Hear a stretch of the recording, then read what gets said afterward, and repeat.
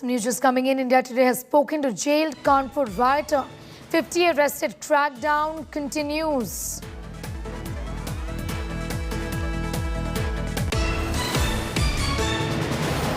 Remember, we're getting you all the details of the riots that took place on Friday in Kanpur over the comments made by Nupur Sharma. 50 people have been arrested and the crackdown continues. In these pictures from Friday, on the right side of your screens, you can see, in fact, heavy stone pelting in a market area, in a busy market area in Kanpur city. There was a call for a shutdown in protest against the comments made by BJP spokesperson Nupur Sharma against Prophet Muhammad in a television news debate. The riots took place, there was stone pelting, there was arson, and there was looting as well that we had reported on from Kanpur city on Friday last after the Friday prayers. In fact, we have spoken to the rioter in this case. Listen in. Shankar ji, आपके यहाँ पे poster छापे गए जो बंद बुलाए 20 poster आया था आपसे बोलने के लिए कि यहाँ पे वही बताया गया। वो नाम जो अभी लिया जा रहा, क्या नाम? आशमी जी।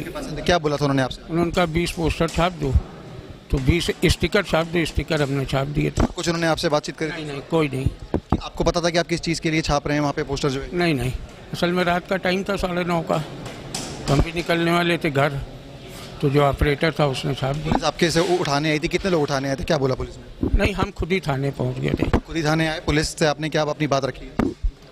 हमने वही बताया, बस ये बात हुई, कर लगे ठीक है। यहाँ पे अरेस्ट कर लिया गया, थोड़ी देर में पेश भी करा जाएगा। क्या आप मानते हैं कि आपका इसमें रोल था? कि आपको कैसे देखते हैं इस पूरी चीज़ को? नहीं, वो तो गलत है ही है मेरे हिसाब से। पुलिस को बताने की कोशिश करी आप? नहीं, वही तो गलत मान रही है पुलिस? हाँ, पुलिस मान रही। शंकर जी, आपके यहाँ पे पोस्टर छापे गए जो बंद बुलाए 20 पोस्टर आया था आपसे बोलने के लिए कि यहाँ पे वही बताया गया। वो नाम जो अभी लिया जा रहा, क्या नाम? आशमी जी। क्या बोला था उन्होंने आपसे? उन्होंने कहा 20 पोस्टर छाप दो, तो 20 स्टिकर छाप दो। स्टिकर हमने छाप दिए थे। कुछ उन्होंने आपसे बातचीत करी? नहीं, कोई नहीं। आपको पता था कि आप किस चीज़ के लिए छाप रहे हैं वहाँ पे पोस्टर जो है? नहीं, असल में रात का टाइम था 9:30 का, हम भी निकलने वाले थे घर, तो जो ऑपरेटर था उसने छाप दिया। पुलिस आपके से उठाने आई थी? कितने लोग उठाने आए थे? क्या बोला पुलिस ने? नहीं, हम खुद ही थाने पहुंच गए थे। खुद ही थाने आए? पुलिस से आपने क्या अपनी बात रखी? हमने वही बताया, बस ये बात हुई, कर लगे ठीक है। यहाँ पे अरेस्ट कर लिया गया, थोड़ी देर में पेश भी करा जाएगा। क्या आप मानते हैं कि आपका इसमें रोल था? कि आपको कैसे देखते हैं इस पूरी चीज़ को? नहीं, वो तो गलत है ही है मेरे हिसाब से। पुलिस को बताने की कोशिश करी आप? नहीं, वही तो गलत। मान रही है पुलिस? हाँ, पुलिस मान रही। The man on your screens is Shankar Lal Ramani, who in fact posted, or rather printed, those 20 posters as desired by the main accused in this case, and the posters said Bazaar Band. He's now been detained by the police. A day after cops released images of all the accused in the Kanpur riots, many have surrendered. 50 people have been arrested in the case, and the district magistrate, while speaking to India Today, confirmed that after posters were put up identifying all the accused, many of them have surrendered. Authorities have also confirmed that the Popular Front of India's role in the violence is being looked into. On Friday, Kanpur was on the boil amid riots over BJP spokesperson's remarks on Prophet Muhammad. The alleged mastermind Zafar Hayat Hashmi behind the violence has been held along with 38 others. WhatsApp conversations of Zafar Hayat Hashmi, which point to elaborate planning for the protests, have also now surfaced. ये जो हालात हुए विगत 3 दिवस पहले, इसमें बहुत ही एक अच्छी स्ट्रैटेजी के तहत हम लोगों ने कार्रवाई की, पुलिस प्रशासन ने, और वहाँ पहुंचकर मौजूदा जो स्थितियां थी उन पर कंट्रोल किया, और अभी जो स्थितियां हैं वो सामान्य हो गई हैं, नॉर्मैलिटी रिस्टोर हो गई है। जो पुलिस और प्रशासन की कार्रवाइयाँ पैरेलली चल रही हैं, ख़ासतौर पे पुलिसिंग की मैं बात करूँ तो 50 people have been arrested so far, and इसमें लगातार जो है सर्च ऑपरेशंस जारी हैं। That is a matter of investigation, and investigation में जो चीज़ें निकल के आएंगी उन पर ही कार्रवाई हो रही है। तो एक लाइन ऑफ एक्शन उस तरफ भी है, बट स्टिल अंडर इन्वेस्टिगेशन, तो मेरा बहुत इस पर कमेंट नहीं हो पाएगा। 50 लोगों की गिरफ्तारी हो चुकी है और SIT जांच कर रही है। जांच के क्रम में पहचान के द्वारा जो लोग इसमें इन्वॉल्व थे उनकी गिरफ्तारी का क्रम जारी रहेगा। हम ये इंश्योर कर रहे हैं कि किसी भी निर्दोष को किसी भी तरीके से कोई परेशानी ना हो, और अगर कोई निर्दोष पूछताछ के क्रम में आ सकता है पूछताछ के क्रम में, तो हम उसको 360 डिग्री केयरफुली एग्जामिन करके ये सुनिश्चित कर रहे हैं कि उसे गिरफ्तार न किया जाए।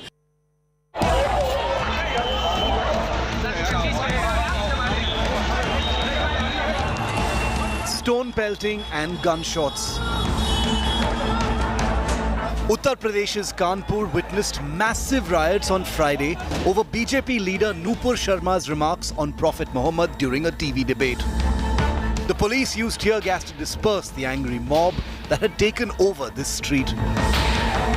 A band was called by Zafar Hayat Hashmi, president of the Johar Ali Fans Foundation, which turned violent. 38 rioters, including the alleged mastermind Zafar Hayat Hashmi, are now in police custody. So far we have arrested 38 people as of now, and arrest will increase. 6 teams are working on it. We are trying to identify each and everyone who are involved in this incident, and whenever new arrest will come, we'll inform. India Today has accessed WhatsApp chats of Zafar Hayat Hashmi, which allegedly point to elaborate planning for this riot. The WhatsApp group, Johar Ali Fans Association Kanpur team, was allegedly used to assemble the mob which went on this rampage. The group was allegedly being updated with fresh images and videos of how the mob was enforcing Bandh and attacking the police. In transcripts available with India Today, Zafar Hayat Hashmi is seen praising the protesters who enforced this Bandh in Kanpur. Probe agencies claim the riots are linked to radical Islamist outfit Popular Front of India or PFI. PFI के connection से कोई संभावना से इनकार नहीं किया जा सकता. कुछ हमको क्लूज मिले हैं. अब एक बार स्पेशल इन्वेस्टिगेटिंग टीम पूरी जांच कर ले, उसके बाद इस पर टिप्पणी करना उचित होगा. ट्रांजैक्शन मिले हैं कुछ पीएफआई से जुड़े हुए कुछ लोगों के दस्तावेज? नहीं, ट्रांजैक्शन अभी हम देख नहीं पाए. अब रिमांड पे लेके आने वाले दिनों में ट्रांजैक्शंस और हम चेक करेंगे और फिर आपको कंक्लूसिवली बताएंगे. कुछ दस्तावेज मिले हैं? हाँ, कुछ पेपर्स मिले हैं. The riots in Kanpur have sparked a political face-off. हम चिन्हित कर रहे हैं और जो भी गड़बड़ी फैलाए हैं, जिन्होंने कानून तोड़ा, उनके खिलाफ कड़ी कार्रवाई होगी. कानपुर वाले मामले में कोई भी कंप्रोमाइज नहीं होने वाला है. जो भी है उसको कड़ी कार्रवाई होगी. शासन प्रशासन दोनों ये चाहता है कि मुसलमानों को सड़क पर लाएं, उसके बाद उनके खिलाफ कार्रवाई करें और फिर एक बार 2024 के चुनाव के लिए ये दिखाएं कि हम मुसलमानों को देखिए कितना परेशान कर सकते हैं. तो ये पूरी भारतीय जनता पार्टी की बिछाई हुई बिसात थी, जिसमें गरीब जनता कानपुर की मर रही है. The Kanpur police have registered 4 FIRs against more than 1,000 unknown persons. 16 social media handles are on the police radar for allegedly instigating this violence. The UP police has also decided to put up hoardings carrying pictures of the key suspects involved in the rioting. With Santosh Kumar Sharma in Kanpur, Bureau Report, India Today. With that, it's time for a break. Here on the other side, a raging war over chaddis in Karnataka. After Siddaramaiah declared that Youth Congress will start a statewide campaign of burning khakis.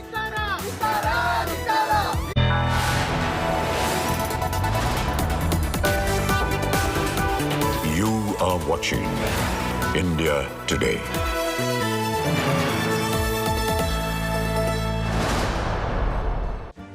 Make your media plan smarter with India Today Live TV on your connected devices. Amplify your brand with 100 million smart internet viewers. To advertise, mail us at sales@aajtak.com or call 9999892171.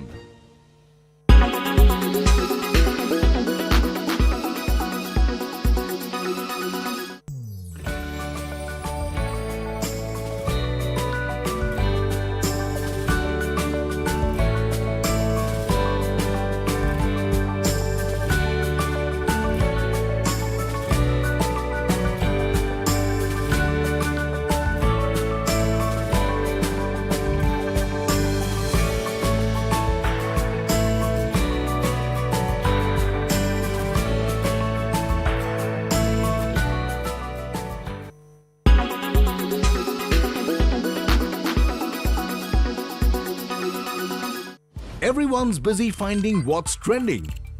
You're busy finding out why. India Today, for those who research before reacting. Download the India Today app now.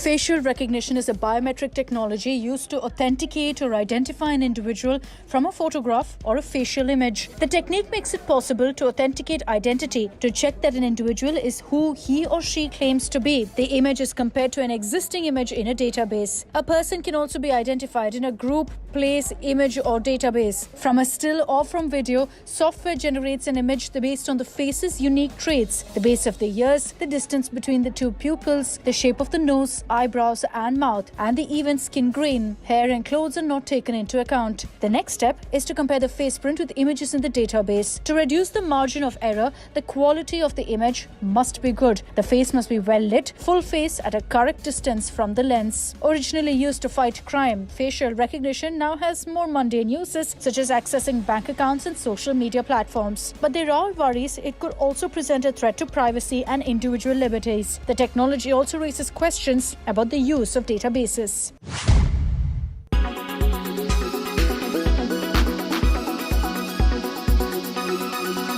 Make your media plan smarter with India Today Live TV on your connected devices. You are watching India Today.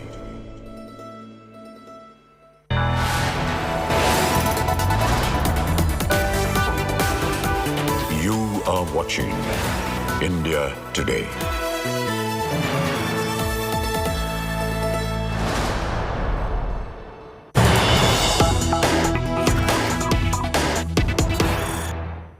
Some news just coming in. Talib Hussain, alleged commander of terror outfit Hizbul Mujahideen, has been arrested from Bengaluru in connection with the targeted killing of Hindus in Jammu and Kashmir. Jammu and Kashmir police caught him in Bangalore. Chief Minister Bomai says this is an ongoing process. The police keep an eye on people's movement. Our police have extended help. Arrest has happened earlier in Bhatkal as well. Now Jammu and Kashmir police have arrested this person, Talib Hussain, a terrorist from Bangalore.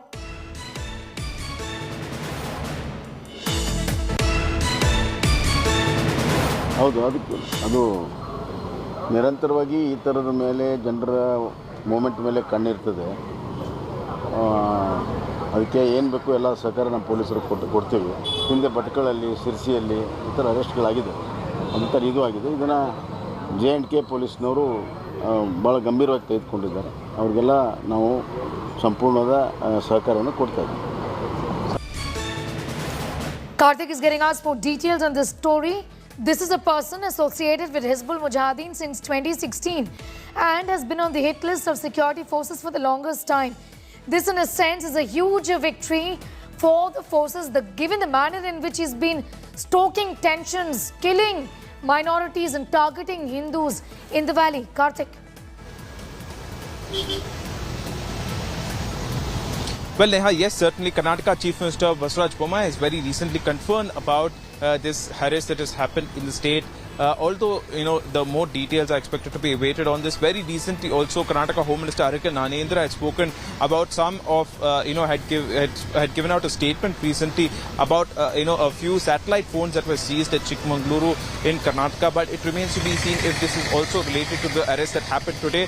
However, the Chief Minister has confirmed that after inputs that were received from Delhi, from IP and other high officials, the arrest has happened in Bengaluru, and more details are waited about the militant who was arrested here, about about the outfit and also what other plans he had in Bengaluru and who are his accomplices in the city. They also give us more details about how the manner in which the police in Karnataka cooperated with the Jammu and Kashmir police. This tip off the very fact that he moved from Jammu and Kashmir to Karnataka is something that the police would be looking into. I mean, how did this happen really?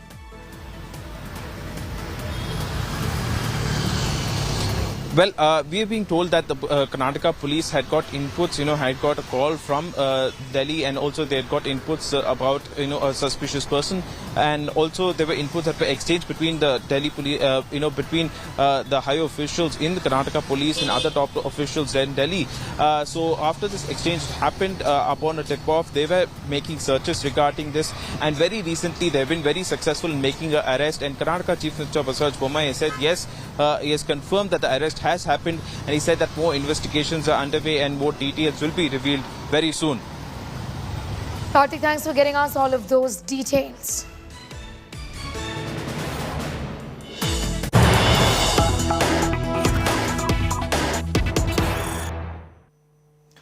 Okay, more news coming in. Karnataka Chaddi Nataka has intensified. The Chief Minister has hit out at the former Chief Minister Sidhu Musewala for his Chaddi burning campaign.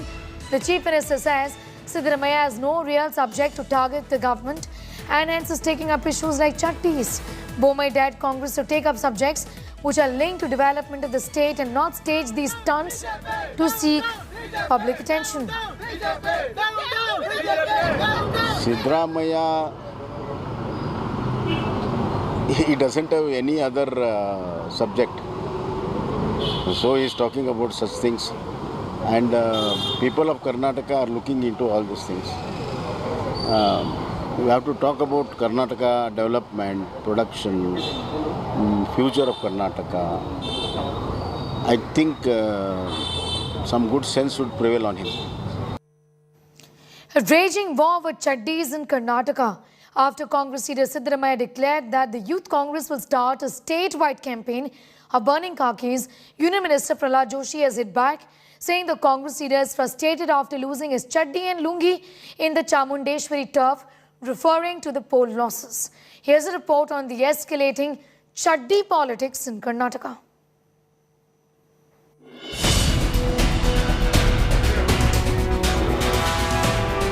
Shots fired in the BJP-Congress duel, a raging Chaddi Nataka. Karnataka netas locked in a no-holds-barred shots face-off, getting their knickers in a twist. This bizarre face-off over shots has started after Congress's Siddaramaiah threatened to burn khaki knickers across the state, calling it a protest against the RSS, which made the attire famous as part of its uniform. ಎದುರುಗಡೆ ಮಾಡಿರೋದು ಚಡ್ಡಿ ಸುಟ್ಟಿರೋದು ಪೊಲೀಸ್ನವ್ರು ಎದುರುಗಡೆ ನಾ ಸುಟ್ಟಿಲ್ಲ ಅಂತ ಹೇಳಲ್ಲ ಏನ್ ಚಡ್ಡಿ ಸುಟ್ಟಿದ್ರೆ ಏನಾಗ್ಬಿಡ್ತಪ್ಪ ಒಂದು ಹೇಳ್ರಿ ಸ್ವಲ್ಪ ಪೊಲೀಸ್ನವ್ರು ಇದ್ರು ಪೊಲೀಸ್ನವ್ರ ಎದುರುಗಡೆ ಚಡ್ಡಿ ಸುಟ್ಟಿರೋದು ಆಮೇಲೆ ಏನಾದ್ರು ಒಂದು ವೇಳೆ ಅವ್ರ ಮೇಲೆ ಕ್ರಮ ತಗೊಳ್ಳದೆ ಹೋದ್ರೆ ಚಡ್ಡಿ ಸುಡೋದೇ ಒಂದು ಕಾರ್ಯಕ್ರಮ ಮಾಡಬೇಕು.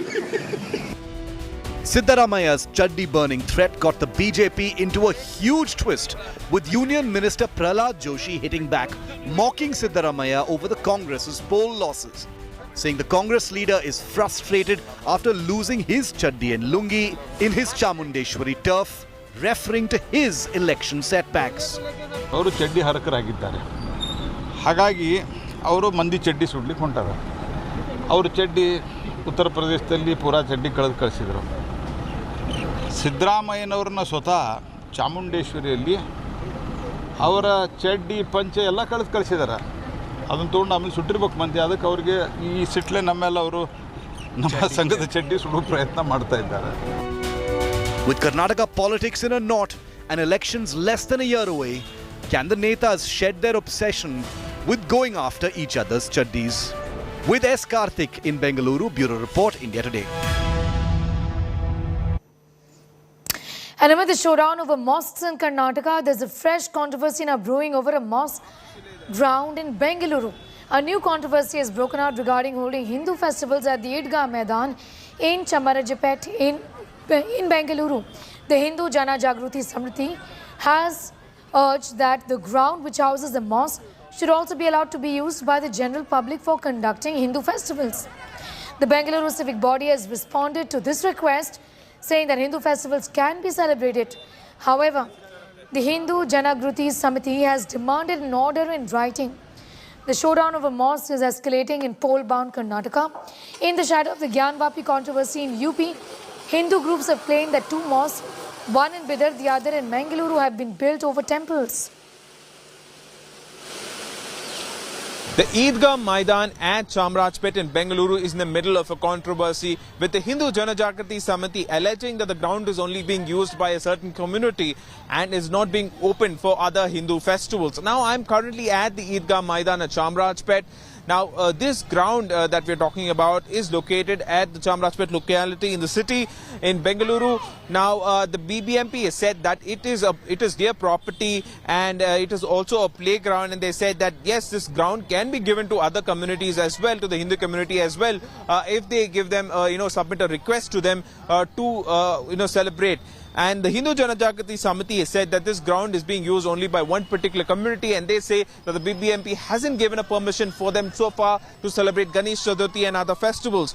Now, very recently, the BBMP Special Commissioner has clarified regarding this issue and said, yes, the permission will be given, but it remains to be seen how, the Hindu Janajagrati Samiti will go about with its request. Very recently, it is said about that, it will be using the ground to celebrate the Yoga Day celebrations that is coming up this month. It remains to be seen if the BBMP will give the Hindu Janajagrati Samiti the permission, and will that function take place in this ground in Bengaluru, and it remains to be seen what sort of political reactions also will this controversy create as far as the city and also as far as the election mood is concerned, because Karnataka is just 1 year away from the elections. So it remains to be seen if this issue will create more controversies or how will it be resolved. With British journalist Madhu, this is Karthik for India Today.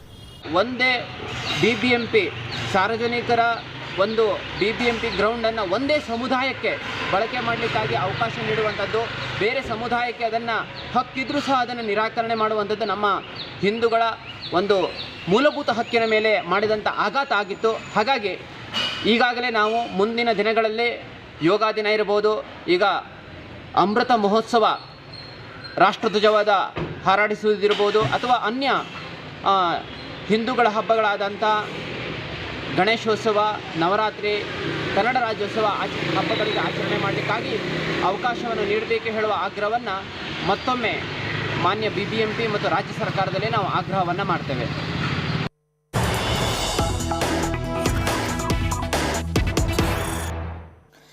Some news coming in. Free temple drive in Tamil Nadu. DMK versus Hindu Pontiff war erupts after a mega free Hindu temple drive in Tamil Nadu. Revered Madurai Adhinam Pontiff's graft charge on DMK. The Pontiff to DMK government says unshackled temples. The Pontiff wants dismantling of the temple trust departments. Tamil Nadu Pontiff takes on DMK government. DMK Mantri hits back, calls it a stunt. Says all other pontiffs are okay with DMK government's policy, claiming that the Madurai Adhinam Pontiff is staging a publicity stunt.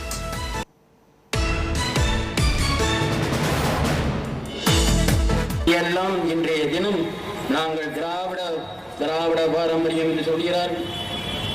விபூதி பூஜை மறுக்கிறார்கள், விபூதி கீழே கொட்டுகிறார்கள். பிள்ளையாரே உனக்கு பூ சாத்துனா செடி அழகுது, என் காதலி ருக்கு சாத்துனா சிரிச்சுக்கணும். எவ்வளவு நெஞ்செழுத்தம் இருந்தா அந்த சினிமா நடிகை சொல்லுவாரு, அவன் படத்தை பார்க்காதீங்க.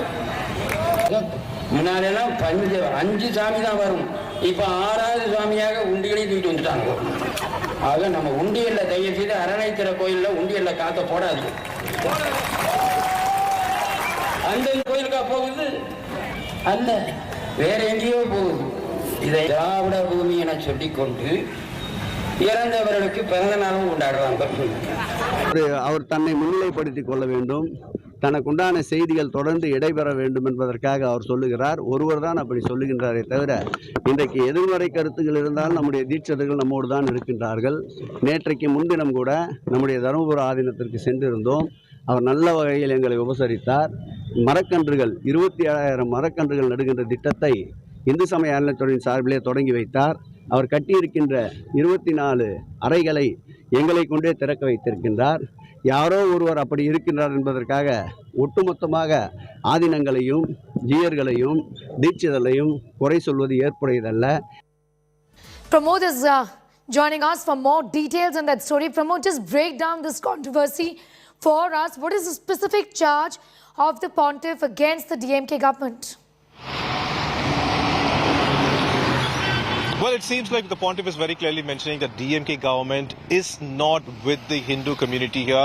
This is what he's raising as an allegation. In fact, he's claiming that HRNCE, that is Hindu Religious Charitable Endowment Board, which comes under the Tamil Nadu government, which also has a minister, is only using the money for various purposes. Now, we are not sure if the Pontiff has kind of evidence for whatever he's saying, but he claims he's actually urging the devotees not to offer money on HRNCE Undial, and he claims that the temples are not being properly managed by the HRNC board, and he wants that board to be dismantled and replaced by a committee headed by a retired judge and village of heads. That's what he wants to do. This is where Shekhar Babu, the Minister for HRNC, weighs in. He's actually raising counter allegations claiming that only this particular Adinam seems to be having trouble with the DMK government, whereas every other Adinam, Dikshidhar and Jier, are with DMK government, and he claims that Desika Paramacharya is only trying to show his presence, and that's the reason he is speaking in such manner.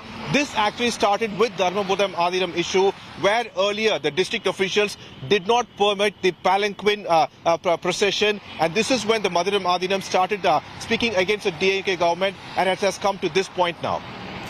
Pramod, thanks for getting us up to speed with all of those developments. We'll of course keep coming back to you on the newest controversy that is brewing in Tamil Nadu.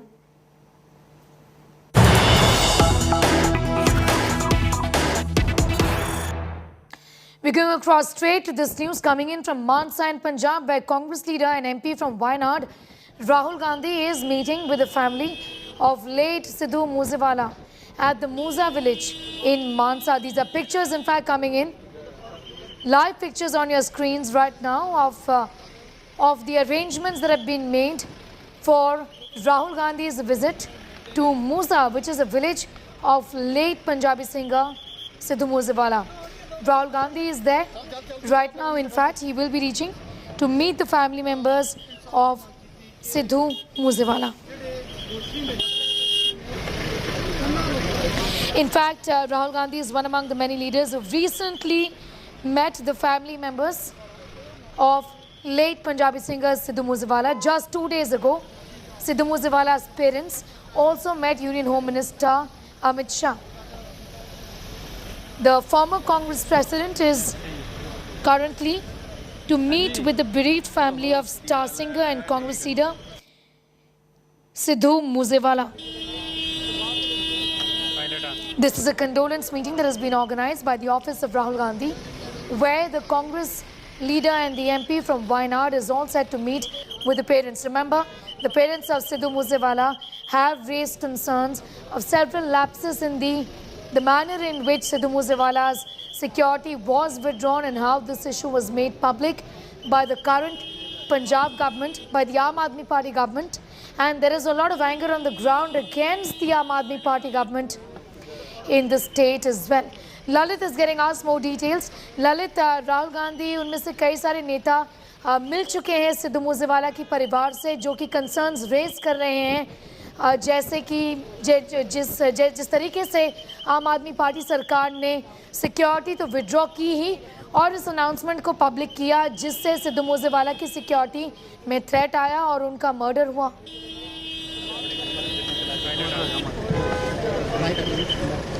बिल्कुल, देखिए राहुल गांधी है फिलहाल अभी जो उनके परिवार से हैं वो मिलने पहुंचे हैं। अब से करीबन 2 से 3 मिनट पहले है उनका जो काफिला है वो यहाँ पर पहुंचा और उसके बाद जो राहुल गांधी है वो अंदर चले गए। और जिस तरह से सवाल आपने पूछा कि खास तौर पर राहुल गांधी या फिर तमाम कांग्रेसी लीडर्स है वो हमलावर है आम आदमी पार्टी पर, क्योंकि 29 तारीख को जब सिद्धू मूसेवाला के ऊपर है अटैक किया गया, ताबड़तोड़ गोलियां उनके ऊपर बरसाई गई, तो उससे करीबन 24 घंटे पहले ही जो सिद्धू मूसेवाला की सिक्योरिटी है उसे कम कर दिया गया था। करीबन 424 लोग हैं जिनकी सिक्योरिटी को कम किया गया था, यानी प्रून किया गया था, घटा दिया गया था और उसको पब्लिक भी किया गया था। इस तरह के आरोप है वो लगाए जा रहे हैं तमाम विपक्षी पार्टियों द्वारा, चाहे कांग्रेस हो, अकाली दल हो या भाजपा द्वारा।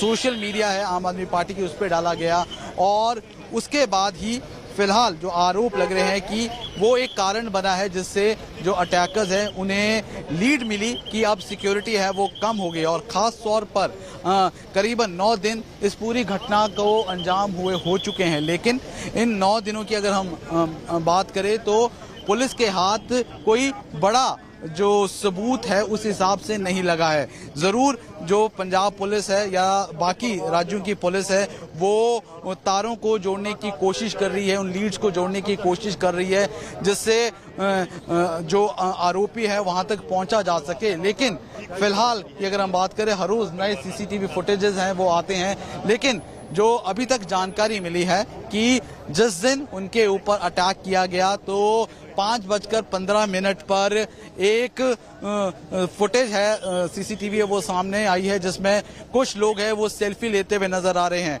और उसमें एक व्यक्ति है जिसका नाम केकड़ा बताया जा रहा है कि उसी ने ही जो इन्फॉर्मेशन है वो आगे पास ऑन की अटैकर्स तक और उसके साथ साथ बताया यही जा रहा है कि उसी ने ही रेकी की थी और जो लॉजिस्टिक्स सपोर्ट है जिसमें गाड़ी मुहैया करवाने की जो सारी चीजें हैं वो भी उसी ने ही आगे सपोर्ट करवाई थी। लेकिन फिलहाल पुलिस लगातार इस वक्त इन्वेस्टिगेशन कर रही है। हर रोज नए नए जो फुटेजेस है वो सामने आते हैं, लेकिन पुलिस सूत्रों के हवाले से एक और जानकारी जो सामने आई है, पता चला है कि जो रेकी है वो सिर्फ उसी दिन नहीं की गई बल्कि उससे 3 दिन पहले भी है वो रेकी की गई, यानी तो बहुत दिनों से ये फिराक में थे क्योंकि जो इसके तार है बताया जा रहा है कि जो लॉरेंस बिश्नोई गुट है या फिर गोल्डी बराड़ गुट है जिसने इसकी जिम्मेवारी ली है, बताया जा रहा है कि 2021 में जो विक्की मिडू खेड़ा जो यूथ अकाली लीडर था उसकी मौत का बदला है वो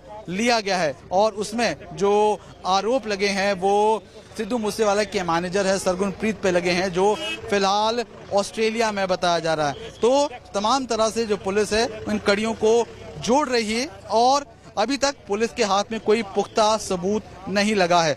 जरूर एक गिरफ्तारी हुई, उसके साथ साथ 7 से 8 लोगों को डिटेन किया गया है। तमाम जो तार है उनको जोड़ने की कोशिश की जा रही है, लेकिन इस पूरी घटना की अगर हम बात करें तो सचिन बिश्नोई है, उन्होंने भी सोशल मीडिया के जरिए जिम्मेवारी ली है। उसने भी बताया है कि उन्होंने अपने हाथों से किस तरह से शूट किया और उनके पास जो हथियार है वो कितने एडवांस्ड हथियार है। तो आने वाले दिनों में पुलिस के हाथ और पुख्ता सबूत लग सकते हैं। जी बिल्कुल ललिता, बने रहिए हमारे साथ because we are continuing our coverage on this issue. Rahul Gandhi is all set to meet the family members of late singer Sidhu Musewala anytime now. These are pictures on your screen right now from Musa village where security arrangements have been made. It's time for a quick commercial break here.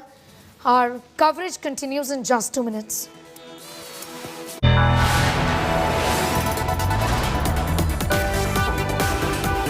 You are watching India Today.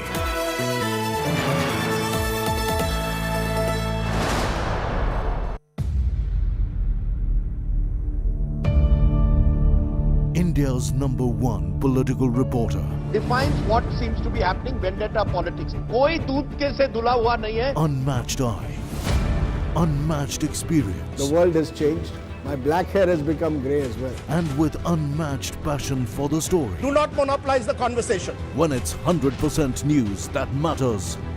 It's News Today with Rajdeep Sardesai. Monday to Friday, 9 p.m. Only on India Today TV.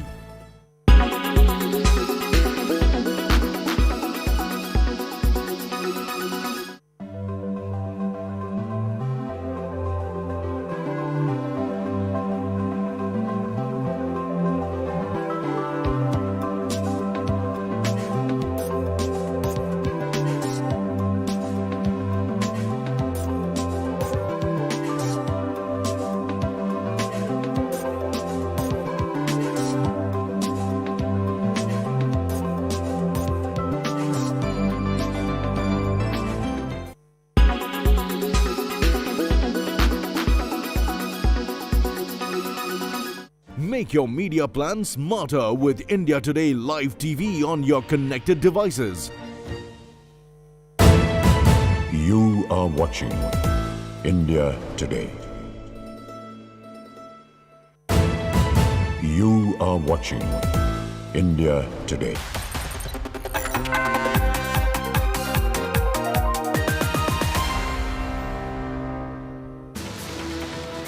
You're watching the lunch break. I'm Nabila Jamal taking you through the top news. First, the headlines. Musewala's blood trail. India Today tracks down. In fact, here's the first headline. 9 days after gang rape of minor in Hyderabad, Owaisi MLA's rape accused nephew still absconding. Powerful families tried negotiation with the survivor to sabotage this probe. And Musewala's blood trail gets murkier. Man who took the killer selfie with the singer and tipped off shooters has been nabbed. Gangster Kekra now key to this investigation. Gangster Lawrence Bishnoi denies any role in the recent death threats to Salman Khan and father Salim Khan. Superstar records his statement over the threat letter that he received.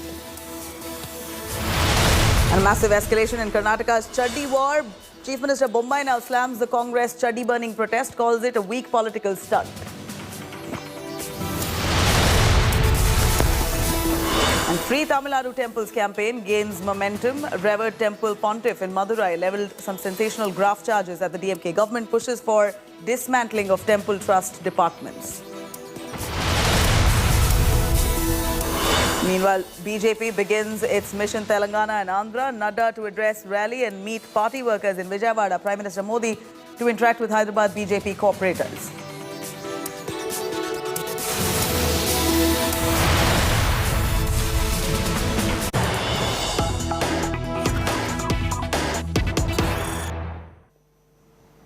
All right, here's some big breaking news coming in. The Delhi Police Security Wing has now given security to Nupur Sharma, the former BJP spokesperson who has been suspended from her duties post the controversial comment that she made on Prophet Muhammad.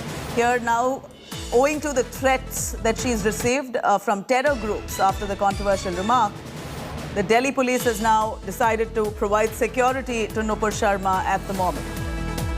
Remember, Nupur Sharma, the person who made some derogatory remarks against Prophet Muhammad after much protest and enrage across the Arab world. Here the BJP suspended Nupur Sharma along with another BJP functionary. Here at this point, Nupur Sharma claims to have received threats from terror groups, and post the terror threats that she's received, Delhi Police Security Wing has now decided to give her security at this point. Nupur Sharma has been given security by the Delhi Police. In fact, there were calls for her to be arrested as well post the remark that she made. In fact, here Nupur Sharma, who's been suspended from BJP, all the BJP's responsibilities. She was a national spokesperson to the BJP who made a comment. It was perceived as derogatory to Prophet Muhammad and the Muslim community.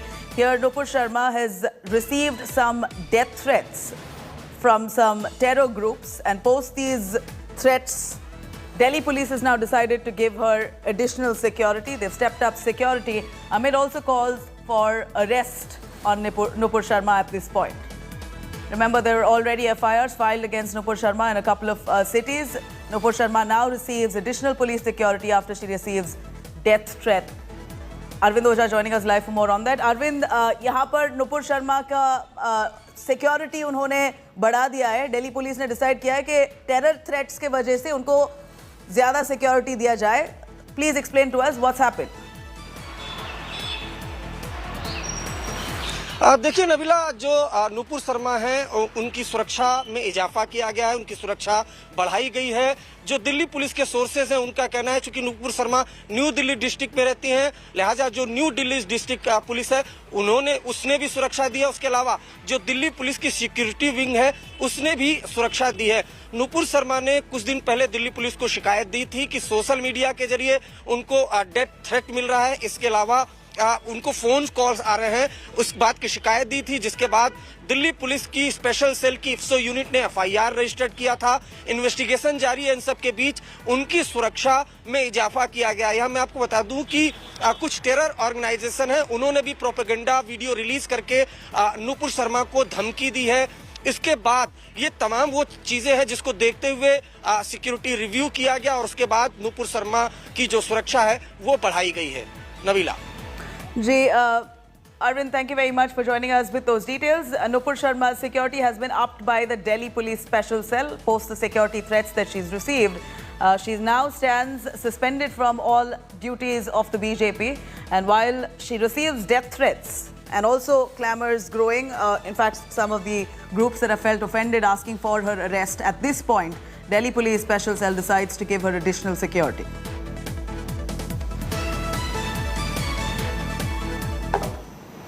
Now shifting focus to Karnataka here, a raging chaddi politics has now erupted in Karnataka between the Congress and the BJP over disbanding the textbook review committee. Chief Minister Boris Johnson has now slammed former Chief Minister Sidhu Musewala for his chaddi burning campaign. Siddaramaiah has stated that khaki chaddis would be burnt as a sign of protest against the RSS. Bommai has said Siddaramaiah has no real subject to target the government and hence he's taking up issues such as chaddis. Bommai has dared the Congress now to take up subjects which are linked to development of the state and not stage stunts to seek public attention. Congress is staging chaddi protest against the alleged saffronization of school textbooks within the state of Karnataka.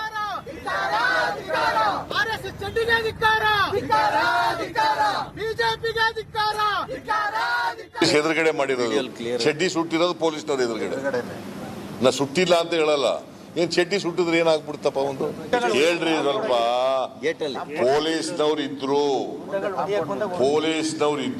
ಪೊಲೀಸ್ನವ್ರು ಎದುರುಗಡೆ ಚಡ್ಡಿ ಸುಟ್ಟಿರೋದು ಆಮೇಲೆ ಏನಾದ್ರು ಒಂದು ವೇಳೆ ಅವ್ರ ಮೇಲೆ ಕ್ರಮ ತಗೊಳ್ಳದೆ ಹೋದ್ರೆ ಚಡ್ಡಿ ಸುಡೋದೇ ಒಂದು ಕಾರ್ಯಕ್ರಮ ಮಾಡಬೇಕು. Siddaramaiah, he doesn't have any other subject, so he is talking about such things, and people of Karnataka are looking into all these things. We have to talk about Karnataka development, production, future of Karnataka. I think some good sense would prevail on him. Meanwhile, while this issue and controversy rages on in Karnataka over chaddi politics, Congress leader Siddaramaiah had of course declared that Youth Congress will start this whole statewide campaign of burning chaddis because the BJP is trying to saffronize their textbooks. Union Minister Prahlad Joshi has now hit back. He says that the Congress leader is frustrated after losing his chaddi and lungi in his Chamundeshwari turf. Siddaramaiah in fact had an embarrassing loss in Chamundeshwari turf. Referring to the poll losses, Prahlad Joshi reacts. Let's take a listen to this escalating chaddi politics in Karnataka.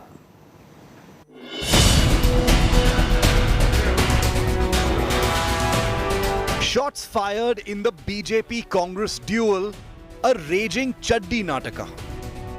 Karnataka netas lock in a no-holds-barred shots face-off, getting their knickers in a twist. This bizarre face-off over shots has started after Congress's Siddaramaiah threatened to burn khaki knickers across the state, calling it a protest against the RSS, which made the attire famous as part of its uniform. ಎದುರುಗಡೆ ಮಾಡಿರೋದು ಚಡ್ಡಿ ಸುಟ್ಟಿರೋದು ಪೊಲೀಸ್ನವ್ರು ಎದುರುಗಡೆ ನಾ ಸುಟ್ಟಿಲ್ಲ ಅಂತ ಹೇಳಲ್ಲ ಏನ್ ಚಡ್ಡಿ ಸುಟ್ಟಿದ್ರೆ ಏನಾಗ್ಬಿಡ್ತಪ್ಪ ಒಂದು ಹೇಳ್ರಿ ಸ್ವಲ್ಪ ಪೊಲೀಸ್ನವ್ರು ಇದ್ರು ಎದುರುಗಡೆ ಚಡ್ಡಿ ಸುಟ್ಟಿರೋದು ಆಮೇಲೆ ಏನಾದ್ರು ಒಂದು ವೇಳೆ ಅವ್ರ ಮೇಲೆ ಕ್ರಮ ತಗೊಳ್ಳದೆ ಹೋದ್ರೆ ಚಡ್ಡಿ ಸುಡೋದೇ ಒಂದು ಕಾರ್ಯಕ್ರಮ ಮಾಡಬೇಕು. Siddaramaiah's chaddi burning threat got the BJP into a huge twist, with Union Minister Prahlad Joshi hitting back, mocking Siddaramaiah over the Congress's poll losses, saying the Congress leader is frustrated after losing his chaddi and lungi in his Chamundeshwari turf, referring to his election setbacks. ಅವರು ಚಡ್ಡಿ ಹರಕರಾಗಿದ್ದಾರೆ, ಹಾಗಾಗಿ ಅವರು ಮಂದಿ ಚಡ್ಡಿ ಸುಡ್ಲಿಕ್ಕೆ ಹೊಂಟಾರ. ಅವರು ಚಡ್ಡಿ ಉತ್ತರ ಪ್ರದೇಶದಲ್ಲಿ ಪೂರಾ ಚಡ್ಡಿ ಕಳಿಸಿದರು. ಸಿದ್ದರಾಮಯ್ಯನವ್ರನ್ನ ಸ್ವತಃ ಚಾಮುಂಡೇಶ್ವರಿಯಲ್ಲಿ ಅವರ ಚಡ್ಡಿ ಪಂಚೆ ಎಲ್ಲ ಕಳಿಸಿದ್ದಾರೆ. ಅದನ್ನು ತೊಗೊಂಡು ಆಮೇಲೆ ಸುಟ್ಟಿರ್ಬೇಕು ಮಂದಿ. ಅದಕ್ಕೆ ಅವ್ರಿಗೆ ಈ ಸಿಟ್ಲೆ ನಮ್ಮೆಲ್ಲ ಅವರು ನಮ್ಮ ಸಂಘದ ಚಡ್ಡಿ ಸುಡುವ ಪ್ರಯತ್ನ ಮಾಡ್ತಾ ಇದ್ದಾರೆ. With Karnataka politics in a knot and elections less than a year away, can the netas shed their obsession with going after each other's chaddis? With S. Karthik in Bengaluru, Bureau Report, India Today. Let me quickly cut across to Karthik, who's been tracking those developments in Karnataka. Karthik, Karnataka politics is certainly stooped low. You have both sides now discussing chaddi politics to such an extent where the Congress has decided to carry out a chaddi burning campaign, while Prahlad Joshi says this is just frustrated attempts by Siddaramaiah, a leader who's lost his own home turf in the previous assembly elections. How has the Congress reacted to that, and when is this chaddi burning campaign that they're going to be carrying out? What more do we know? Well, as of now, Nabila, what started as a protest against the textbook review committee, a protest outside Karnataka Education Minister B.C. Nakesh's house, is so far snowballed into huge controversy regarding the burning of khaki pants. And very recently as well, we've seen how different statements coming from Mr. Siddaramaiah. Now, very recently, Mr. D.K. Shivakumar has stated, yes, that they will go ahead and protest against this, that they will continue to burn chaddis is what Mr. DK Shivakumar has said. Now, very recently, the protest by NSUI workers irked many BJP and RSS members, and most of them, many BJP ministers have come forward and defend, and critiqued this move by the NSUI, saying that they're not just burning the chaddi, but they're also burning themselves, is what they said, and they came out quite opposing against this move by the NSUI and the Congress. And Sidramaiah did not relent for this. He went ahead and said, yes, what's wrong in burning this? We are protesting. This is a symbolic move, and there's nothing wrong with it. And Mr. DK Shivakumar is very recently in a press conference that's still underway. He's announced, yes, that they will go forward with the protest. Yesterday in Mandya and other places, a few RSS workers were seen sending shots and chaddis to the Congress office. They were seen putting it on a box, sending it to Congress office as a form of protest, saying that you wanted to burn chaddis. Right. Here we are sending it to you. So it remains to be seen how far this chaddi politics in Karnataka, how low will it stoop to?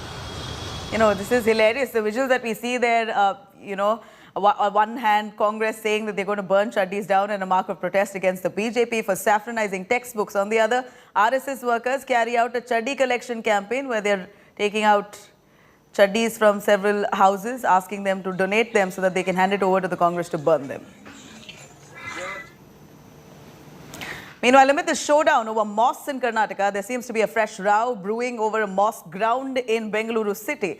A new controversy has now broken out regarding holding Hindu festivals at the Eidgah Maidan in Chamrajpete, Bengaluru. The Hindu Janajagruti Samiti has urged that the ground which houses a mosque should be allowed to be used by the general public for conducting Hindu festivals as well. The Bengaluru civic body, BBMP, has now responded to the request, saying that Hindu festivals can be celebrated. However, the Hindu Jagruti Samiti has demanded the same statement to be given in writing. This showdown over mosques in Karnataka is escalating ahead of elections, which is barely 11 months away. In the shadow of the Gyanvapi controversy in Uttar Pradesh, Hindu groups now claiming that two mosques, one in Bidar, the other in Bengaluru, have been built over temples, and they've stopped renovation work at that mosque in Bengaluru, asking for a survey to be done.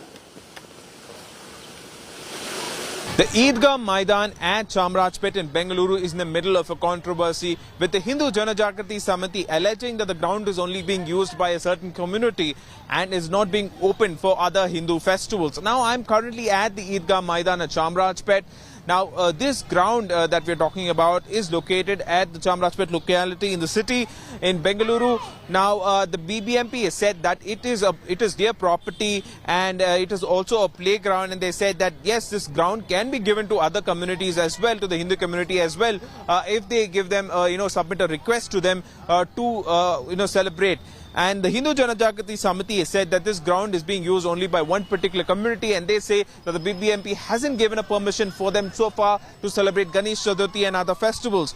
Now, very recently, the BBMP Special Commissioner has clarified regarding this issue and said, yes, the permission will be given, but it remains to be seen how, the Hindu Janajagrati Samiti will go about with its request. Very recently, it is said about that, it will be using the ground to celebrate the Yoga Day celebrations that is coming up this month. It remains to be seen if the BBMP will give the Hindu Janajagrati Samiti the permission, and will that function take place in this ground in Bengaluru. And it remains to be seen what sort of political reactions also will this controversy create as far as the city and also as far as the election mood is concerned, because Karnataka is just 1 year away from the elections. So it remains to be seen if this issue will create more controversies or how will it be resolved. With British journalist Madhu, this is Karthik from India Today.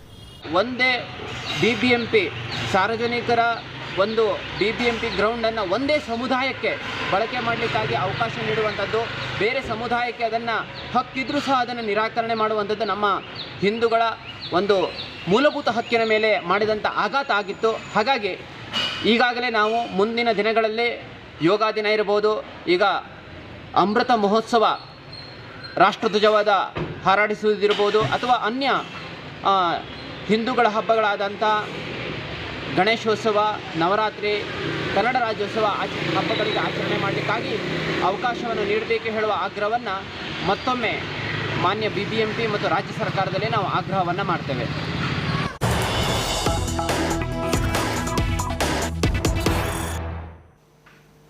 Here's some big news coming in from Karnataka. The textbook row seemed to have escalated. It now echoes in the assembly, with Karnataka Congress chief DK Shivkumar saying that all seers in Karnataka have spoken against the government on textbook row. The Congress says that we bow down to the seers. We'll join our voices with the seers and protest against the BJP's attempt to saffronize textbooks in Karnataka. Authors and seers don't want any politics in this. This is the Congress chief in Karnataka, DK Shivkumar's words, as he says that June 9th, 10 a.m. will be the day that the Congress will be protesting at the Vidhan Sauda regarding textbook row in the state. All MLAs to be part of that protest. DK Shivkumar now hardening his stance against saffronization of school textbooks in Karnataka.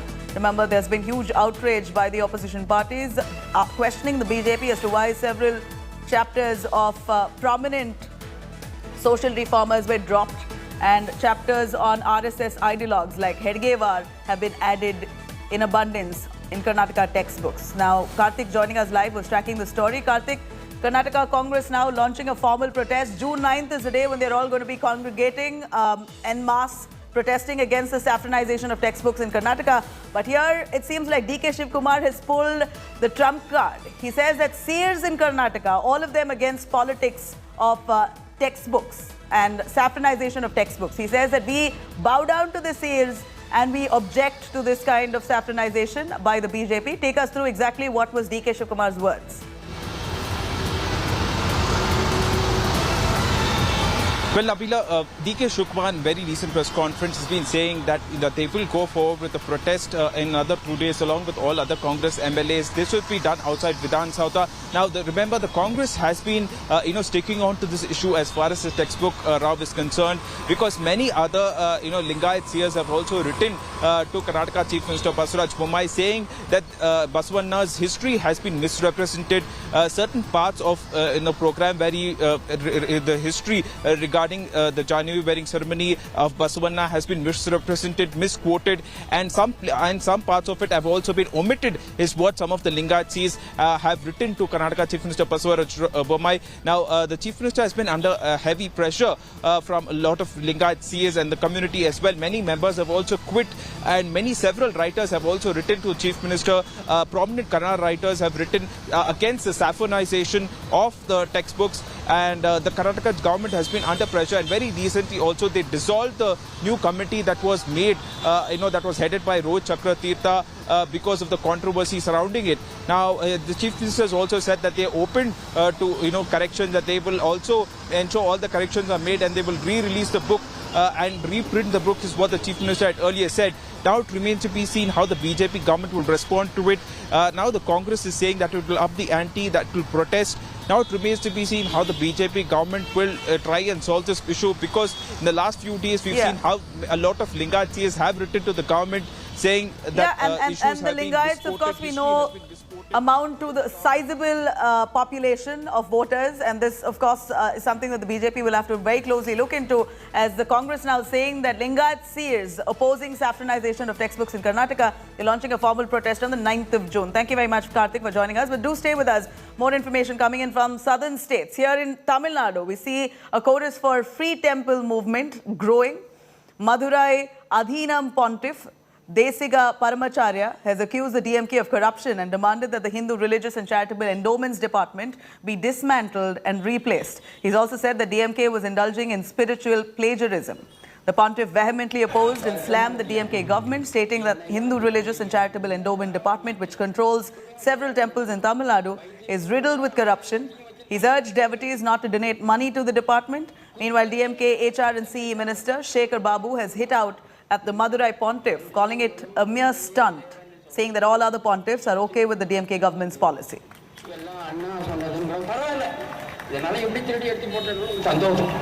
இப்படியெல்லாம் ஆன்மீகத்தை திருடுகிறார்கள். திருடி கொண்டு முன்னாலெல்லாம் 5 சாமி தான் வரும். இப்போ 6வது சாமியாக உண்டியலை தூக்கிட்டு வந்துட்டாங்க. ஆக நம்ம உண்டியல்ல தயவு செய்து அரணைத்திர கோயில்ல உண்டியல்ல காத்த போடாது. அந்த கோயிலுக்கா போகுது? அல்ல, வேற எங்கேயோ போகுது. இதை திராவிட பூமி என சொல்லிக்கொண்டு இறந்தவர்களுக்கு பிறந்த நாளும் கொண்டாடுறாங்க. தன்னை முன்னிலைப்படுத்திக் கொள்ள வேண்டும், தனக்குண்டான செய்திகள் தொடர்ந்து இடைபெற வேண்டும் என்பதற்காக அவர் சொல்லுகிறார். ஒருவர் தான் அப்படி சொல்லுகின்றாரே தவிர இன்றைக்கு எதிர்மறை கருத்துக்கள் இருந்தால் நம்முடைய தீட்சிதர்கள் நம்மோடு தான் இருக்கின்றார்கள். நேற்றைக்கு முன்தினம் கூட நம்முடைய தருமபுர ஆதீனத்திற்கு சென்றிருந்தோம். அவர் நல்ல வகையில் எங்களை உபசரித்தார். மரக்கன்றுகள் 27,000 மரக்கன்றுகள் நடுகின்ற திட்டத்தை இந்து சமய அறநிலையத்துறையின் சார்பிலே தொடங்கி வைத்தார். அவர் கட்டியிருக்கின்ற 24 அறைகளை எங்களை கொண்டே திறக்க வைத்திருக்கின்றார். யாரோ ஒருவர் அப்படி இருக்கின்றார் என்பதற்காக ஒட்டுமொத்தமாக ஆதீனங்களையும் ஜீயர்களையும் தீட்சிதர்களையும் குறை சொல்வது ஏற்புடையதல்ல.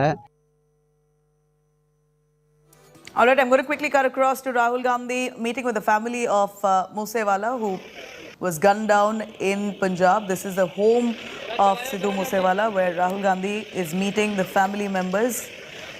You remember, Musewala was a Congress inductee. He had just joined the Congress before a few months before the assembly elections. He lost out in that assembly where he contested, but nonetheless, he was a Congress party member. Rahul Gandhi has now headed to Sidhu Musewala's house. These are visuals, live visuals coming in of Rahul Gandhi meeting with the family members. He's right there at Musewala's village. Rahul Gandhi meeting with Musewala's family in Mansa. Let me cut across to Milind Sharma, who's joining us live for more on that. Milind, Sidhu Musewala was a Congress member.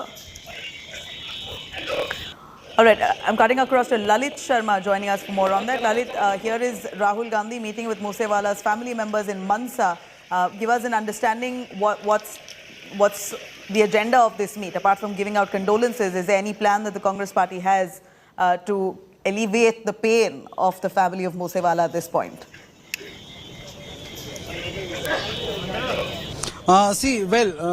Rahul Gandhi is just inside and he's meeting the slain singer Sidhu Musewala's family inside. So before, let me show you the visuals here. The metal detectors have been put here so that there's no security lapse. And it's been around more than 25 minutes that Rahul Gandhi, the former national Congress president, is meeting the Sidhu Musewala's family, which includes the father and the mother. But if we talk about the other Congress people who are with Rahul Gandhi, is Chief Congress, Punjab Congress Chief Raja Amrinder Vring, then it's the Vice President of the Punjab Congress, and all senior Congress leaders could be seen following Rahul Gandhi inside. But if we talk about, it's been more than 9 days, still police have not got any major leads in this breakthrough to crack this case. But some persons have been detained. Almost around 9 persons have been detained in this murder right now, and some CCTV footages have been recovered, and new CCTV footage which was recovered yesterday, in which a person could be seen clicking photograph while Sidhu Musewala was just going from his house that day, last Sunday. And as per the police inputs what we are getting, that he was the same person who informed and he was taking a recce from the past 3 days. So that day also for 45 minutes he done a recce, and he was just trying to portray himself as a fan of Sidhu Musewala. So he clicked photographs, and the name of that person in which his name, who has been arrested by the Mansa police yesterday, is Kekra. So police have already arrested. So police is just trying to join all the leads in this case, and a person who has been arrested from Dehradun, other than that from the Haryana and Punjab. And the police is trying to connect all the leads so that the culprits could be punished. But right now a lot of politics could be seen here, as it's almost been more than 9 days, still not the case being resolved, in which now all the 3 state police, which includes the Delhi Special Crime Branch Police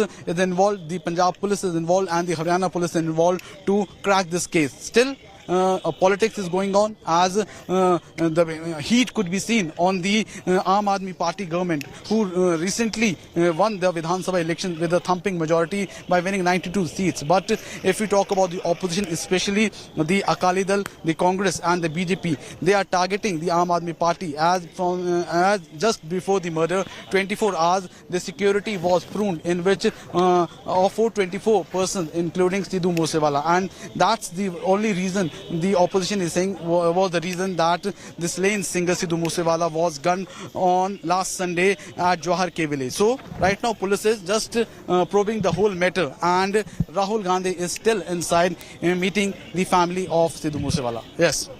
You know, of course, the Congress, as much as they're now condoling the death of Sidhu Musewala, they've been targeting and pointing fingers at the Aam Aadmi Party in Punjab, saying that at this point, there seems to be a serious law and order situation in the state of Punjab under the governance of AAP. In fact, you heard Sachin Pilot say how drug mafias, gangsters and terrorists are gaining foothold in the state of Punjab. This is the kind of backlash that Congress is giving the Aam Aadmi Party at this point, and also asking for where are the killers? Why haven't they been caught and pinned down as yet? Is Rahul Gandhi also going to be pushing the same narrative at this point? Because we know that they're sitting in the opposition in Punjab. They've lost out big time to the Aam Aadmi Party, and this is somehow also a political tone to this entire meet and greet with the family.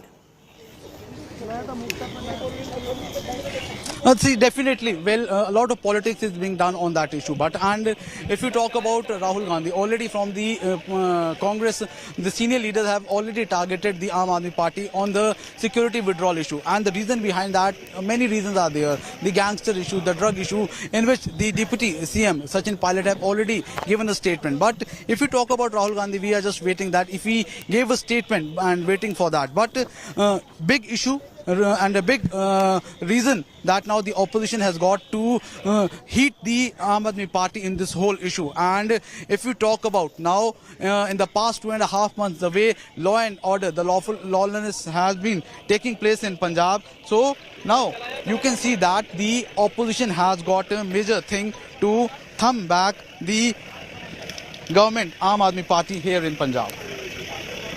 Right, Lalit, at this point, what's the sentiment of Musewala's family? He was gunned down on 29th of May. We're looking at over a week since this murder has happened. Family members, of course, are still waiting for the actual killers to be brought to book.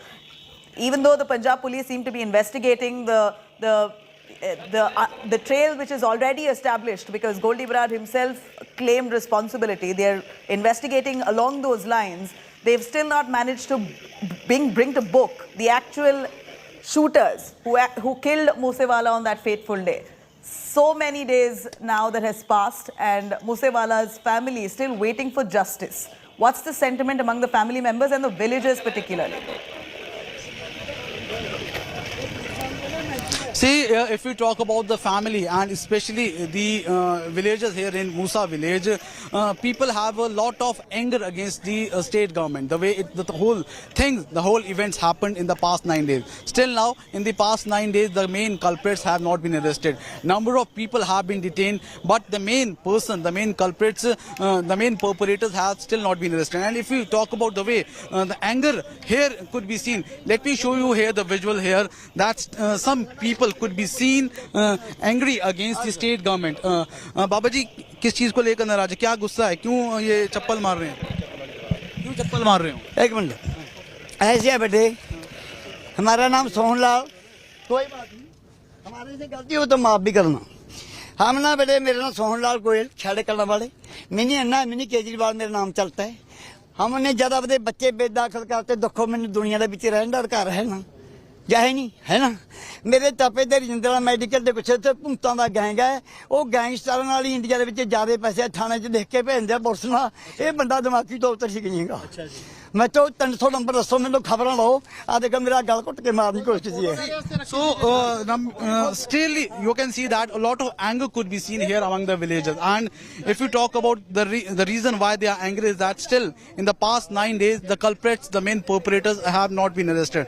And one thing more, the fans who are coming here are not just from the Musa village or from the Mansa district, but the people all from Himachal, Punjab and Haryana are coming here in the slippers to witness this house here outside the Musa village. You can see number of persons could be seen here, and tomorrow is the Bhog ceremony. So tomorrow also thousands of people could be witnessed here, and looking into this, security arrangements have been done that way. And we had a word with the senior police officials here. More than 1,500 police personnel have been deployed here in the Musa village to keep the law and order situation vigilant. So it seems that in the past 9 days, still the police hands are empty. But if we talk about the anger, the villagers and the family seems to be quite angry, and reason behind that, the main culprits have still not been arrested. 3 days before, the family of Sidhu Musewala went and met the Home Minister in Chandigarh. The meeting lasted for around 15 minutes, in which what they demanded was that they wanted a central agency to take probe into this matter. And looking into this, already the CM Bhagwant Mann have given a letter to the Punjab and Haryana Chief Justice to take the inquiry from the sitting judge, but that demand have been not accepted. Right. Looking into the reason that in the Punjab and Haryana High Court, already there is a crunch of judges. So looking into this, until and unless the state government did not pass this matter to the central agency, till that they can't take this matter. Yeah. So right now, Rahul Gandhi is still meeting inside with the family of Sidhu Musewala. And we see those live visuals coming in. Of course, we're going to continue tracking that. Lalit is our India Today correspondent who's currently at the village in Mansa, where Rahul Gandhi is meeting with the family members. You see a large gathering there of villagers. Most of them the same demand: when are the perpetrators going to be brought to book? You know, here is the Aam Aadmi Party, who's governing Punjab at this moment, has huge responsibility to pin the perpetrators at the earliest. It's been over 9 days, and yet they seem to be absconding. Now, India Today has further accessed another stunning CCTV video of singer Sidhu Musewala's murder. In that video, killers can be seen very clearly at a petrol pump, fleeing in an Alto car right after murdering singer Musewala. The killers ditched their Bolero car, fled in an Alto after killing Musewala. Just yesterday, another exclusive video India Today accessed, informer Kekada's CCTV footage, showed very clearly who tipped off the killers after taking a selfie with Sidhu Musewala's just minutes before the 28-year-old singer was gunned down. Musewala was shot dead in Punjab's Mansa district on May 29th. Canada-based gangster Goldie Brar and jail gangster Lawrence Bishnoi have now openly claimed responsibility for the singer's brutal death. Now, India Today has unmasked the killers of Punjabi singer Sidhu Musewala. India Today is the only channel with exclusive images of the shooters, the 8 shooters. While 7 shooters are still at large, 1 has been arrested by the Punjab Police.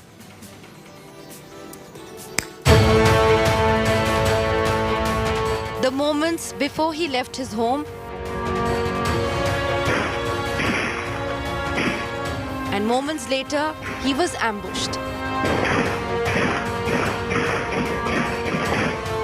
A week after Sidhu Musewala was shot and killed in a brazen gang attack in Punjab's Mansa, the 2 men seen taking selfies with the rapper have caught the attention of investigators, not just curious Musewala fans. Police examining this new visual evidence suspect they could be informers of the assailants. The men could have tipped off the attackers about the singer's movement when he drove off. Additionally, the Punjab police is also trying to zero in on 2 men who were caught on CCTV footage whom the police believe had tipped off the murderers of Sidhu Musewala. A gangster allegedly ordered the murder from inside the high-security Tihar jail in Delhi. But the alleged foot soldiers came from across the states. 2 each from Pune in Maharashtra and Haryana, 2 from Punjab and 1 from Rajasthan. India Today has accessed the images of the alleged Musewala shooters at large, all believed to be linked to the suspect Lawrence Bishnoi gang. Jagrup Singh Rupa, Harkamal alias Ranu from Punjab, Priyavarth alias Fauji, Manjeet alias Bholu from Haryana, Saurav alias Mahakal and Santosh Jadhav from Pune, and Subhash Banuda from Rajasthan. Meanwhile, Punjab police have raided the home of another suspect in Haryana's Fatehabad. The suspect Devinder is accused of giving shelter to 2 men who conducted all the recce before the murder. रात को 8 बजे police आई थी और मेरे पिताजी को लेके गई है. हमें उन्होंने इसके बारे में कुछ नहीं बताया. ना ही हमें पूछा भी और उन्होंने कुछ नहीं बताया। वो धक्के से आए और ले गए और हमारे घर में जो भी मौजूदा कैमरे का डीवीआर था और वाईफाई था उसको फाड़ के ले गए। Earlier, Manpreet Singh Manu was arrested from Uttarakhand for supplying logistics for Musewala's murder. It's been 8 days since Sidhu Musewala was gunned down in Mansa's Jawahar K village. Even then, 7 of the 8 suspects are still absconding. With sources revealing a possibility of some of these suspects crossing over to Nepal, the onus now lies on Punjab Police to arrest these suspects at the earliest. With Arvind Ojha and video journalist Sujoy, this is Shreya Chatterjee for India Today. Meanwhile, we're looking at Bishnoi gang aide Kekda has been nabbed by the Punjab cops. Kekda, also known as Sandeep, posed as Sidhu Musewala's fan, loitered right outside his house for about 45 minutes before his death.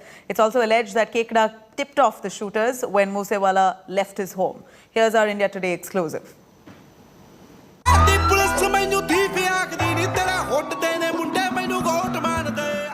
Single biggest CCTV evidence. It could turn the Sidhu Musewala murder probe. India Today has accessed exclusive images of Musewala's house taken just 10 minutes before he was gunned down. The footage shows people taking selfies near Musewala's SUV. India Today has learnt that one of them was Kekda, aka Sandeep. Punjab Police arrested Kekda on Monday evening. According to sources, Kekda pretended to be a Musewala fan and was outside his residence. Kekda loitered outside the singer's residence for over 45 minutes. It is alleged that Kekda tipped off the shooters when Musewala left his home. After the alleged tip-off, killers had started tailing Musewala. The contract killers had used 2 cars, a Mahindra Bolero utility vehicle and a Toyota Corolla sedan. With each passing day, the details of the plot to kill Musewala are getting murkier. Bureau Report, India Today.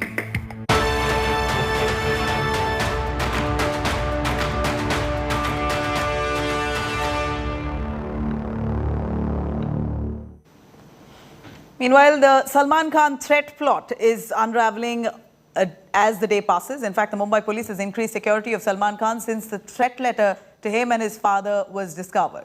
Police have grilled jailed gangster Lawrence Bishnoi in connection to this case. Lawrence Bishnoi has denied all allegations of issuing a death threat to Salman Khan. Meanwhile, Bishnoi has threatened to kill Salman Khan in 2018 itself while he was lodged.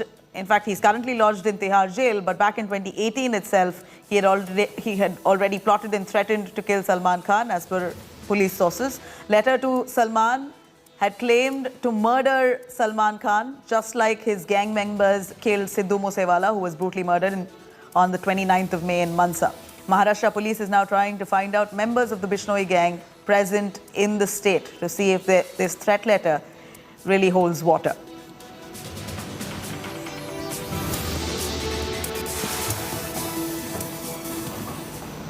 Meanwhile, it was India Today that first revealed the Lawrence Bishnoi gang, who are the prime suspects, or the accused rather, in Sidhu Musewala's murder case. They had threatened Salman Khan, and that was the first news that India Today had given out soon after Lawrence Bishnoi's name cropped up in Musewala's murder case. Today, that plot has unraveled by the Mumbai Police itself. A letter threatening the actor saying, "Aapka Musewala kar denge" is now out.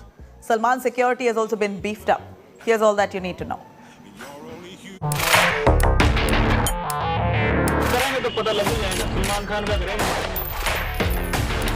Guns, gangster, a superstar, and a chilling Musewala-style murder threat. It all began when India Today first reported actor Salman Khan and father Salim Khan getting a threat letter during a casual walk at Mumbai's Bandra Bandstand promenade. The letter, exclusively accessed by India Today, said, "Aapka Musewala hoga," to the star and his writer father. The murder threat letter was signed LB and GB, possibly gangsters Lawrence Bishnoi and Goldie Brar. Gangsters who claimed that they committed the Musewala murder. जब हम करेंगे तो पता लग ही जाएगा। सलमान खान का करेंगे, मारेंगे ही जाएंगे, जोधपुर में मारेंगे तो पता लग जाएगा इनको। अभी तो मैंने कुछ किया ही नहीं, अभी नहीं मतलब कोई इन्वॉल्व कर रहे हैं। A day later, security was beefed up at Salman's Bandra residence, with top cops visiting the actor's Galaxy apartment home. जब भी कोई कमिटमेंट करो तो पॉजिटिव करना, नेगेटिव नहीं करना। और शिकार टाइगर जैसा शिकार कोई नहीं करता। India Today also accessed the Kill Salman plot hatched by the dreaded gangsters. Lawrence Bishnoi and his gang had planned to target Salman during the shooting of the film Ready, plotting a hit when the actor used to go out for cycling. The contract killer Naresh Shetty, who was tasked with killing Salman, found his pistol inadequate for the hit after a recce of the actor's house and sought a rifle with a longer range and more firepower. In 2018, jailed gangster and Musewala murder accused Lawrence Bishnoi had publicly pledged to kill Salman Khan. Threat has been related to Musewala murder, which is again brought out the Lawrence Bishnoi gang angle. The police is now investigating what is the reason that the threat has come now, what is their intentions, whether the gang members of Lawrence Bishnoi are trying to be active in Mumbai and trying to send out a message of fear. With campus in Sami Shanbag, Mustafa Sheikh for India Today. All right, on the other side of a short break, 9 days after gang rape of minor in Hyderabad, Oasis MLA son, it appears, who's a rape accused, still absconding, and the nephew, also who's a key suspect in this case, still not nabbed. More details up next.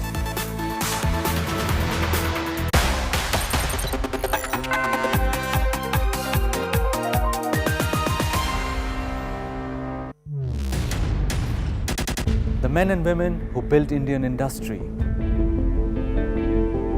and the young guns who are shaping tomorrow's India.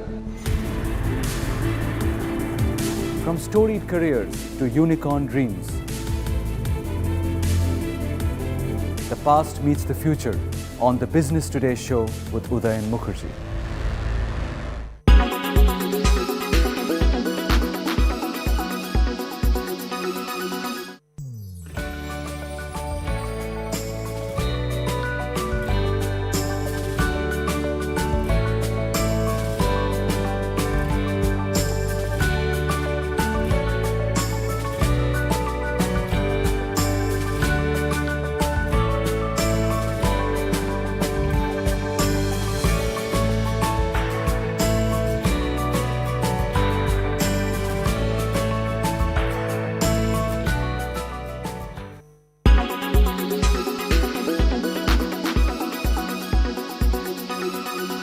Make your media plan smarter with India Today Live TV on your connected devices.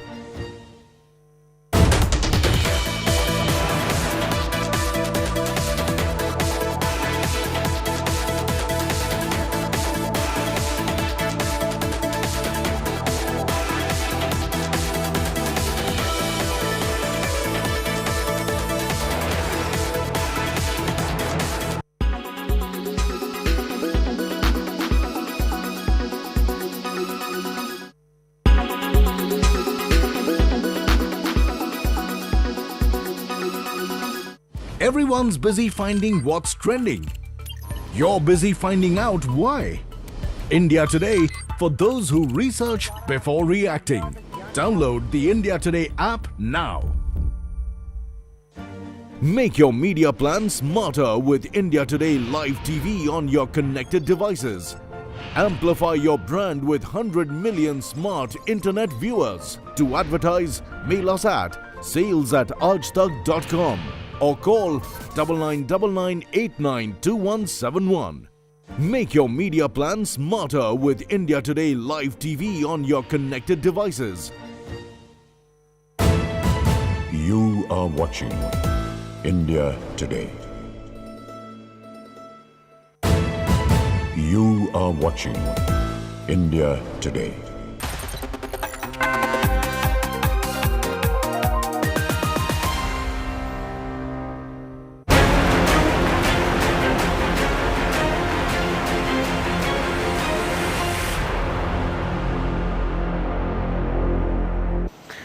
Now, more than a week after the FIR and the shocking gang rape was filed of a 17-year-old girl, the cops are still not able to arrest the fifth accused. AIMIM MLA's rape-accused nephew still remains absconding, while special teams were dispatched to 3 states to locate and arrest him. In fact, OAC MLA's minor son has also emerged as a suspect here in this case. 4 have been nabbed, including 18-year-old Saduddin Malik. The Innova car allegedly used in this gang rape was wiped clean to destroy any DNA evidence. The car was recovered from a farmhouse on the outskirts of Hyderabad on Saturday. The farmhouse is owned by a woman with links to a political family, and the car was used by a top Waqf board functionary as his official vehicle. The police has now recovered the second car, the Innova car used in the gang rape case. The first car, the red Mercedes, was seized earlier by the cops.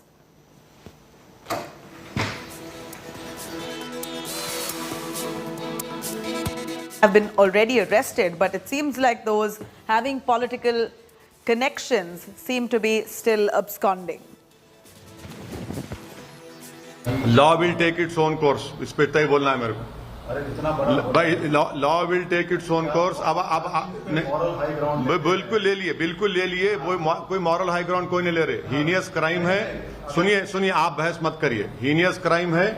Law will take its own course. Law will take its own course.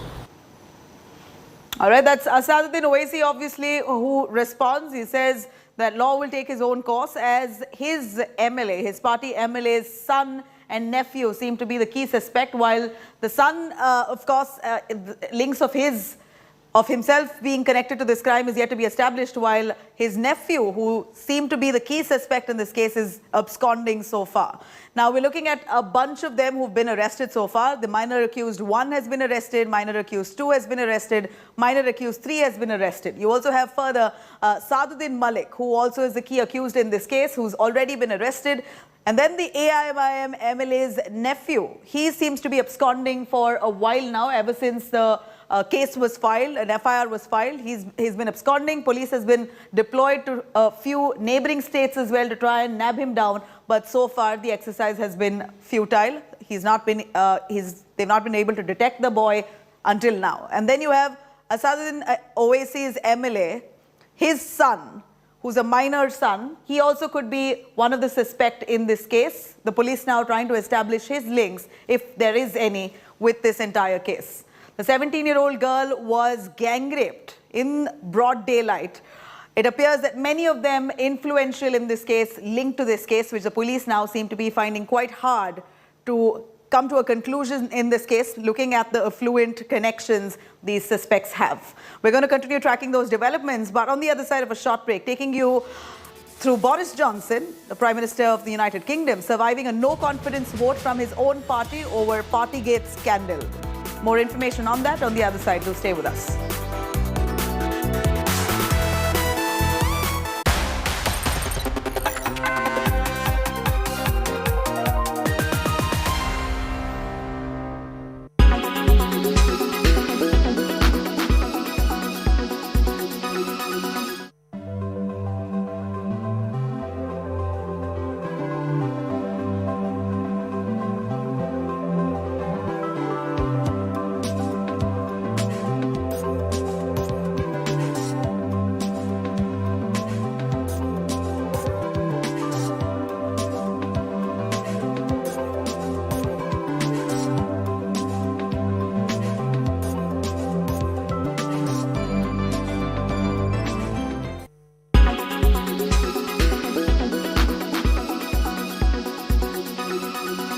Make your media plan smarter with India Today Live TV on your connected devices.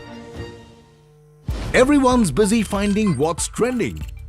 You're busy finding out why. India Today, for those who research before reacting. Download the India Today app now. You are watching India Today.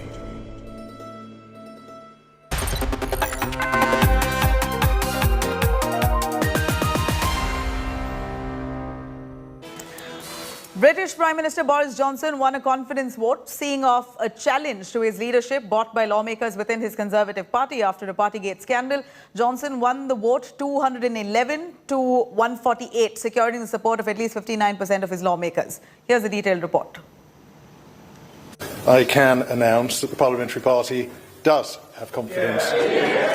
British Prime Minister Boris Johnson survived a confidence vote on Monday, but a large rebellion in his Conservative Party leaves him with a struggle to win back support. We're going to bash on. We have a huge agenda and we're going to get it done. Despite the victory, the vote was a blow to Johnson, with 41% of his lawmakers casting ballots against his leadership, after months of scandals and gaffes that have raised questions over his authority to govern Britain and knocked his standing among the public. Johnson has tried to move attention away from the Partygate scandal for weeks after it came to light that he and staff held alcohol-fueled parties in his Downing Street office and residence while the rest of Britain was under strict COVID-19 lockdowns. But Johnson described the victory as a decisive result and said the party can now come together. We can focus on what we're doing to help people with the cost of living, with what we're doing to clear the COVID backlogs, with what we're doing to make streets and communities safer by putting more police out. And it gives us the opportunity to continue to unite, to level up, to strengthen our economy. Johnson won the vote 211 to 148, a worse showing than when lawmakers tried to oust his predecessor Theresa May, who won her vote but then resigned 6 months later. By winning Monday's confidence vote, Johnson has secured a 12-month reprieve when lawmakers cannot bring another challenge. Meanwhile, the world was mesmerized by the Platinum and Jubilee celebrations of monarch Queen Elizabeth, and one of the big headlines was singer Ed Sheeran's performance, and here's why. It's being referred to as a full circle moment for him. Let's have a look. White lips, pale face, breathing in snowflakes, burnt lungs, sour taste. Ed Sheeran played his first single, The A-Team, in front of the monarch for her Diamond Jubilee concert in 2012. They say she's in the class 18, darling, just dive right in. And he was back again this year. I found a woman stronger than anyone I know. Ed Sheeran delivered an emotional song for the Queen to close the Platinum Jubilee celebrations. In fact, there was a montage of video clips of Queen Elizabeth through her reign that was aired while he sang a romantic ballad while playing the guitar. Your eyes, baby, I'm dancing in the dark. The performance was followed by the appearance of the Queen on her palace balcony to bring the 4 days of historic celebrations to a close. With you between my arms, barefoot on the grass, listening to our favorite song. Reports show how Ed Sheeran felt this was a full circle moment as he performed his 2017 hit Perfect that had the royals in tears. She looks perfect, though I don't deserve this. You look perfect. The royal family was seen enjoying these moments, right from Prince George to Duchess Kate. They were spotted swaying to the tracks. Don't mind, hope you don't mind. Gotta put me down. The other performers included Elton John, How wonderful life is while you're in the world. Diana Ross,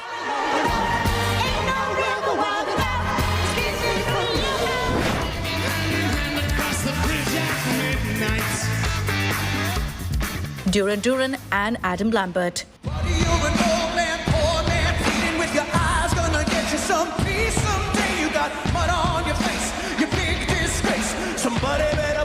Bureau Report, India Today.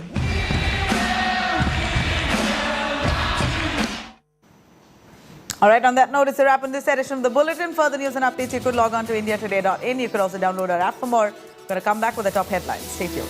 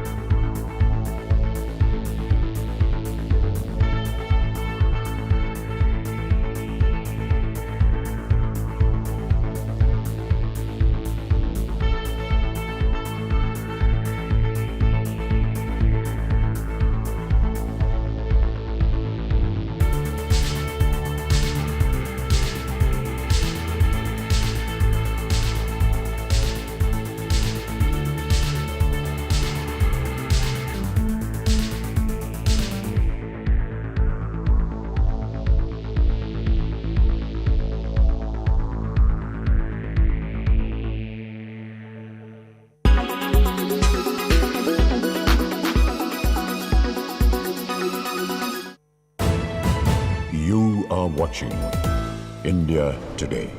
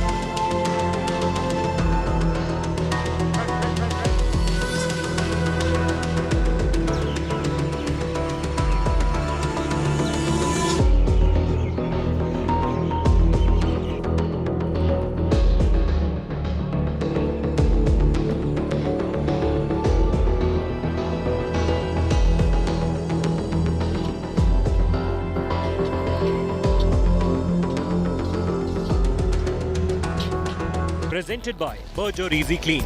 No dag, no dhabba, only beautiful walls.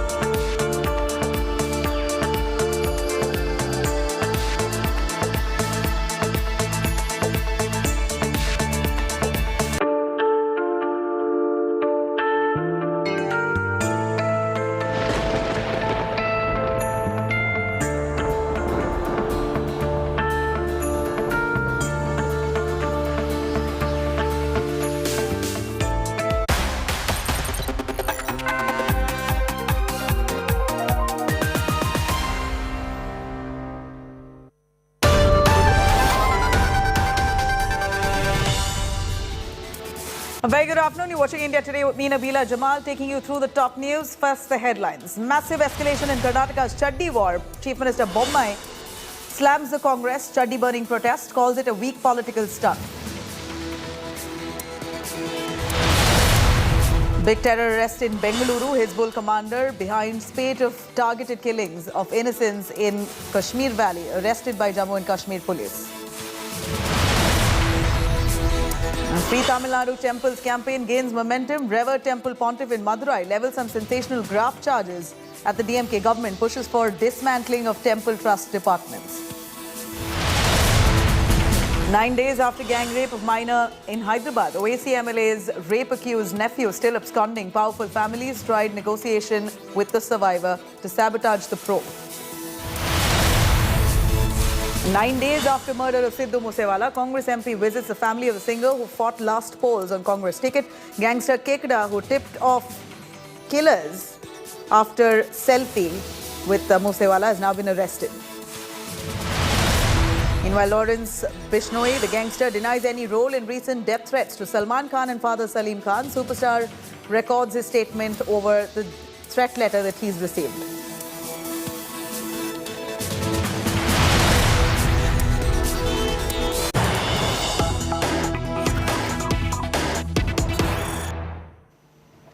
All right, here's some big news coming in from Karnataka as the chaddi politics escalates. Members of the BJP Yuva Morcha have couriered chaddis to the KPCC office, addressing it to former Chief Minister Siddaramaiah and Youth Congress State President Nalapad. The anger over the comments made by Siddaramaiah over burning RSS chaddis. Members of the BJP Yuva Morcha Mysuru wing have now sent chaddis to Siddaramaiah, marking their protest. Remember, Siddaramaiah and the Congress party in Karnataka said that they are going to carry out a chaddi burning campaign across Karnataka in protest against the BJP trying to saffronize school textbooks in the state. Now, the RSS in response have collected chaddis from several households in Karnataka, have decided to courier those chaddis to the Congress office, addressing it to Siddaramaiah, the former Chief Minister, as well as the Youth Congress President in Karnataka, Nalapad. They've sent the chaddis as part of a courier to the Congress leaders, saying that this is our gift to you, you carry on with your campaign. The RSS now responding to the Congress campaign. In fact, Siddaramaiah had said very clearly that they're going to carry out a full-fledged campaign where they're going to burn chaddis across the state of Karnataka in protest against the BJP trying to saffronize textbooks.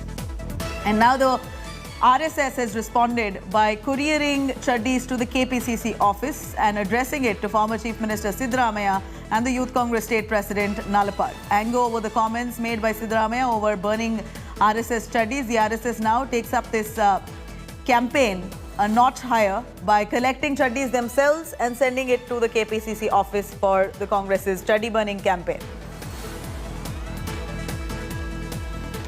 Now, a raging chaddi politics that's erupted in Karnataka between the Congress and the BJP over disbanding the textbook review committee.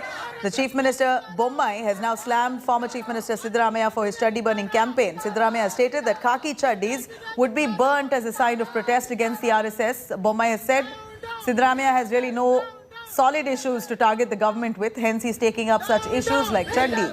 Bommai has dared the Congress to take up subjects which are linked to development of the state and not stage political stunts to seek public attention.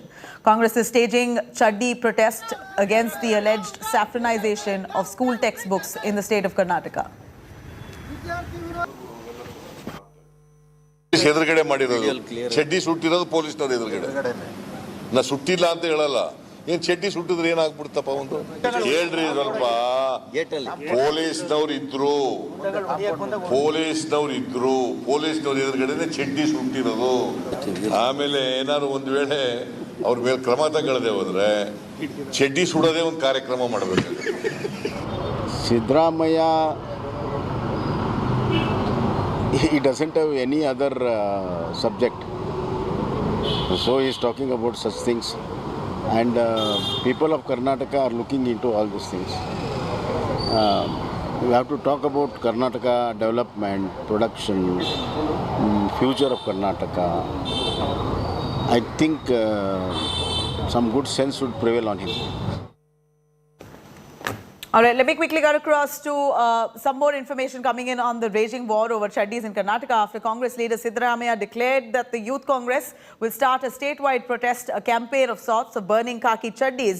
Union Minister Prahlad Joshi has jumped in, hitting back. He says Congress leader Siddaramaiah is frustrated over his loss in Chamundeshwari, his home turf, and he has lost his chaddi and his lungi in the home turf of Chamundeshwari, and referring to that poll losses, Prahlad Joshi now mocking Siddaramaiah. Here's a report on this escalating chaddi politics in Karnataka, certainly stooping so low.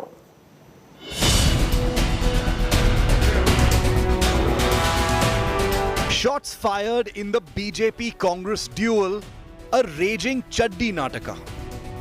Karnataka netas locked in a no-holds-barred shots face-off, getting their knickers in a twist. This bizarre face-off over shots has started after Congress's Siddaramaiah threatened to burn khaki knickers across the state, calling it a protest against the RSS, which made the attire famous as part of its uniform. ಎದುರುಗಡೆ ಮಾಡಿರೋದು ಚಡ್ಡಿ ಸುಟ್ಟಿರೋದು ಪೊಲೀಸ್ನವ್ರು ಎದುರುಗಡೆ ನಾ ಸುಟ್ಟಿಲ್ಲ ಅಂತ ಹೇಳಲ್ಲ ಏನ್ ಚಡ್ಡಿ ಸುಟ್ಟಿದ್ರೆ ಏನಾಗ್ಬಿಡ್ತಪ್ಪ ಒಂದು ಹೇಳ್ರಿ ಸ್ವಲ್ಪ ಪೊಲೀಸ್ನವ್ರು ಇದ್ರು ಎದುರುಗಡೆ ಚಡ್ಡಿ ಸುಟ್ಟಿರೋದು ಆಮೇಲೆ ಏನಾದ್ರು ಒಂದ್ ವೇಳೆ ಅವ್ರ ಮೇಲೆ ಕ್ರಮ ತಗೊಳ್ಳದೆ ಹೋದ್ರೆ ಚಡ್ಡಿ ಸುಡೋದೇ ಒಂದು ಕಾರ್ಯಕ್ರಮ ಮಾಡಬೇಕು. Siddaramaya's chaddi burning threat got the BJP into a huge twist, with Union Minister Prahlad Joshi hitting back, mocking Siddaramaya over the Congress's poll losses, saying the Congress leader is frustrated after losing his chaddi and lungi in his Chamundeshwari turf, referring to his election setbacks. ಅವರು ಚಡ್ಡಿ ಹರಕರಾಗಿದ್ದಾರೆ, ಹಾಗಾಗಿ ಅವರು ಮಂದಿ ಚಡ್ಡಿ ಸುಡ್ಲಿಕ್ಕೆ ಹೊಂಟಾರೆ. ಅವರು ಚಡ್ಡಿ ಉತ್ತರ ಪ್ರದೇಶದಲ್ಲಿ ಪೂರಾ ಚಡ್ಡಿ ಕಳಿಸಿದರು. ಸಿದ್ದರಾಮಯ್ಯನವ್ರನ್ನ ಸ್ವತಃ ಚಾಮುಂಡೇಶ್ವರಿಯಲ್ಲಿ ಅವರ ಚಡ್ಡಿ ಪಂಚೆ ಎಲ್ಲ ಕಳಿಸಿದ್ದಾರೆ. ಅದನ್ನು ತೊಗೊಂಡು ಆಮೇಲೆ ಸುಟ್ಟಿರ್ಬೇಕು ಮಂದಿ. ಅದಕ್ಕೆ ಅವ್ರಿಗೆ ಈ ಸಿಟ್ಲೆ ನಮ್ಮೆಲ್ಲ ಅವರು ನಮ್ಮ ಸಂಘದ ಚಡ್ಡಿ ಸುಡುವ ಪ್ರಯತ್ನ ಮಾಡ್ತಾ ಇದ್ದಾರೆ.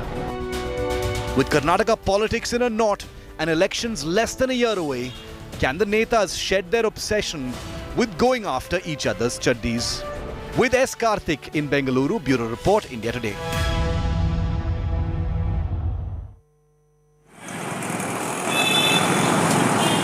Malvika Avinash joining us on the phone line on that. Malvika, we see the RSS's response to the Congress's chaddi burning campaign in the state of Karnataka.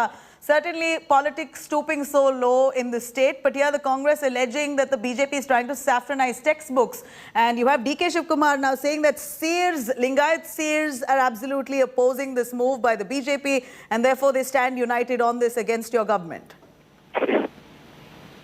Nabila, I first like to thank you for saying what I would have said. That is, I don't think Siddaramaya or DK Shivkumar or the Congress party itself, which is over 100 years old, could have stooped any lower than this. And perhaps this is one of their worst ever political ideas. And to believe that this is some kind of a campaign against the BJP, I don't think Congress can get more foolish or stupid than this. They have really taken it to the lowest of the lows, and I do not know why they have a bone to pick with the RSS. RSS is not a political organization. They want to take on BJP. They should take us head on, not the RSS. And what do they know of the RSS that they even speak of the organization? And let me also tell you that the RSS's Ganavesh changed long ago. So I don't know what chaddi they're talking about. They're perhaps imagining their own chaddi of the Seva Dal or some such thing. Because I can tell you for sure that the RSS changed to pants long ago. So I do not understand what Mr. Siddaramaya is trying to achieve through this. Here we saw the RSS gathering a lot of chaddis and sending it as a courier to the KPCC office, addressing Siddaramaya there. We also have Congress's Nasir Hussain joining us on the phone line. Mr. Hussain, here you have Malvika Avinash, who outrightly says your target is wrong. You are protesting against the RSS, which is not even a political body. Your anger, if at all, or if any, should be against the BJP. The ruling party should be your ideal target. If you really want to protest against someone, protest against the BJP. What's the point protesting against the RSS? Nabila, RSS is an organization that was banned by none other Sardar Vallabhbhai Patel. RSS is an organization that was banned even after 1992 Babri Masjid demolition. So, now you go to any office in Delhi, any ministerial office, all the people other than the minister are all from RSS. Even most of the ministers are RSS. RSS is the ideological mother, ideological parent for the BJP. Every order is derived from Nagpur. Every decision is taken from Nagpur. So, if somebody wants to say that we are not into it, but our Mukhota BJP is into it, so nobody is getting fooled here. But at the end of it, RSS is not a political organization. It could be, whatever it is, whether RSS is a political organization, social, cultural, whatever organization it is, any organization which is dividing the country, which is injecting poison and venom in the country, which is creating hatred in the country, which is supporting, directing, guiding and advising the hate campaign against various communities in the country. I think that has to be attacked. Their ideology has to be attacked. Their ideology has to be questioned. It has to be countered. It has to be challenged. That is what Congress Party, which decided in the Udaipur Sankalp Shivas that we will be attacking all those organizations, will be targeting and countering all those organizations and political narratives which tend to divide India. That is the reason why we gave a call that these people are for Bharat Jodo, kind of politics, and we have given a call of Bharat Jodo kind of politics. So in this endeavor, we will stand against everyone who wants to break India, and we want to see that India is united. Now, when you carry out this massive chaddi burning campaign, you have the BJP quite naturally saying that there are no real issues for the Congress, therefore they are stooping so low, acting out in such ways. What's the Congress's agenda on the 9th of June as you want to congregate en masse, burn chaddis across Karnataka as part of your campaign? Does this really speak well of the Congress party? Isn't there a real issue that you really want to take up instead of a symbolic protest of this nature? It is only the Congress party which is speaking about the real issues. It is the Congress which is questioning the government on inflation. It is the Congress which is questioning the government on petrol, diesel and gas prices. It is the Congress which is questioning the government on Galvan crisis. It is the Congress which is taking on the government on the economic So what is the agenda on burning chaddis? A quick word on what's the thought behind burning chaddi campaign? Let me finish. And it is the Congress which is taking on the government on all the issues that are ailing our country today, both within the parliament and outside the parliament, within the legislatures in different states and outside the legislatures. But we know this government, backed by RSS, is only trying to divert the attention of the people by bringing up... We heard you, sir, but your thought behind the chaddi burning campaign, a quick specific... Yeah, that is what we want to tell these people, that this is the chaddi which is destroying the country. This is the chaddi which is dividing the country. This is the chaddi which is creating hate and hatred in the country. This is the chaddi which is responsible for the kind of embarrassment today we have in the international arena. Right. This is the country why India had to go and India had to ask apology from tiny countries like Qatar and Oman because of these chaddis. So burn these chaddis and unite India. Right. Thank you very much for joining us. Here we're looking at visuals coming in of RSS, the workers trying to collect chaddis from many households, and they've now couriered those chaddis to the Congress office, addressing it to Siddaramaiah, saying that here you go, we present to you these chaddis, you can carry on with your chaddi burning campaign. Politics stooping so low in the state of Karnataka. But remember, ahead of elections, which is barely 11 months away in the state of Karnataka, we are seeing large-scale polarization at this point. With the showdown over mosques in Karnataka, there's a fresh row that's now brewing over mosque ground in Bengaluru, the Eidgah ground. A new controversy has now broken out regarding holding Hindu festivals at the Eidgah Maidan in Chamrajpet in Bengaluru. The Hindu Jana Jagrati Samiti has urged the ground, the management which houses the mosque, that it should be allowed also for general use of public for conducting Hindu festivals as well. The Bengaluru civic body has responded to this request, saying that Hindu festivals can be celebrated, but the Hindu Jana Jagrati Samiti has now demanded the same order in writing. The showdown over mosques in Karnataka is escalating in the shadow of the Gyanvapi controversy in Uttar Pradesh. We're looking at Hindu groups in Karnataka now claiming that two mosques in Karnataka, one in Bidar, one in Mangaluru, were built over demolished temples. And now they ask for the Mangaluru mosque to be surveyed. They've also asked to stall any kind of further renovation of that mosque at this point. The Eidgah Maidan at Chamrajpet in Bengaluru is in the middle of a controversy, with the Hindu Jana Jagrati Samiti alleging that the ground is only being used by a certain community and is not being opened for other Hindu festivals. Now I'm currently at the Eidgah Maidan at Chamrajpet. Now, this ground that we're talking about is located at the Chamrajpet locality in the city in Bengaluru. Now, the BBMP has said that it is their property and it is also a playground, and they said that yes, this ground can be given to other communities as well, to the Hindu community as well, if they give them, submit a request to them to, celebrate. And the Hindu Jana Jagrati Samiti has said that this ground is being used only by one particular community, and they say that the BBMP hasn't given a permission for them so far to celebrate Ganesh Chaturthi and other festivals. Now, very recently, the BBMP Special Commissioner has clarified regarding this issue and said, yes, the permission will be given, but it remains to be seen how, the Hindu Jana Jagrati Samiti will go about with its request.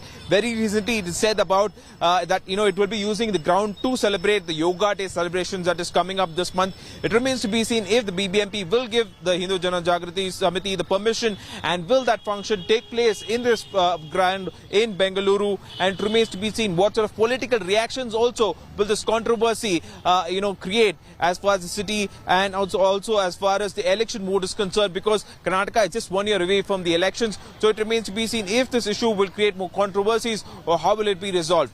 With British journalist Madhu, this is Karthik for India Today. ಒಂದೇ BBMP ಸಾರ್ವಜನಿಕರ ಒಂದು BBMP ground ಅನ್ನು ಒಂದೇ ಸಮುದಾಯಕ್ಕೆ ಬಳಕೆ ಮಾಡಲಿಕ್ಕಾಗಿ ಅವಕಾಶ ನೀಡುವಂತದ್ದು, ಬೇರೆ ಸಮುದಾಯಕ್ಕೆ ಅದನ್ನ ಹಕ್ಕಿದ್ರೂ ಸಹ ಅದನ್ನು ನಿರಾಕರಣೆ ಮಾಡುವಂತದ್ದು ನಮ್ಮ ಹಿಂದೂಗಳ ಒಂದು ಮೂಲಭೂತ ಹಕ್ಕಿನ ಮೇಲೆ ಮಾಡಿದಂತ ಆಘಾತ ಆಗಿತ್ತು. ಹಾಗಾಗಿ ಈಗಾಗಲೇ ನಾವು ಮುಂದಿನ ದಿನಗಳಲ್ಲಿ ಯೋಗ ದಿನ ಇರಬಹುದು, ಈಗ ಅಮೃತ ಮಹೋತ್ಸವ ರಾಷ್ಟ್ರಧ್ವಜವಾದ ಹಾರಾಡಿಸುವುದಿರಬಹುದು, ಅಥವಾ ಅನ್ಯ ಹಿಂದೂಗಳ ಹಬ್ಬಗಳಾದಂಥ ಗಣೇಶೋತ್ಸವ, ನವರಾತ್ರಿ, ಕನ್ನಡ ರಾಜ್ಯೋತ್ಸವ ಹಬ್ಬಗಳಿಗೆ ಆಚರಣೆ ಮಾಡಲಿಕ್ಕಾಗಿ ಅವಕಾಶವನ್ನು ನೀಡಬೇಕು ಹೇಳುವ ಆಗ್ರಹವನ್ನು ಮತ್ತೊಮ್ಮೆ ಮಾನ್ಯ BBMP ಮತ್ತು ರಾಜ್ಯ ಸರ್ಕಾರದಲ್ಲಿ ನಾವು ಆಗ್ರಹವನ್ನು ಮಾಡ್ತೇವೆ.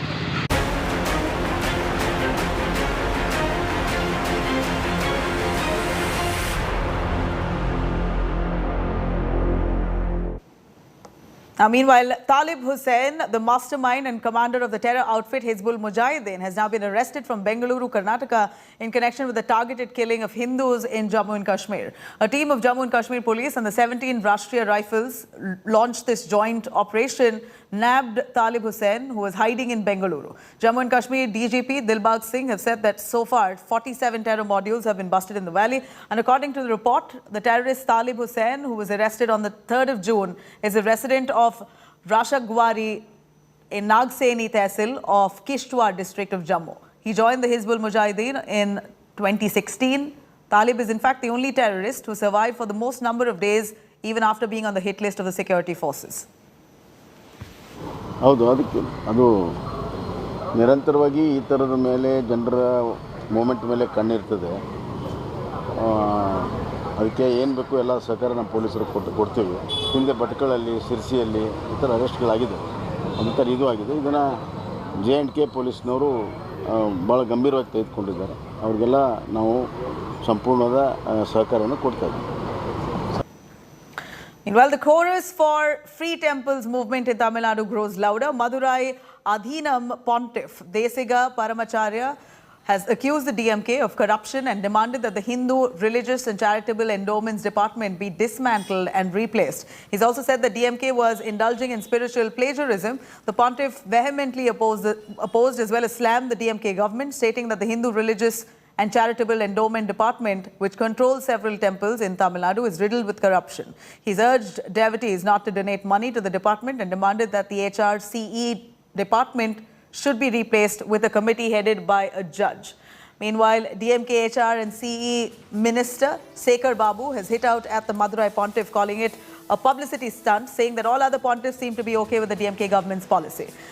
Here you have further claims made by him that Madurai Seer himself initiated the HRCE scheme to plant 27,000 saplings and also made the DMK government inaugurate the buildings there. முன்னாலெல்லாம் 5 சாமி தான் வரும், இப்போ 6வது சாமியாக உண்டிகளையும் தூக்கிட்டு வந்துட்டாங்க. ஆக நம்ம உண்டியல்ல தயவு செய்து அரணைத்திர கோயில்ல உண்டியல்ல காத்த போடாது. அந்த கோயிலுக்கா போகுது அல்ல, வேற எங்கேயோ போகுது. இதை திராவிட பூமி என சொல்லிக்கொண்டு இறந்தவர்களுக்கு பிறந்த நாளும் கொண்டாடுறாங்க. தன்னை முன்னிலைப்படுத்திக் கொள்ள வேண்டும், தனக்குண்டான செய்திகள் தொடர்ந்து இடைபெற வேண்டும் என்பதற்காக அவர் சொல்லுகிறார். ஒருவர் தான் அப்படி சொல்லுகின்றாரே தவிர இன்றைக்கு எதிர்மறை கருத்துக்கள் இருந்தால் நம்முடைய தீட்சதர்கள் நம்மோடு தான் இருக்கின்றார்கள். நேற்றைக்கு முன்தினம் கூட நம்முடைய தருமபுர ஆதீனத்திற்கு சென்றிருந்தோம். அவர் நல்ல வகையில் எங்களை உபசரித்தார். மரக்கன்றுகள் 27,000 மரக்கன்றுகள் நடுகின்ற திட்டத்தை இந்து சமய அறநிலையத்துறையின் சார்பிலே தொடங்கி வைத்தார். அவர் கட்டியிருக்கின்ற 24 அறைகளை எங்களை கொண்டே திறக்க வைத்திருக்கின்றார். யாரோ ஒருவர் அப்படி இருக்கின்றார் என்பதற்காக ஒட்டுமொத்தமாக ஆதீனங்களையும் ஜீயர்களையும் தீட்சிதர்களையும் குறை சொல்வது ஏற்புடையதல்ல. Meanwhile, battle lines drawn for the Telangana Assembly elections that's slated for the year 2023. BJP President JP Nadda is on a 2-day visit to Andhra Pradesh. Nadda has visited Kanaka Durga temple today before addressing a mega public meeting in Rajamundry. In fact, on Monday, Nadda received a rousing welcome from BJP workers at the airport, and the BJP chief took part in various events in Vijayawada, with the Saffron Party trying to make inroads into the south. Prime Minister Narendra Modi is now meeting with Hyderabad BJP cooperators and leaders within Delhi today. This will be an informal interaction over tea at around 4:15 p.m. at Prime Minister's residence. In May, Prime Minister Modi, BJP Chief JP Nadda, Union Home Minister Amit Shah had visited Hyderabad, participated in different party programs on that day. President of Bharatiya Janata Party is on a two-day tour to Andhra Pradesh. In these 2 days, he is addressing a number of public meetings, party Karyakarta meetings. He is attending a core committee meeting and is giving direction and margadarshan to the BJP to emerge as a major political force in Andhra Pradesh. The BJP cadres in Andhra Pradesh are enthused and they are energized with the message given by Honorable National President Nadda ji.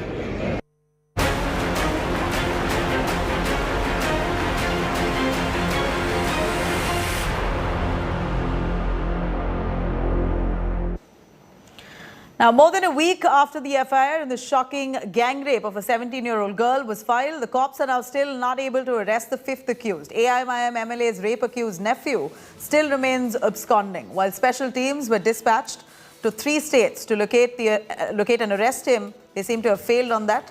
In fact, OIC's MLA's minor son has also emerged as a key suspect in this case. 4 have been nabbed, including 18-year-old Saduddin Malik. The Innova car allegedly used to gang rape was wiped clean to destroy any DNA evidence.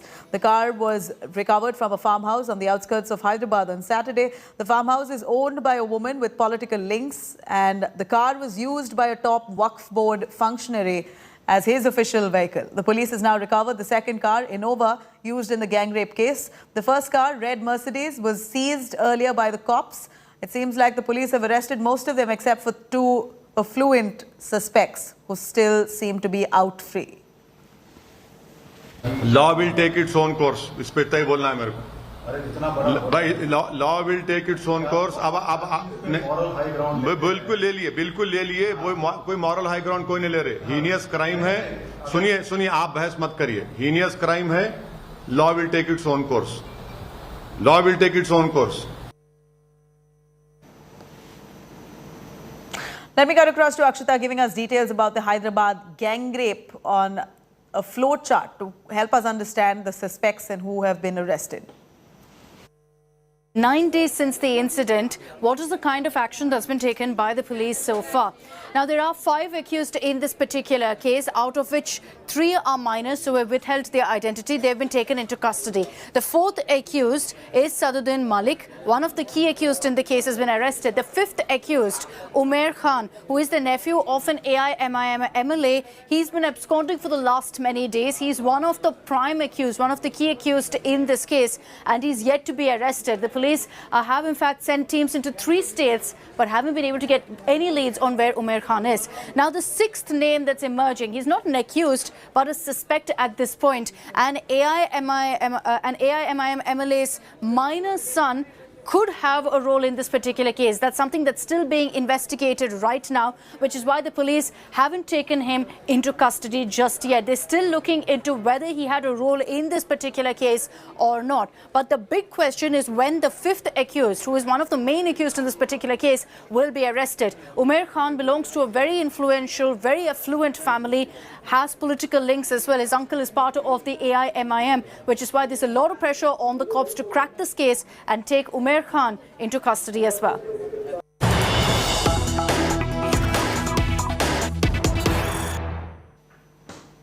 All right, we have some big news coming in.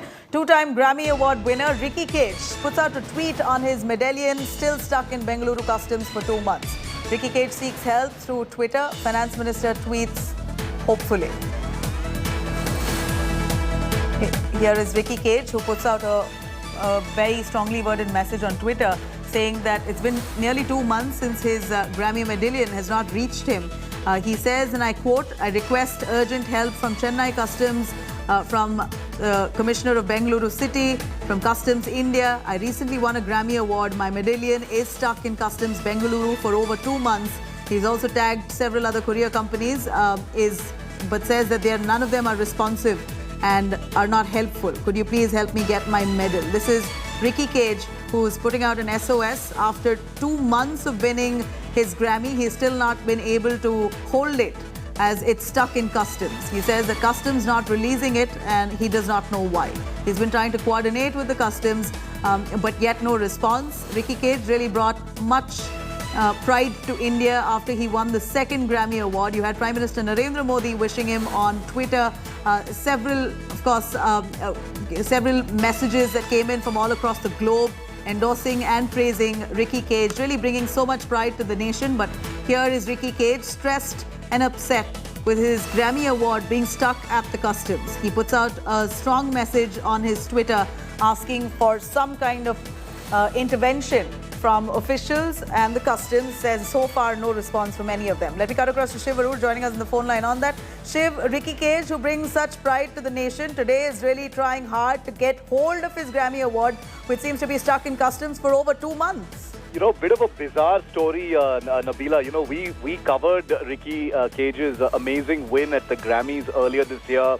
He met with Prime Minister Modi as well. He was feted by the entire country, and he's been very gracious about this. You know, like a true Indian, he's being very, very gracious. He's tweeted requesting urgent help. He says, "I recently won the Grammy Award. My medallion is stuck in customs Bengaluru for over 2 months." He's asked the cargo companies also for help. He says FedEx is not being responsive or helpful. Could you help get my medal? He's also said, you know, very graciously, Nabila, he said, would sincerely request everyone not to blame customs for this. They may not be aware what the product is or what its purpose is. They are probably following procedure. The motive of this tweet is to let them know of the package, and hopefully they will release it to me. But it is a little bizarre, isn't it, that his medallion, his Grammy Award, has been stuck for over 2 months. I mean, I can imagine, you know, a trophy or a Grammy being stuck for a few days, maybe even maybe a week or two.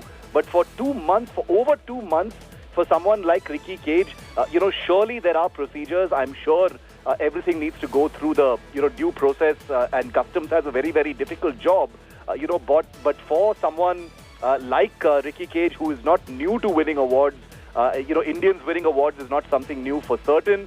You know, for something like this to happen is a little odd. It strikes me as a little odd, and I'm guessing Ricky Kej, who clearly is the kind of guy who, you know, doesn't like creating a fuss, because he's saying, please don't blame the customs for this, and is a little embarrassed about this whole affair, was forced to actually get onto social media and highlight that, please return my Grammy medallion to me. And as we all know, Grammy awards, medallions, recognitions of this kind mean everything to maestros and people who work so hard to win these awards. So it's a little odd that the customs are still sitting on that award and haven't even contacted him to let him know what the problem is.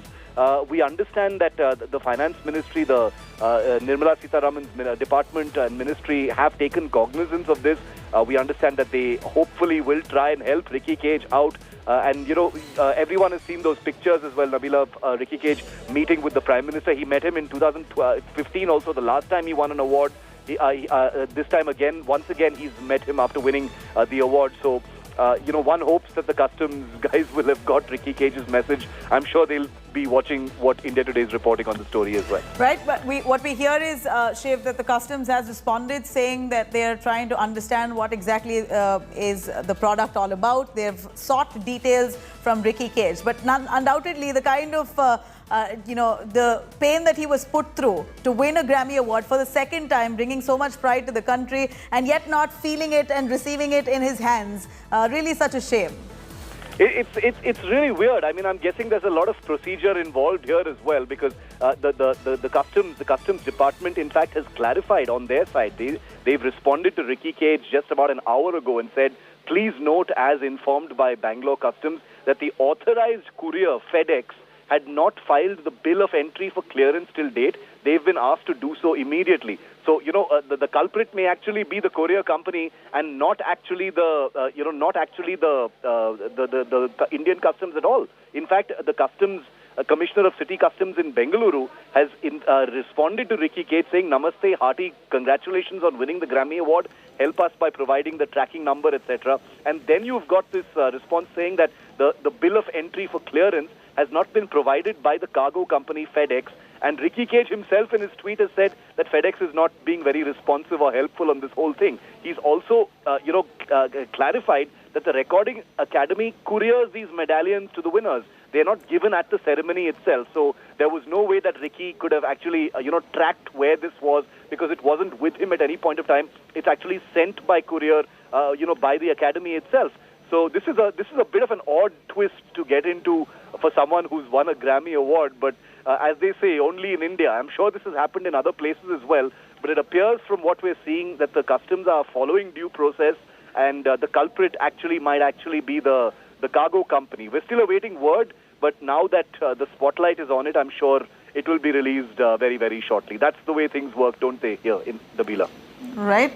Shiv, thank you very much for joining us on that. Here is Ricky Kej, a two-time Grammy Award winner who's brought immense pride to India. Unfortunately, has been distressed for over 2 months. He hasn't been able to get hold of his Grammy Award, which still is stuck in customs. He says categorically, don't blame the customs. They may not be aware. While the customs has responded asking for details, shifting the blame now on the courier company FedEx to have really caused this delay. Let's hope there is intervention in time and he receives it at the earliest. All right, coming up next on the other side of a short break, 9 days after murder of Sidhu Musewala, Congress MP now visits the family of singer who fought last polls on a Congress ticket. More details up next. Stay with us.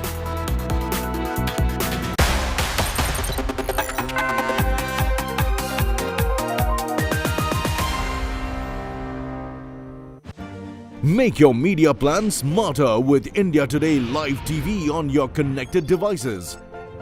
Amplify your brand with 100 million smart internet viewers. To advertise, mail us at sales@aajtak.com or call 9999892171.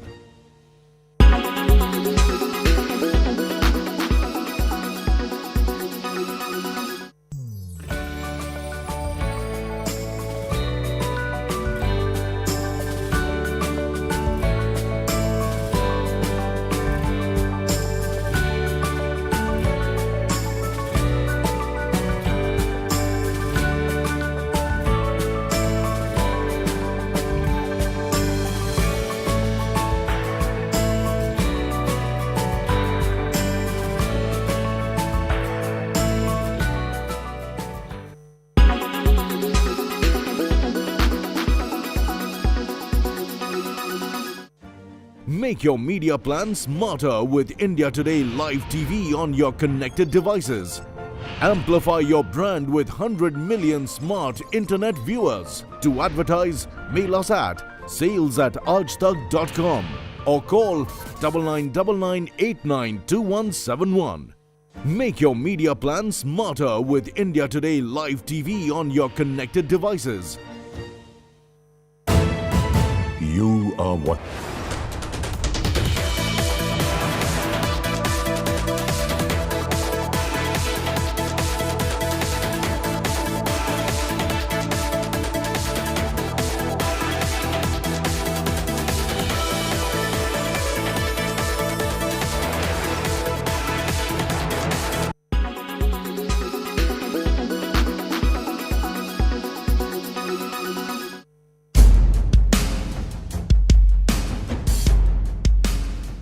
Facial recognition is a biometric technology used to authenticate or identify an individual from a photograph or a facial image. The technique makes it possible to authenticate identity to check that an individual is who he or she claims to be. The image is compared to an existing image in a database. A person can also be identified in a group, place, image or database. From a still or from video, software generates an image based on the face's unique traits, the base of the ears, the distance between the two pupils, the shape of the nose, eyebrows and mouth, and the even skin grain. Hair and clothes are not taken into account. The next step is to compare the face print with images in the database. To reduce the margin of error, the quality of the image must be good. The face must be well lit, full face at a correct distance from the lens. Originally used to fight crime, facial recognition now has more mundane uses, such as accessing bank accounts and social media platforms. But there are worries it could also present a threat to privacy and individual liberties. The technology also raises questions about the use of databases.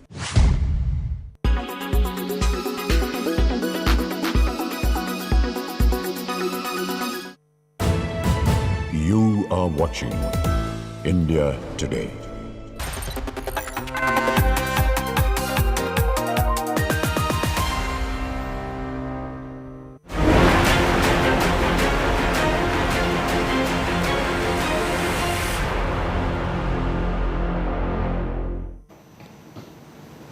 Now, Congress MP Rahul Gandhi met with Sidhu Musewala's parents just days after the singer's brutal murder. Musewala's parents were inconsolable as Rahul Gandhi met with them at their house in Punjab's Mansa. This is the first time that Gandhi met the grieving family at their ancestral home, more than a week after the 28-year-old singer was killed. Musewala had joined the Congress party just months before the state elections in Punjab. Musewala was shot dead in Punjab's Mansa district on the 29th of May, just a day after his security was downgraded by the Mann government.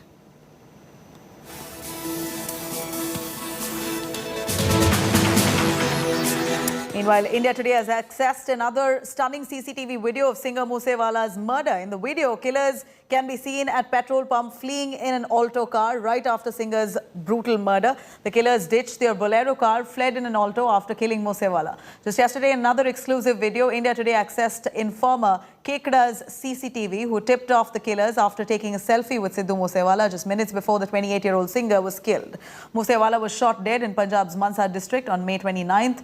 The Canada-based gangster Goldie Brar and jailed gangster Lawrence Bishnoi have claimed responsibility for singer's brutal murder.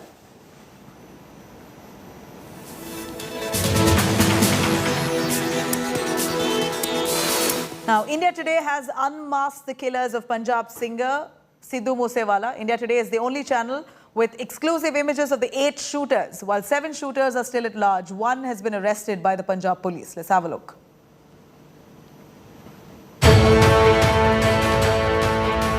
The moments before he left his home and moments later, he was ambushed.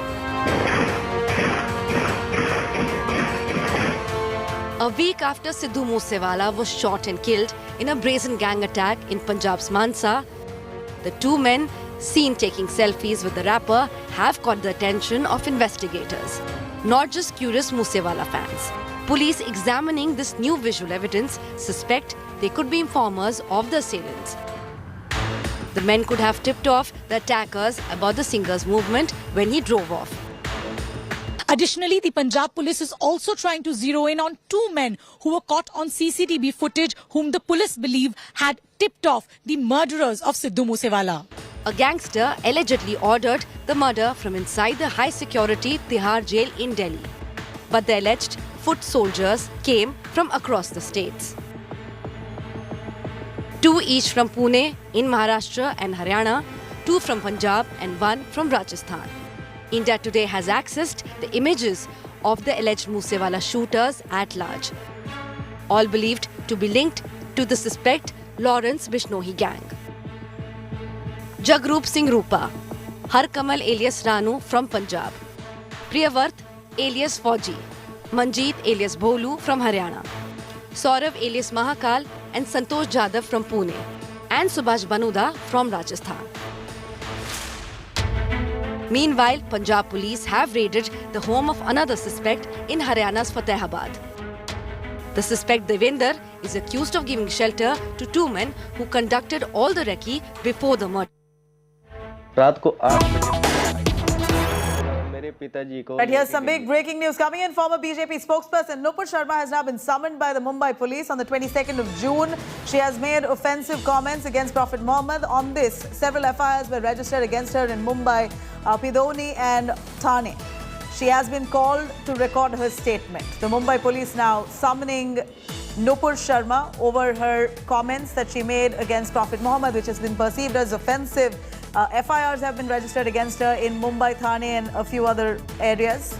On the 22nd of June, Nupur has been summoned by the Mumbai Police. She has been summoned to record her statement on the same. Remember, the Mumbai Police now working on the FIR that has been slapped against Nupur Sharma in Mumbai, Thane and a few other places. Nupur Sharma had made a derogatory comment on Prophet Muhammad. The huge backlash that erupted across the country. In fact, a communal riot-like situation broke out in Kanpur. A lot of criticism coming in from the Arab world on the remarks made by Nupur Sharma, which the BJP has now distanced itself from after suspending her. Now the Mumbai Police has jumped in, working on the FIR that's filed against Nupur Sharma in Mumbai, Fidoni and Thane. These are the areas where an FIR has been filed, and she's been summoned by the Mumbai Police. She's been asked to come on the 22nd of June to record her statement on this case. Let me cut across to Mustafa Sheikh joining us live for more on that.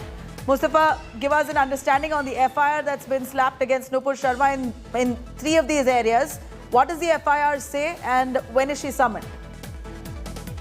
Well, there are a couple of FIRs which have been registered in Mumbai and adjoining areas of Thane. One of the case which has been registered in Thane district of Mumbai Police Station. She has been summoned in this particular case. The case pertains to hurting religious sentiments, inciting violence, because the words and the lines which were used by Nupur Sharma was something which Muslim community had taken offense to, and then these FIRs were registered. As we know that the party has already taken action against her, but the police, because they have registered an FIR, they have called her to record her statement, to ask her the situation in which these statements were made, what was the intentions, and other investigations are to be done in this FIR, and hence she has been summoned for 22nd of June. Back to you. Right, Mustafa, give us an understanding again, what are the charges leveled against her in the FIR? 3 of the FIRs separately filed in different districts. What does it really say? Well, as you have seen a lot of times when some public figure or some person of religious importance is, the offensive comments are made against them. There are a lot of FIRs which are registered, and there are a lot of FIRs which have been registered against Nupur Sharma all over the country. Especially in Mumbai and Maharashtra, there are 3 FIRs which have been registered against her, which pertains to the section of hurting religious sentiments, inciting violence, because the community had taken offense to what the comments she had made, and also there were a lot of protests which was seen, and it was seen as something which was, she was trying to incite violence or create a law and order issue, and hence the police had taken note of these issues and she'll be questioned on the same line. Back to you. Right. Mustafa, here is Nupur, who currently is in Delhi, we believe. She is right now in Delhi, but she's been summoned in Mumbai.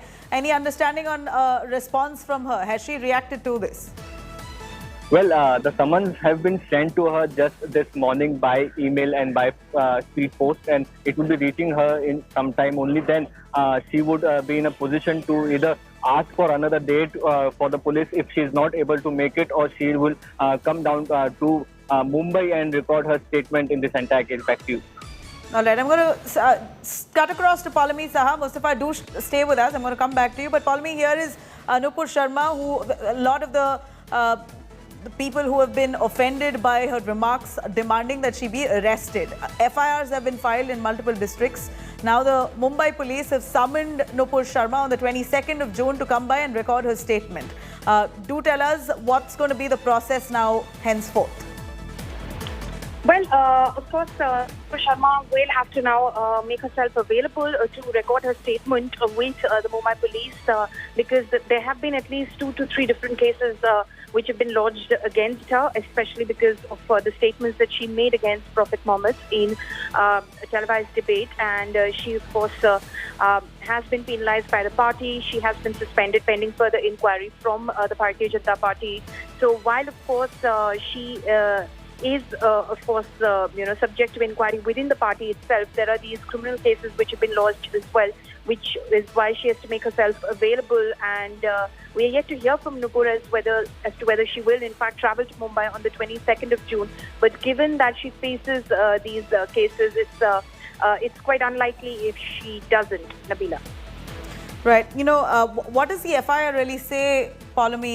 Give us an understanding on the multiple FIRs that have been registered against her.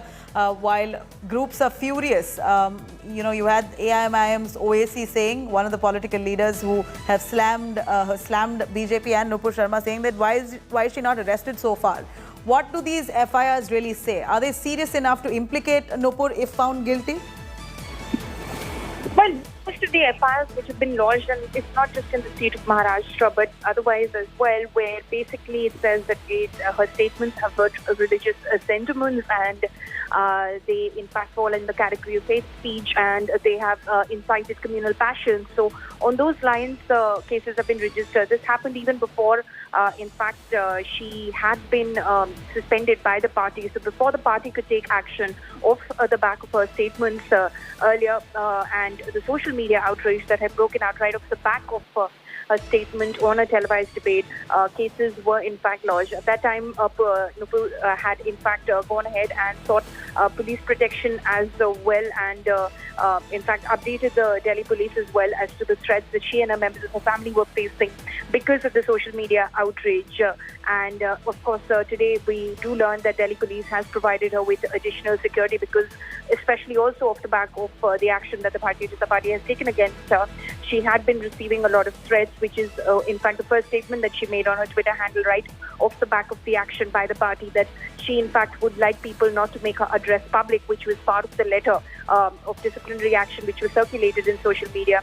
And she said that she would want her privacy and her family's security to be appreciated, and that is why she has of course been provided additional security at the moment. Palmi, do stay with us. I'm cutting across to Mustafa. Mustafa, here you have the the Delhi police in the meanwhile, who've stepped up security for Nupur owing to the kind of terror threats that she's received.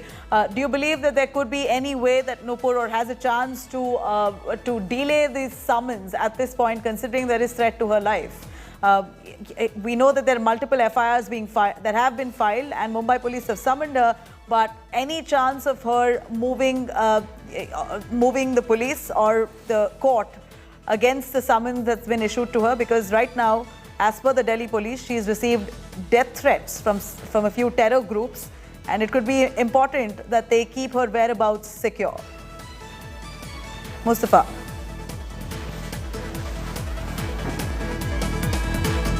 Mustafa, if you can hear me. All right, Palmi, if you heard my question, please do go on. Nabila, I would request you to repeat your question. I apologize. Point, like you did mention, the Delhi police have stepped up security for Nupur Sharma. At this point, even if there are FIRs filed against her in multiple districts, the Mumbai police probing this matter and acting on that FIR, they've summoned her on the 22nd of June, but the Delhi police claim that she's received death threats from a few terror groups. And therefore, do you think that there is a possibility that Nupur could reach out to court to try and delay the summons, or in fact skip it if possible? Because right now, considering the threat to her life, her movements should ideally be secure as per the Delhi police. We do not know whether what sort of forward movement this case in fact sees, because yes, we are yet to hear from Nupur Sharma as to whether she will in fact travel to Mumbai, or given the sort of security threat which she faces, and something that has been in fact looked into by the Delhi police, which is why they've provided her additional security. She tries to seek more time in order to make herself available to record her statement. So that remains to be seen. She, of course, she does practice law herself. So she will, of course, try to see if there is a possibility to try and, maybe delay this. But then again, it's something that we do not know as of now officially from her. The date is still a while away. It is on the 22nd of June, we believe, that when the Mumbai police has, in fact, summoned her for her to be able to record her statement in the cases that have been lodged against her. And it remains to be seen if indeed she will travel. So we're just waiting for word from Nupur Sharma or those close to her as to whether she will indeed travel to Mumbai to record her statement on 22nd June. Right. At this point, we see that Nupur Sharma has also received some death threats from terror groups, and Owing to that, the Delhi police have decided to step up her security. This on one hand. On the other, you have political outfits like the AIMIM demanding that she be arrested. Multiple FIRs filed against her in Mumbai, Thane and a few other areas, where the Mumbai police, acting on one of the FIRs, have summoned Nupur Sharma on the 22nd of June to come and record her statement. It remains to be seen how Nupur Sharma would handle this at this point. Thank you very much, Paulami and Mustafa, for joining us on this. Now, clearly we're seeing huge diplomatic fallout over Nupur Sharma's Prophet Muhammad comments. That continues. UAE becomes the latest country being added to the list to condemn the comments made by Sharma during a TV debate. Bahrain, Oman, Indonesia have also joined in the Islamic world, condemning the comments made by Nupur Sharma. Meanwhile, India has made it quite clear the views expressed by suspended BJP spokesperson are not shared by the government itself. Rejecting the statement of the OIC, India has called it unwarranted and narrow-minded. The Ministry of External Affairs has said that the OIC's comments divisive, reminding the international lobby that action has been taken against the individuals who made these offensive statements.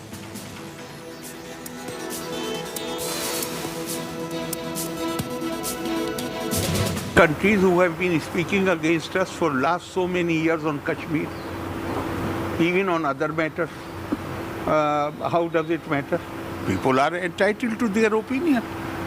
That is not important. We should not, India cannot bother about these small reactions. But we have to be careful about protecting our own tradition. And our own tradition is not tolerance, respect and acceptance for all traditions. Now, let me cut across to Akshata, explaining to us through a flowchart about the list of countries right now lecturing India over Nupur's comments. Now, there are several countries, Arab countries particularly, who've spoken out on this particular issue and condemned Nupur Sharma's comments. We're going to be putting out those details also for our viewers of the countries which have now issued statements. You have Turkey, Iran, Bahrain, Jordan, Libya. Some of these countries, like Iran, also went ahead and summoned the Indian envoy over the comments. Oman, UAE, Saudi Arabia, Qatar, another country that summoned the Indian ambassador over the comment made by Nupur Sharma. Maldives, Pakistan also, Shehbaz Sharif took to Twitter to in fact condemn the comments by Nupur Sharma. You had Indonesia also issuing a statement on this. Many of these countries, after condemning Nupur Sharma's comments, also came out to welcome the action taken by the BJP, the suspension of Nupur Sharma. The likes of Bahrain also came out with a statement. In fact, the latest country to in fact add to communications about Nupur Sharma's statement was the United Arab Emirates, who also came out to condemn Nupur Sharma's comments on the Prophet Muhammad. So you can see how many countries have spoken out, and India essentially has responded saying that this is not the government stand. This was a statement made by a spokesperson of a party who they referred to as fringe in their statement.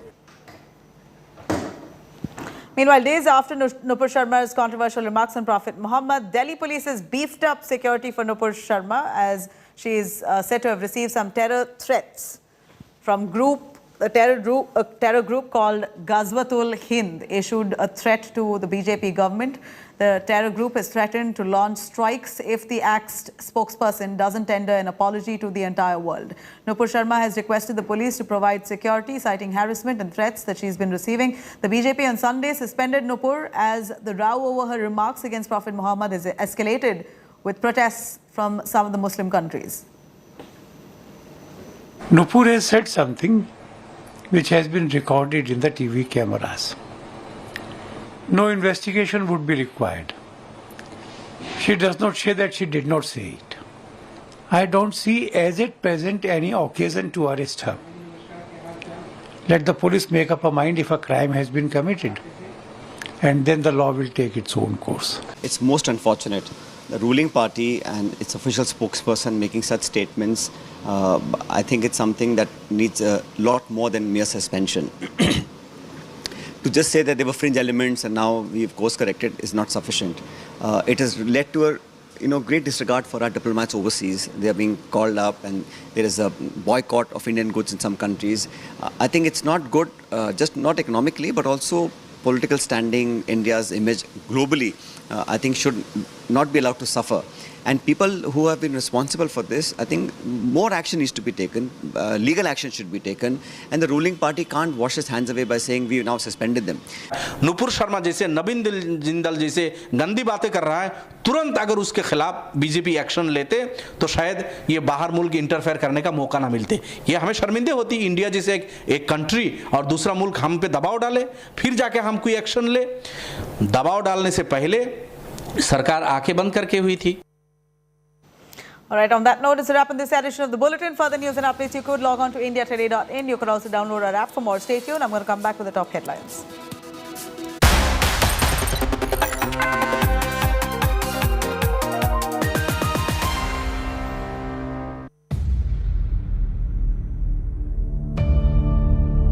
India's #1 political reporter defines what seems to be happening, vendetta politics. कोई दूध के से धुला हुआ नहीं है. Unmatched eye, unmatched experience. The world has changed. My black hair has become grey as well. And with unmatched passion for the story. Do not monopolize the conversation. When it's 100% news that matters. It's News Today with Rajdeep Sardesai. Monday to Friday, 9 p.m. Only on India Today TV.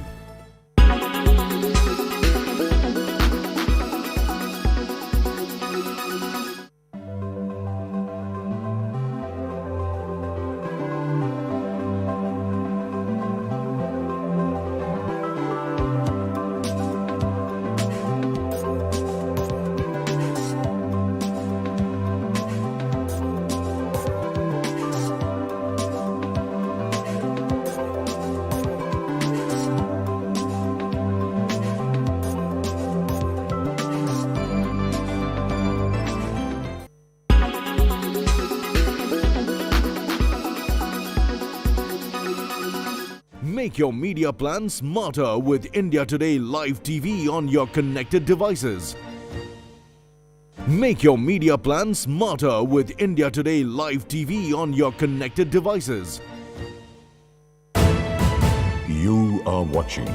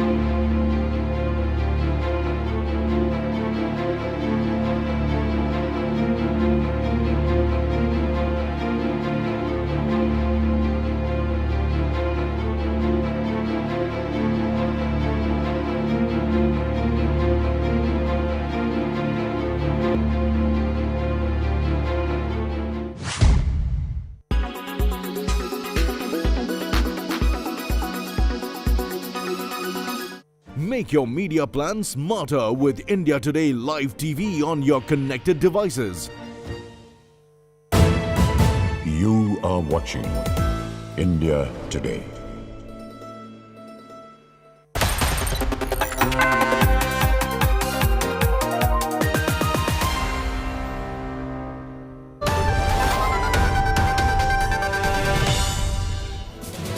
A very good afternoon. You're watching India Today with me, Nabila Jamal, taking you through the top news. First, the headlines. Suspended BJP spokesperson Nupur Sharma has now been summoned by the Maharashtra cops on June 22nd after 3 complaints against her. Nupur's security has now been beefed up post the terror attacks. 9 days after murder of Sidhu Musewala, Congress MP visits the family of the singer who fought last polls on a Congress ticket. Gangster Kekda, who tipped off killers after the selfie, has now been arrested. Gangster Lawrence Bishnoi denies any role in recent death threats to Salman Khan. The father Salim Khan, superstar, records a statement over the threat letter. Massive escalation in Karnataka as chaddi war escalates. Chief Minister Bommai now slams the Congress government and their chaddi burning campaign. Calls it a weak political stunt. Free Temple in Tamil Nadu campaign that gains momentum. Revered Temple Pontiff in Madurai levels sensational graft charges at the DMK government, pushes for dismantling of temple trust departments. And 9 days after the gang rape of minor in Hyderabad, the Owaisi MLA's nephew, who's been rape accused, still absconding. Powerful families tried negotiation with the survivor to sabotage this investigation. Former BJP spokesperson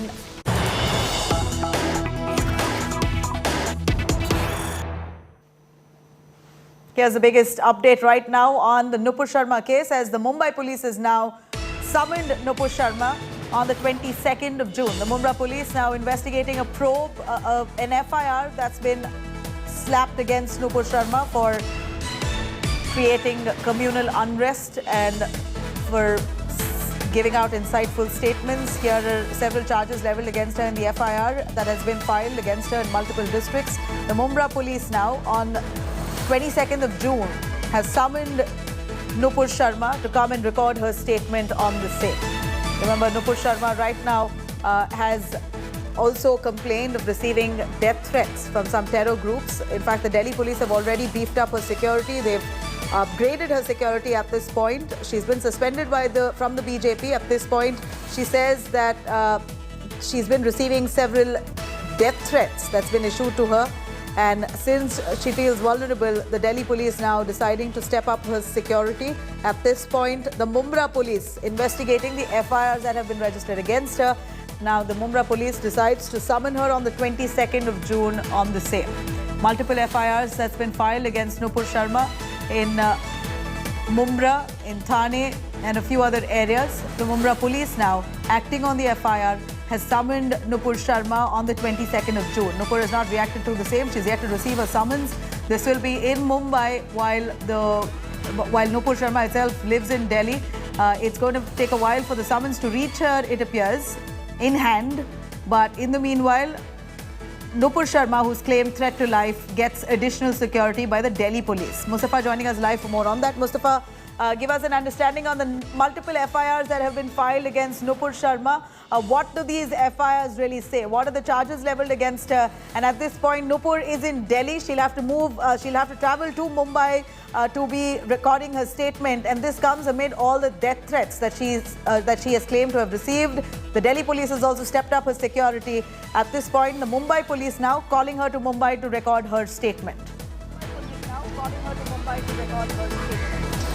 Yes, of course, Nabila, there was an uproar after her comments and multiple FIRs just in Maharashtra which have taken place. The Mumbai police which have summoned her, it comes under the Thane district, and the sections which have been applied in this particular case in which she has been summoned are of 153A, 153B, 295A, 298 and 505. 153A, 153B deals with the sedition. So these are serious charges and non-billable charges which have been put up against her. It's likely that Nupur Sharma may move court to secure a pre-arrest bail before coming and giving her statement, recording her statement in front of the Mumbai police. And Paidhuni police and other police stations have also registered an FIR against her. That remains to be a fact. So as you were saying, that security has been beefed up because there was an uproar in Mumbai.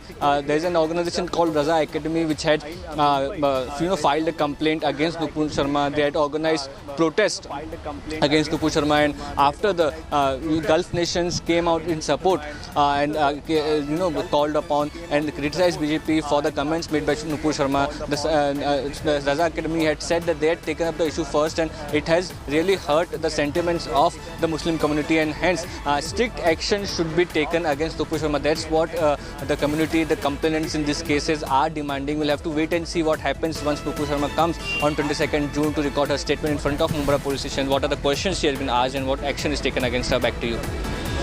Right, stay with us. I'm going to quickly cut across to Syed Noori, Raza Academy, Waris Patan, AIM and spokesperson there joining us on the phone line. Give us your sense at this point as the Maharashtra police summoning Nupur Sharma at a time when she claims to have received death threats from terrorist organizations. She's also been given additional security by the Delhi police. She now will be forced to travel to Mumbai to give her statement on the FIRs filed against her. Hello, is it question posed to me, madam? Right. Yes, that question was to you. Please go on, sir. Well, madam, first and foremost, let me make very clear that whatever the BJP's ex-spokesperson has stated about our Prophet Muhammad, peace be upon him, is highly condemnable, and no Muslim in the world, I'm talking about the world, would see that the Prophet Muhammad, peace be upon him, is insulted or such kind of words or derogatory statements are made against him. Secondly, since last 10-12 days, several FIRs have been registered against the BJP spokesperson, but no steps were taken to see that she's arrested. Only after the Middle East countries, like the Saudi Arabia, Qatar and everybody rose up, UN cry was made, the Modi government woke up and they suspended the BJP spokesperson. But still, we demand that mere suspension would not serve the purpose. She should be arrested immediately. Had she been arrested, we made so much, several times we requested the government, we raised the issues on every platform that she should be arrested, but it fall on deaf ears. Nobody arrested her, and because of it, our country has to face so much flack all over the world. 15 countries of the world today have called the ambassadors and they have said that you should apologize for the act conduct committed by the BJP spokesperson. So where have you leading for the country? But more surprising to me is that in Maharashtra there were several FIRs registered against the said Nupur Sharma. But in Maharashtra there is a Mahavikas Aghadi government, Shiv Sena, Congress, NCP together. Why did this government not take steps to see that she is arrested? Why was the government waiting for the Middle East countries and others to see that no, after UN backlash happens, then only they will arrest her? Why no summons were issued to her earlier? Why? But they waiting. Modi government accepted. They are against the Muslims. We know that BJP is totally against. But what about the so-called secular government in Maharashtra? I am asking them, what stopped them from arresting her till now? Had this kind of statement made by Waris Pathan or somebody from, they would have immediately arrested her. A single tweet on Sharad Pawar, madam, by a Marathi film actress. She was arrested. She was sent to jail. Still, she is languishing. More than 2 weeks she is in jail without bail. If she could be arrested, what prevented the Mahavikas Aghadi government to see that Nupur was arrested early? When the FIR was registered in Mumbai, in Paiduni police station, everywhere. The Raza Academy has also registered FIR against it. But we reiterate time and again that no insult would be tolerated on our Prophet Muhammad, peace be upon him, by any person in the country or anywhere in the world. We condemn, but we want her to be arrested. Mere suspension would not serve any purpose. But there's no questions. Why no questions being raised on similar lines? In Hyderabad also, we believe a complaint has been filed against Nupur Sharma. How come the Hyderabad government or the Telangana government there has not responded to that? Aren't you asking the same questions to them? Yes, we have filed FIR. Our party persons have gone there to the police station along with several people and they have lodged FIR against her. And I am hopeful that she will be arrested there as well. Now, first summons have been issued to her. Now, the second summons, the law will take its own course. But we want, again we reiterate that whosoever has insulted our Prophet Muhammad, peace be upon him, should be punished, should be arrested, should be sent to jail, and let the law take its own course. But we want her to be punished. See, whatever other person who has raised, I've given an example also. Merely on a tweet on Sharad Pawar, that girl was sentenced to jail. Nupur Sharma's justification to that was there were a lot of slurs spoken against the Shivling. There was so much mocking that happened over the Shivling found in Gyanvapi, which you and your party members have often claimed it to be a fountain, etc. So as per her claim, she says that the Hindu community has been offended time and again, and it was just in the spur of the moment that she spoke words that could have been derogatory, and she withdraws it unconditionally. Well, that were not the words spoken on the spur of the moment. That was deliberate statement made by her to insult our Prophet Muhammad, peace be upon him, and this is condemnable. We want justice to be done and she should be sent to jail. See, this matter is sub judice in the Honorable Supreme Court. The Supreme Court has directed the Varanasi Court to see to it whether there is a fawara or a shivling. That will be decided by the honorable court. We will wait so for when that. the matter is in court, you still have a lot of claims and counterclaims made. And she says that there was a lot of insult to the shivling. And therefore, why no action taken against those people who spoken ill about Hindu culture, Hindu religion and Hindu religious symbols, while what I've said has been blown out of proportion, even though I've apologized and I've withdrawn that statement. BJP also distances themselves from Nupur Sharma and the words she spoke. At this point, why no, why no action taken against those people who've commented on the shivling? That's the question she asks. If law should act, it should act with the same measure. When did she apologize? You know, she apologized when the BJP sacked her, suspended her from the party. When there was hue and cry all over the world that this kind of lady, she has insulted our Prophet Muhammad, peace be upon him, and there was from every quarter of the world, even when the Vice President was flying, the Qatar ambassador was summoned at Qatar, and he was said that these kind of things should not happen, and we will not tolerate any insult on our Prophet Muhammad, peace be upon him. After that backlash, she has taken back her word. This is an afterthought. Her intentions were very clear. Her intentions, a word spoken, had hurt the sentiments of billions of Muslims all over the world.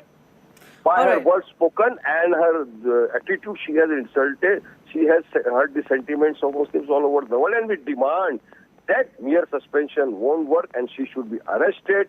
Wherever the FIRs are registered, let the law take its own course and she should be arrested for the FIRs which have been registered against her. Right. Thank you very much for joining us on that. I'm going to quickly cut across to Ratan Sharda, who's an RSS ideologue as well, joining us. Mr. Sharda, here is Nupur Sharma, who's received summons from the Mumbai Police acting on the FIR that's been filed against her in multiple districts. She's got to appear, record her statement on the 22nd of June, and this comes amid all the threats that she's received from terror groups, with the Delhi police now stepping up her security. How would you receive that news? See, first of all, I am just an RSS researcher. I am not an ideologue. So please correct that. Go on, Secondly, the AIMM guy talked about insult to Prophet Muhammad. I was in the debate. She just said what has been said umpteen times, their own ideologues, their own Maulvis, their own scholars, the fact of Prophet Muhammad's life. She did not any comment to that. She did not make any insulting remark. And the same people who are being trying to target her did not at even once criticize the people, their own people and others who were mocking Hindu gods with the worst kind of sexual slurs and whatnot. And none of these people spoke. So this one-sided outrage, this one-sided victimhood doesn't fit well. And when she said it, I think the idea of, this creating an idea of saying that she said something wrong and because of party pressure she has said it. But point is, the idea was to go to court and court decide, because courts decide on this, but everybody goes to court. But here these people talk of Sarpan se juda. The threat received are nearly 70,000 in 2-3 days. Did anybody speak up for her? No. So this freedom of expression is limited to one group of people. Constitution is limited to one group of people who can insult, who can abuse people, and who can then, cry blue butter even if you quote their own history which they themselves quote. The entire social media is full of this news. It is full of those images which have been seen by all. Hindus didn't say Sarpan se juda, went to courts. That is point one. Point two is Shiv Sena MPA government Maharashtra is known very well from Palghar Sadhu's cold-blooded killing to so many other legal issues. This government is more busy arresting social media activists and critics of the government rather than doing any real law job. For them to jump into this is, very ridiculous, because something happened in Delhi, case is limited to Delhi, and already some cases are running. This overzealousness to run after some vote banks and create more complications is hallmark. The case in Delhi is not limited to Delhi, sir. She's spoken on national television. So the outrage has happened all over. In fact, in Kanpur was where the communal riots broke out. FIRs have been registered across the country in multiple cities. And tomorrow, if Hindus were as active, they would have put 100 FIRs against Muhammad Zubair and many others to instigate the entire game. Much worse than said about Hindu gods and Hindu scriptures on the TV shows. I have been there for 8 years now. So let us be clear, either our sense of outrage has to be both ways, criticism has to be both ways, the sense of offense has to be both ways, it cannot cut one way. What has happened is unfortunate. The issue has been blown out of proportion, and by these very people who want India to get defamed, because I have seen a Maulana claiming that these disturbances help us reduce foreign investment in India. So is this the goal? And now, in that case, why is the BJP buckled? Do you believe the BJP is buckled under foreign pressure? Why did they not stand with Nupur Sharma if this was the case? I cannot respond for BJP. I am responding as a person. No, in your view, sir, in your view. I won't express view on this because right now the situation is such, it's better to calm down, sit down and reflect and let things calm down. I am not here to, create more fires and create more problems for Nupur Sharma or BJP. Enough problems which is instigated by these people have been after this kind of situation since 2014, and we have to take initiative to calm down the water. Right. Appreciate your time. Ratan Chadha, thank you very much. BJP now suspending Nupur Sharma, the spokesperson, after she gave out statements which has been perceived as derogatory to the large population of the Muslim community across the globe. The Arab world now condemning these statements by Nupur Sharma, who was the national spokesperson of the BJP. The BJP, of course, distancing itself, saying that this was a comment made by a fringe element. Let me quickly cut across to Arvind Sawant, who's a Shiv Sena MP, joining us on the phone line. Mr. Sawant, Nupur Sharma has been summoned to Mumbai on the 22nd of June to record her statement. Delhi police has stepped up security for Nupur Sharma because she has received death threats from terror organizations. Amid this, she will have to travel to Mumbai at this point. Do you think this is a step taken in the right direction by your government in Maharashtra? It's not my government or somebody. It is the complaint. See, you are making a derogatory statement. You are making a divisive statement. The entire Arabian world has taken a call. 57 countries have deplored it. And the worst part of it is that after that, BJP is taking cognizance of that. The statement made by Nupur is almost a week ago. And even then, the BJP's all leaders kept silent. And the moment when the Arabian countries took a cognizance, summoned our ambassador over there, cautioned him, and then the government has tried to deplore that and said that we have removed her from the post of the spokesperson of the party. Is it a way? Is it a way? Why the entire country, the day you have made a statement regarding the Kashmir file, I never ever expected it from the Honorable Prime Minister of India. What is that? We just watch Kashmir file. What is then? What to do after that? What you want? Do you want the unity should be maintained or not? The peace should be maintained or not? Why you are playing all these divisive politics? What is the reaction now? Kindly listen to my comments over there when I said that Purani Jakmo ko kharch kar khun bahana chahte ho kya? And that is what is happening right now. And that is deplorable. And the legal action is definitely a welcome idea. Right, Mr. Sawant, you had Nupur constantly justifying that she couldn't tolerate the kind of comments that were made against Shiva, against the Shivling. And after much of that rant, she spoke out of sheer anger. It was just in the spur of the moment. You have many people who mocked the Shivling, calling it a fountain, and said so many things about the Hindu culture and Hindu religion. They've not been brought to book with the same measure as she has. When she's saying it, when she is saying it in the entire Arabian country, have you ever thought of it? But by making such statements, the Indians who are there in, are the Shivling is going to protect them in the Arabian countries? Those who are there in the all Arabian countries working over there, who is going to protect them now? So you have to make, you have a right to opine on certain issues, but it doesn't mean it will create havoc in the country. It doesn't mean it will lead to a divisive politics. It doesn't mean it will disintegrate the unity of the country. You can't do that. You can't afford to do that, sir. Right. You know, there was the same question that was asked by Varis Patan, saying that a tweet was put out against NCP leader Sharad Pawar, and that lady was, she was arrested over that tweet. She didn't get bail for 2 weeks. Why there is a delay in arresting Nupur Sharma? She, like you said, made that comment almost a week ago, and yet so far no arrest. So how would you react to that? Shiv Sena acting quicker when it comes to the NCP, but here Nupur Sharma has made a comment, and yet a week later she's still out. No. We don't behave in a biased manner. We are always judicious about the issues. These are the people. We are giving opportunity to such people to take advantage of such things, They want to politicize the issue. The late, great father of India, Mahatma Gandhi said, spiritualize the politics. Please, for God's sake, let us try to spiritualize it. We are politicizing the spiritualism also. That is deplorable now.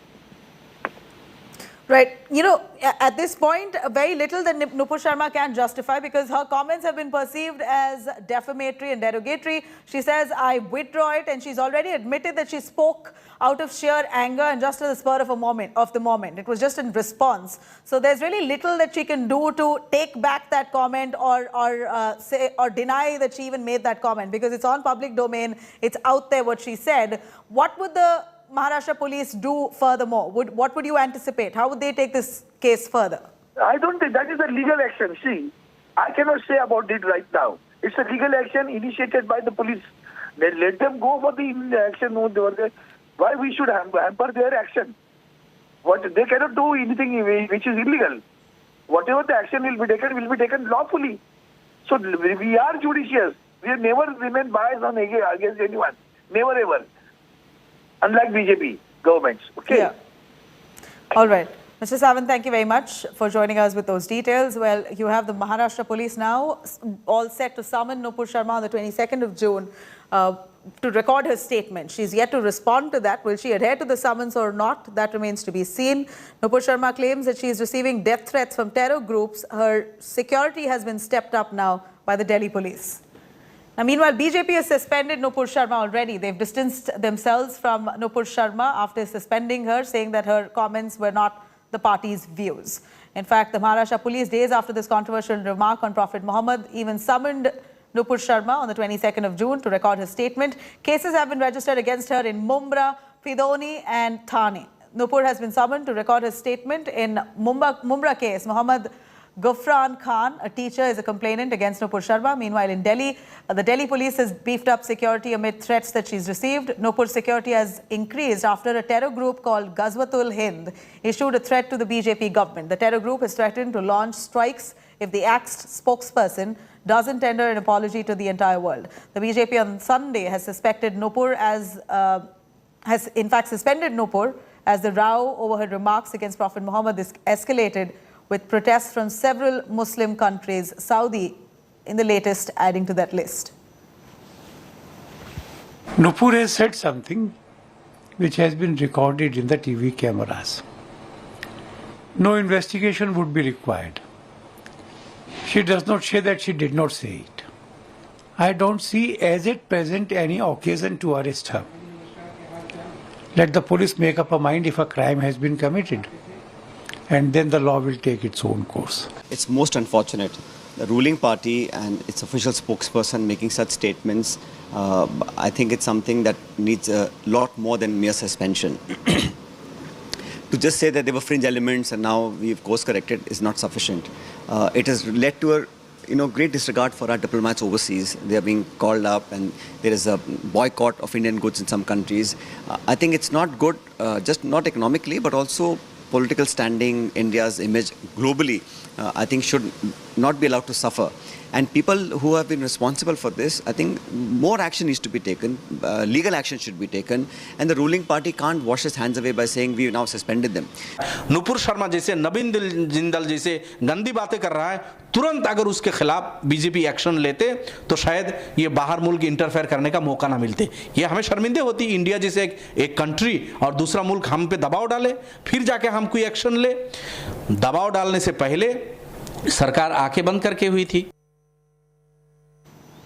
All right, let me cut across to Vishnu Jain, who's a petitioner on the Gyanvapi case. Vishnu Jain, thank you for speaking to us. Here is Nupur Sharma, who spoke in the spur of the moment. She claims that she was only defending all those comments that were coming against the shivling, mocking the shivling, etc. And that's why she said what she said in the heat of the moment. At this point, the police has summoned her, multiple FIRs filed against her. She's got to adhere to that summons. How would you look at this case panning out? I think it's more of a political vendetta rather than the legal process being followed. Because the point in issue is that if there are multiple FIRs in the country, then Nupur Sharma has a right to get all the FIRs clubbed together and be tried at one particular place. But before waiting for the process of law, before waiting for her to respond and reply, immediate legal actions are tried to be taken. And the question is that whether the FIR itself is maintainable within the purview of Section 153A of the IPC. Because if it's a hate speech, first it has to be decided.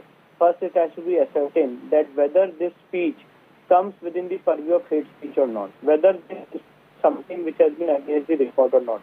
And until unless that has been adjudicated or decided, this kind of political vendetta and notice and summons being issued by various governments having different political agendas, I think it's a murder of rule of law. Everyone who is living in this country which is governed by democracy and rule of law must be given a fair chance to have his word, have a fair trial, and therefore Nupur Sharma has all the right to first decide that whether all the club cases which are in Telangana, Hyderabad, Mumbai, all have to be clubbed together. And before all this clubbing, immediate summons have been issued by a particular set of individuals. All right, Mr. Jain, thank you very much for joining us on those details. Here is Nupur Sharma, who's been summoned by the Mumbai Police. Now, she's going to be attending if she adheres to the summons, and she'll have to attend it on the 22nd of June, where she should be ideally recording her statement. But it remains to be seen how she responds to the summons issued by the Mumbai Police. On that note, I'm going to slip into a short break. On the other side, our entertainment special in the club, India Today, in conversation with actor Tabu on her latest role in Bhool Bhulaiya 2. Have a look.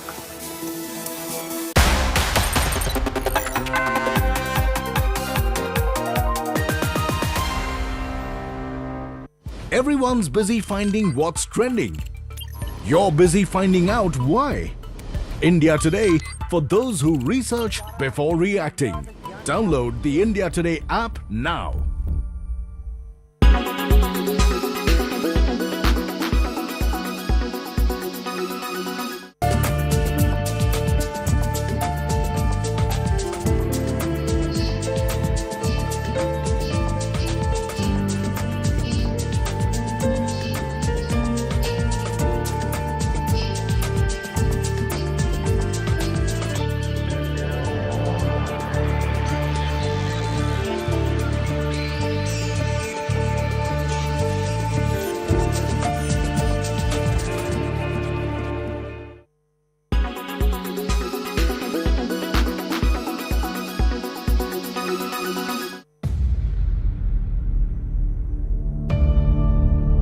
India's #1 political reporter. Defines what seems to be happening, vendetta politics. कोई दूध के से धुला हुआ नहीं है. Unmatched eye, unmatched experience. The world has changed.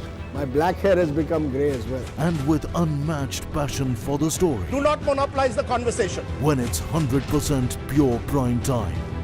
It's News Today with Rajdeep Sardesai. Monday to Friday, 9 p.m. Only on India Today TV. Make your media plan smarter with India Today Live TV on your connected devices. Make your media plan smarter with India Today Live TV on your connected devices.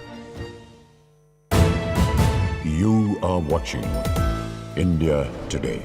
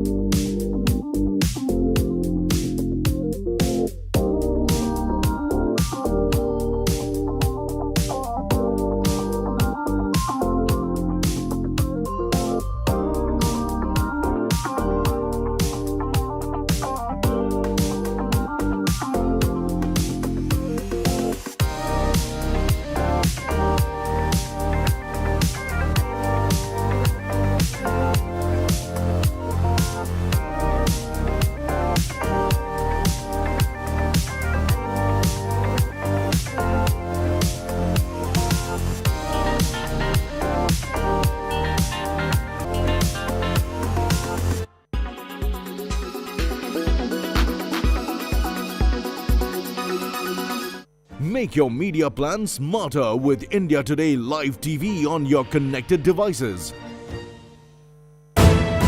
You are watching.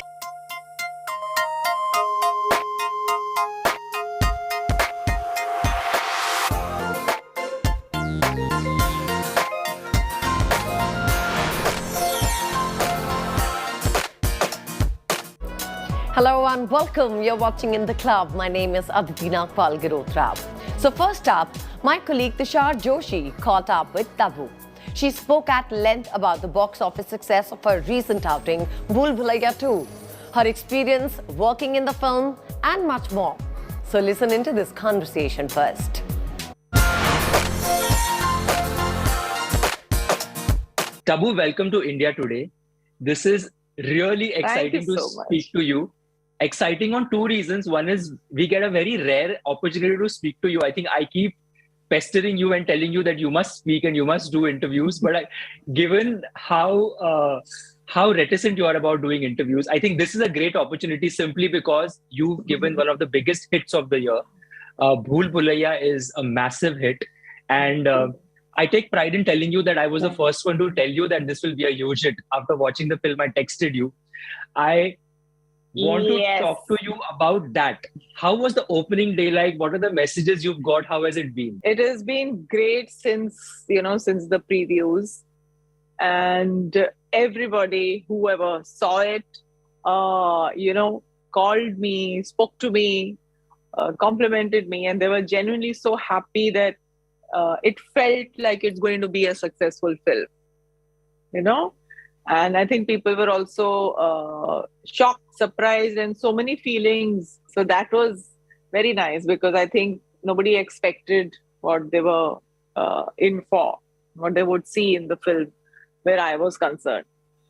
So it was like, win-win and full double jeopardy types happening. It was really, really nice. Yeah. It's so nice to receive those messages after the previews and people who really care for you and your well-wishers and, you've always made it a point whenever you've seen a film of mine and you've liked it and all that, you'll, reach out and all that. So it's nice to have that one circle of your, people who are connected to your work and happy about its success and all that. So it has been great. Yeah. Touch wood, really, really. Touchwood. I want to take you back in time and speak to you about the fact that you're very choosy about what you do. You're very selective about the kind of work that you choose to do. I'm guessing you get a lot of projects offered and maybe you end up saying no to a lot of them. What was it about Bhool Bhulaiya that made you say yes? First of all, I'm a huge fan of Anees Bazmi. Welcome is one of my lifetime favorites. Okay. And I've always wanted to work with him. I had never worked with him. And I really, really was hoping that, someday I get to work with him. And when he called, I was too excited that I got that call. And then when he told me roughly what the role is like, he said, "Aap achhi bhi hai, buri bhi hai." So I was like, okay, what is this? I was very, very curious. And then I was in Hyderabad that time. I came to Bombay and they narrated me the whole thing. And it was like, oh my God. This is a space that I want to inhabit and it will be so exciting. I knew it was going to be very challenging, but that was exactly the reason why I was so excited to do this, because it was a completely new world for me to explore. It was a completely new world to work in and to work with. I have not done horror and this kind of action and horror and this kind of space, which is a very tricky space. And I think only a director like Anees Bhai could, convincingly, bring it on screen. And I knew for me it would be something that I would learn and take away a lot from, just as an experience for an actor. Yes. No? It was really, really, and I'm so glad that he came to me with this film. And Farhad has written the script and he narrated the whole film to me. And I was like, oh my God. And he narrates with full sound effects and all that. So it was amazing, yeah, the chance to work with Anis bhai. And Anis bhai has made it just so, matlab, everything that I thought of and I expected when I was working with him and I was going to work with him, it was more than that, more than that. His energy and the way he manages the team and just the kind of experience he has, you can just, lie back and you know that he will manage it. Yeah. Right. And also, I mean, Manjulika is one of and my also it was all-time... my first double role, yeah. Actually, it was your first double role. I mean, you haven't done that space yet. There's a challenge to it. I want to speak to you about Manjulika. She's an iconic character, right? Everybody knows her. I want to speak to you a bit about the challenges involved. We saw you doing, I saw the reels basically where you're wearing the mask. You're shooting in that space. You also have that, you have that plastic mask in front of you and you're laughing with Anis bhai on set. It's not an easy thing to shoot in the middle of pandemic. Talk to me a bit about that experience. Yeah. Bhool Bhulaiyaa has made a really, really long journey on its own. And it's been a very, very challenging journey for the entire film and for everyone involved in the film. Because when the day we started the film in March 2020, hardly after 1 week of shoot, we had to come back to Bombay. Lockdown has happened and we went into a pandemic, lockdown and all of that. And we had the entire film to shoot and it is a big film. It's a big canvas. It requires going outdoors and it involves so many people, Yes. Graphics and motion control and all that.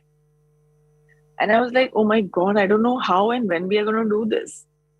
And then we started again in March 21 and Karthik and almost everyone on set got COVID except me. And then we had to stop. And then again, it was like, oh my God, how many more speed breakers are we going to get? And then we started in August last year. Yeah. And it felt like we are starting a new film. Because it was like 1.5 years after it was, it was supposed to start. But the thing is that we shot like 50 or 53 days, 47 in that one schedule and then bits and pieces. The actual shoot of Bhool Bhulaiyaa has actually happened from August last year. Okay. And then at a stretch we finished it. So the challenges and the obstacles were so many for our film. So, and that is why it feels, much more satisfying and rewarding when it's doing so well. You feel like, बहुत लंबी journey थी, बहुत challenges थे. And to shoot in the middle of a pandemic and have so many people on set and still try to, be safe and always keep praying कि यार मुझे COVID नहीं हो जाए. I don't want to be the reason why the schedule should stop. And किसी को नहीं हुआ. I mean, you don't want anybody to, be affected by that. But luckily, thankfully, everything went well and we didn't have any big impediments or nothing like that. So yeah, that was the challenge, first of all. Then the challenge was the action.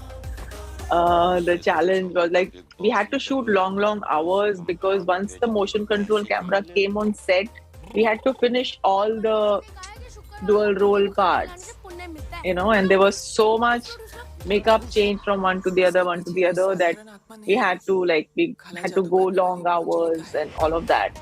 Physically, it was very challenging. It was very different. Yeah, challenges were many, but like I said, the atmosphere on set and Anis bhai's spirit, I give complete credit and kudos to him. I mean, at 3 in the morning, he has the same energy that he has at 9 in the morning, and he just made us pull it off. Yeah. And how many hours were you sitting in that chair for makeup and, all of that? Because that is a huge part. 3 hours. 20th December 2019, where we did the first look test. It was on Christmas Day, night. And Mehek Oberoi, who set the whole look for the film. We were like for hours and hours, Anis bhai's instructions, nahi, thoda aisa, and finally when we did the look test and all, he was so involved in every detail, and the whole look was created there. We had no clue that we had to create this look. I want to go back to Bhool Bhulaiya a bit before I take off from here and talk to you about how do you stay in, how for you, for example, when a film comes out, right? Box office numbers are a barometer. Then the personal messages you get through people who you consider to be your circle of trust, that matters. Then your peers, directors, actors who you look up to, their feedback matters. As an actor who's had such an eclectic body of work, versatile masala films that they say, mainstream films, different kind of films. Then there is this parallel cinema. All those terms are just adjectives. I think they don't hold any barometer.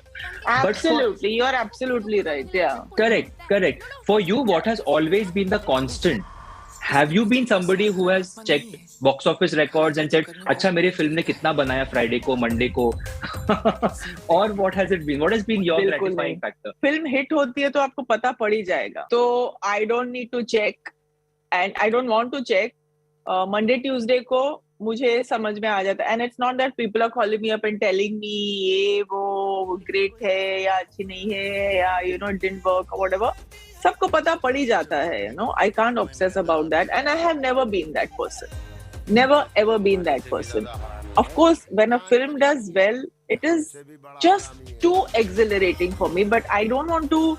I never attach expectations and hopes while I'm shooting for a film. I don't put that thing ke isko yaar hit honi chahiye, it should be a blockbuster, and that is never my intention, and that is never, because it's really not in my hands.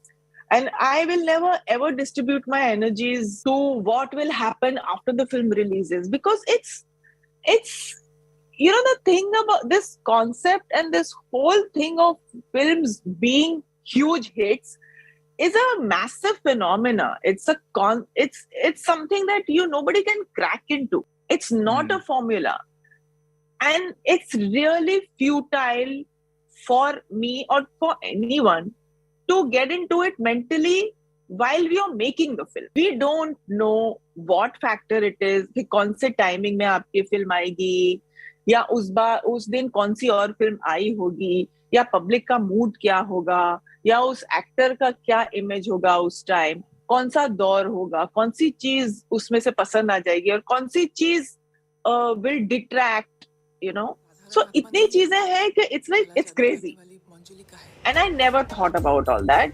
When a film is a hit, it's like you can feel it in yourself. After a film is successful and you're enjoying that whole high, you can literally feel it. And I'm sure everyone who goes through a successful film or a big success feels that.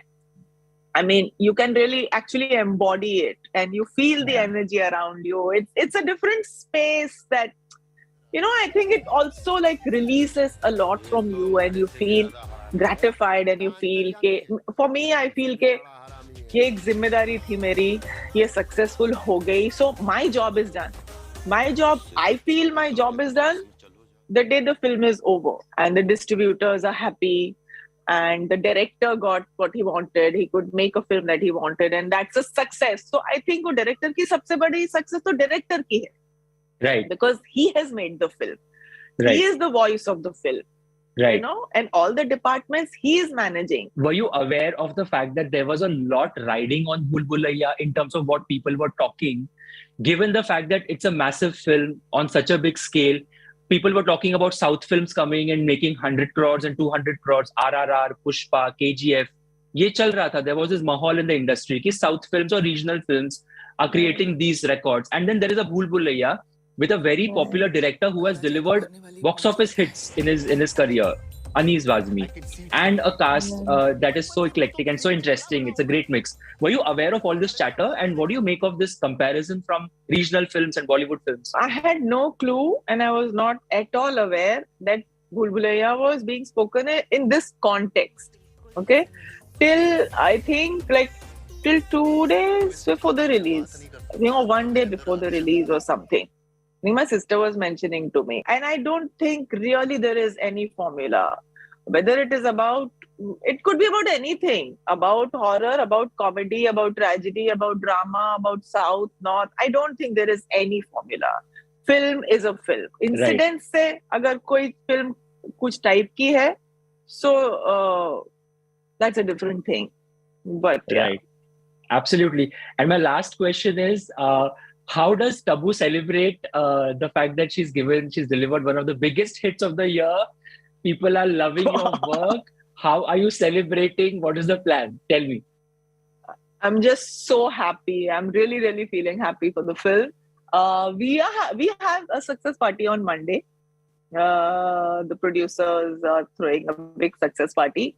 So I think for me, celebrating the success of a film is so incomplete without connecting to the people involved in the film. Like a lot of people say, you should celebrate the success of it. मतलब दूसरे फिल्मों के बारे में भी, and you should enjoy this and you should enjoy that. And I always wonder, how do you celebrate the success of a film? Like how does it feel? Like what are you supposed to do?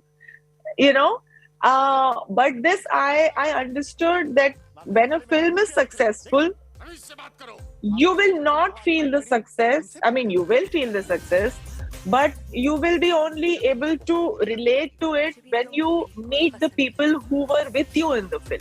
Right. आपने एक journey की है, okay, एक film में आप 1 साल 6 महीने 3 महीने 8 महीने whatever, स्पेशली भूगुलिया में तो हम लोग 3 साल का हमारा रिश्ता है, okay? जब आप एक फिल्म के साथ एक जर्नी करते हैं, that whole team becomes like your team, like you're taking the journey together. आपके झगड़े साथ होते हैं, आपकी प्यार साथ होता है. You have been through the whole, you've traveled with the film together. ये आप सारों का है, okay? And जब वो फिल्म सक्सेसफुल होती है, तो आप अकेले उस सक्सेस को, of course you will benefit out of the success and all that, but to complete the relationship with the success, you have to connect and meet the people who are part of that journey. And this I realize, and this I try to do, that when a film of mine is successful, I want to go and meet all the people and, just validate all that what we have been through in the journey of the film. Speak about it, reconnect, talk, ये वो, क्योंकि ये हमारी success है, हम सबकी success है, So you have to share it with the people that you have worked with. So then I think that's the time it gets complete, and then your relationship with the film is complete at that time. I mean, it's a good way to do it, I feel. I mean, that's not the only way, but I feel that's a fantastic way to do it. Yeah. Listen, so you have more than one reason to celebrate. I think you should just enjoy this moment. I'm so happy for you, Tabu. I'm so happy.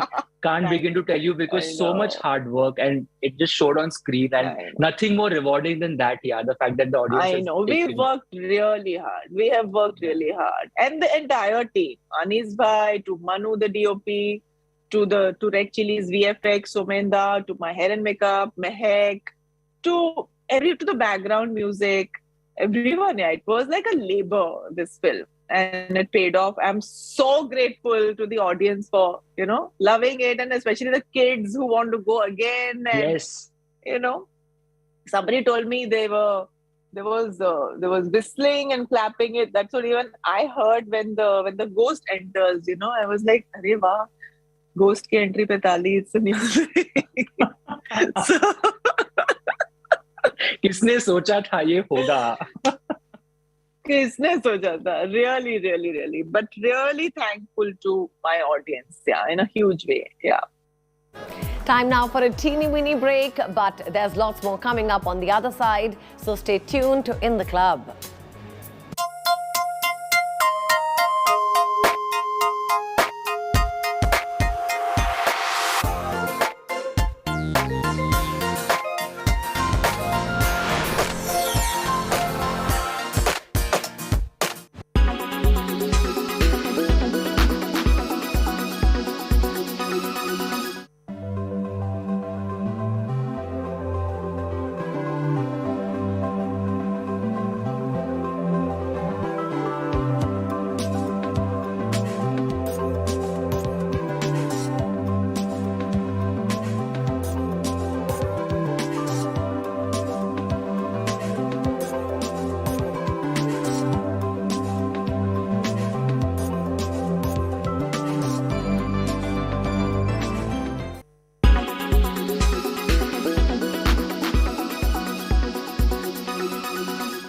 Make your media plan smarter with India Today Live TV on your connected devices.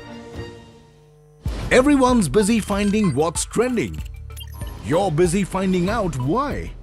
India Today, for those who research before reacting. Download the India Today app now.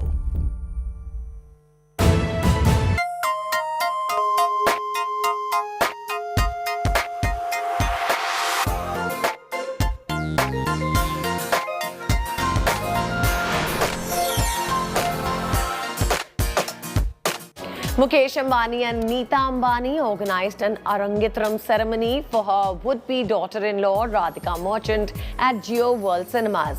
The event was graced by who's who from the industry, including Salman Khan and Amir Khan. Here's the complete story. A super lavish ceremony, a star-studded event, and a charming classical dance by none other than soon-to-be Choti Bahu of the Ambanis, Radhika Merchant. Business tycoon and the richest man in the country, Mukesh Ambani, and his wife Neeta held a lavish Arangetram ceremony at the Geo World Centre in Mumbai. 24-year-old Radhika Merchant, who had been training in classical dancing for 8 years, got engaged to Anant Ambani reportedly in 2019. The Arangetram was her debut on stage in Bharatnatyam. The event was attended by several top industrialists, business honchos and Bollywood celebrities including Salman Khan, Amir Khan and Ranveer Singh. Maharashtra Minister Aditya Thackeray attended the event with mother Rashmi and brother Tejas. The other known faces at the event were former Indian cricketer Zaheer Khan and his wife and actor Sagarika Ghatke. Bureau Report, India Today.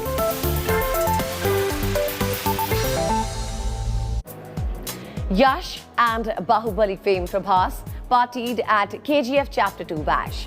Filmmaker Sujoy Ghosh, on the other hand, shared an on-set picture of Kareena Kapoor Khan with her son Jay. This and much more, all that's trending in Tinseltown in this segment.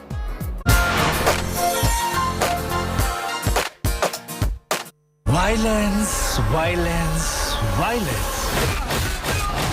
I don't like it. Prashant Neel and Yash's KGF Chapter 2 has shattered all the box office records since the day it hit cinemas on April 14th. And till date, is running successfully in selected areas. I can't avoid.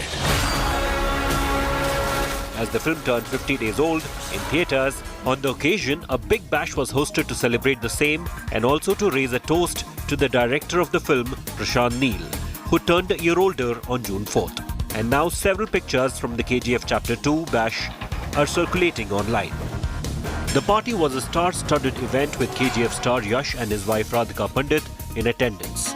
To appreciate Yash and the film, Bahubali fame Prabhas, who has this upcoming project Salar with Prashant Neel, also flew all the way from Hyderabad to attend the bash in Bengaluru. A cake-cutting video of Prashant Neel from their celebration is also going viral on the internet, which has Yash and Prabhas accompanying him.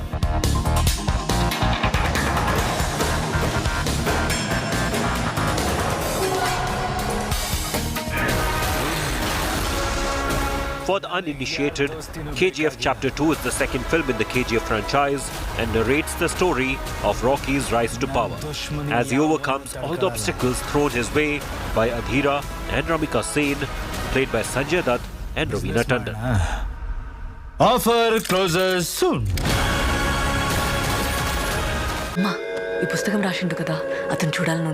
The trailer of Rana Daggubatti and Sai Pallavi's upcoming film, Virat Parvam, is out. Directed by Venu Udgula, the film is set against the backdrop of the Naxal movement in Telangana in the 1990s, with Rana, Priyamani and Naveen Chandra playing Naxalites, while Sai Pallavi plays Rana Daggubatti's romantic interest in the film.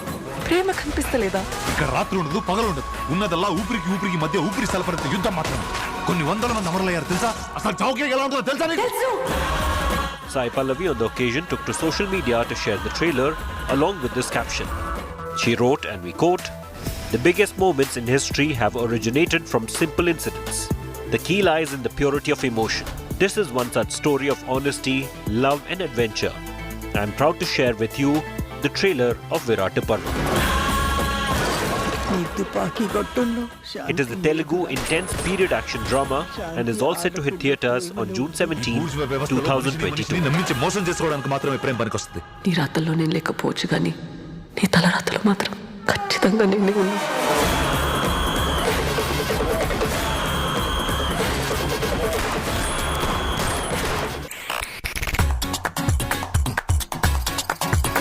Kareena Kapoor Khan, who has been currently busy shooting for her OTT debut with Sujoy Ghosh's film Devotion of Suspect X, makes sure to spend time with her younger son, Jay Ali Khan. Recently, Jay was spotted with his mom Kareena on the set of her upcoming film. Director Sujoy Ghosh captured the mother's and moments on sets as he took to social media to share this adorable picture. Ghosh also called Jay a superstar in the caption. For the unversed, Devotion of Suspect X is an adaptation of a Japanese novel of the same name, which was authored by Kigo Hagashino. Apart from Kareena, the film also features Jaideep Ahlawat and Vijay Verma in key roles. Meanwhile, Kareena will also be sharing screen space with Amir Khan in his much-anticipated film Lal Singh Chaddha, the trailer of which was unveiled recently during the final match of this year's IPL. तुम मुझे बहुत अच्छे लगते हो लाल, लेकिन हमारा कुछ नहीं हो सकता. And that's all we could pack in the show today. But till next time, thank you for watching and goodbye.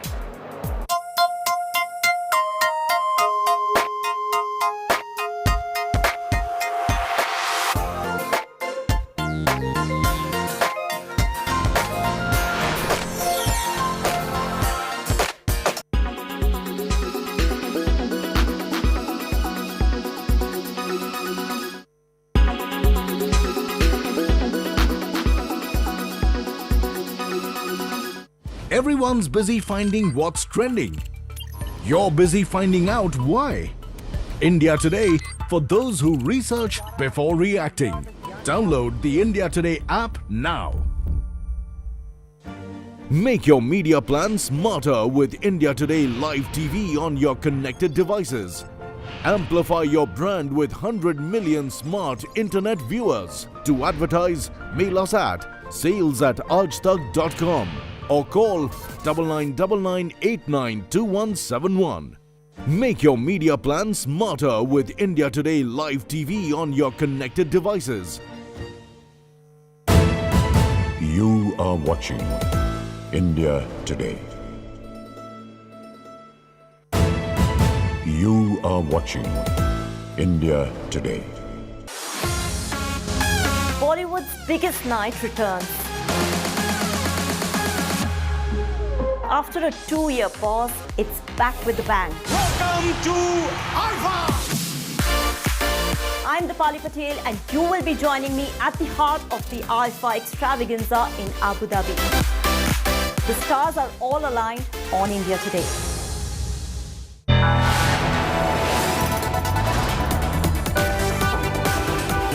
You are watching India Today.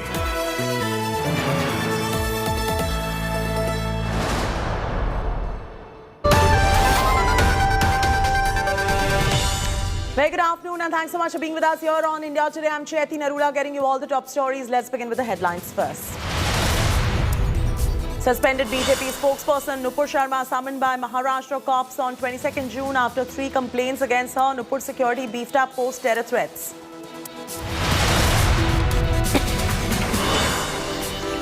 Nine days after murder of Sidhu Musewala, Congress MP visits family of the singer who fought last polls on Congress ticket. Gangster Kekda, who tipped if killers after selfie, arrested.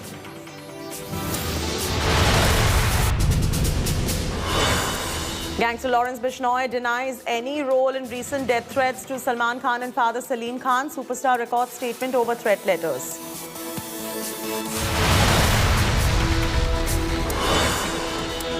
Massive escalation in Karnataka, chaddi war.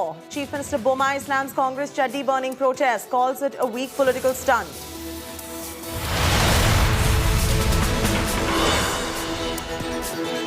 Free Tamil Nadu Temple campaign gains momentum. Revered Temple Pontiff in Madurai rebels sensational graft charge at DMK government. Pushes for dismantling of Temple Trust Department.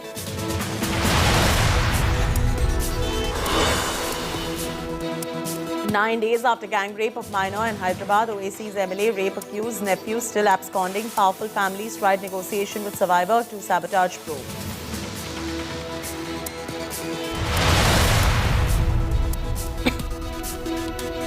To our top story this afternoon, BJP suspended spokesperson Nupur Sharma has now been summoned by Maharashtra Police days after controversial remarks on Prophet Muhammad. She's been summoned by Mumbai Police on 22nd of June. As cases have been registered against her in Mumbai, Paidhoni and Thane. Nupur has been summoned to record her statement. In Mumbai case, Mohammad Gufran Khan, a teacher, is complainant against Nupur Sharma. Meanwhile, Delhi police has beefed up her security amidst alleged threats. Nupur's security was increased after terror group Ghazwatul Hind issued a threat to the BJP government. The terror group has threatened to launch strikes if the ACT spokesperson does not tender apology to the entire world. The BJP on Sunday suspended Nupur as the row over her remarks against Prophet Muhammad escalated with protests from some Muslim countries. It's not my government or somebody. It is the complaint. See, you are making a derogatory statement. You are making a divisive statement. The entire Arabian world has taken a call. 57 countries have deplored it.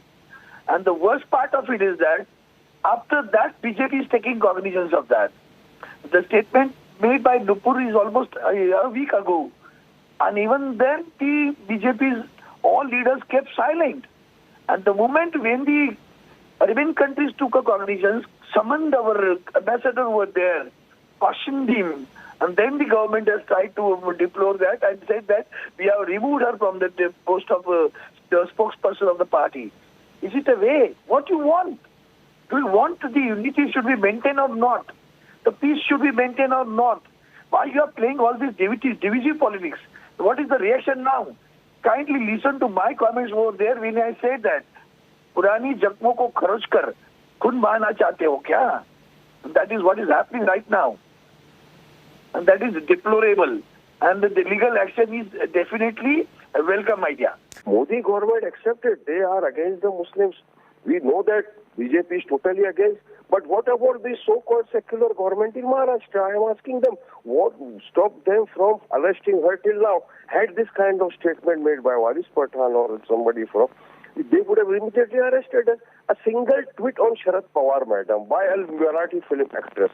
She was arrested. She was sent to jail. Still, she is languishing. More than 2 weeks she is in jail without bail. If she could be arrested, what prevented the Mahavikas Aghadi government to see that Nupur was arrested early when the FIR was registered in Mumbai, in Paidhuni police station, everywhere?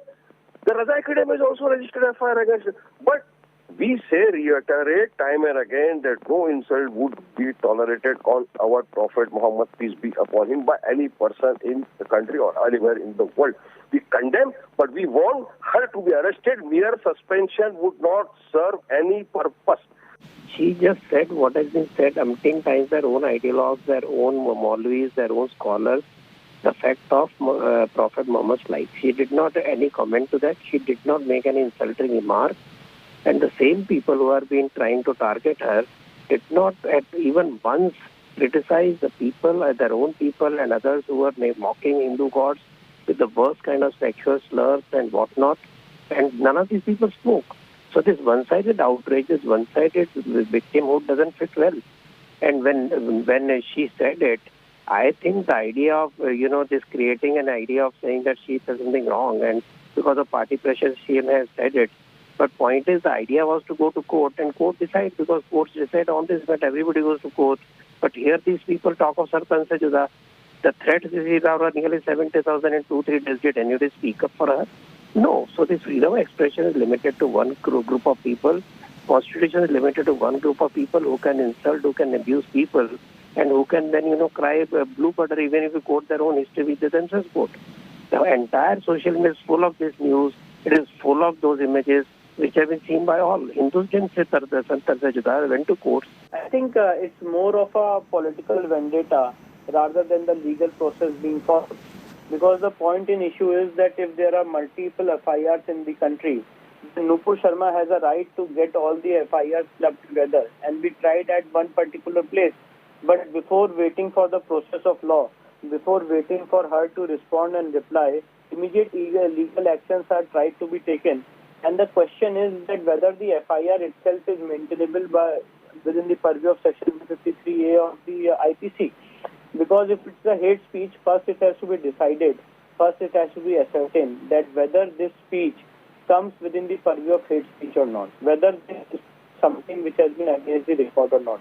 And until unless that has been adjudicated or decided, this kind of political vendetta and notice and summons being issued by various governments having different political agendas, I think it's a murder of rule of law.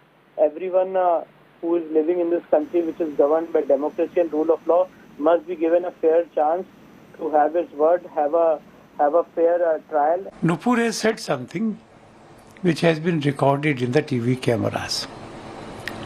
No investigation would be required. She does not say that she did not say it. I don't see as at present any occasion to arrest her. Let the police make up a mind if a crime has been committed, and then the law will take its own course. It's most unfortunate. The ruling party and its official spokesperson making such statements, I think it's something that needs a lot more than mere suspension. To just say that there were fringe elements and now we've course corrected is not sufficient. It has led to a great disregard for our diplomats overseas. They are being called up and there is a boycott of Indian goods in some countries. I think it's not good, just not economically, but also political standing, India's image globally, I think should not be allowed to suffer. And people who have been responsible for this, I think more action needs to be taken, legal action should be taken, and the ruling party can't wash its hands away by saying we now suspended them. Nupur Sharma जैसे नवीन जिंदल जैसे गंदी बातें कर रहा है, तुरंत अगर उसके खिलाफ बीजेपी एक्शन लेते तो शायद ये बाहर मुल्क इंटरफेयर करने का मौका ना मिलते। ये हमें शर्मिंदे होती, इंडिया जैसे एक कंट्री और दूसरा मुल्क हम पे दबाव डाले, फिर जाके हम कोई एक्शन ले। दबाव डालने से पहले सरकार आंखें बंद करके हुई थी। The diplomatic fallout over Nupur Sharma's Prophet Muhammad comments continues. UAE becomes the latest country to condemn the comments made by Sharma during a TV debate. Bahrain, Oman and Indonesia also joined the Islamic world in condemning the comments. Meanwhile, India has made it clear the views expressed by suspended BJP spokesperson are not shared by the government. Rejecting the statement of OIC, India has called it unwarranted and narrow-minded. Ministry of External Affairs said that the OIC's comments are divisive, reminding the international lobby that action has been taken against the individuals who made the offensive statements. Countries who have been speaking against us for last so many years on Kashmir, even on other matters, how does it matter? People are entitled to their opinion. That is not important. We should not, India cannot bother about these small reactions. But we have to be careful about protecting our own tradition. And our own tradition is not tolerance, respect and acceptance for all traditions. Gopal is now joining us, explaining us through the flowchart about countries lecturing India over Nupur Sharma's comments. Take a look. Now, there are several countries, the Arab countries particularly, who've spoken out on this particular issue and condemned Nupur Sharma's comments. We're going to be putting out those details also for our viewers of the countries which have now issued statements. You have Turkey, Iran, Bahrain, Jordan, Libya. Some of these countries, like Iran, also went ahead and summoned the Indian envoy over the comments. Oman, UAE, Saudi Arabia, Qatar, another country that summoned the Indian ambassador over the comment made by Nupur Sharma. Maldives, Pakistan also, Shehbaz Sharif took to Twitter to in fact condemn the comments by Nupur Sharma. You had Indonesia also issuing a statement on this. Many of these countries, after condemning Nupur Sharma's comments, also came out to welcome the action taken by the BJP, the suspension of Nupur Sharma. The likes of Bahrain also came out with a statement. In fact, the latest country to in fact add to communications about Nupur Sharma's statement was the United Arab Emirates, who also came out to condemn Nupur Sharma's comments on the Prophet Muhammad. So you can see how many countries have spoken out, and India essentially has responded saying that this is not the government stand. This was a statement made by a spokesperson of a party who they referred to as fringe even in their statement.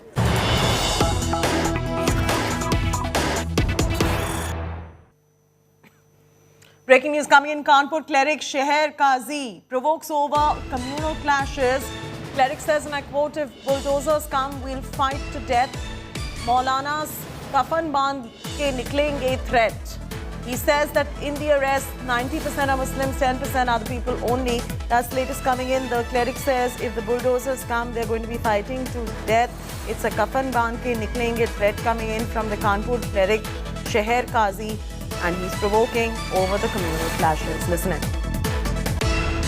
अगर इस तरह की कोई कदम उठाए गए तो फिर sir पे कफन बांध के लोग निकल भी आएंगे मैदान में. ज़्यादा दिन इंतजार नहीं कर पाएंगे. अब ज़्यादती की इंतहा, सब्र का इंतहा हो रही है. अगर मतलब होना है तो फिर ठीक है. वो हम कानून को तो तोड़ते नहीं ना, कानून को भी तोड़ा हमने, लेकिन ये तो हमें हक है कि ठीक है भाई हम मरने के लिए निकले आ रहे मानो, सर पे कफन बांध के निकल पड़ेंगे फिर. Well, that's the latest coming in at the moment. We'll continue getting you more political reactions as we go along the way and have our reporter bring you up to speed with the very latest developments on this particular comment that has been made by the Maulana in Kanpur right there, provoking over the communal clashes.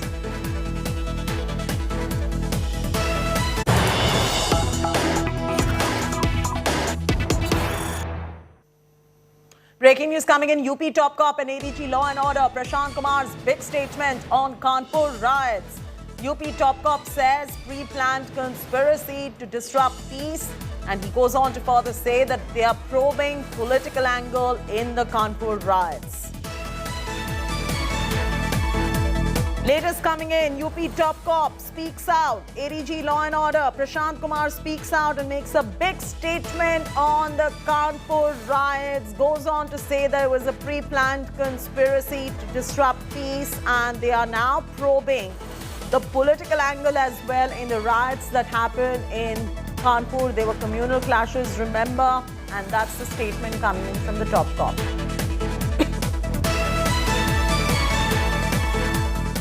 A day after cops released images of all the accused in the Kanpur riots, many have now surrendered. 50 people have now been arrested in the case, and the district magistrate speaking to India Today confirmed that after posters were put up identifying all the accused, many of them have surrendered before the cops. Authorities also confirmed that the PFI role in the violence is being looked at and investigated. India Today also spoke to one of the accused, a printing press owner who is accused of printing posters for the market shutdown before the violence. On Friday, Kanpur was on the boil amidst riots over now suspended BJP spokesperson Nupur Sharma's remarks on Prophet Muhammad. The alleged mastermind, Zafar Hayat Hashmi, behind the violence has now been held along with at least 38 others. WhatsApp chats of Zafar Hayat Hashmi that allegedly point to elaborate planning for the protests have also surfaced. Shankar ji, आपके यहाँ पे poster छापे गए जो बंद बुलाए 20 poster आया था आपसे बोलने के लिए कि यहाँ पे वही बताया गया. वो नाम जो अभी लिया जा रहा, क्या नाम? हाशमी जी. क्या बोला था उन्होंने आपसे? उन्होंने 20 पोस्टर छाप दो, तो 20 स्टिकर छाप दो. स्टिकर हमने छाप दिए थे. कुछ उन्होंने आपसे बातचीत करी? नहीं, कोई नहीं. आपको पता था कि आप किस चीज़ के लिए छाप रहे हैं वहाँ पे पोस्टर जो है? नहीं, असल में रात का टाइम था 9:30 का, हम भी निकलने वाले थे घर, तो जो ऑपरेटर था उसने छाप दिया. आपके से उठाने आई थी? कितने लोग उठाने आए थे? क्या बोला पुलिस ने? नहीं, हम खुद ही थाने पहुंच गए थे. खुद ही थाने आए? पुलिस से आपने क्या अपनी बात रखी? हमने वही बताया, बस ये बात हुई. कर लगे ठीक है. यहाँ पे अरेस्ट कर लिया गया, थोड़ी देर में पेश भी करा जाएगा. क्या आप मानते हैं कि आपका इसमें रोल था? कि आपको कैसे देखते हैं इस पूरी चीज़ को? नहीं, वो तो गलत है ही है मेरे हिसाब से. पुलिस को बताने की कोशिश करी आप? नहीं, वही तो गलत मान रही है पुलिस. हाँ, पुलिस मान रही। ये जो हालात हुए विगत 3 दिवस पहले, इसमें बहुत ही एक अच्छी स्ट्रैटेजी के तहत हम लोगों ने कार्रवाई की, पुलिस प्रशासन ने, और वहाँ पहुंचकर मौजूदा जो स्थितियाँ थी उन पर कंट्रोल किया, और अभी जो स्थितियाँ हैं वो सामान्य हो गई हैं, नॉर्मैलिटी रिस्टोर हो गई है। जो पुलिस और प्रशासन की कार्रवाइयाँ पैरेलली चल रही हैं, ख़ासतौर पे पुलिसिंग की मैं बात करूँ तो 50 people have been arrested so far, and इसमें लगातार जो है सर्च ऑपरेशंस जारी हैं। That is a matter of investigation, and investigation में जो चीज़ें निकल के आएंगी उन पर ही कार्रवाई हो रही है। तो एक लाइन ऑफ एक्शन उस तरफ भी है, बट स्टिल अंडर इन्वेस्टिगेशन, तो मेरा बहुत इस पर कमेंट नहीं हो पाएगा। 50 लोगों की गिरफ्तारी हो चुकी है और SIT जांच कर रही है। जांच के क्रम में पहचान के द्वारा जो लोग इसमें इन्वॉल्व थे उनकी गिरफ्तारी का क्रम जारी रहेगा। हम ये इंश्योर कर रहे हैं कि किसी भी निर्दोष को किसी भी तरीके से कोई परेशानी ना हो, और अगर कोई निर्दोष पूछताछ के क्रम में आ सकता है पूछताछ के क्रम में, तो हम उसको 360 डिग्री केयरफुली एग्जामिन करके ये सुनिश्चित कर रहे हैं कि उसे गिरफ्तार न किया जाए। On Friday, Kanpur was on the boil amidst riots over BJP spokesperson's remarks on Prophet Muhammad. The alleged mastermind, Zafar Hayat Hashmi, behind the violence has been held, along with at least 38 others. WhatsApp chats of Zafar Hayat Hashmi that allegedly point to elaborate planning for the protests have also surfaced. Here is an entire report coming in.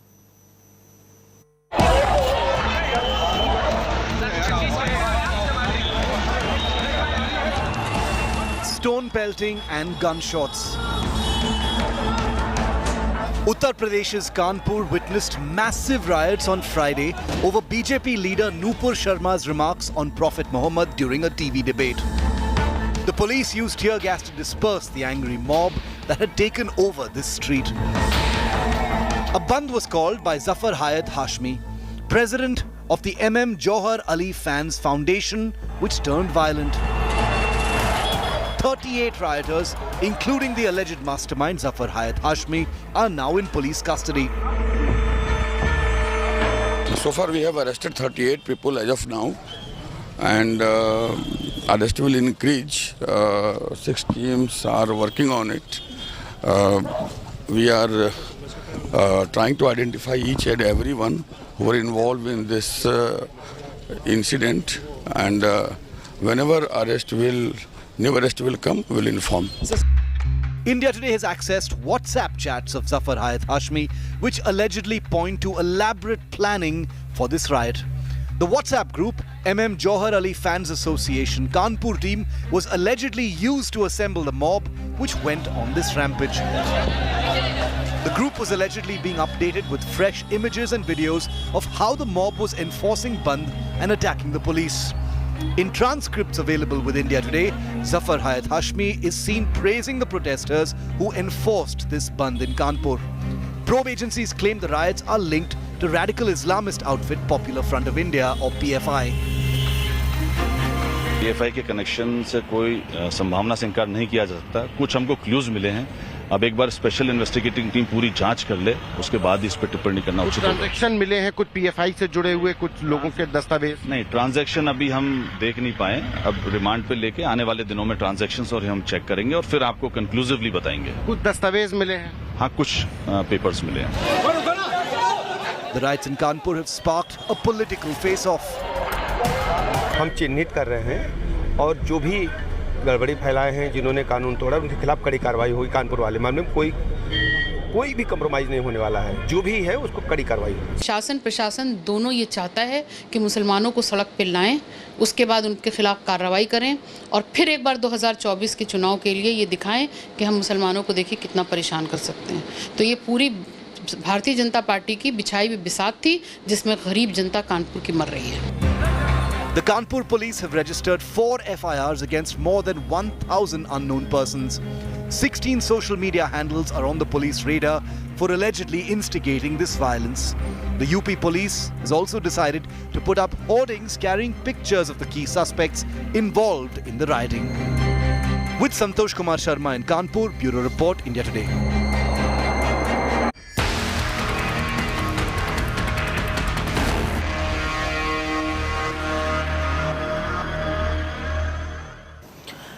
Congress MP Rahul Gandhi met Sidhu Musewala's parents days after singer's brutal killing. Musewala's parents were inconsolable as Rahul Gandhi met them at their house in Punjab's Mansa. This is the first time that Gandhi met the grieving family at their ancestral home more than a week after the 28-year-old singer died. Musewala had joined the Congress just months before the state elections in Punjab. Musewala was shot dead in Punjab's Mansa district on 29th of May, day after his security was curtailed by the Mann government.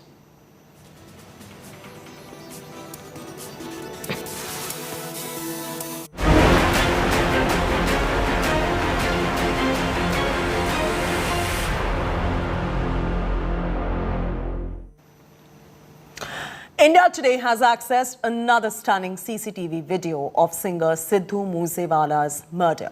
In the video, killers can be seen at petrol pump fleeing in an Alto car right after the singer's brutal murder. Killers ditched their Bolero car and fled into an Alto after killing Musewala. Yesterday, in another exclusive video, India today accessed informer Kekra's CCTV who tipped off the killers after taking selfies with Sidhu Musewala minutes before the 28-year-old singer was killed. Musewala was shot dead in Punjab's Mansa district on 29th of May. The Canada-based gangster Goldie Brar and jailed gangster Lawrence Bishnoi have claimed responsibility for singer's brutal murder. So that's the latest coming in. We're getting you all the details. We have accessed this stunning CCTV video of Musewala's murder. Let's bring you that video. There you go. The video is on your screens right now. And take a closer look at this video, viewers. We're playing this out again for your benefit. The killers can be seen at the petrol pump, fleeing in an Alto car, right after the brutal murder of Sidhu Musewala. They ended up ditching the Bolero car and fled in an Alto after killing Musewala. In fact, yesterday, we here at India Today put out another exclusive video that we accessed. The informer Kekra's CCTV who tipped off the killers after going ahead and taking selfies with Sidhu Musewala just minutes before the 28-year-old singer was killed.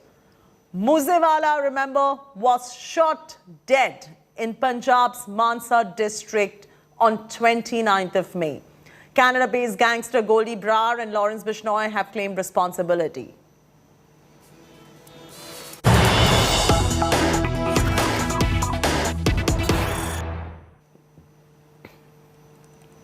Big breaking news coming in. 8 people arrested in Musewala murder. That's the latest coming in at the moment. 8 people have been arrested in Musewala murder. These are 8 accused who have been arrested. We'll continue getting you more details as far as Musewala's murder is concerned, the probe is concerned, the action that is being taken after that particular murder is concerned as well. Let's bring you the latest details. Our reporter will be able to bring us up to speed with the latest coming in terms of Musewala's death and the arrest after his murder. Big development coming in the murder probe of singer Sidhu Musewala. We'll get you some reactions coming in on this as well. The Punjab Police swinging into action right there. In fact, a manhunt was launched as well to nab the culprits. Manjeet Sehgal bringing you the stories now joining us. Manjeet, there was an extensive manhunt that was launched to nab the culprits. CCTV videos have been accessed. Now 8 people have been arrested. What next are you picking up from the Punjab Police? What next?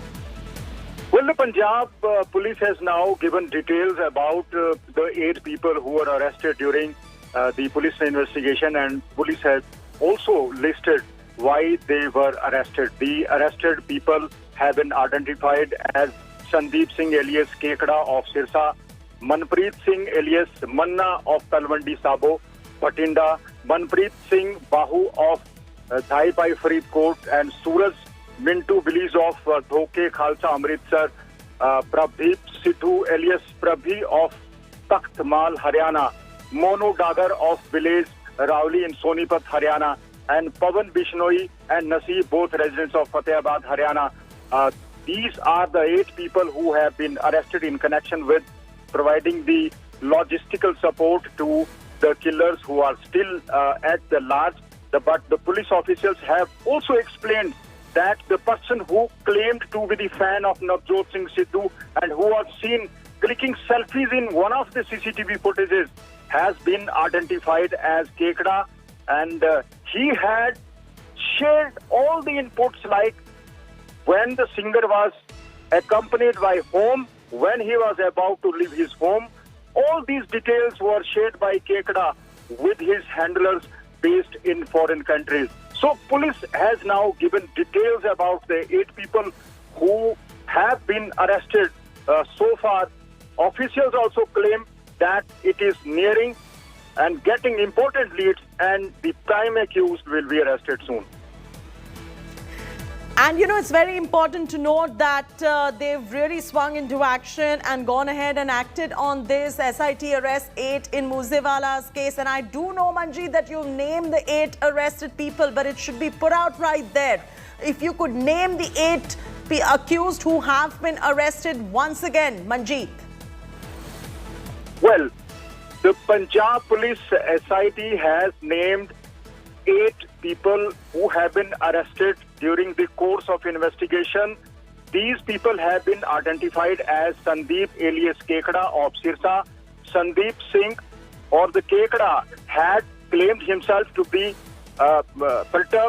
pretended to be the fan of Sidhu Musewala. He was seen in Musa village a number of times. He also brought with him a couple of other accused wanted in this case. He got his selfies clicked. He was seen getting the selfies clicked in one of the CCTV footages which surfaced recently.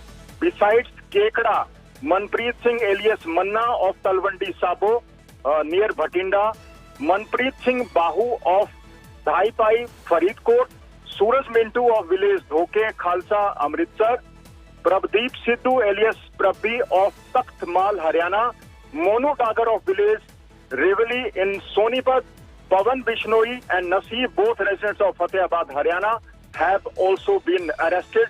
The important thing the police has now highlighted is about Kekda, the Sandeep Singh, who was in touch with his handlers and was giving minute-by-minute details about the movement of Sidhu Musewala before he was killed by the unidentified assailants. What are you picking up from your sources in the Punjab Police? Are there more arrests likely to take place? Yes, the police officials claim that they have got important leads after the questioning, and the prime accused who are still at large and are wanted by the Punjab Police will be arrested soon. The police has not disclosed much details, keeping in view the sensitivity of the issue, but officials claim that more arrests were expected. And any timeline given by the police on that front? No timeline has been given, but police parties, police teams have left for various destinations to nab the persons wanted in this case. All right, thanks Manjeet for joining us with that big breaking news. Names of 8 arrested only on India Today.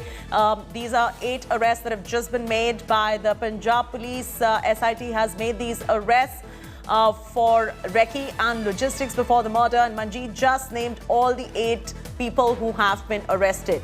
Now, Bishnoi gang aide Kekda has been nabbed by the Punjab cops. Kekda, also known as Sandeep, posed as Musewala's fan and loitered outside his house for 45 minutes before his death. It's alleged that Kekda tipped off the shooters when Musewala left his home. Here is an India Today exclusive.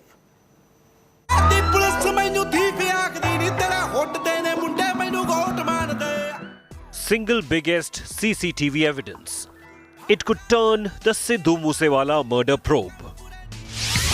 India Today has accessed exclusive images of Musewala's house taken just 10 minutes before he was gunned down. The footage shows people taking selfies near Musewala's SUV. India Today has learnt that one of them was Kekda, aka Sandeep. Punjab Police arrested Kekda on Monday evening. According to sources, Kekra pretended to be a Musewala fan and was outside his residence. Kekra loitered outside the singer's residence for over 45 minutes. It is alleged that Kekra tipped off the shooters when Musewala left his home. After the alleged tip-off, killers had started tailing Musewala. The contract killers had used 2 cars, a Mahindra Bolero utility vehicle and a Toyota Corolla sedan. With each passing day, the details of the plot to kill Musewala are getting murkier. Bureau Report, India Today.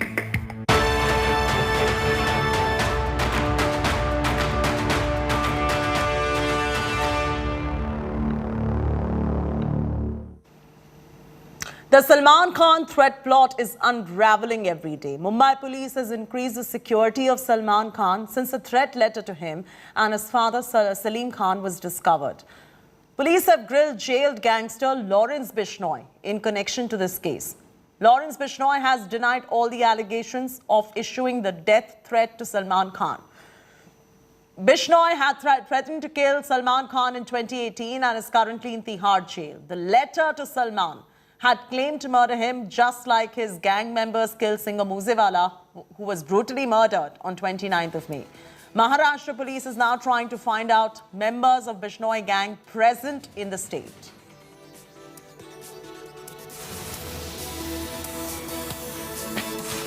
Slipping into a break, but when we return, massive escalation in Karnataka chaddi war. Chief Minister Bomai slams Congress chaddi burning protests, calls it a weak political stunt.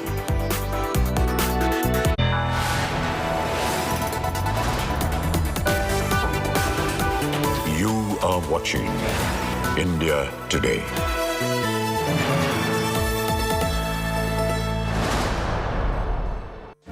Make your media plan smarter with India Today Live TV on your connected devices. Amplify your brand with 100 million smart internet viewers. To advertise, mail us at sales@aajtak.com or call 9999892171.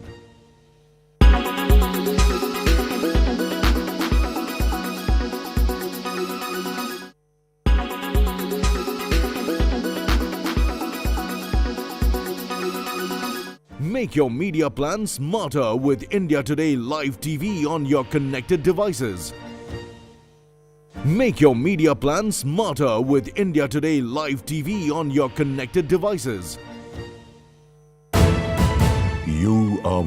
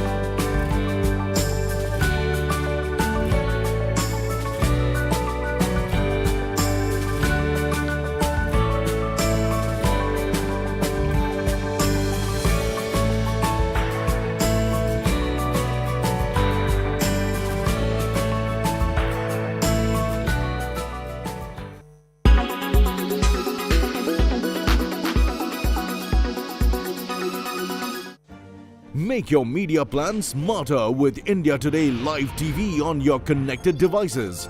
Amplify your brand with 100 million smart internet viewers. To advertise, mail us at sales@aajtak.com or call 9999892171.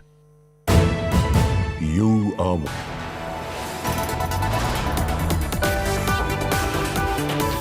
are watching India Today.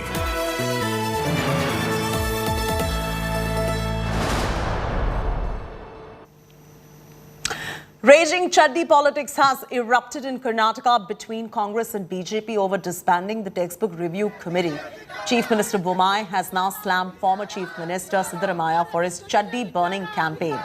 Siddaramaiah stated that khaki chaddis would be burnt as a sign of protest against the RSS. Bommai said that Siddaramaiah has no real subject to target the government and hence is taking up issues like chaddis. Bommai dared the Congress to take up subjects that are linked to development of the state and not stage stunts to seek public attention. Congress is staging chaddi protests against the alleged saffronization of school textbooks in the state. ಎದುರುಗಡೆ ಮಾಡಿರೋದು ಚಡ್ಡಿ ಸುಟ್ಟಿರೋದು ಪೊಲೀಸ್ನವ್ರು ಎದುರುಗಡೆ ನಾ ಸುಟ್ಟಿಲ್ಲ ಅಂತ ಹೇಳಲ್ಲ ಏನ್ ಚಡ್ಡಿ ಸುಟ್ಟಿದ್ರೆ ಏನಾಗ್ಬಿಡ್ತಪ್ಪ ಒಂದು ಹೇಳ್ರಿ ಸ್ವಲ್ಪ ಪೊಲೀಸ್ನವ್ರು ಇದ್ರು ಪೊಲೀಸ್ನವ್ರ ಎದುರುಗಡೆ ಚಡ್ಡಿ ಸುಟ್ಟಿರೋದು ಆಮೇಲೆ ಏನಾದ್ರು ಒಂದ್ ವೇಳೆ ಅವ್ರ ಮೇಲೆ ಕ್ರಮ ತಗೊಳ್ಳದೆ ಹೋದ್ರೆ ಚಡ್ಡಿ ಸುಡೋದೇ ಒಂದು ಕಾರ್ಯಕ್ರಮ ಮಾಡಬೇಕು. Siddaramaiah he doesn't have any other subject, so he is talking about such things, and people of Karnataka are looking into all these things. We have to talk about Karnataka development, production, future of Karnataka. I think some good sense would prevail on him. This is very unfortunate thing. When they fail to attack this government on any issues, when they doesn't have issues, they want to create issues. And they are worried about the recent happenings in India. And after losing 5 states, they are being desperate. They doesn't know how to go, where to go. As you know that when the mind becomes blank, such things will appear.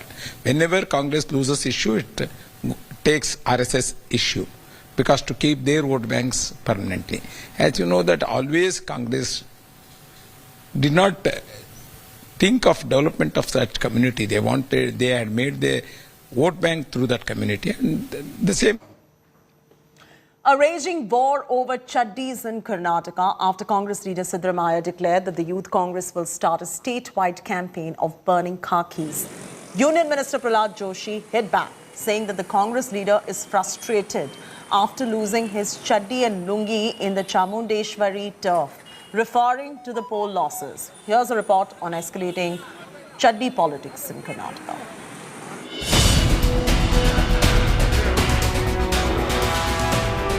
Shots fired in the BJP-Congress duel, a raging chaddi nataka. Karnataka netas locked in a no-holds-barred shots face-off, getting their knickers in a twist. This bizarre face-off over shots has started after Congress's Siddaramaiah threatened to burn khaki knickers across the state, calling it a protest against the RSS, which made the attire famous as part of its uniform. ಎದುರುಗಡೆ ಮಾಡಿರೋದು ಚಡ್ಡಿ ಸುಟ್ಟಿರೋದು ಪೊಲೀಸ್ನವ್ರ ಎದುರುಗಡೆ ನಾ ಸುಟ್ಟಿಲ್ಲ ಅಂತ ಹೇಳಲ್ಲ ಏನ್ ಚಡ್ಡಿ ಸುಟ್ಟಿದ್ರೆ ಏನಾಗ್ಬಿಡ್ತಪ್ಪ ಒಂದು ಹೇಳ್ರಿ ಸ್ವಲ್ಪ ಪೊಲೀಸ್ನವ್ರು ಇದ್ರು ಪೊಲೀಸ್ನವ್ರ ಎದುರುಗಡೆ ಚಡ್ಡಿ ಸುಟ್ಟಿರೋದು ಆಮೇಲೆ ಏನಾದ್ರು ಒಂದ್ ವೇಳೆ ಅವ್ರ ಮೇಲೆ ಕ್ರಮ ತಗೊಳ್ಳದೆ ಹೋದ್ರೆ ಚಡ್ಡಿ ಸುಡೋದೇ ಒಂದು ಕಾರ್ಯಕ್ರಮ ಮಾಡಬೇಕು. Siddaramaiah's chaddi burning threat got the BJP into a huge twist, with Union Minister Prahlad Joshi hitting back, mocking Siddaramaiah over the Congress's poll losses, saying the Congress leader is frustrated after losing his chaddi and lungi in his Chamundeshwari turf, referring to his election setbacks. ಅವರು ಚಡ್ಡಿ ಹರಕರಾಗಿದ್ದಾರೆ, ಹಾಗಾಗಿ ಅವರು ಮಂದಿ ಚಡ್ಡಿ ಸುಡ್ಲಿಕ್ಕೆ ಹೊಂಟಾರ. ಅವರು ಚಡ್ಡಿ ಉತ್ತರ ಪ್ರದೇಶದಲ್ಲಿ ಪೂರಾ ಚಡ್ಡಿ ಕಳಿಸಿದರು. ಸಿದ್ದರಾಮಯ್ಯನವ್ರನ್ನ ಸ್ವತಃ ಚಾಮುಂಡೇಶ್ವರಿಯಲ್ಲಿ ಅವರ ಚಡ್ಡಿ ಪಂಚೆ ಎಲ್ಲ ಕಳಿಸಿದ್ದಾರೆ. ಅದನ್ನು ತೊಗೊಂಡು ಆಮೇಲೆ ಸುಟ್ಟಿರ್ಬೇಕು ಮಂದಿ. ಅದಕ್ಕೆ ಅವ್ರಿಗೆ ಈ ಸಿಟ್ಲೆ ನಮ್ಮೆಲ್ಲ ಅವರು ನಮ್ಮ ಸಂಘದ ಚಡ್ಡಿ ಸುಡುವ ಪ್ರಯತ್ನ ಮಾಡ್ತಾ ಇದ್ದಾರೆ. With Karnataka politics in a knot and elections less than a year away, can the netas shed their obsession with going after each other's chaddis? With S. Karthik in Bengaluru, Bureau Report, India Today.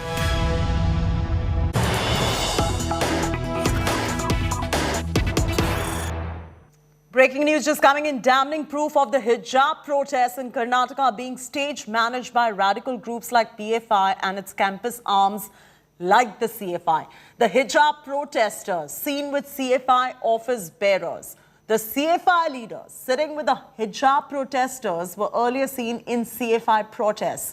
They even claim that he is not a part of any group and the hijab protests are impromptu, organic ones. But these images, which are on your screens right now, establish a clear Islamist PFI link to hijab protests that are going on despite the High Court upholding the primacy of uniform in educational institutions. It is alleged that CFI not just eggs on the protest, it has also forced many students to skip classes and examinations, thereby jeopardizing careers of thousands of Muslim girls. Nagarjun is now joining us with this breaking news that is coming in. Nagarjun, get us up to speed with the latest development as far as the hijab protests and the damning proof related to that it's not organic in nature. What are you picking up? When the students did a press conference, this person who we are talking about was sitting next to the students and in fact supporting their choice also. When we questioned that, was he behind any organization? He said, no, as a classmate that I've come here and supporting this hijab students. But right now we have got visual evidence of this person called Riaz, who's seen in the press conference also taking part in CFI protests.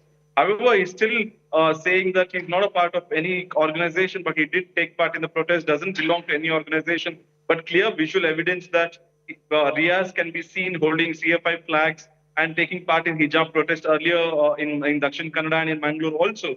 So it seems like there are organizations still behind the students who are provoking them to not wear hijab and also provoking them to have a confrontation with the colleges even after the High Court verdict has come out. It seems like it is continuing even after at the back door. All right, thanks so much for joining us with the very latest details right there, Nagarjun.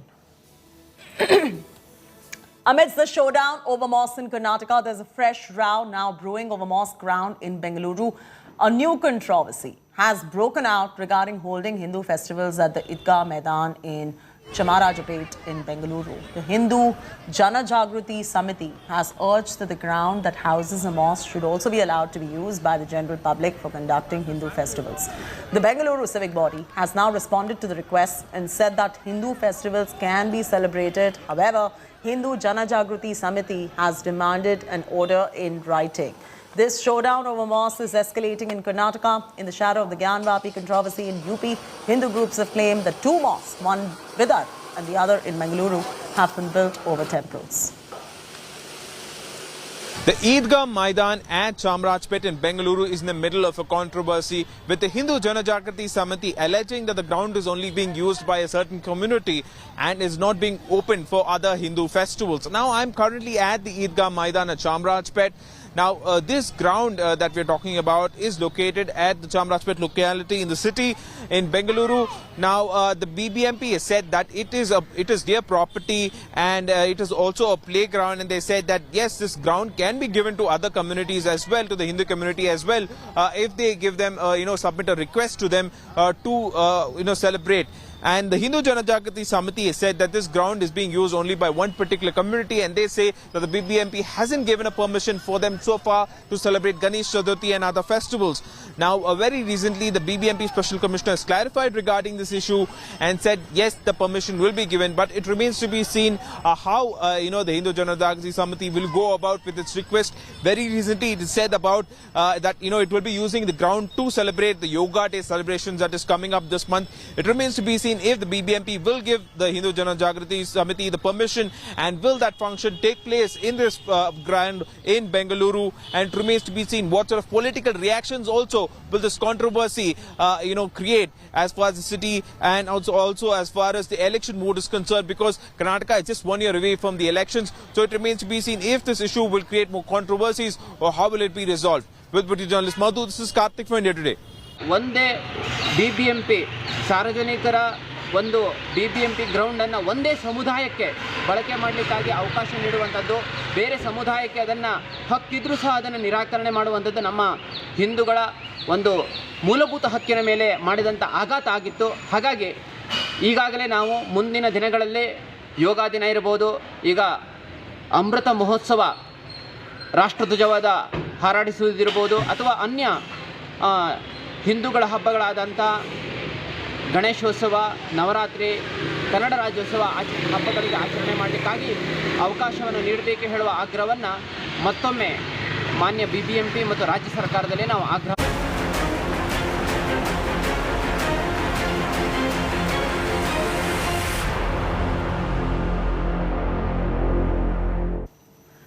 Talib Hussain, the mastermind and commander of terror outfit Hizbul Mujahideen, has been arrested from Bengaluru in Karnataka in connection with the targeted killing of Hindus in Jammu and Kashmir. A team of Jammu and Kashmir police and 17 Rashtriya Rifles launched a joint operation and nabbed Talib Hussain, who was hiding in Bengaluru. Jammu and Kashmir DGP Dilbagh Singh have said that so far 47 terror modules have been busted in the valley. According to the report, the terrorist Talib Hussain, who was arrested on 3rd of June, is a resident of Rashagavri in Nakseni Tehsil of Kishtwar district of Jammu. He joined Hizbul Mujahideen in 2016.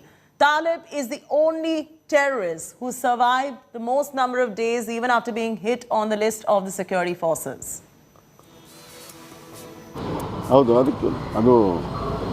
ನಿರಂತರವಾಗಿ ಈ ಥರದ ಮೇಲೆ ಜನರ moment ಮೇಲೆ ಕಣ್ಣಿರ್ತದೆ.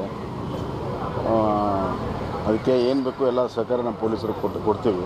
ಹಿಂದೆ ಭಟ್ಕಳಲ್ಲಿ ಸಿರ್ಸಿಯಲ್ಲಿ ಈ ಥರ ಅರೆಸ್ಟ್ಗಳಾಗಿದೆ, ಒಂದು ಥರ ಇದು ಆಗಿದೆ. ಇದನ್ನು JNK ಪೊಲೀಸ್ನವರು ಭಾಳ ಗಂಭೀರವಾಗಿ ತೆಗೆದುಕೊಂಡಿದ್ದಾರೆ. ಅವ್ರಿಗೆಲ್ಲ ನಾವು ಸಂಪೂರ್ಣವಾದ ಸಹಕಾರವನ್ನು ಕೊಡ್ತಾ ಇದ್ದೀವಿ.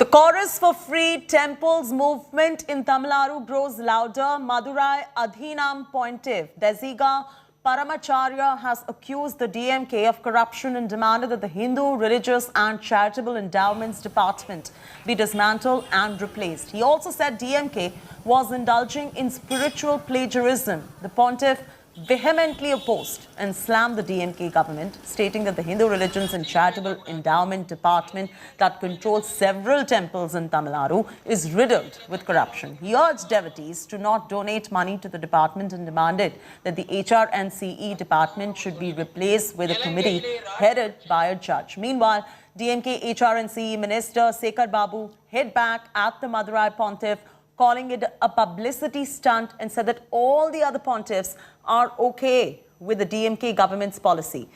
He further claimed that the Madurai Seer himself initiated the HRNCE scheme to plant 20,000 saplings and also made the DMK government inaugurate buildings. முன்னாலெல்லாம் 5 சாமி தான் வரும். இப்போ 6வது சாமியாக உண்டிகளை தூக்கிட்டு வந்துட்டாங்க. ஆக நம்ம உண்டியல்ல தயவு செய்து அரணைத்திர கோயில்ல உண்டியல்ல காத்த போடாது. அந்த கோயிலுக்கா போகுது அல்ல, வேற எங்கேயோ போகுது. இதை திராவிட பூமி என சொல்லிக்கொண்டு இறந்தவர்களுக்கு பிறந்த நாளும் கொண்டாடுறாங்க. தன்னை முன்னிலைப்படுத்திக் கொள்ள வேண்டும், தனக்குண்டான செய்திகள் தொடர்ந்து இடைபெற வேண்டும் என்பதற்காக அவர் சொல்லுகிறார். ஒருவர் தான் அப்படி சொல்லுகின்றாரே தவிர இன்றைக்கு எதிர்மறை கருத்துக்கள் இருந்தால் நம்முடைய தீட்சதர்கள் நம்மோடு தான் இருக்கின்றார்கள். நேற்றைக்கு முன்தினம் கூட நம்முடைய தருமபுர ஆதீனத்திற்கு சென்றிருந்தோம். அவர் நல்ல வகையில் எங்களை உபசரித்தார். மரக்கன்றுகள் 27,000 மரக்கன்றுகள் நடுகின்ற திட்டத்தை இந்து சமய அறநிலையத்துறையின் சார்பிலே தொடங்கி வைத்தார். அவர் கட்டியிருக்கின்ற 24 அறைகளை எங்களை கொண்டே திறக்க வைத்திருக்கின்றார். யாரோ ஒருவர் அப்படி இருக்கின்றார் என்பதற்காக ஒட்டுமொத்தமாக ஆதீனங்களையும் ஜீயர்களையும் தீட்சிதர்களையும் குறை சொல்வது ஏற்புடையதல்ல.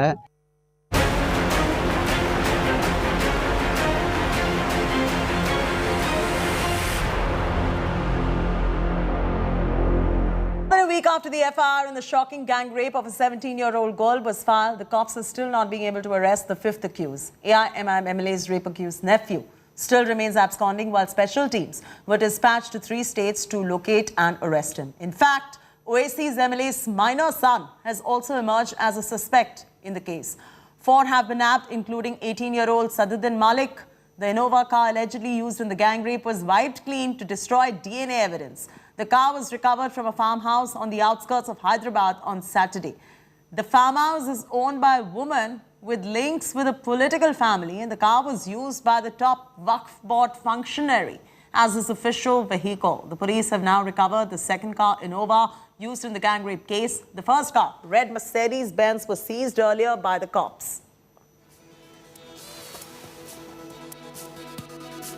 Law will take its own course. इस पे तय बोलना है मेरे को.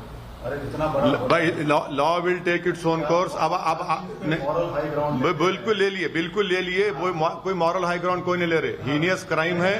सुनिए आप बहस मत करिए. हीनियस क्राइम है. law will take its own course.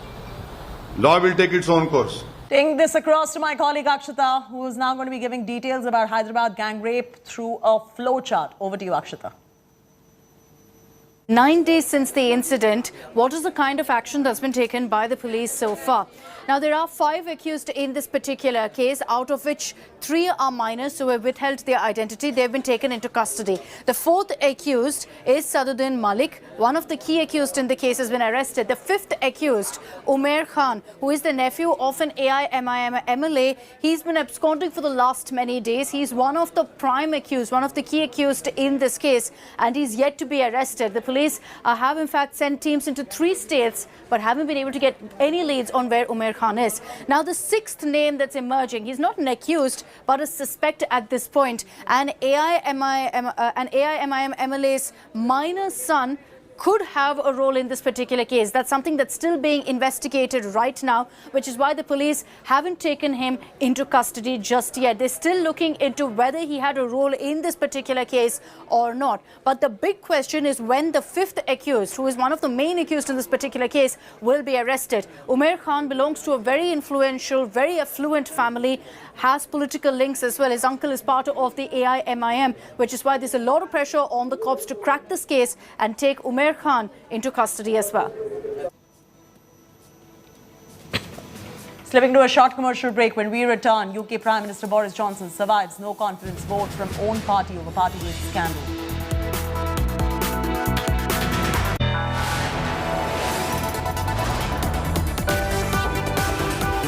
You are watching India Today.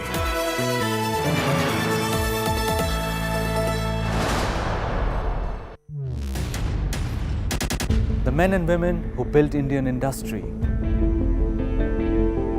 and the young guns who are shaping tomorrow's India. From storied careers to unicorn dreams, the past meets the future on the Business Today show with Udayan Mukherjee.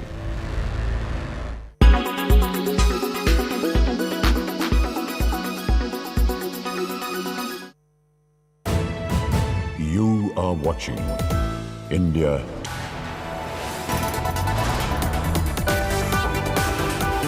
You are watching India Today.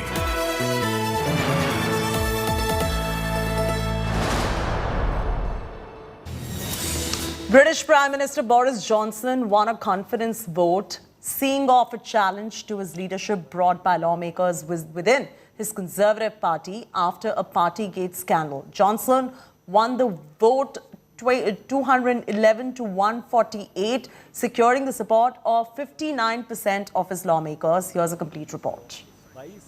I can announce that the Parliamentary Party does have confidence. British Prime Minister Boris Johnson survived a confidence vote on Monday, but a large rebellion in his Conservative Party leaves him with a struggle to win back support. We're going to bash on. We have a huge agenda, and we're going to get it done.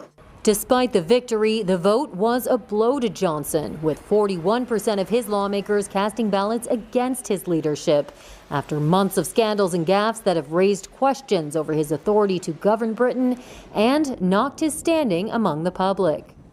Johnson has tried to move attention away from the Partygate scandal for weeks after it came to light that he and staff held alcohol-fueled parties in his Downing Street office and residence while the rest of Britain was under strict COVID-19 lockdowns. But Johnson described the victory as a decisive result and said the party can now come together. We can focus on what we're doing to help people with the cost of living, with what we're doing to clear the COVID backlogs, with what we're doing to make streets and communities safer by putting more police out. And it gives us the opportunity to continue to unite, to level up, to strengthen our economy. Johnson won the vote 211 to 148, a worse showing than when lawmakers tried to oust his predecessor Theresa May, who won her vote but then resigned 6 months later. By winning Monday's confidence vote, Johnson has secured a 12-month reprieve when lawmakers cannot bring another challenge. Slipping into a break. When we return, India Today accesses another stunning CCTV video of singer Sidhu Musewala's murder. Details in just a bit.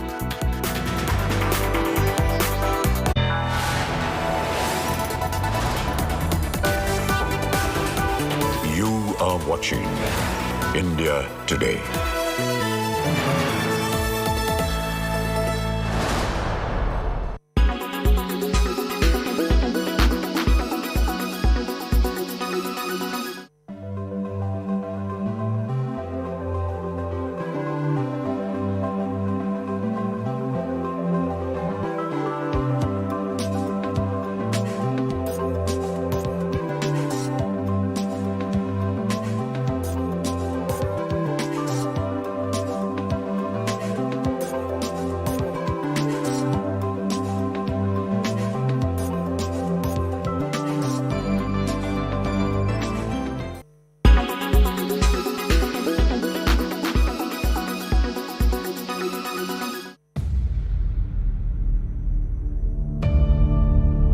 India's #1 political reporter.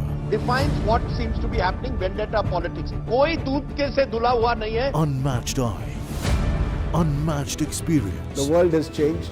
My black hair has become grey as well. And with unmatched passion for the story. Do not monopolize the conversation. When it's 100% pure prime time. It's News Today with Rajdeep Sardesai. Monday to Friday, 9 p.m. Only on India Today TV. Bollywood's biggest night returns. After a 2-year pause, it's back with a bang. Welcome to Alpha! I'm Dipali Patel and you will be joining me at the heart of the Alpha extravaganza in Abu Dhabi. The stars are all aligned on India Today. Presented by Berger Easy Clean. No dag, no dhabba. Only beautiful walls.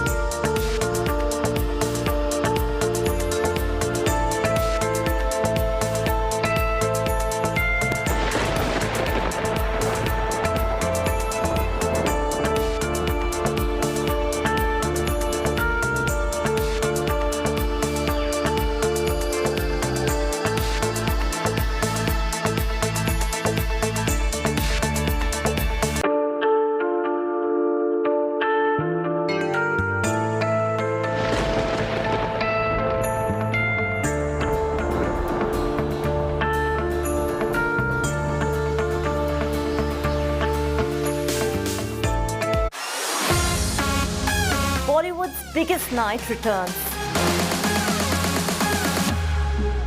After a 2-year pause, it's back with a bang. Welcome to Alpha! I'm Dipali Patel and you will be joining me at the heart of the Alpha extravaganza in Abu Dhabi. The stars are all aligned on India Today.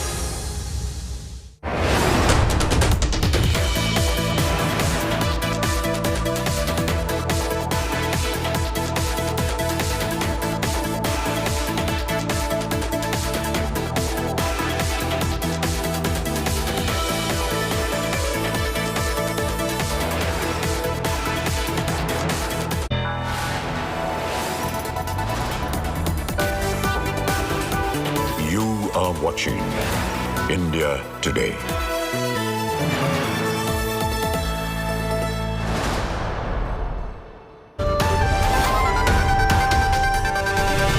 Hey, good evening. Thanks for being with us on India Today. I'm Chaiti Narula joining you with all the top stories. Let's start with the headlines first. Suspended BJP spokesperson Nupur Sharma summoned by Maharashtra cops on 22nd June after 3 complaints against her. Nupur security beefed up post the terror threats. 9 days after murder of Sidhu Musewala, Congress MP visits family of the singer who fought last polls on Congress ticket. Gangster Kareena, who tipped the killers after selfie, arrested. Gangster Lawrence Bishnoi denies any role in recent death threats to Salman Khan and father Salim Khan. Superstar records statement over the threat letter. Escalation in Karnataka's chaddi war. Chief Minister Bommai slams Congress chaddi burning protests, calls it a weak political stunt. Free Tamil Nadu Temple campaign gains momentum. Revered Temple Pontiff in Madurai levels sensational graft charge at DMK government, pushes for dismantling of temple trust departments. 9 days after gang rape of minor in Hyderabad, OAC's MLA rape accused nephew still absconding. Powerful families tried negotiation with the survivor to sabotage the probe.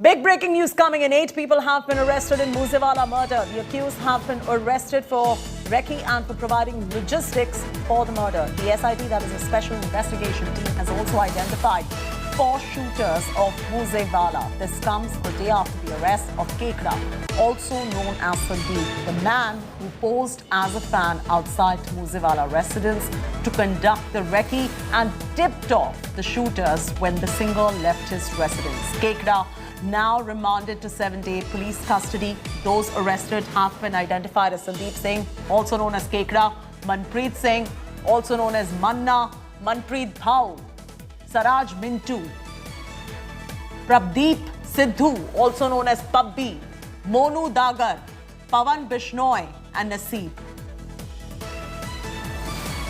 Manjeet is now joining us live. Manjeet, any more arrests that are pending in this particular case?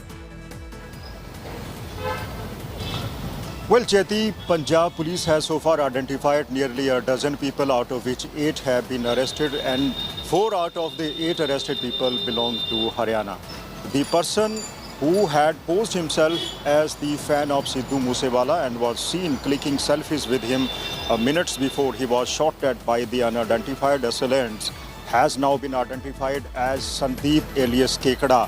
Sandeep is believed to have taken one of the sharpshooters, Keshav, to Musa village to do a recce. Sources say that the arrested people had relatives in Musa village and they were doing recces from quite some time.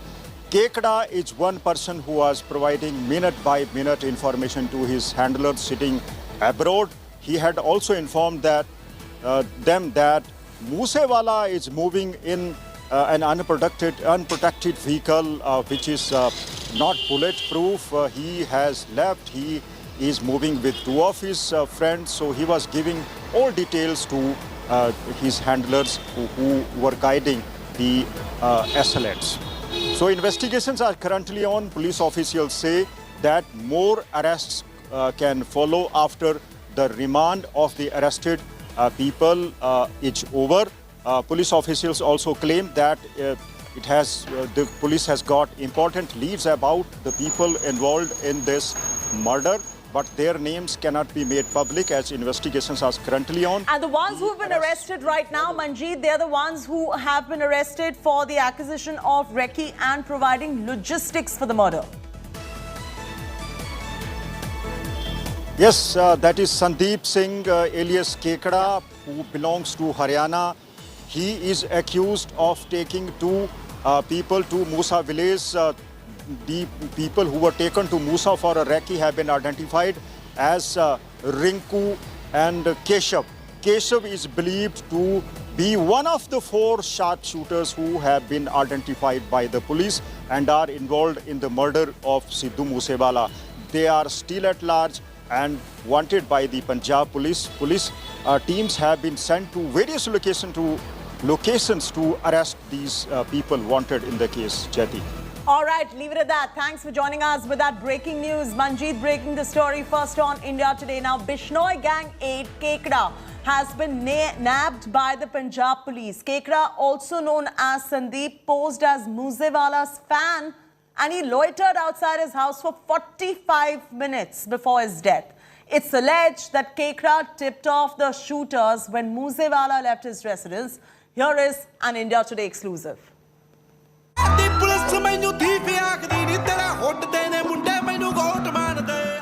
Single biggest CCTV evidence. It could turn the Sidhu Musewala murder probe.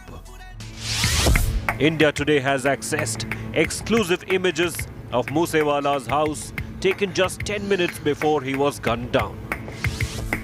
The footage shows people taking selfies near Musewala's SUV.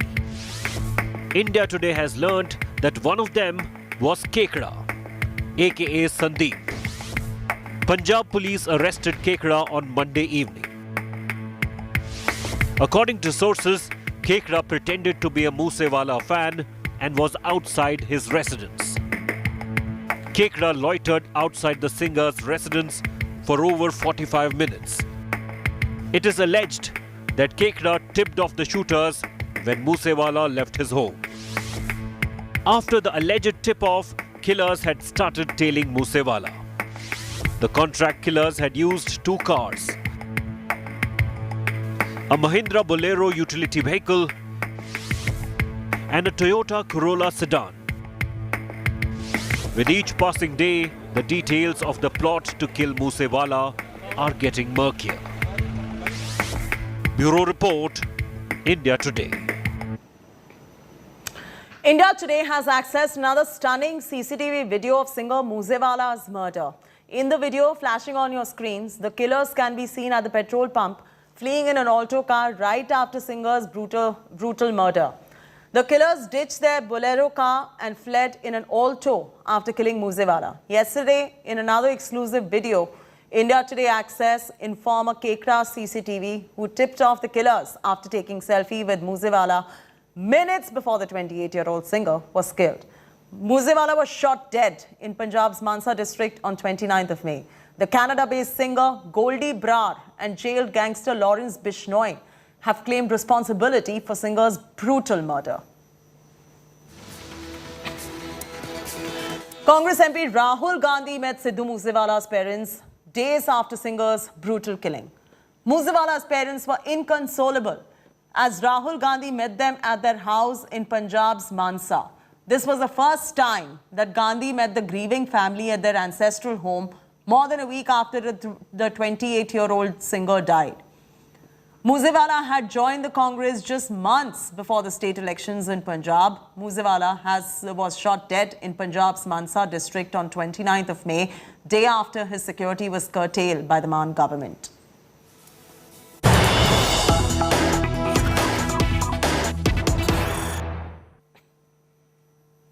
Big breaking news coming in. Who will replace General Bipin Rawat as the CDS? Big move on the next Chief of Defence Staff.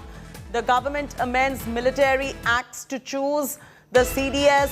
Serving and retired 3-star officers eligible. The move hugely expands the pool of CDS choices. This is a massive move, remember, triggering huge speculation for the moment.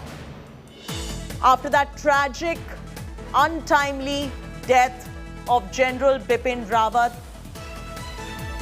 the big question now is who will be replacing General Bipin Rawat as the CDS or the Chief of the Defence Staff. It's going to be a very important big position, whoever comes in. This is a huge development coming in. Shiv Arur brings us the latest details. Our executive editor throwing straight across to him. Shiv, the government has amended the Military Act to choose the CDS. What is the amendment and what does that mean? Important decision that's been taken by the government at this point, Chaiti. Basically, the government has just issued gazette notifications amending the Air Force Act, the Army Act and the Navy Act and basically saying that retired as well as serving 3-star officers, that is Lieutenant Generals, Vice Admirals and Air Marshals who have recently retired or are still serving but must be under the age of 62 are eligible to be appointed as Chief of Defence Staff should it be considered in national interest to do so. So far, remember, India has only ever had one Chief of Defence Staff. That was General Bipin Rawat, who tragically lost his life in that helicopter accident on December the 8th last year. It's been over a year since his tragic demise. No replacement appointment, has been done by the government. But with this move, what the government has done is massively increase the number of eligible persons. So far, it had been considered that only a serving chief could be appointed the Chief of Defence Staff. Remember, General Bipin Rawat was appointed Chief of Defence Staff right before he retired as the Army Chief. So it had been considered so far that only a serving Chief of the military, either the Navy, Army or Air Force, could be appointed the next Chief of Defence Staff. What the government has now done is basically amend the military acts to open it up and say not just the existing chiefs, but also recently retired chiefs of the military, as well as serving 3 stars, that is lieutenant generals, vice admirals and air marshal rank officers who've also are either serving or recently retired but not attained the age of 62 are also eligible. What this basically means is the pool of choice, the number of people from which to choose from, goes from just a handful to, many tens. If the exact number is not available, but basically a huge number of officers will suddenly become eligible for this. There are many names doing the rounds. There is feverish speculation. It's been nearly 7 months since General Bipin Rawat perished in that helicopter crash. So this is going to trigger massive speculation about who India's second Chief of Defence Staff is going to be. And Shiv, ever since the tragic death of CDS General Bipin Rawat, their speculation was rife on who will be the next CDS. It's been 7 months, as you rightly pointed out. What was the reason for this delay? Was the government not willing to take this particular decision in haste and wanted to make a proper decision? Is that the reason for the delay, or is there any other reason? No, that's a really good question. A lot of people have been wondering why there wasn't a process in place to simply, appoint the next Chief of Defence Staff. There were a combination of factors, apart from, availability of persons, to a political choice, to a political decision. And let's be clear, this is a political decision that the government, has made as far as Chief of Defence Staff is concerned. There were also some seniority factors and other factors. The government may have been waiting, for certain people to retire. And now that certain people have retired, the pool is optimum to create rules in such a way that they become eligible to be appointed as the next Chief of Defence Staff. I can tell you, Chaiti, that while this may seem like a very radical move, and it is, it's also going to create a huge amount of suspense and anxiety and speculation within military circles, because suddenly you're making a lot of people who had, made their peace with retirement eligible to become the next Chief of Defence Staff, the country's senior most military officer. So it's suddenly huge. A person who's hung up their boots just a few weeks ago suddenly is now a prospective Chief of Defence Staff. That's what this actually means, and that's why it's such a huge story. Absolutely. This is a huge development that we're tracking right now. Our executive editor, Shiv Arur, with all the details on the perspective as well. The big question now is, who's going to be India's next CDS? We'll wait and watch for that development. Moving on now. BJP suspended spokesperson Nupur Sharma has been summoned by the Maharashtra police days after controversial remarks on Prophet Muhammad. She's been summoned by Mumbai Police on 22nd of June. Cases have been registered against her in Mumbai, Paidhoni and Thane. Nupur has been summoned to record her statement. The Mumbai case, Muhammad Gufran Khan, a teacher, is complainant against Nupur Sharma. Meanwhile, Delhi police has beefed up her security amidst the alleged threats. Nupur Sharma's security was increased after the terror group Ghazwatul Hind issued a threat to the BJP government. The terror group has threatened to launch strikes if the ACT spokesperson does not tender apology to the entire world. The BJP on Sunday suspended Nupur, and the row over her remarks against Prophet Muhammad escalated with protests from some Muslim countries too. It's not my government or somebody. It is the complaint. See, you are making a derogatory statement. You are making a divisive statement. The entire Arabian world has taken a call. 57 countries have deplored it. And the worst part of it is that after that, BJP is taking cognizance of that. The statement made by Nupur is almost a week ago. And even then, the BJP's all leaders kept silent. And the moment when the Arabian countries took a cognizance, summoned our ambassador over there, cautioned him. And then the government has tried to deplore that and said that we have removed her from the post of the spokesperson of the party. Is it a way? What do you want? Do you want the unity should be maintained or not? The peace should be maintained or not? Why you are playing all these divisive politics? What is the reaction now? Kindly listen to my comments over there when I said that पुरानी जख्मों को खरोच कर खून बहाना चाहते हो क्या? That is what is happening right now. And that is deplorable. And the legal action is definitely a welcome idea. Modi government accepted they are against the Muslims.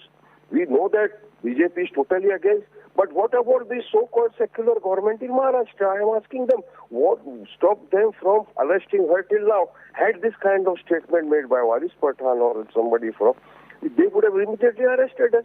A single tweet on Sharad Pawar, madam, by a Marathi film actress. She was arrested. She was sent to jail. Still, she is languishing. More than 2 weeks she is in jail without bail. If she could be arrested, what prevented the Mahavikas Aghadi government to see that Nupur was arrested early when the FIR was registered in Mumbai, in Paiduni?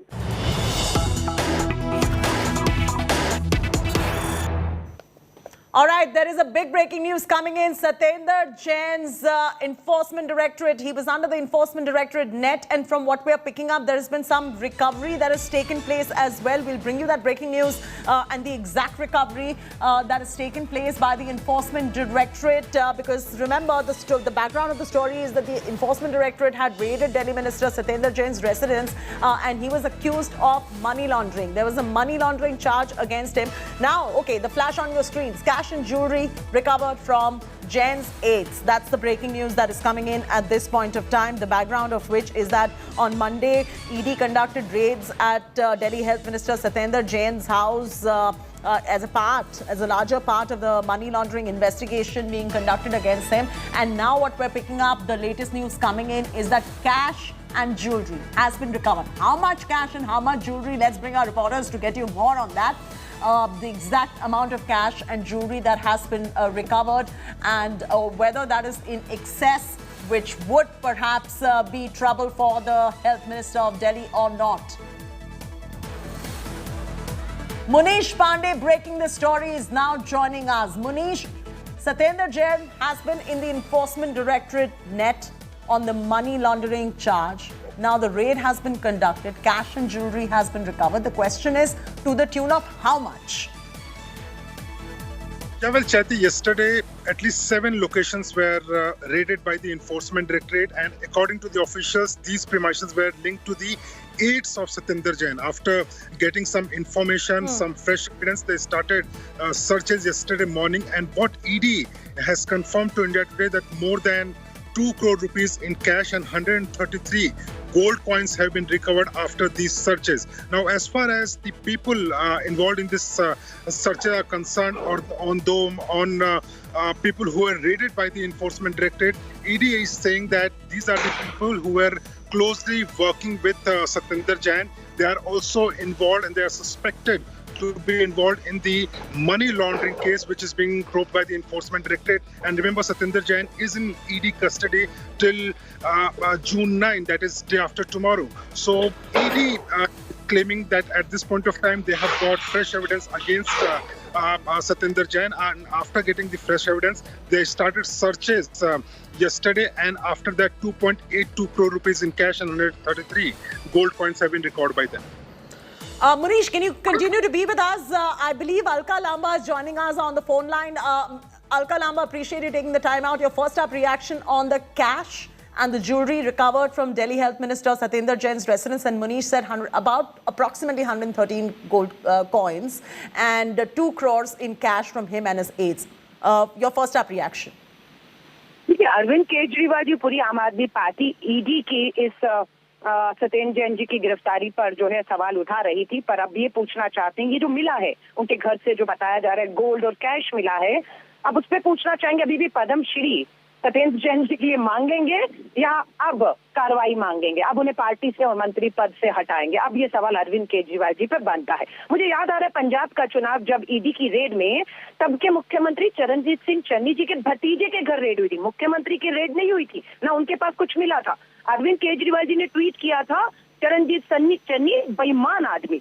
अब अरविंद केजरीवाल जी से उम्मीद करते हैं अब भी आप सत्येंद्र जैन जी को मंत्री पद से हटाएंगे या नहीं, पार्टी से निकालेंगे या नहीं, या अब उन्हें लिखेंगे ये नहीं सत्येंद्र जैन बेईमान आदमी, आज भी पद्मश्री मांगेंगे। बेनकाब हो रही है ये पार्टी, पूरी तरीके से जो ईमानदारी का मुखौटा था वो अब उतर रहा है। भ्रष्टाचार पे आए थे, पहले एक मंत्री दिल्ली का गया, फिर दूसरा मंत्री दिल्ली पंजाब का गया, अब ये तीसरा मंत्री इनका जो है ईडी ने बाकायदा कैश। अब आप देखिए इतने दिन हो गए वो कस्टडी में है, उसके बावजूद भी कितना निकाल चुके होंगे ये पैसा या गोल्ड, उसके बाद भी बचा रह गया है ना इनके घर में।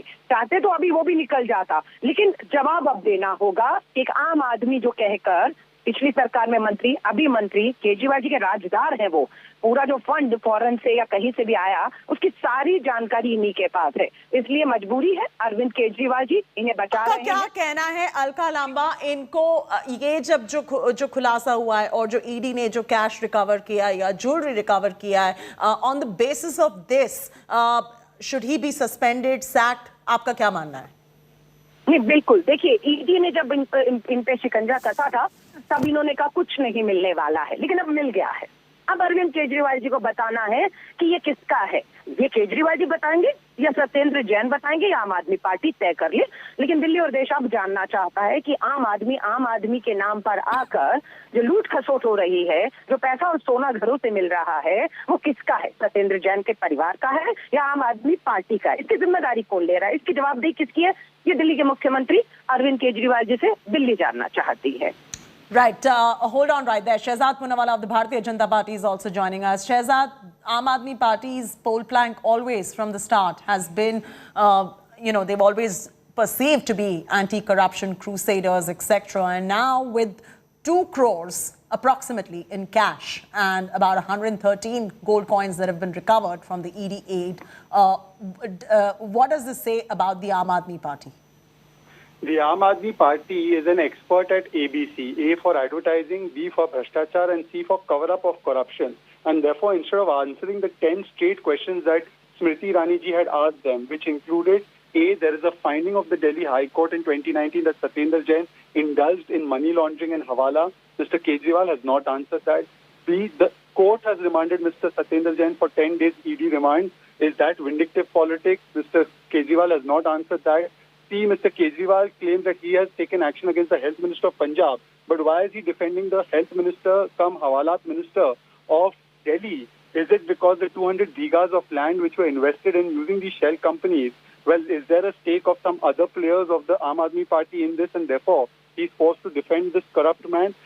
D, it was Mr. Arvind Kejriwal who also played this victimhood card for Jitendra Tomar, which turned out to be a false card because Jitendra Tomar, whatever he had done, came out in the public domain. The same innocence victim card was played by Mr. Kejriwal. Today is Mr. Kejriwal saying that he has seen the 2019 High Court order and despite that giving him a clean check to Mr. Satyendra Jain, or he has not seen it. These are the questions we've asked, but instead of answering these questions, there's diversion, deflection and deviation. Today these recoveries are... the Aam Aadmi Party, Shehzad, has always said that beyond politics, we always ensure crackdown on detractors, etc. And hence, going by that entire narrative that their mantris have been saying, what is the kind of action that you expect the Aam Aadmi Party should take until this entire probe is over? Mr. Kejriwal has said those who indulge in corruption are Desh ka Gaddar. When Channi ji's relative was raided and there were recoveries made, Mr. Kejriwal called that person a Beiman person. So by his own terms, this man is a Beiman and a Desh ka Gaddar. Why is Mr. Kejriwal defending this Beiman Desh ka Gaddar even now, despite a court finding, despite the court remanding him for 10 days to custody?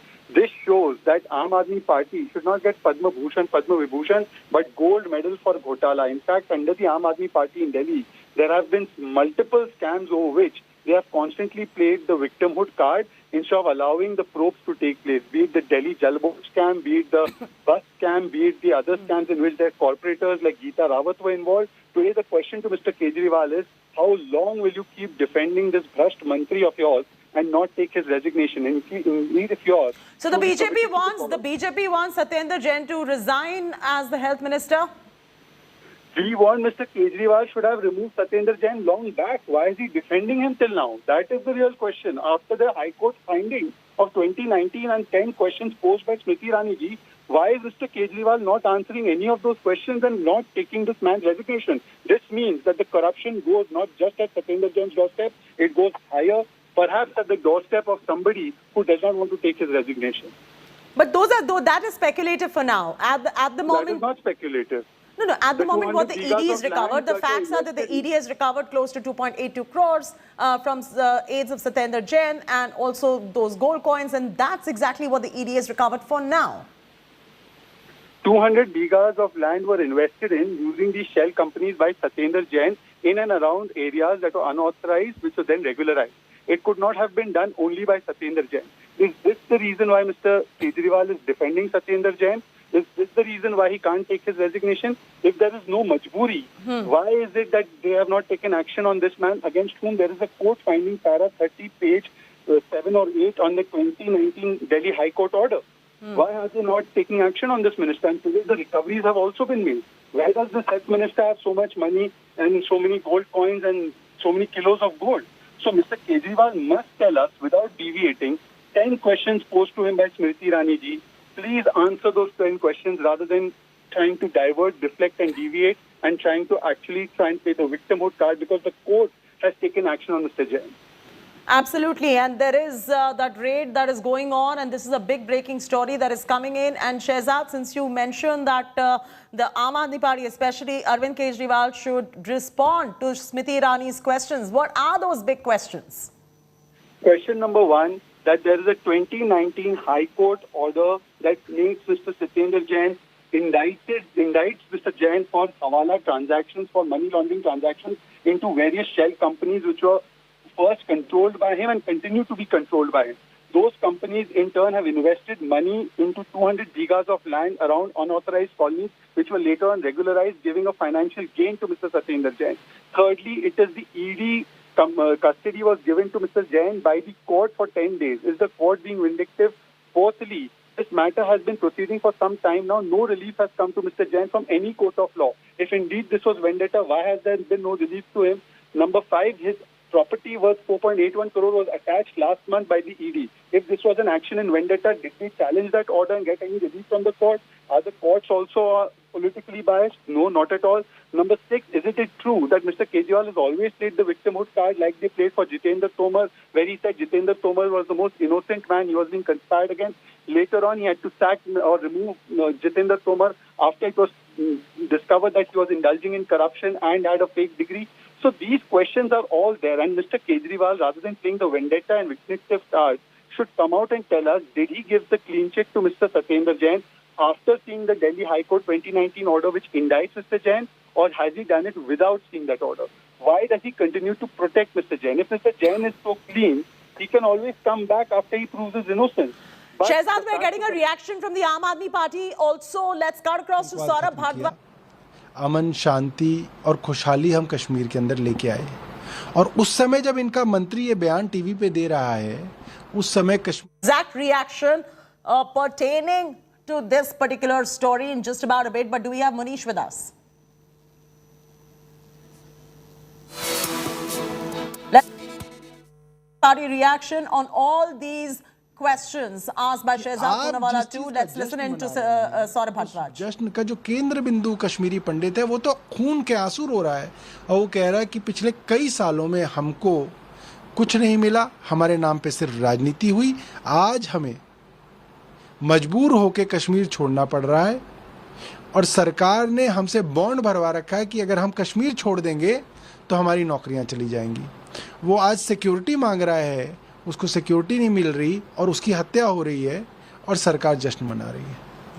एक दूसरा मुद्दा है, जिस तरह नुपुर शर्मा और नबील कई देशों से भारत के सवाल खड़े हो रहे हैं। राहुल गांधी ने ट्वीट किया कि जो भाजपा की कट्टरता है, ये अंतर्राष्ट्रीय स्तर पर हमारे स्टैंड को कमजोर कर रही है, भारत की छवि को कमजोर कर रही है। एक बात बहुत बड़े स्तर पर स्थापित हुई है कि भारतीय जनता पार्टी की जो कोर आइडियोलॉजी है, इनकी जो मूल विचारधारा है,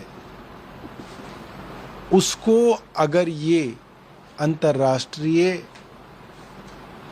प्लेटफॉर्म पर रखेंगे तो हर अंतर्राष्ट्रीय प्लेटफॉर्म पर हर दूसरे देश में हमारी जो है बहुत ज़्यादा बेइज्जती होगी। ये पहली बार हुआ है कि अंतर्राष्ट्रीय लेवल पर भाजपा के प्रवक्ताओं की बातें पहुंची हैं और वो छोटे छोटे देश जो आज तक भारत के आगे सम्मान में सिर झुकाते थे, वो छोटे छोटे देश आज हमें आंखें दिखा रहे हैं। हमारे राजदूतों को तलब करके भारत को माफ़ी मांगने के लिए कहा जा रहा है। मतलब इतनी बेइज्जती हिंदुस्तान की कभी नहीं हुई जो बेइज्जती आज हमें इन भारतीय जनता पार्टी के प्रवक्ताओं की वजह से झेलनी पड़ रही है। मुझे लगता है कि इनके खिलाफ क्रिमिनल केस दर्ज किए जाने चाहिए और इनके को सख्त से सख्त सजा दी जानी चाहिए। ये जो जिस तरह के बयान दिए गए थे वो एक टीवी शो में दिया गया था तो अभी सामने है। बीजेपी ने एडवाइजरी दी है, जारी की अपने प्रवक्ताओं के लिए, नेताओं के लिए कि टीवी डिबेट्स में, पॉलिटिकल डिबेट्स में लाइन क्रॉस न करें। देखिए, मेरा व्यक्तिगत मानना ये है, भारतीय जनता पार्टी में बहुत अच्छे अच्छे प्रवक्ता हुआ करते थे। Spoken about this as well, and we'll cut that part and we'll bring that for our viewers in just minutes from now. But for our viewers who have just tuned in, this is a big story as far as Satyendra Jain is concerned, and the Enforcement Directorate probe is concerned as well. Accused of money laundering, there have been, cash. There has been jewelry that has been recovered from Satyendra Jain's house as well. Munish Pandey joins us now. Munish, how much is the amount? Is the amount enough to implicate Satyendra Jain? Yeah, well, Chati, if you go by the evidence which the ED has collected, the Enforcement Directorate has already alleged that Satyendra Jain was involved in laundering more than 16 crore rupees between 2011 to 2016.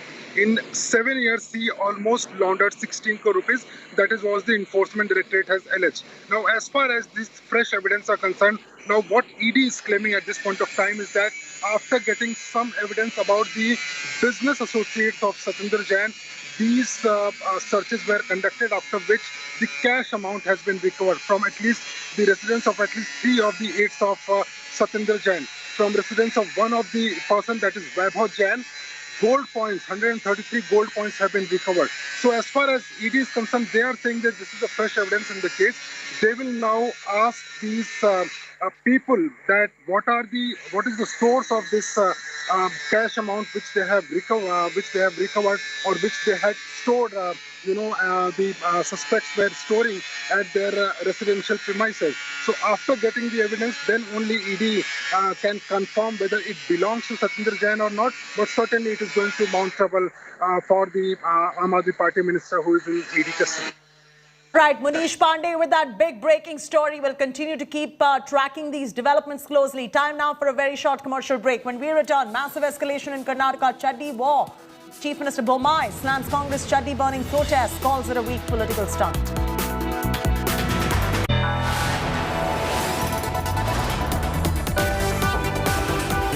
You are watching India Today.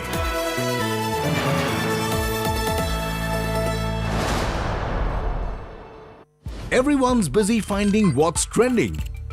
You're busy finding out why. India Today, for those who research before reacting. Download the India Today app now.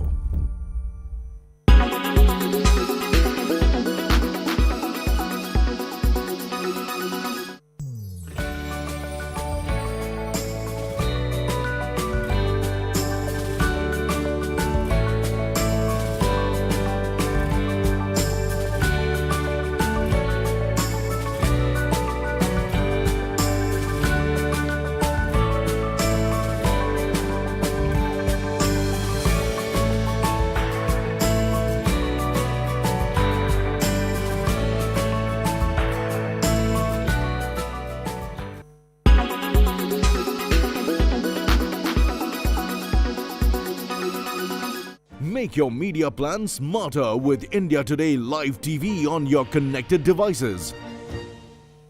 Make your media plan smarter with India Today Live TV on your connected devices. You are watching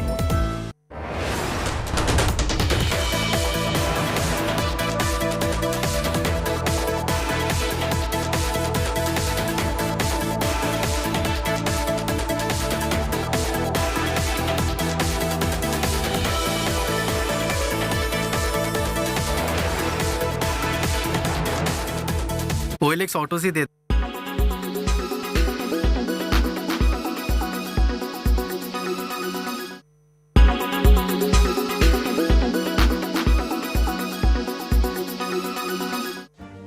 Make your media plan smarter with India Today Live TV on your connected devices. Amplify your brand with 100 million smart internet viewers. To advertise, mail us at sales@aajtak.com or call 9999892171. Make your media plan smarter with India Today Live TV on your connected devices. Everyone's busy finding what's trending. You're busy finding out why. India Today, for those who research before reacting. Download the India Today app now. You are watching India Today. Roads, traffic, pollution, civic amenities that are in decay. The city of Bengaluru has no shortage of issues less than a year before elections. But what are the political parties fighting about? They're fighting about chaddis. The BJP and RSS are supplying the knickers, and the Congress is going to be burning them. Can only imagine what the people of Karnataka must be thinking. That's my top story. And the Education Minister of Karnataka, the man against whom the first weaponized chaddi was pointed at, joins me live. That and much more with a big update on the Musewala investigation coming up on 5 Live.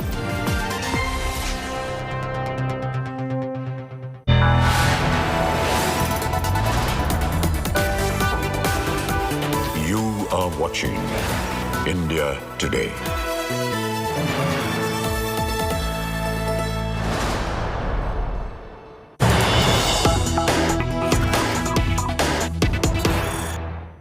Breaking news coming in after Siddaramaiah escalates the chaddi war. Karnataka Congress chief plays it down, says BJP provoking the chaddi fight in Karnataka. That's the latest that is coming in at the moment on the chaddi politics that is escalating in Karnataka. I mean, there are bigger issues to worry about, but Karnataka is busy playing chaddi politics at the moment.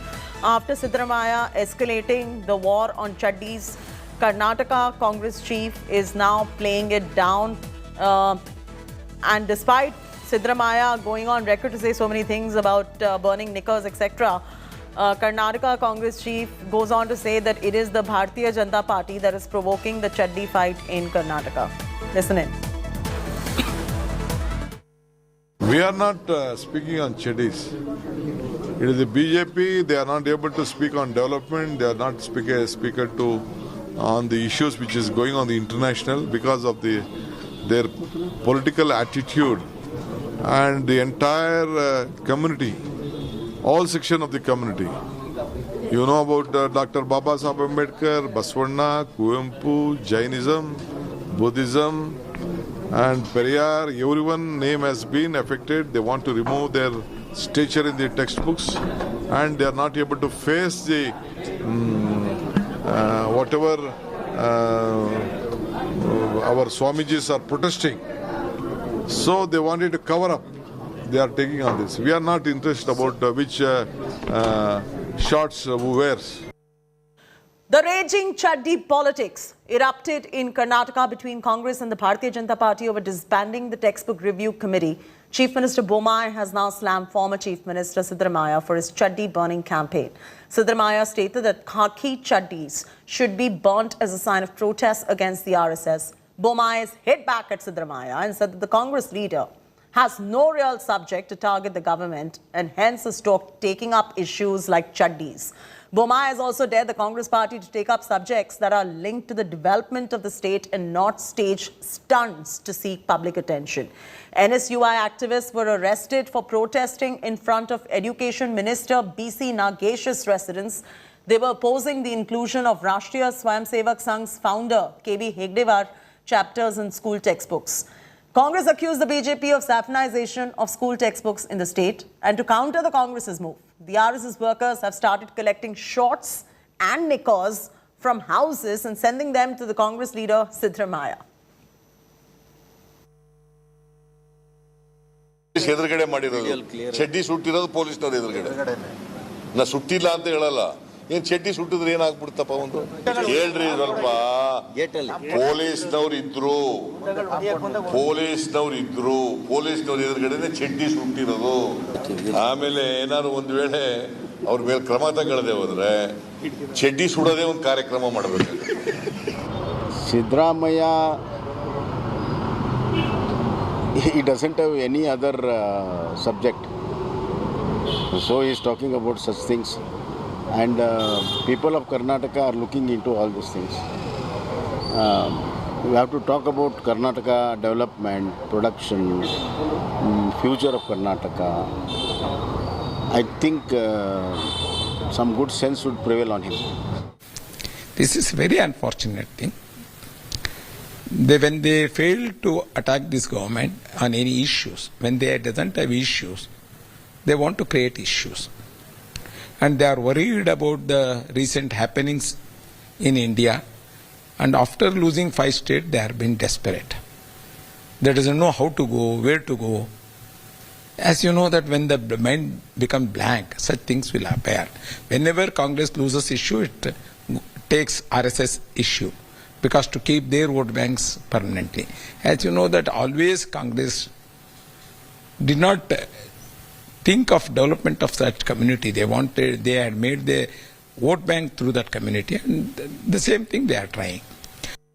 A raging war over chaddis in Karnataka after Congress leader Siddaramaiah declared that the Youth Congress will start a statewide campaign of burning khakis. Union Minister Prahlad Joshi hit back, saying that the Congress leader is frustrated after losing his chaddi and lungi in the Chamundeshwari turf, referring to the poll losses. Here's a complete report on the escalating chaddi politics in Karnataka.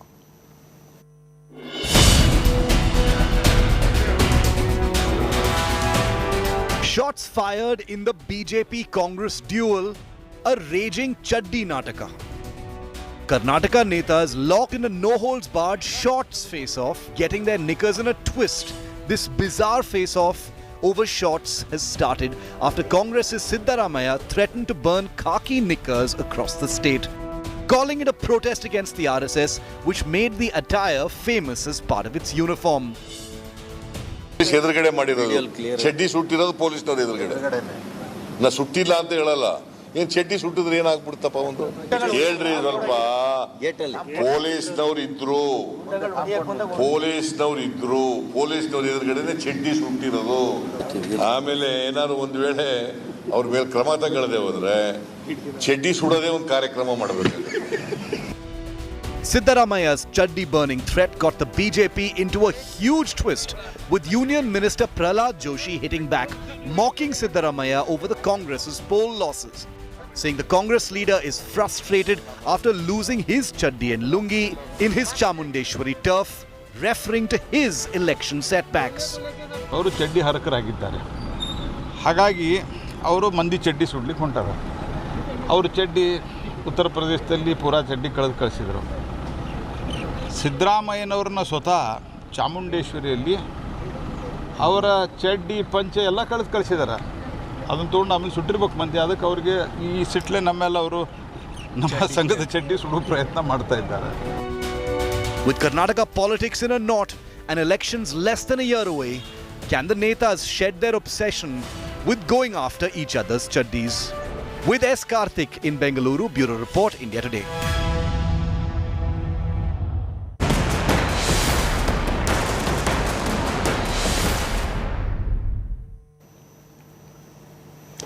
Amidst the showdown over mosques in Karnataka, there's a fresh row now brewing over a mosque ground in Bengaluru. A new controversy has broken out regarding holding Hindu festivals at the Idgah Maidan in Chamarajapet in Bengaluru.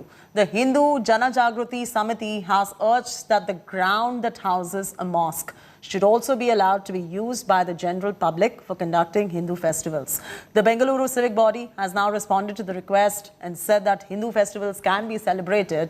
However, Hindu Janajagruti Samiti has demanded an order in writing. This showdown over the mosque is escalating in Karnataka. In the shadow of the Gyanvapi controversy in UP, Hindu groups have claimed that 2 mosques, one in Bidar and the other one in Bengaluru, have been built over temples.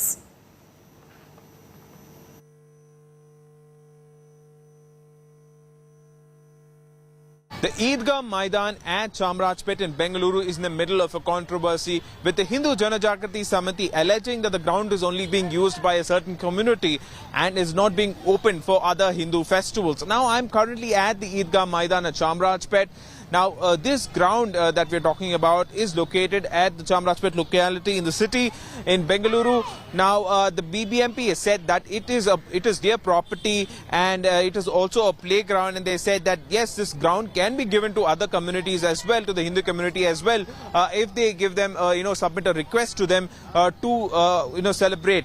And the Hindu Janajagrati Samiti has said that this ground is being used only by one particular community, and they say that the BBMP hasn't given a permission for them so far to celebrate Ganesh Chaturthi and other festivals.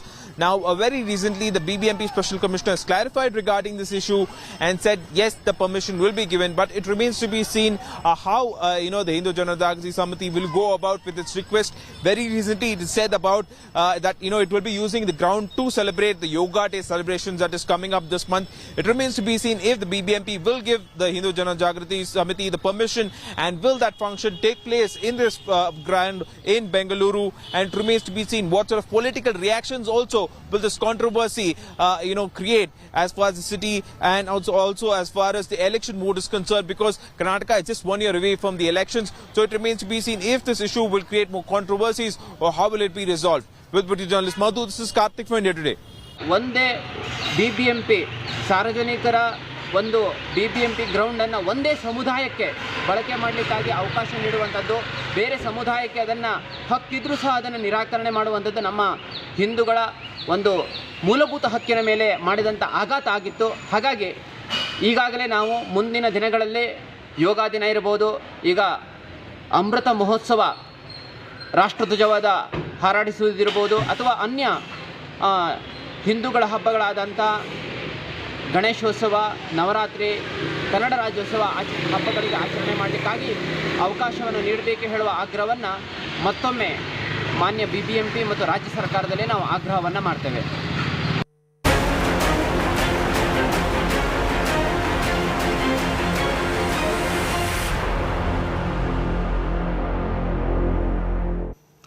Talib Hussain, the mastermind and commander of the terror outfit Hizbul Mujahideen, has been arrested from Bengaluru in Karnataka in connection with the targeted killing of Hindus in Jammu and Kashmir. A team of Jammu and Kashmir police and 17 Rashtriya Rifles launched a joint operation and nabbed Talib Hussain, who was hiding in Bengaluru. Jammu and Kashmir DGP Dalbagh Singh has said that so far 47 terror modules have been busted in the valley. According to that report, the terrorist Talib Hussain, who was arrested on 3rd of June, is a resident of Rashagwari in Nagseni Tehsil of Kishtwar district of Jammu. He joined Hizbul Mujahideen in 2016. Talib is the only terrorist who survived for the most number of days, even after being on the hit list of the security forces. ಹೌದು, ಅದು ನಿರಂತರವಾಗಿ ಈ ಥರದ ಮೇಲೆ ಜನರ moment ಮೇಲೆ ಕಣ್ಣಿರ್ತದೆ. ಅದಕ್ಕೆ ಏನು ಬೇಕು ಎಲ್ಲ ಸಹಕಾರ ನಮ್ಮ ಪೊಲೀಸರು ಕೊಡ್ತೀವಿ. ಹಿಂದೆ ಭಟ್ಕಳಲ್ಲಿ, ಸಿರ್ಸಿಯಲ್ಲಿ ಈ ಥರ ಅರೆಸ್ಟ್ಗಳಾಗಿದೆ, ಒಂಥರ ಇದು ಆಗಿದೆ. ಇದನ್ನು J&K ಪೊಲೀಸ್ನವರು ಭಾಳ ಗಂಭೀರವಾಗಿ ತೆಗೆದುಕೊಂಡಿದ್ದಾರೆ. ಅವ್ರಿಗೆಲ್ಲ ನಾವು ಸಂಪೂರ್ಣದ ಸಹಕಾರವನ್ನು ಕೊಡ್ತಾ ಇದ್ದೀವಿ.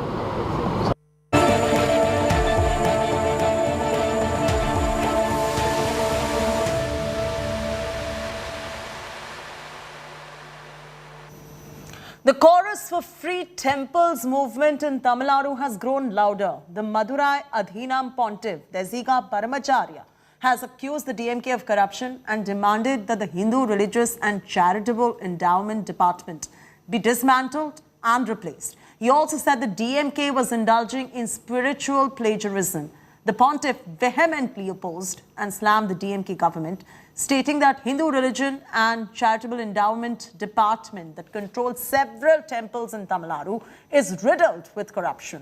He's urged the devotees now to not donate money to the department. He's also demanded that the HR&CE department should be replaced with a committee headed by a judge. Meanwhile, you've got the DMK HR&CE Minister Sekar Babu, who hit back at the Madurai Pontiff, calling it a publicity stunt and said that all other pontiffs are okay with the DMK government's policy. He has further claimed that the Madurai seer himself initiated the HR&C scheme to plant 27,000 saplings and also made the DMK government inaugurate the buildings. முன்னாலெல்லாம் 5 சாமி தான் வரும்.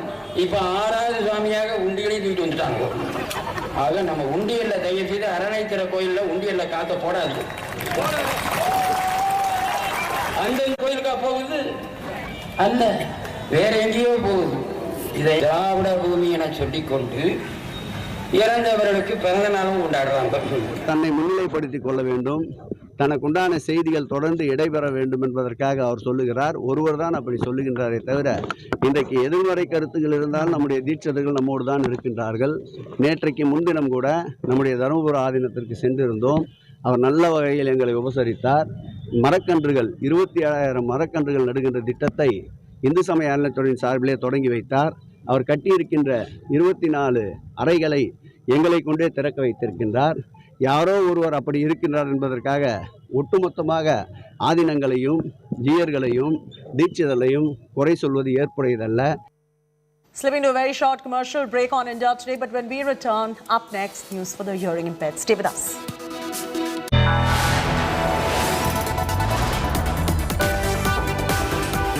You are watching India Today.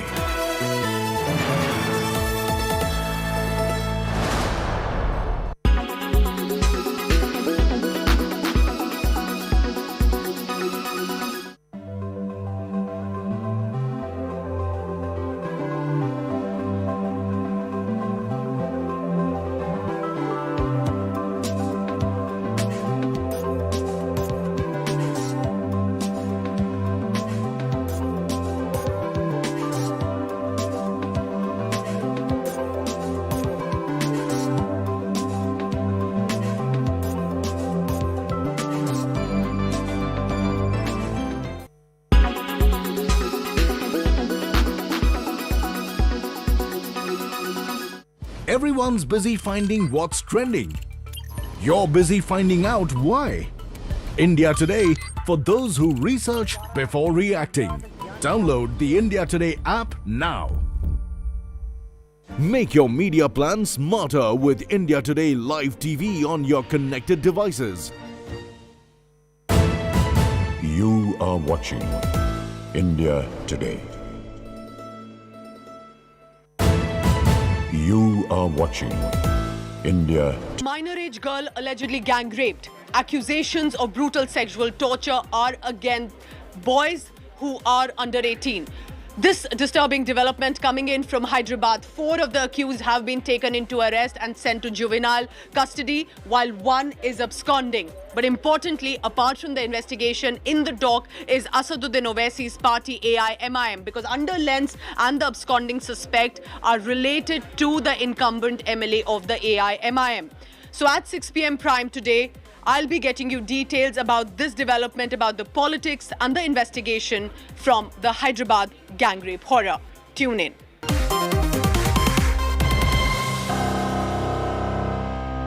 Potholed roads, traffic, pollution, civic amenities that are in decay.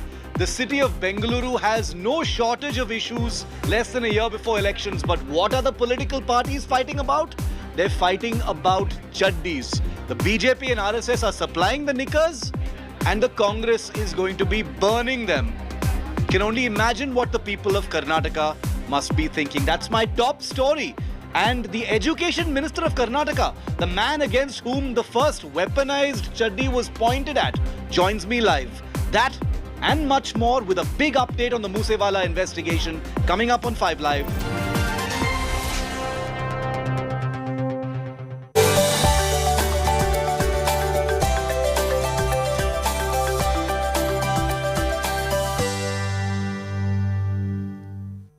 BJP suspended spokesperson Nupur Sharma, summoned by Maharashtra Police days after controversial remarks on Prophet Muhammad. Meanwhile, Delhi Police has beefed up security amidst alleged threats. Another stunning CCTV video of singer Sidhu Musewala's murder. In the video, killers can be seen at petrol pump, fleeing in an Alto car right after singer's brutal murder. A day after the cops released images of all the accused in the Kanpur riots, many have now surrendered. 50 people have now been arrested. On Friday, Kanpur was on the boil amidst the riots over the now suspended BJP spokesperson Nupur Sharma's remarks on Prophet Muhammad.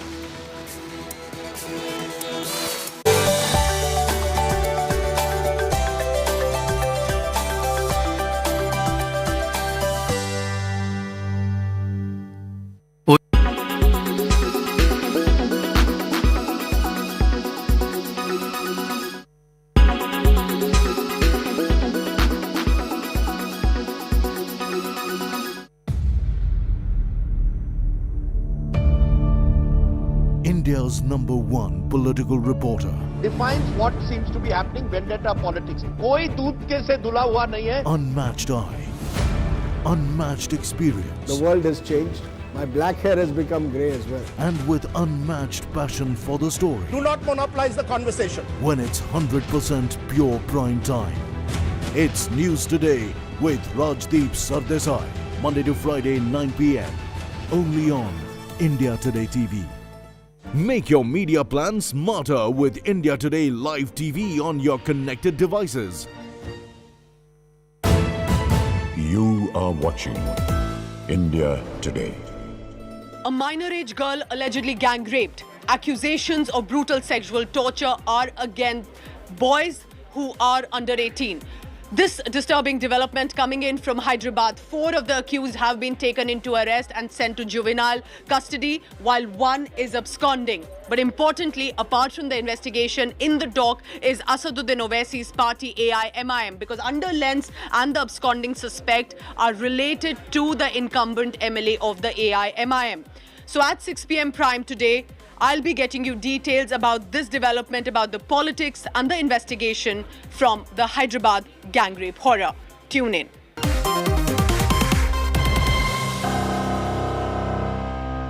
Potholed roads, traffic, pollution, civic amenities that are in decay. The city of Bengaluru has no shortage of issues less than a year before elections. But what are the political parties fighting about? They're fighting about chaddis. The BJP and RSS are supplying the knickers, and the Congress is going to be burning them. Can only imagine what the people of Karnataka must be thinking. That's my top story. And the Education Minister of Karnataka, the man against whom the first weaponized chaddi was pointed at, joins me live. That and much more with a big update on the Musewala investigation coming up on 5 Live. In association with Sensodyne Daily Sensitivity Protection. LIC हर पल आपके साथ.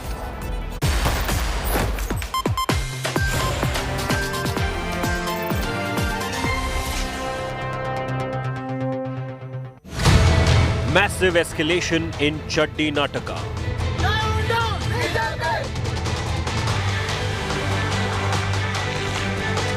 CM Mumbai slams Siddaramaia's Chaddi campaign.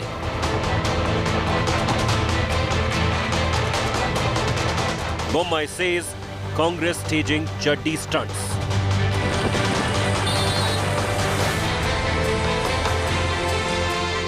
Congress stages Chaddi protest over textbook row.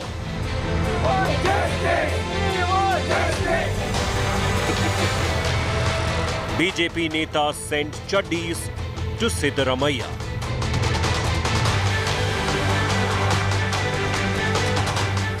Chaddi Nataka, Act 2. It's incredible, ladies and gentlemen, viewer, welcome to 5 Live, but we have to reflect the reality on the ground, and if it's farcical politics that's being played out in a state like Karnataka, less than a year before the elections, we will be showing you the reality, shining the light on those chaddis and also asking the big questions, because that's our job, and we will. The man against whom those chaddis have been pointed at, Karnataka's Education Minister, will be live and exclusive right here on 5 Live in 2 minutes. First, the headlines. Suspended BJP spokesperson Nupur Sharma summoned by Maharashtra Police on June 22nd after 3 complaints registered against her. Nupur security beefed up post terror and death threats. Massive cash and jewellery haul from Delhi Minister Satyendra Jain's aides. Enforcement Directorate recovers 2.82 crore rupees in cash and 133 gold coins. This 2 days before Jain's custody comes to an end. 9 days after the murder of Sidhu Musewala, Congress MP Rahul Gandhi finally has time to visit the family of the singer who fought the last polls on a Congress ticket. Gangster Kekada, who tipped off the assassins after a selfie, has been arrested. Gangster Lawrence Bishnoi, who is in Delhi's Tihar jail, denies any role in the recent death threats to Salman Khan and father Salim Khan. Superstar records statement over the threat letter that was first revealed on India Today. 9 days after the gang rape of a teenager in Hyderabad, Owaisi's party MLA rape-accused nephew still absconding. Powerful families tried negotiation with the survivor to sabotage the probe. Shameful shielding of VIP progeny.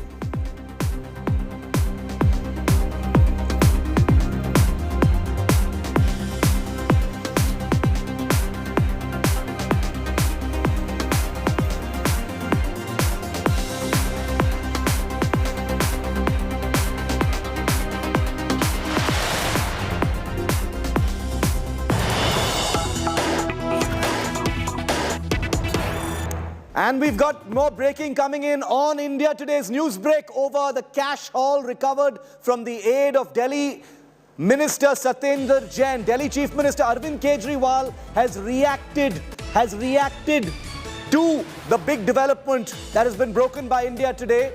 Prime Minister using full force against Aam Aadmi Party, especially the Delhi and Punjab governments. That's the first reaction from Delhi Chief Minister and Satyendra Jain's boss, Arvind Kejriwal. He says the Prime Minister is using the full force against the government against the Aam Aadmi Party in Delhi and in Punjab. Angry response from the Delhi Chief Minister over this dramatic haul of 2.82 crore rupees and over 150 gold biscuits that have been recovered apparently from Delhi Minister Satyendra Jain's aid during raids and searches yesterday. Satyendra Jain's custody with the Enforcement Directorate comes to an end in a couple of days from now. He was arrested 9 days ago. Satyendra Jain is the Delhi Health Minister. It was a dramatic crackdown in which he was arrested. He continues to be in custody. That custody comes to an end 2 days from now. And now Arvind Kejriwal, his boss and Delhi Chief Minister, says this is vendetta of an epic level. This is the Prime Minister using government agencies and full force against the Aam Aadmi Party, especially the governments of Delhi and Punjab, the 2 states where the Aam Aadmi Party has governments. I want to go across to India Today's Amit Bharadwaj for more on this. Amit, huge escalation in the Satyendra Jain case, with the Enforcement Directorate revealing the extent of recoveries made from an aid of the Delhi Minister, and obviously a very angry response from the Delhi Chief Minister Kejriwal. Well, absolutely right, Chef. You know, we have been seeing that ever since the central agencies were inching towards Satyendra Jain, there was some sort of retaliation coming from the Aam Aadmi Party. And it has been, what is more interesting in the entire episode is that not only the Aam Aadmi Party spokespersons have been on the forefront of defending Satyendra Jain, but also Arvind Kejriwal, who is the convener of the party, and Manish Sisodia as well. So clearly the top leadership is right there defending Delhi Minister Satyendra Jain. And it is also being seen the way central agencies are now trying to, inch in, or the Aam Aadmi Party leaders are on the radar of the different investigative agencies. And it is not only the case of Delhi, but apparently now Arvind Kejriwal is saying that the central government is using its agencies to attack the Delhi government as well as Punjab government. So it is an angry response that is coming from the Aam Aadmi Party convener. And we have seen in the past week, ever since Satyendra Jain was picked up by the he was arrested. Ever since then, we have seen that how Arvind Kejriwal at different points in time has defended Satyendra Jain, has declared him katta imandar, has rejected all the allegations that have been put against Satyendra Jain, and he had in fact last week he had taken a step forward by saying that as per his sources, the central agencies were now planning to arrest Manish Sisodia, the Delhi's Deputy Chief Minister. So clearly, Aam Aadmi Party is right now in a situation where it believes that the different investigative agencies could take serious steps against the top leaders. Stay with me, Amit. I also have Preeti Chaudhary with us, who's been tracking this entire development very, very closely. Preeti, angry response there from Arvind Kejriwal coming in just minutes after this news break on India Today with these images of what the Enforcement Directorate claims are crores of rupees and, more than 150 gold coins and biscuits recovered supposedly from the Delhi minister's aide. What are you picking up? Well, Shiv, what is in terms of what has been interpreted in the Aam Aadmi Party right now seems to suggest that including the Chief Minister and the party itself has completely sidestepped what their strategy was earlier, which was not to take the Prime Minister Modi head on. Every time, if we've seen in the past, Arvind Kejriwal would never take on the Prime Minister head on himself earlier on. This was before Punjab. Things have turned dramatically after Punjab. If you see now, because a new battlefield is open, you have Himachal, you have Gujarat, where your primary adversary that you hope to take on politically is the BJP.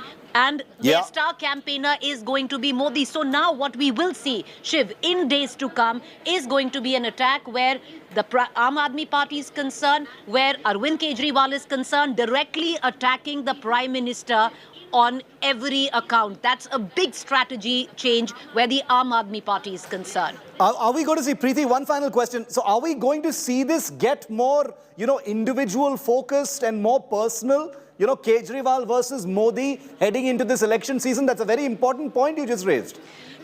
Shiv, let's go back. 2014 was when Arvind Kejriwal politically decided to take on Narendra Modi in Varanasi.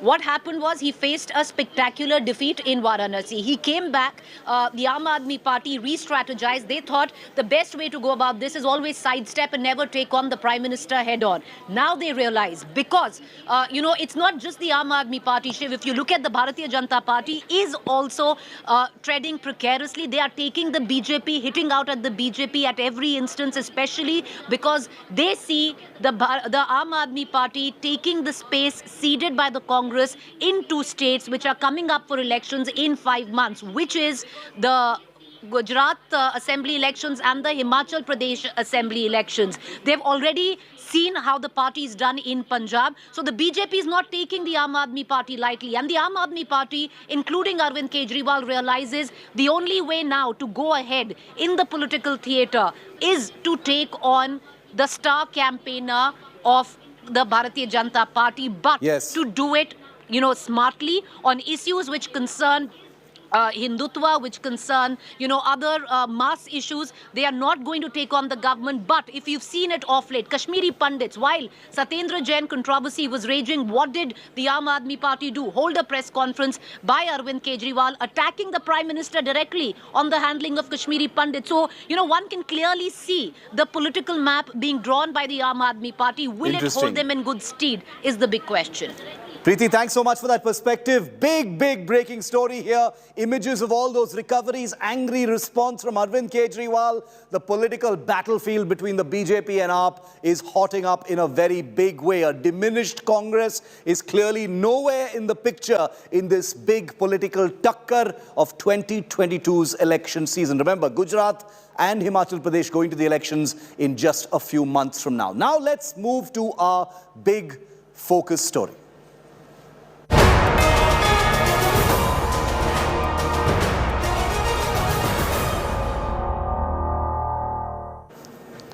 Well, India Today certainly set the big agenda over Chaddi Nataka yesterday, and that's the reason why so many media are covering this story right now. But the fact is, it has become a front and center story in the state of Karnataka and especially in Bengaluru. A raging chaddi fight. Politics has erupted in the state between the Congress and the BJP over disbanding the School Textbook Review Committee. Chief Minister Basavaraj Bommai has slammed former Chief Minister Siddaramaiah of the Congress for his chaddi burning campaign. Siddaramaiah stated that khaki chaddis, which is a symbol of the RSS, would be burnt as a sign of protest against the Sangh. Bommai has hit back at Siddaramaiah and said the Congress leader has no real subject to target the government and hence is taking up issues like chaddis. Bommai dared the Congress to take up subjects that are linked to the development of the state and not stage stunts to seek public attention in a cheap manner. Student swing activists of the Congress were arrested for protesting in front of Education Minister B.C. Nagesh's residence. They were opposing the inclusion of RSS founder KB Hedgewar chapters in school textbooks at the cost of other luminaries. The Congress has accused the BJP of saffronization of school textbooks in the state. To counter the Congress's move, the RSS workers have started collecting chaddis, knickers, whatever you want to call them, from houses and sending them in boxes to the Congress and to Siddaramaiah. ಎದುರುಗಡೆ ಮಾಡಿರೋದು ಚಡ್ಡಿ ಸುಟ್ಟಿರೋದು ಪೊಲೀಸ್ನವ್ರು ಎದುರುಗಡೆ ನಾ ಸುಟ್ಟಿಲ್ಲ ಅಂತ ಹೇಳಲ್ಲ ಏನ್ ಚಡ್ಡಿ ಸುಟ್ಟಿದ್ರೆ ಏನಾಗ್ಬಿಡ್ತಪ್ಪ ಒಂದು ಹೇಳ್ರಿ ಸ್ವಲ್ಪ ಪೊಲೀಸ್ನವ್ರು ಇದ್ರು ಪೊಲೀಸ್ನವ್ರ ಎದುರುಗಡೆ ಚಡ್ಡಿ ಸುಟ್ಟಿರೋದು ಆಮೇಲೆ ಏನಾದ್ರು ಒಂದು ವೇಳೆ ಅವ್ರ ಮೇಲೆ ಕ್ರಮ ತಗೊಳ್ಳದೆ ಹೋದ್ರೆ ಚಡ್ಡಿ ಸುಡೋದೇ ಒಂದು ಕಾರ್ಯಕ್ರಮ ಮಾಡಬೇಕು Siddaramaiah he doesn't have any other subject, so he is talking about such things, and people of Karnataka are looking into all these things. We have to talk about Karnataka development, production, future of Karnataka. I think some good sense would prevail on him. This is a very unfortunate thing. When they fail to attack this government on any issues, when they doesn't have issues, they want to create issues. And they are worried about the recent happenings in India. And after losing 5 states, they have been desperate. They doesn't know how to go, where to go. As you know that when the mind becomes blank, such things will appear. Whenever Congress loses issue, it takes RSS issue, because to keep their vote banks permanently. As you know that always Congress did not think of development of such community. They had made the vote bank through that community, and the same thing they are trying. ಅವರು ವಿರೋಧಿಸಬೇಕು ಅಂತ ದ್ವೇಷಿಸಬೇಕು ವಿರೋಧಿಸಬೇಕು ಅನ್ನುವಂಥ ಏಕೈಕ ಉದ್ದೇಶದಿಂದ ಇಂಥ ಕೀಳುಮಟ್ಟಕ್ಕೂ ಇಳಿದು ಚಡ್ಡಿ ಸುಡುವಂಥದ್ದು ಇನ್ನೊಂದು ಮತ್ತೊಂದು ಈ ರೀತಿ ಕೀಳುಮಟ್ಟದ ಕಾರ್ಯಕ್ರಮಗಳನ್ನು ಹೋರಾಟಗಳನ್ನು ಹಮ್ಮಿಕೊಂಡು ಅವರನ್ನು ಅವರೇ ಏನೊಂದು ಸಣ್ಣ ಮಟ್ಟಕ್ಕೆ ಕೀಳುಮಟ್ಟಕ್ಕೆ ಅವರನ್ನು ಅವರೇ ಗುಂಡಿ ತೊಡ್ಕೊಳ್ಳೋದು.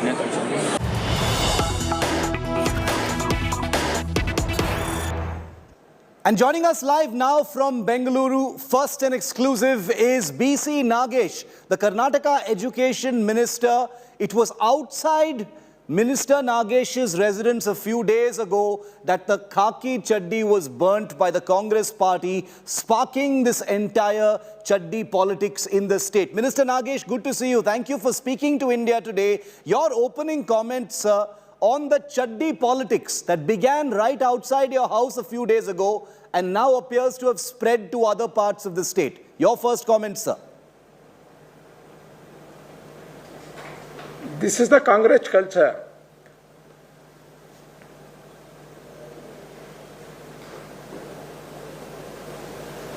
Continue, sir. We can hear you. What would you like to say about this chaddi politics? It started outside your house. It's happening everywhere now. It's become something of a campaign. This is Congress culture.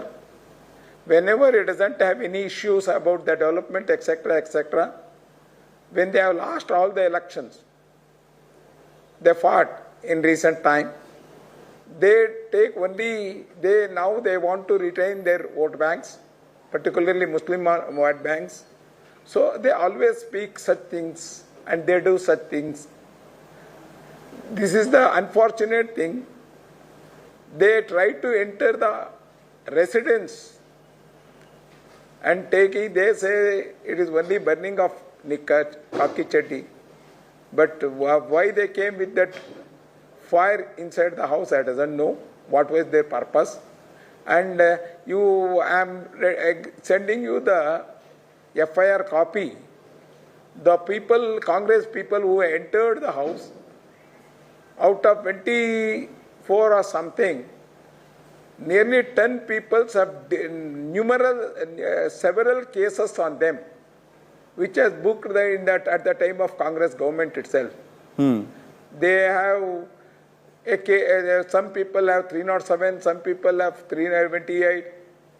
All such cases have been booked up with the people who have been arrested in my residence. And you know what is the standard of Congress now. When no one comes, they bring rowdies and gundas.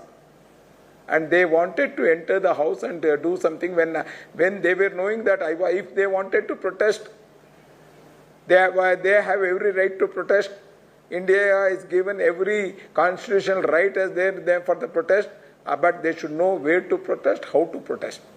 When I was not in Karnataka on that day, when I was in Gujarat attending the Education Minister Conference, some rowdies, Congress rowdies, who came to my house, who wanted to destroy something in my house, but I am very glad that not even a single person except one came with them from Tiptur.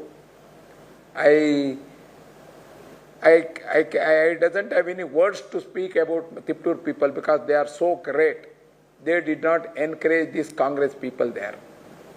So such things, this destroying mentality of the Congress, keeping to create anarchy when they doesn't have powers is their basic temperament, and people of Karnataka is going to give a reply as other states have given reply to the Congress. Minister Nagesh, you know, what began outside your house with the burning of that khaki chaddi, and we have visuals of that, of course, all of it was captured on camera, is not, now it's not no longer happening at the NSUI or the Congress student wing level. You know, you are calling these people rowdies. It's the NSUI student wing who was involved in this. But it's happening at the highest levels now. You have, you know, former Chief Minister Siddaramaiah, who has basically said that he is taking up chaddi as a big fight against your government. Yeah, chaddi has seen such fights since 1925, and chaddi has every strength, and it is growing every day.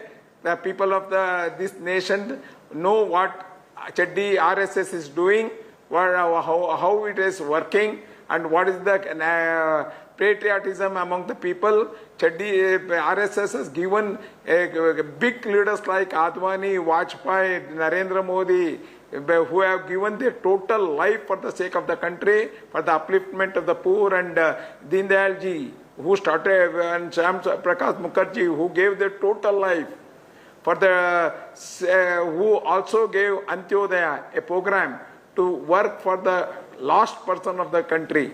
So whenever they protest, whenever they speak, RSS has grown. RSS know how to fight these people, and whenever they doesn't have any subject to speak, anything to do, when they become blank, such things comes out of Congress people, and in the same way, Siddaramaiah has taken it. RSS know how to fight those things. Well, Minister Nagesh, two more questions. The Congress believes that using the metaphor of khaki chaddi is a legitimate form of protest. Okay, I think BC Nagesh has removed his microphone. He doesn't want to take any more questions. He's had his say. He's taken a couple of questions for us. Okay, he's a minister, so he doesn't want to take any more questions. I had a few more, but we will try and bring him back and ask him a few more questions on that. Clearly, not very happy with the way things have been happening. This whole chaddi escalation began right outside his house, and as you can see, it's had a chain reaction now. It's gotten traction with Siddaramaiah and the senior leadership of the Karnataka Congress, fueling this entire chaddi fight and making it a much bigger campaign element in the run-up to the Karnataka election. So get used to seeing a lot more chaddis in this entire fight. BC Nagesh, the minister, is back with us. Minister Nagesh, I just had a couple more questions, sir. Thank you for your patience on this. The Congress has decided that using the khaki chaddi is a legitimate metaphor to take on your government. Because they see saffronization of textbooks, saffronization of governance, etc., as a legitimate, issue on which... I will reply. Yes, please, sir. Khaki is a sign of Swadeshi. The poorest person of this country use the khaki knickers, so they are Videshis. They have been led by a Videshi lady, so they want to satisfy their Videshi ladies, their leadership. So they take a Swadeshi chaddi as their instrument. Gandhiji tried to fight against the foreign cloths and foreign ideas, but Siddaramaiah is taking Swadeshi khaki knicker. Then you can know to what level the Congress has stooped to. But what is there going to be no conversation, sir, on saffronization? Because the Congress says that these are legitimate questions that are being asked and they have every right to protest. I have replied many times. Your saffronization, your RSS is only when they doesn't have any subject. When they want to polarize Muslim votes, they bring into the mainstream, and they does always, and now also they have done only to get Muslim votes. So I need that answer. This has been answered many times. As you know, in the history, since 1925, RSS has faced such opposition, and still it is growing. It's one of the biggest organizations in the world, which is the only patriotic organization which is working for the nation and the people of the country to see that this nation again, as their Congress is again desperate, because in the leadership of Modi, the whole world is looking towards India.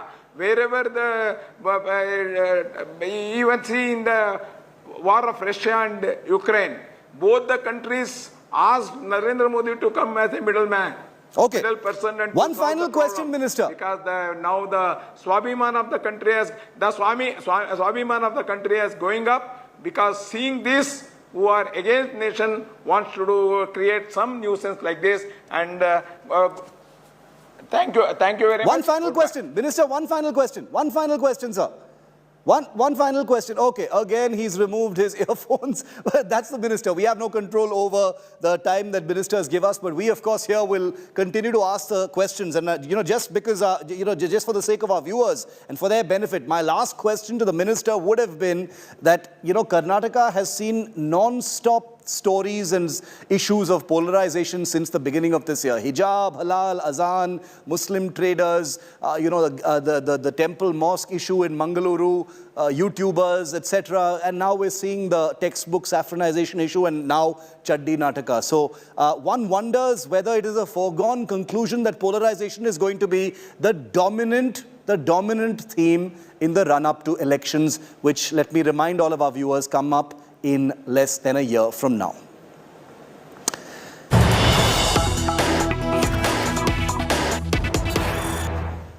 And we've got some breaking news coming in on this very politics that's playing out in Karnataka. BJP workers, that is ruling party workers who gathered outside former Chief Minister Siddaramaiah's residence in Bengaluru, have been immediately taken into custody. Workers had gone to give him a box of chaddis, a box of knickers. And these BJP workers, part of the ruling party, have been detained outside former Chief Minister of the Congress Party, Siddaramaiah's residence in Bengaluru. Take a look. Huge chaddi tamasha outside Siddaramaiah's residence. Karthik sends us this ground report.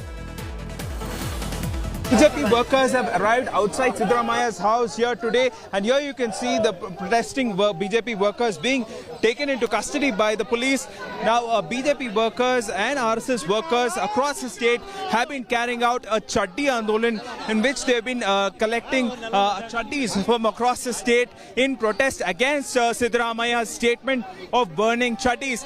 Now, earlier also we've seen how different statements have been made by leaders. Mr. Prahlad Joshi had also, slammed Siddaramaya for the chaddi comment, and also Karnataka Education Minister B.C. Nagesh had also slammed Siddaramaya for the chaddi comment. And here you see BJP workers protesting, BJP workers being taken into custody outside Siddaramaya's house. Earlier, we saw how RSS workers in Mandya and other places of the state as well collect trousers and shorts and send it, and send them. We can see sending them to the Congress office and also to Siddaramaya's house. Now it remains to be seen how far and how low will the chaddi controversy stoop to in Karnataka. With video journalist Madhu, this is Karthik for India Today.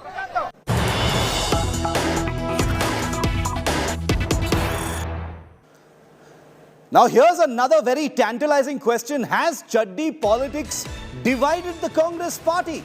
Breaking news coming in. After Siddaramaya escalated the entire chaddi war, Karnataka Congress chief DK Shivakumar is playing it down. He says it's the BJP provoking the chaddi fight in Karnataka. Remember, there are well-known divergences and differences between DK Shivakumar and Siddaramaya. Is this the latest instance of them not really agreeing with each other and speaking in two voices? Has chaddi politics divided the Congress party in Karnataka? Siddaramaya gung-ho on chaddi-nomics and chaddi politics. DK Shivakumar says it's something only the BJP is doing, not the Congress party.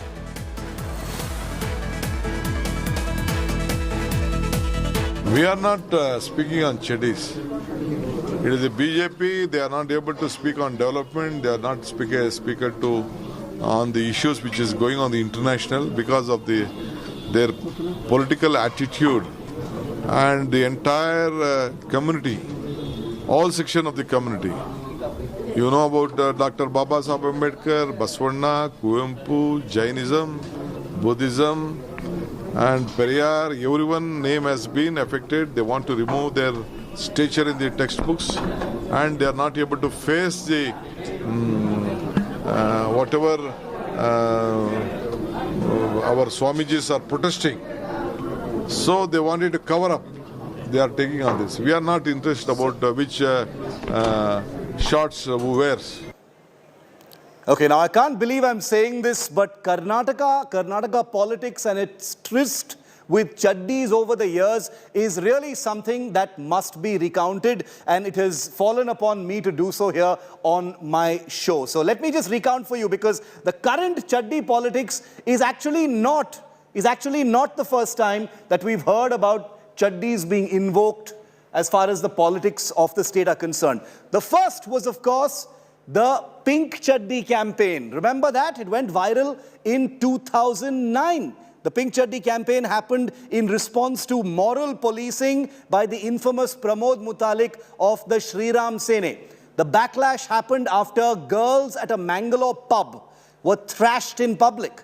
Pink Chaddis were put into boxes and sent to the Shri Ram Sene chief back then. Cut to June 2022, 11 years later, many years later, the inclusion of Hedgewar's chapter has sparked this fresh row over khaki chaddis now. The Youth Congress has been protesting against B.C. Nagesh, the minister you just heard.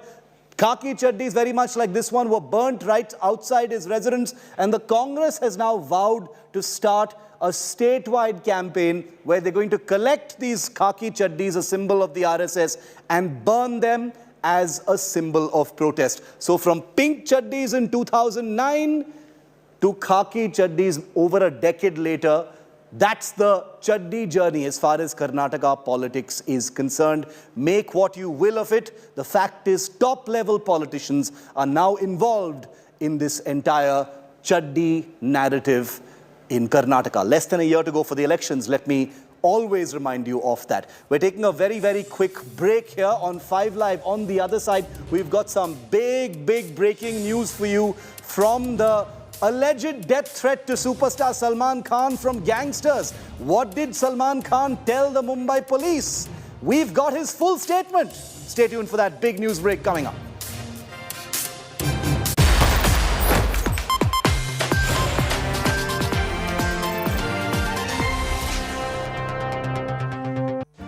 Make your media plan smarter with India Today Live TV on your connected devices. Amplify your brand with 100 million smart internet viewers. To advertise, mail us at sales@aajtak.com or call 9999892171.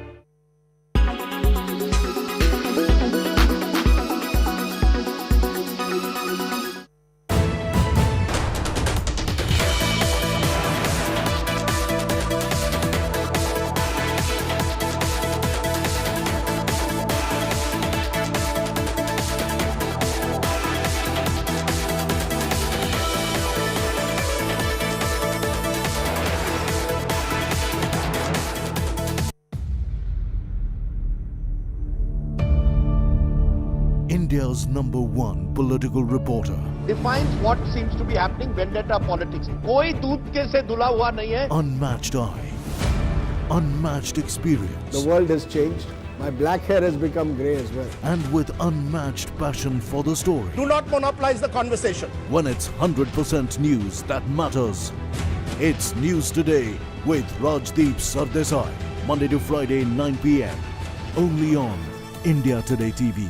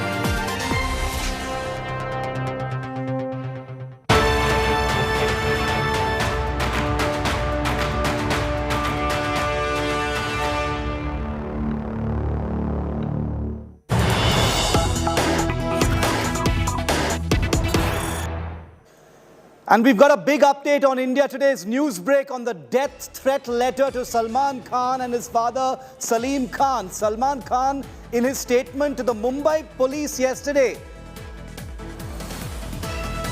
in a big statement to the Mumbai Police yesterday, had said that he has not expressed any doubt on anybody. He has not named any individual or cast suspicion on anyone.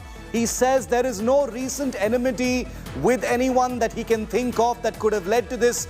He says that he has heard of Lawrence Bishnoi, the gangster, because of the 2018 threat case which was captured on camera, but that he does not know who Goldie Brar is. Further investigations are currently on. Remember, this is a big fallout following India Today's news break of a death threat letter that was found at the Bandra Bandstand, very close to Salman Khan's residence. It was discovered by his father, Salim Khan. Both father and son have provided statements to the Mumbai Police. Mustafa Sheikh breaking the story first here on India Today with me live. Mustafa, Salman Khan saying he's heard of Lawrence Bishnoi, but he has not expressed any doubt or named any individual who may be responsible for this letter. Tell us more, Mustafa. Yes, Chief, the Bandra police had asked Salman Khan because this was a letter which had some initials pointing towards Goldie Brar and Lawrence Bishnoi. So he was asked whether he knows both of them. So he has clearly said that he has not heard of Goldie Brar, but Lawrence Bishnoi, yes, because of the threat case. He has also not expressed any suspicion or any doubt on anybody. And he has also said that since last few days, there has not been any recent enmity, be it on social media or anywhere like this. So basically what he's saying that there was no context for such a threat letter to come in. The Black Buck poaching case was a case which is an old case. The threat dates back to 2018. But for a threat letter naming him and his father to come in now, he has not been able to give any reason to the police as of now. So police does not have any clue or leads from the Khan's family, but they are also looking at various angles, be it the gangsters, be it if it's an individual mischief. But Salman Khan from his side has clearly said that he does not have any suspicion or recent enmity with anybody for this threat letter to be received, and he has not received the threat letter. It's his father who was on the morning walk who has seen or who has received this threat letter. Back to you. Okay, Mustafa, big, very interesting. This, this adds a little bit of a twist to this whole affair. Salman Khan saying he, of course, has heard of Lawrence Bishnoi because of the 2018 threat, but that he can think of nobody in particular who would do something like this. Lawrence Bishnoi, meanwhile, has also disowned responsibility for this threat letter. He's only taken responsibility for the killing of Sidhu Musewala. Now, how was this threat letter found? Apparently, some cleaning staff found this letter at the Bandra Bandstand, and it has triggered an absolute flurry of an investigation with CCTV cameras everywhere in the Bandra area being searched for who could possibly have placed a letter threatening death. Aapka Musewala ho jayega, to Salman and Salim Khan. Take a look. A reigning Bollywood superstar facing death threat from the same gang that killed singer Musewala through a chilling handwritten note. Cops say the letter threatening to kill Salman and his father Salim Khan was found by a cleaning staff at the Bandra promenade. The FIR lodged earlier mentioned that Salim Khan's bodyguard Shrikant had found the letter on the bench next to the actor's luxury condo. 10 teams of the Mumbai Police are probing the case and are scanning through 200 CCTV cameras around Bandra Bandstand. Statements of Salman Khan and Salim Khan, along with their bodyguards, have been recorded by the Mumbai Police. The letter exclusively accessed by India Today said, "Aapka Musewala hoga," to the star and his writer father. The murder threat letter was signed LB and GB, possibly gangsters Lawrence Bishnoi and Goldie Brar. Gangsters who claimed that they ordered the Musewala murder. Gangster Lawrence Bishnoi, however, denied all allegations of his involvement, telling Delhi police during his grilling that he did not give the recent death threat. Bishnoi had, however, threatened to kill Salman in 2018, prompting a retort from the star. जब हम करेंगे तो पता लग ही जाएगा सलमान खान का करेंगे मारेंगे यहीं जोधपुर में मारेंगे तो पता लग जाएगा इनको अभी तो मैंने कुछ किया ही नहीं अभी नहीं मतलब कोई इन्वॉल्व कर रहे हैं जब भी कोई कमिटमेंट करो तो पॉजिटिव करना नेगेटिव नहीं करना और शिकार टाइगर जैसा शिकार कोई नहीं करता है ना ये सबको पता है Not taking any chance, cops have beefed up security of the Khans. The police has also clarified that it can be a mischievous act. In this case, they have recorded Salman Khan's statement and they have not expressed doubt on anybody. But still, Mumbai Police is looking for gang members of Bishnoi gang in Maharashtra to verify whether it was a threat letter or mischief by some individual. With camera person Samir Shanbag, Mustafa Sheikh for India Today.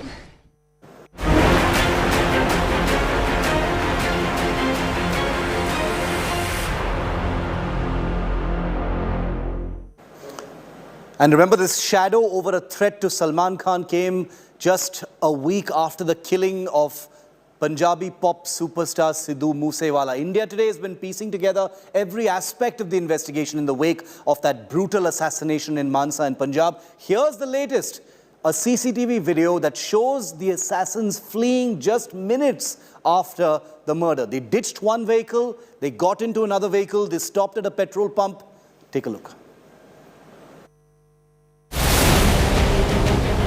A gruesome murder, bunch of mysteries, and innumerable CCTV video proofs. With every passing day, a new twist unfolds. India Today has accessed another stunning CCTV video of Musewala's murder. In the video, killers of the singer can be seen at petrol pump, calm and poised, refueling the Alto car, which they had snatched after abandoning the Bolero car used for the murder. The video catches the killers day after they killed Musewala in cold blood. Punjab Police has intensified its probe and has identified 7 shooters apart from one arrested accused, Manpreet, who provided logistics. Sources tell India Today that the shooters hailed from Punjab, Haryana and Maharashtra. On Monday, Punjab Police arrested a gangster named Kekda who tipped off the killers about Musewala's movement after taking a selfie with him. Hunt for shooters is also on in Nepal. Delhi police believes some shooters may have fled the country. While Lawrence Bishnoi and Goldie Brar brazenly claimed responsibility of Musewala's murder, major breakthrough from Punjab Police is still awaited almost 10 days later. With Arvind Ojha, Bureau Report, India Today.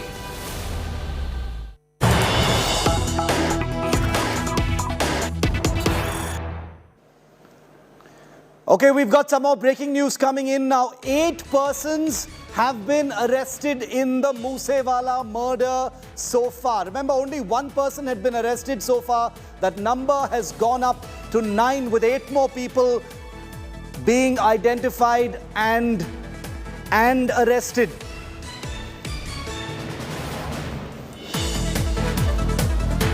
The accused have been arrested for reconnaissance and providing logistics for the assassination of Sidhu Musewala. This comes a day after the arrest of one of the accomplices who goes by the name Kekda, also known as Sandeep, the man who posed as a fan outside Musewala's residence to conduct spying operations. He basically spied on Sidhu Musewala and tipped off the assassins, is what the Punjab police will have us believe.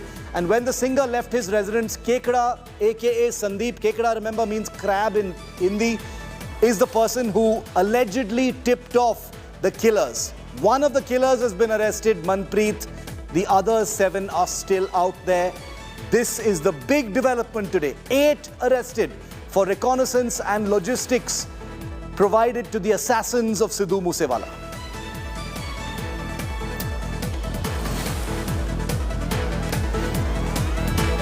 Let's show you all the accused so far in this case. We've got their names, we've got their pictures. Sandeep alias Kekda is one of them.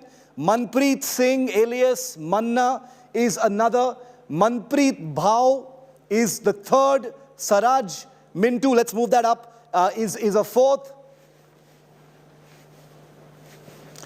Prabdeep Sidhu alias Pabbi, Monu Dagar and Pavan Bishnoi and Naseeb. These are the people. Take a look at how these are the 8 people who have basically been arrested so far, and they are all involved in the actual crime. That is the logistics as well as possibly the actual attack on Sidhu Musewala. Lalit Sharma with us live from Mansa in Punjab. Lalit, big day today. 8 persons arrested.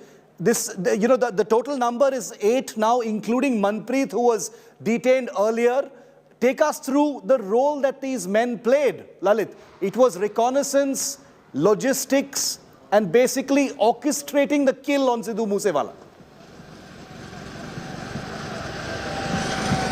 Shiv, definitely. But if we talk about the Punjab police, it's a big breakthrough to the Punjab police. And in the Sidhu Musewala murder now, the Punjab police have arrested 8 persons, including Manpreet, who was being arrested from Dehradun, Shiv. And if you talk about the latest development in this is the Kekra alias Sandeep, who was the person who tried to impersonate, trying to be a fan of Sidhu Musewala, and was the one who provided all the information to the attackers. So in all total 8 persons have been arrested. And Shiv, one more thing, the 4 shooters have also been identified by the Punjab police. And let me take across to all the 8 persons who have been arrested by the Punjab police. The name of the first person is Manpreet Singh, and he was instrumental in providing the Toyota car, Corolla car to Manpreet Bhau. And the second person who was arrested was Manpreet Bhau, and he is basically from district Faridkot, and he delivered the Corolla car to the 2 persons named Siraj Mintu, who is believed to be a part of the shooter. The third person who was arrested is the Siraj Mintu. He directed Manpreet Bhau to provide the car to 2 of his men. Other than that, if you talk about the 4th person, it's the Prabdeep Sidhu alias Pabbi. In the month of January, the person who had taken the responsibility, Goldie Brad, he instructed and asked him to deliver the things. That's the 4th person. Then it's the Monu Dagar. He provided the 2 shooters the direction from the Goldie Brad and assembled them the help and the logistics. So other person is the Pavan Bishnoi, Naseeb Khan, and the Sandeep alias Kekra. So basically now the Punjab police have arrested all the 8 persons in this and have also identified the 4 shooters. And one thing more, it seemed that now Punjab police, as there was a lot of pressure on the Punjab police now, through a major breakthrough from the Haryana, Rajasthan and Mumbai, now they are just trying to connect the leads, and it's a big breakthrough in all this case after almost 10 days. So we are just waiting now that in a couple of days more such developments could be seen by the Punjab police. Yes, sure. Lalit, very comprehensive update. Appreciate it. Thank you very much for joining us on that big story. Now, one of the men that Lalit just mentioned, Sandeep alias Kekra, Crab in Hindi. His name is Kekra. All gangsters have these combat names or nom de guerre. Well, he goes by Kekra. There must be an interesting story why he's been named after a crab, but we'll try and get that for you a little later. Let's tell you a little bit more about this guy, because he is part of one of the most unsettling, disturbing aspects of the investigation. Because Sandeep alias Kekra apparently posed outside Sidhu Musewala's house as a fan, took a selfie with the superstar, and then is claimed to have tipped off the actual killers who intercepted the Thar Jeep and murdered Musewala. Take a look.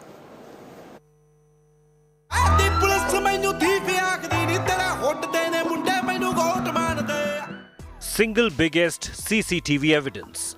It could turn the Sidhu Musewala murder probe. India Today has accessed exclusive images of Musewala's house taken just 10 minutes before he was gunned down. The footage shows people taking selfies near Musewala's SUV. India Today has learnt that one of them was Kekra, aka Sandeep. Punjab police arrested Kekra on Monday evening. According to sources, Kekra pretended to be a Musewala fan and was outside his residence. Kekra loitered outside the singer's residence for over 45 minutes. It is alleged that Kekra tipped off the shooters when Musewala left his home. After the alleged tip-off, killers had started tailing Musewala. The contract killers had used 2 cars, a Mahindra Bolero utility vehicle and a Toyota Corolla sedan. With each passing day, the details of the plot to kill Musewala are getting murkier. Bureau Report, India Today. And Rahul Gandhi recently returned from abroad, found the time to visit the parents and family of Sidhu Musewala earlier today in Mansa in Punjab. Remember, Sidhu Musewala was the Congress's own candidate from the Mansa constituency in Punjab. He, of course, lost to the Aam Aadmi Party's Vijay Singla. An inconsolable family met the Congress MP at their house in Mansa. This is the first time that Rahul Gandhi has met the grieving family at the ancestral home more than a week after the 28-year-old freshly inducted Congress leader died. Musewala had joined the Congress just months before the state elections in Punjab. In fact, in November last year is when he joined. Musewala was shot dead in Punjab's Mansa district on May the 29th, a day after his security was withdrawn by the Aam Aadmi Party government in Punjab.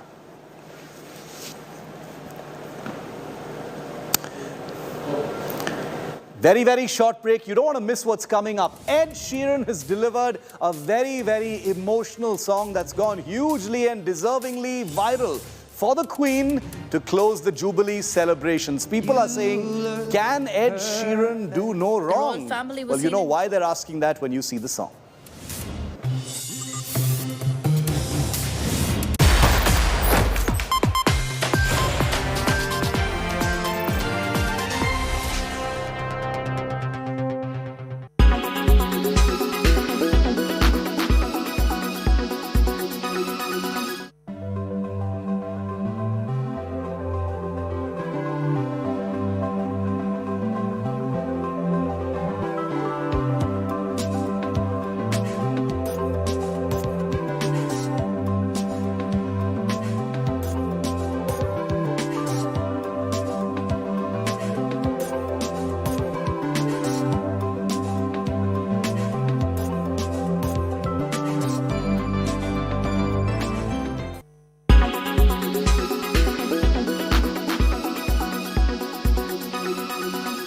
Make your media plan smarter with India Today Live TV on your connected devices.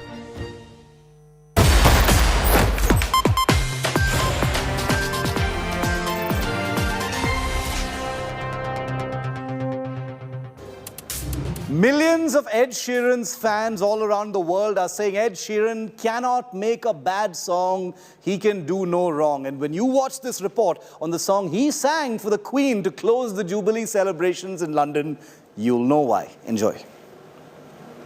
White lips, pale face, breathing in snowflakes, burnt lungs, sour taste. Ed Sheeran played his first single, The A-Team, in front of the monarch for her Diamond Jubilee concert in 2012. They say she's in the class 18, darling, just dive right in. And he was back again this year. I found a woman stronger than anyone I know. Ed Sheeran delivered an emotional song for the Queen to close the Platinum Jubilee celebrations. In fact, there was a montage of video clips of Queen Elizabeth through her reign that was aired while he sang a romantic ballad while playing the guitar. Your eyes, baby, I'm dancing in the dark. The performance was followed by the appearance of the Queen on her palace balcony to bring the 4 days of historic celebrations to a close. With you between my arms, barefoot on the grass, listening to our favorite song. Reports show how Ed Sheeran felt this was a full circle moment as he performed his 2017 hit Perfect that had the royals in tears. She looks perfect, though I don't deserve this. You look perfect. The royal family was seen enjoying these moments, right from Prince George to Duchess Kate. They were spotted swaying to the tracks. Don't mind, hope you don't mind. Gotta put me down. The other performers included Elton John, How wonderful life is while you're in the world. Diana Ross,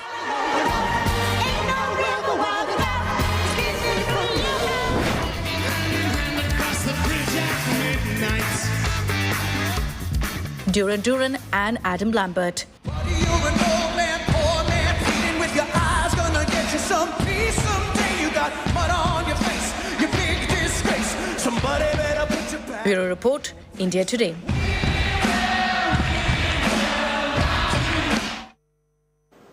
And coming up next, Pooja Shali asks, where is Owaisi's party MLA? 9 days after the horrifying gang rape in Hyderabad inside a luxury vehicle, why are VIP families being protected? Why the long rope? Why the hypocrisy?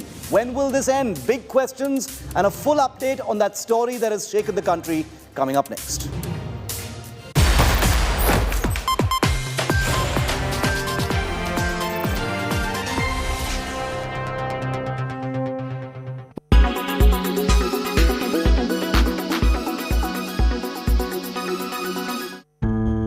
Climate change threatens our planet and our future.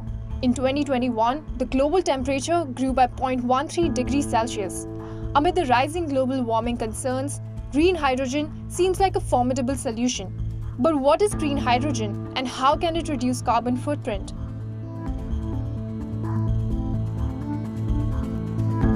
Presented as a solution to help curb global warming, green hydrogen could play a key role in reducing the major carbon footprint of some sectors such as heavy industry and transport.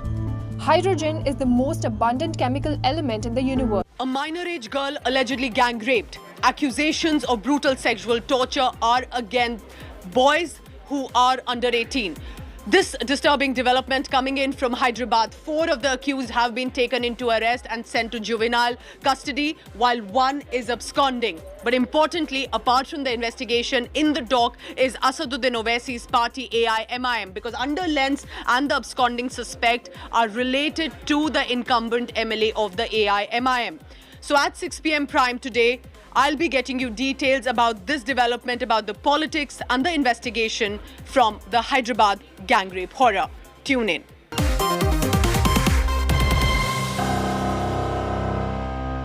Presented by Berger Easy Clean. No dag, no dhabba, only beautiful walls.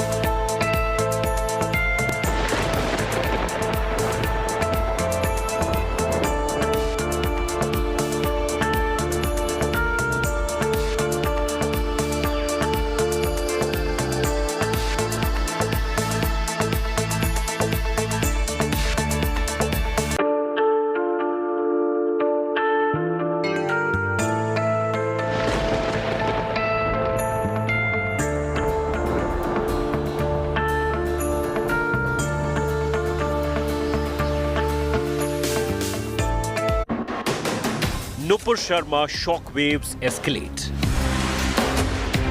FIRs and death threats pile up on Nupur. Trouble mounts for sacked BJP face. Emboldened hardliners baying for blood. Are these shockwaves forcing massive churn in BJP? The Nupur quake. Co-presented by PolicyBazaar.com. Co-powered by introducing Motorola Edge 30. Co-powered by Philips Beard Trimmer. Adapts to you. In association with LIC Har Pal Aapke Saath. Apollo 24/7. Download now. NECC. Sunday ho ya Monday. Roz khao ande. Netmeds. India की अपनी pharmacy.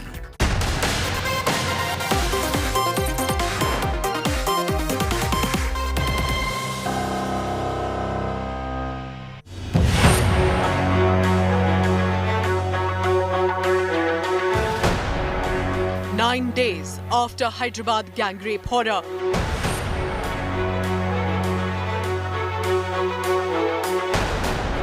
Where is Asaduddin Owaisi's MLA's nephew, a prime suspect?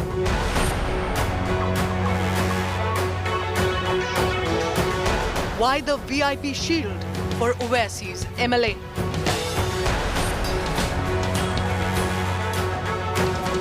Did the accused family try negotiation to shut the case? Top focus on 6 p.m. Prime.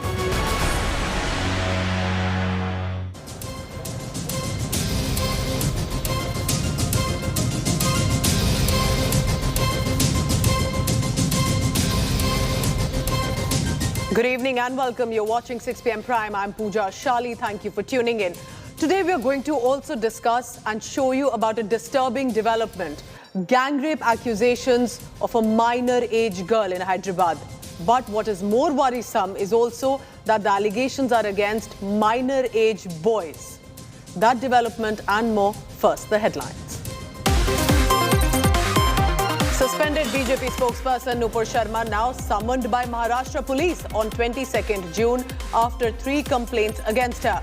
Nupur's security has been tightened though, post the threats she has received about. Massive cash and jewellery haul from Delhi Minister Satyendra Jain's close aid. The ED has recovered 2.82 crore rupees and 133 gold coins.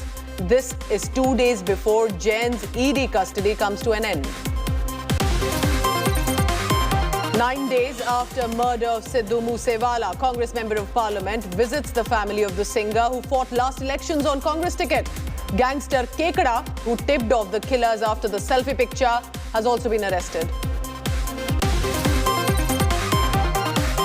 From Punjab to Delhi, gangster Lawrence Bishnoi denies any role in recent death threats to superstar Salman Khan and his father Salim Khan. Salman Khan in his statement has said he does not know who Goldie Brar is. It's a massive escalation in Karnataka's chaddi war. Chief Minister Basavaraj Bommai slams the Congress's knicker-burning protest, calls it a weak political stunt.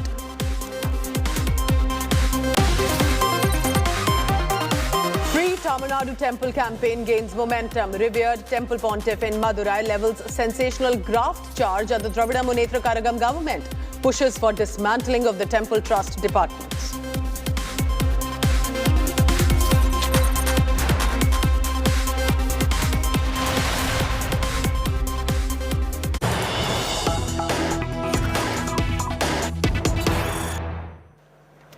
And right now, BJP's spokesperson Shehzad Poonawala is addressing a press conference. This is on Satyendra Jain, Aam Aadmi Party's neta, who has been under ED custody. Let's listen in. पता चल जाएगा कि किन documents के आधार पर ये तथाकथित clean chit देने की आपकी फैक्ट्री काम करती है। और मैं इसलिए कह रहा हूं, ये इसलिए कहना पड़ रहा है क्योंकि इससे पहले भी मित्रगण आपको याद होगा कि एक और क्लीन चिट दी गई थी। इस क्लीन चिट की फैक्ट्री से एक और क्लीन चिट दी गई थी। वो क्लीन चिट दी गई थी जितेंद्र तोमर को, और जितेंद्र तोमर ने क्या क्या कीर्तिमान स्थापित किए हैं ये पूरे देश ने देखा है। परंतु मैं आपको याद दिलाना चाहता हूं, थोड़ी याददाश्त आम आदमी पार्टी वालों की कमज़ोर हो ही जाती है। इतना भ्रष्टाचार किया है, इतने लोगों को बचाना है तो कमज़ोर हो जाती है याददाश्त। मैं उस समय का आपको वाक्य याद दिलाना चाहता हूं और दोनों ही वाक्यों में किस प्रकार से समानताएं हैं। देखिएगा, ऐसा लग रहा है कि अरविंद केजरीवाल जितेंद्र तोमर के लिए नहीं, आज सत्येंद्र जैन के लिए ही बोल रहे हैं। सुनिए उनका ये पूरा वक्तव्य उस समय पर जितेंद्र तोमर के लिए क्या था, सुनिएगा जरूर। मंत्री के दफ्तर से उनकी एक्सप्लेनेशन कॉल की थी कि मैं सारे तथ्य जानना चाहता हूं, एक्सप्लेन। उनका जवाब आया वापस और हमने डिसाइड किया था कि अगर जरा सा भी कहीं कुछ गड़बड़ है तो then we will request him to step down. उनका जो जवाब है वो जवाब पढ़ने के बाद आप भी कहेंगे कि वो निर्दोष है। वो पूरा जवाब हम लोगों ने मीडिया वालों के पास भेजा, लेकिन किसी भी मीडिया ने नहीं चलाया। तो उसके खिलाफ साजिश की जा रही है। और एक छोटा सा जैसे उदाहरण देता हूं, पहले उन लोगों ने उसकी शायद उसकी 2 डिग्री है, 1 डिग्री के ऊपर क्वेश्चन। उस समय पर भी किस तरीके से अरविंद केजरीवाल जी जितेंद्र तोमर को क्लीन चिट दे रहे थे, कह रहे थे कि मैंने सारे कागज खुद मंगवा के देखे हैं और उन कागजों से प्रतीत होता है कि ये तो सबसे ईमानदार व्यक्ति है, इसको तो मीडिया और बाकी के लोग साजिशन फंसा रहे हैं और इसीलिए मैं आपसे आग्रह करता हूं कि आप डॉक्यूमेंट्स देख लीजिए, ये तो पूर्ण तरीके से ईमानदार व्यक्ति है। आज यही बात वो सत्येंद्र जैन के लिए कह रहे हैं और इसीलिए मैं पूछ रहा हूं फिर से एक बार, क्या सत्येंद्र जैन के वो कागज आपने देखे हैं? क्या उन कागजों में दिल्ली हाई कोर्ट का ऑर्डर है या नहीं है? और अगर है तो बताइए कि फिर भी आपने उनको क्लीन चिट कैसे दे दी, और अगर नहीं है तो बिना देखे आपने ये क्लीन चिट क्यों दी है? सार्वजनिक पटल पर वो सारे कागज रख दीजिए। उन्होंने कहा कि सत्येंद्र जैन इतने ईमानदार है कि उनको पद्म विभूषण मिलना चाहिए। पद्म विभूषण मिले ना मिले, पर हाँ, आम आदमी पार्टी को घोटालों में गोल्ड मेडल तो जरूर मिलेगा। गोल्ड के कॉइन्स तो है ही वैसे उनके पास, gold medal of corruption and घोटाला जरूर मिलेगा। ये आम आदमी पार्टी का मैं ट्रैक रिकॉर्ड भी लेकर आया हूं। जल बोर्ड, जहां पर बड़ा भ्रष्टाचार हो रहा है, वहां पर पारदर्शिता की बातें करने वाले अरविंद केजरीवाल के लोग सीएजी को ऑडिट और अकाउंट्स नहीं देते, सीएजी को दिल्ली हाईकोर्ट जाना पड़ता है। ये छपा हुआ है। आम आदमी पार्टी के जो ईमानदार विधायक है, ईमानदारी की कमीज पहनने वाले, वो लोकायुक्ता से कहते हैं कि हम आपको एसेट्स नहीं दिखाएंगे, हम आपको एसेट्स डिक्लेयर नहीं करेंगे। उल्टा लोकायुक्त के सामने जब बहुत सारे केसेस उनके मंत्रियों के और उनके विधायकों के चल रहे थे और उनके सबसे ज्यादा केसेस 2017 में 10 वर्षों में रजिस्टर किए गए लोकायुक्त के पास, तो कई वर्षों तक, कई महीनों तक लोकायुक्त को नियुक्त ही नहीं किया गया। बस के भी प्रोक्योरमेंट में घोटाले करने का उपलब्धि आम आदमी पार्टी की सरकार को हासिल है और इसीलिए ये गोल्ड मेडल मिलेगा इनको घोटाले के लिए। आज मैं केवल फिर से एक बार बताना चाहता हूं कि जब पर्दाफाश हो चुका है आम आदमी पार्टी की सरकार की तथाकथित ईमानदारी का, क्या अरविंद केजरीवाल बताएंगे कि ऐसी क्या मजबूरी है कि वो सत्येंद्र जैन को आज भी बचाने का काम कर रहे हैं? अभी तक उन्होंने स्मृति ईरानी जी द्वारा पूछे गए 10 सटीक सवालों का जवाब नहीं दिया है, हर बात पर डाइवर्ट करते हैं। क्या 2019 का हाईकोर्ट का आदेश जो इंडाइट करता है सत्येंद्र जैन को, क्या उन्होंने वो देखा है? क्या उन्होंने इसी प्रकार से विक्टिमहुड कार्ड जितेंद्र तोमर के लिए खेला था या नहीं खेला था? और यदि उस समय खेला था तो आज जब वो इसी कार्ड को खेल रहे हैं तो किस आधार पर उनकी इस बात पर यकीन किया जाए कि उन्होंने सारे कागज देख लिए हैं और फिर जाकर वो clean chit they? So the Bharatiya Janata Party clearly all guns blazing. This with regard to Satyendra Jain in ED custody, but also the gold recovery. But the Aam Aadmi Party is not backing down. Satyendra Singh and also others have spoken on that. Let's listen in to what Aam Aadmi Party netas are saying. This is Sanjay Singh speaking. 5 दिन तक कुछ नहीं मिला, कह दिया FIR नहीं, कोई complaint नहीं, तो अब पहुंच गए सत्येंद्र जैन के घर पे, उनके पत्नी को, उनके परिवार को, उनके बच्चों को वहां अपमानित करने का काम कर रहे हैं। और आप सारे लोग जानते हैं ये पहला मौका नहीं है। सीबीआई का, ईडी का, आईटी का छापा सत्येंद्र जैन के घर पे बहुत बार पड़ चुका है, पहले भी पड़ चुका है, लेकिन कभी कुछ हासिल नहीं हुआ, कभी कुछ नहीं मिला।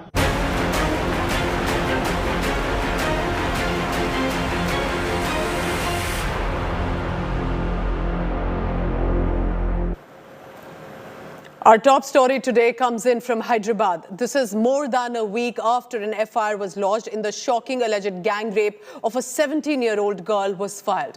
The cops have though made some arrests of the accused, but they are not able to trace the 5th suspect. Now, interestingly, AIMIM MLA's rape suspect nephew is still at large. He's absconding, while special teams have been dispatched to 3 states to locate and arrest him. So, of course, politics brewing, targeting Owaisi and his party. Owaisi MLA's minor son has emerged as a suspect also in the case. So, apart from the nephew of the MLA, son of the MLA is also in the dock. 4 have been nabbed, including an 18-year-old Sadaduddin Malik. Now, there was an Innova vehicle allegedly used in the crime, and that was wiped clean so that no DNA evidence is recovered. The car was eventually recovered by the police from a farmhouse on the outskirts of the Hyderabad city on Saturday.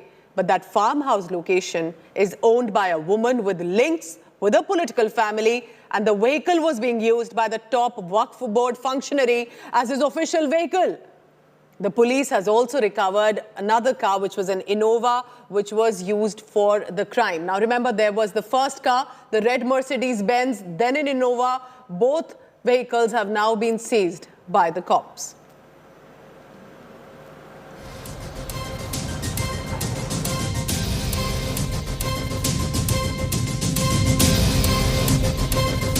Law will take its own course. इस पे तय बोलना है मेरे को.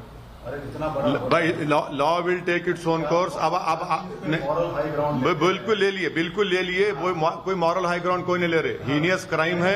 सुनिए आप बहस मत करिए. Heinous crime है. Law will take its own course. Law will take its own course. So while Asaduddin Owaisi is saying that they are going to ensure that law will take its own course, it is important to understand why this case is so disturbing. Remember, this is not just about an alleged gang rape of a 17-year-old girl, which is a minor age girl, but also the accusations are against minor age boys. 4 of the accused who've been arrested by the police in Hyderabad have been sent to juvenile custody. But that is where this development gets interesting. The 5th accused, related to a political family, appears to have still been absconding. Let me help you understand. Remember, it's very difficult because we cannot reveal the identity, even if they are rape suspect or rape accused, because they are minors. So we are following the guidelines there. So 4, as you can see here, have been nabbed by the Hyderabad police. But more than that, there are 2 now. You see here on the bottom of the screen, one is a nephew of an incumbent MLA of the AIMIM, whose president is Asaduddin Owaisi, the member of parliament from Hyderabad. But another, now under the radar, is the son of that incumbent MLA. So 2 boys from the same family. One is a prime suspect, absconding. Police are looking for him. Another is under the radar. There is, of course, and that is why we are revealing the identity of one of the arrested, 18-year-old Sadaduddin Malik. But to look at these allegations coming in against minor age boys from affluent families, from politically linked families, reflects perhaps the disturbing reality of what is happening in our cities. Now, police is saying they are ensuring that all the action is taken. But importantly, when we look at that, we also are questions being raised against AIMIM. Why are the 2 only related to the AIMIM not taken into arrest? All other 4 have been taken into arrest. Why not the 2? Specifically, the allegation by the opposition is the police shielding them because they are the VIP families or have political links? The police are saying, we have sent search teams, we will ensure they are caught. Let's take a look at another case. As I was talking about the allegations of a cover-up, what are these allegations and why is the police in the dock? The FIR was lodged at least almost a week, 6 days after the incident happened. That also when the father of the girl came forward to give out these allegations. Now, one of the vehicles used, Innova, was wiped clean. That is how intelligent and smart these culprits were, to destroy the DNA evidence or any proof that the police may recover. But it was not just about Innova. There was a red Mercedes-Benz that was also used for the crime. Now, there's another allegation that has come that the accused family, specifically the ones who are influential and politically linked, tried a negotiation with the victim's family to hush down the case. The cops, meanwhile, because I've specifically not been able to track the prime suspect nephew who is connected to the AIMIM MLA, that is why it is being seen as perhaps they are being shielded because they are from politically linked and affluent families. So a disturbing reality there, and we'll try and get you all the latest on this about what's been happening in Hyderabad. I'm heading into a very short break, but when I return, let's bring you the story that's everyone been talking about. BJP spokesperson Nupur Sharma gets suspended pending inquiry. This becomes a big international showdown. But she's also claimed that she's receiving threats. Amid this, she's now being summoned by the Maharashtra police because 3 complaints have been filed against Nupur Sharma for her remarks on Prophet Muhammad. This issue is not dying down. I'll get you the latest on this after a very short break.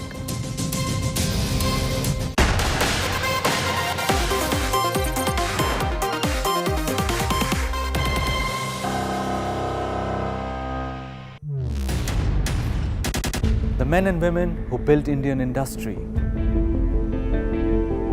and the young guns who are shaping tomorrow's India. From storied careers to unicorn dreams, the past meets the future on the Business Today show with Udayan Mukherjee.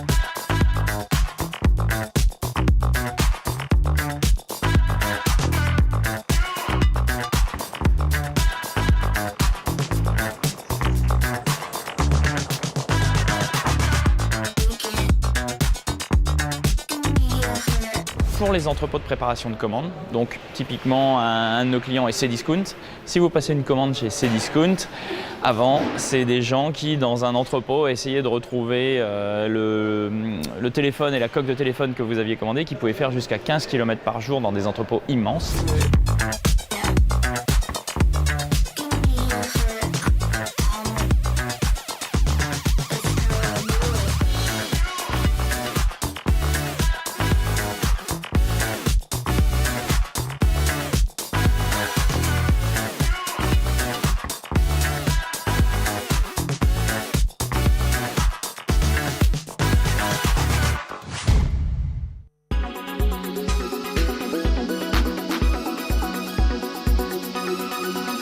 Make your media plan smarter with India Today Live TV on your connected devices.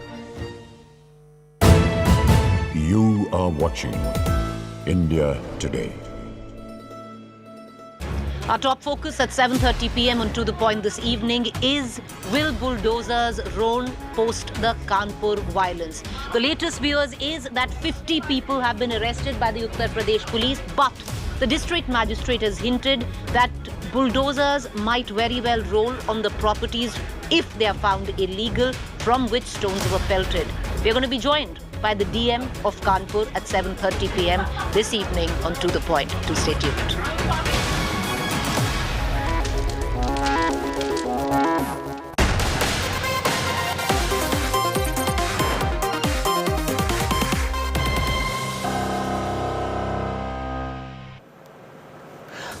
The latest in the comments that came from BJP's now suspended spokesperson Nupur Sharma is that she's now been summoned by the Maharashtra police days after the controversial remark on Prophet Muhammad. Nupur Sharma has been now summoned by the Mumbai Police on 22nd of June. Case have been registered already against her in Mumbai, Paidhoni and Thane. Nupur Sharma has been summoned to record her statement primarily, and that, just giving you a background, in Mumbai, where the complaint has been filed, one Mohammad Gufran Khan, a teacher, is a complainant against Nupur Sharma. Meanwhile, Delhi police are looking at the death and rape threats that Nupur Sharma has been getting since the day that comment and the controversy took place. Delhi police has tightened her security amid these threats. Nupur Sharma's security has been increased after terror group Ghazwatul Hind issued a threat to the BJP and the government. Now, the terror group has basically threatened they'll be launching strikes if the asked spokesperson does not tender an apology to the entire world. Now, remember, just giving you a quick background, BJP suspends Nupur Sharma after the controversy over her remarks on Prophet Muhammad because it escalated with protests, reactions coming in not only from the Muslim countries, but also allegedly the violence in Kanpur. The reason behind it was that. It's not my government or somebody. It is the complaint. See, you are making a derogatory statement. You are making a divisive statement. The entire Arabian world has taken a call. 57 countries have deplored it. And the worst part of it is that after that, BJP is taking cognizance of that. The statement made by Nupur is almost a week ago. And even then, the BJP's all leaders kept silent. And the moment when the Arabian countries took a cognizance, summoned our ambassador over there, cautioned him, and then the government has tried to deplore that and said that we have removed her from the post of the spokesperson of the party. Is it a way? What do you want? Do you want the unity should be maintained or not? The peace should be maintained or not? Why you are playing all these divisive politics? What is the reaction now? Kindly listen to my comments over there when I said that पुरानी जख्मों को खरोच कर खून बहाना चाहते हो क्या? That is what is happening right now. And that is deplorable. And the legal action is definitely a welcome idea. Modi government accepted. They are against the Muslims. We know that BJP is totally against. But what about this so-called secular government in Maharashtra? I am asking them, what stopped them from arresting her till now? Had this kind of statement made by Waris Pathan or somebody from, they would have immediately arrested her. A single tweet on Sharad Pawar, madam, by a Marathi film actress. She was arrested. She was sent to jail. Still, she is languishing. More than 2 weeks she is in jail without bail. If she could be arrested, what prevented the Mahavikas Aghadi government to see that Nupur was arrested early when the FIR was registered in Mumbai, in Paiduni police station, everywhere?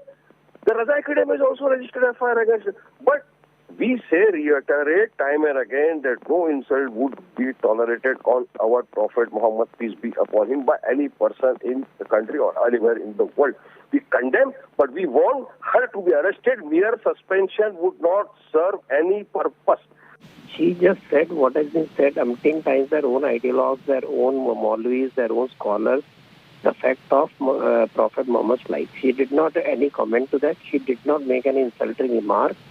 And the same people who are being trying to target her did not at even once criticize the people, their own people and others who were mocking Hindu gods with the worst kind of sexual slurs and whatnot.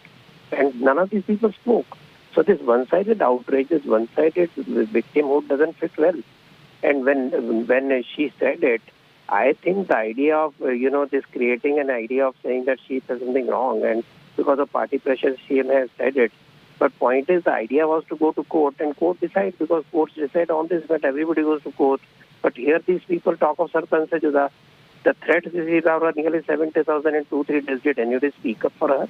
No. So this freedom of expression is limited to one group of people. Constitution is limited to one group of people who can insult, who can abuse people, and who can then, cry blue butter even if you quote their own history which they themselves quote. The entire social media is full of this news. It is full of those images which have been seen by all. Hindus didn't say Santar se juda, went to courts. I think it's more of a political vendetta rather than the legal process being followed. Because the point in issue is that if there are multiple FIRs in the country, then Nupur Sharma has a right to get all the FIRs clubbed together and be tried at one particular place. But before waiting for the process of law, before waiting for her to respond and reply, immediate legal actions are tried to be taken. And the question is that whether the FIR itself is maintainable within the purview of Section 53A of the IPC. Because if it's a hate speech, first it has to be decided. First it has to be ascertained that whether this speech comes within the purview of hate speech or not. Whether this is something which has been against the record or not. And until unless that has been adjudicated or decided, this kind of political vendetta and notice and summons being issued by various governments having different political agendas, I think it's a murder of rule of law. Everyone who is living in this country which is governed by democracy and rule of law must be given a fair chance to have his word, have a fair trial. Nupur has said something which has been recorded in the TV cameras. No investigation would be required. She does not say that she did not say it. I don't see as at present any occasion to arrest her. Let the police make up a mind if a crime has been committed, and then the law will take its own course. It's most unfortunate. The ruling party and its official spokesperson making such statements, I think it's something that needs a lot more than mere suspension. to just say that there were fringe elements and now we've course corrected is not sufficient. It has led to a great disregard for our diplomats overseas. They are being called up and there is a boycott of Indian goods in some countries. I think it's not good, just not economically, but also political standing, India's image globally, I think should not be allowed to suffer. And people who have been responsible for this, I think more action needs to be taken, legal action should be taken, and the ruling party can't wash its hands away by saying we've now suspended them. Nupur Sharma जैसे, नवीन जिंदल जैसे गंदी बातें कर रहा है, तुरंत अगर उसके खिलाफ बीजेपी एक्शन लेते तो शायद ये बाहर मुल्क इंटरफेयर करने का मौका ना मिलते। ये हमें शर्मिंदे होती, इंडिया जैसे एक कंट्री और दूसरा मुल्क हम पे दबाव डाले, फिर जाके हम कोई एक्शन ले। दबाव डालने से पहले सरकार आंखें बंद करके हुई थी। Domestic politics aside, this has also become an international showdown. Right now, about 14 Islamic nations have given out statements against India and have demanded a clarification, even summoned our envoy in some of these countries. Which are these Islamic countries? Very interesting. Let's take a look here. We have the world map to help you understand how literally the majority of the Muslim world has come together. Now, this is Turkey, Bahrain, Iran, as you can see, Jordan, Libya is now one of the most recent ones that has issued a statement. Kuwait, Afghanistan, which is being led by Taliban, is lecturing India today on religious rights. Pakistan, our neighboring nation, known for its persecution and execution and conversions on a regular basis, lecturing India on religious rights. Oman, the UAE, Saudi Arabia, Qatar, even Maldives, which is a big international tourist destination, and Indonesia. So these are about 14 nations, as you can see, that have given out strong statements. And India has also responded equally, telling them about how all the derogatory remarks that were made, there has been action taken. And we will ensure that, because India always respects all religions, that this will not be allowed to pass easily. Let's get an update now from my colleague Ashutosh Mishra, tracking all the latest on that.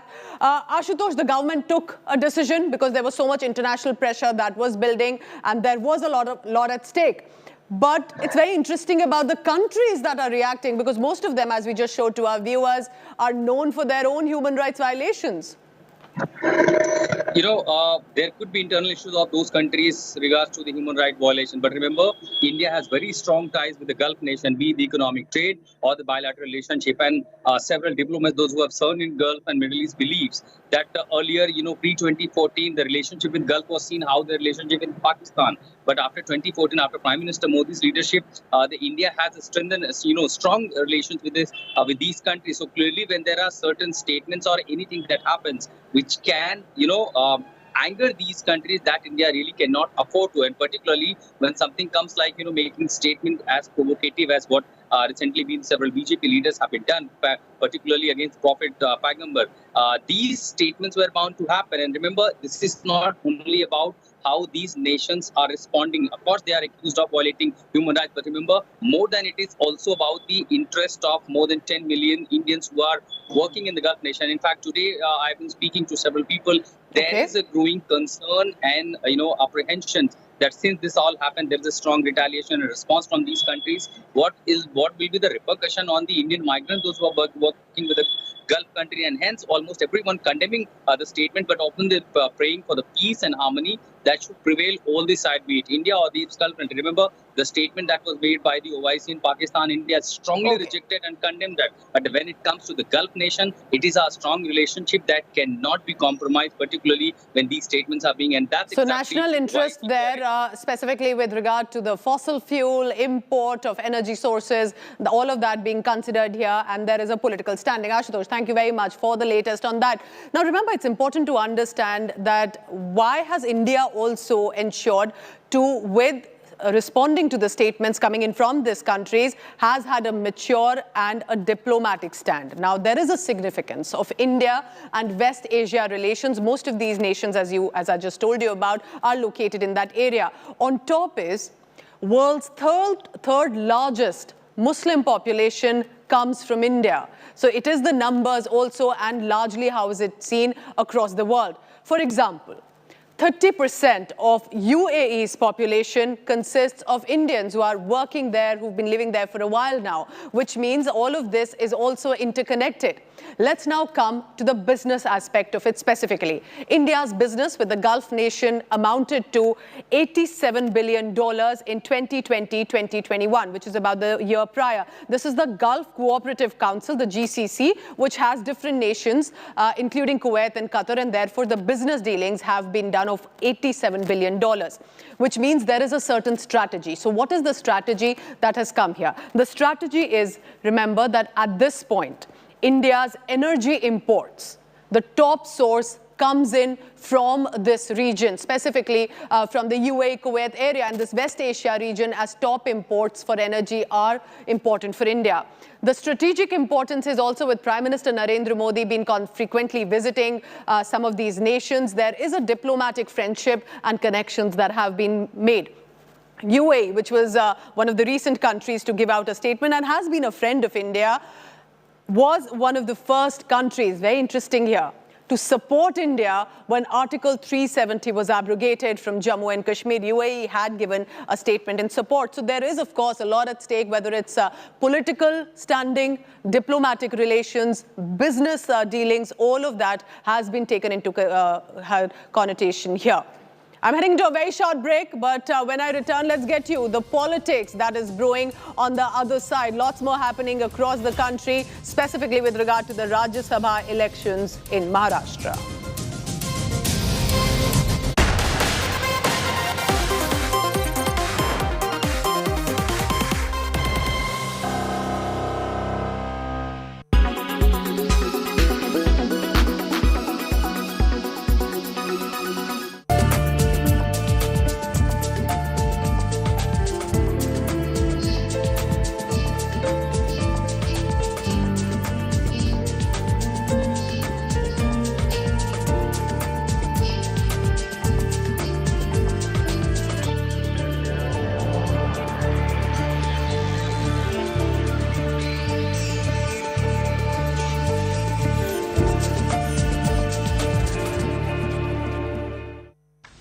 We are prepared for anything North Korea does. We've thought through how we respond to whatever they do, and so I'm not concerned if that's what you suggest.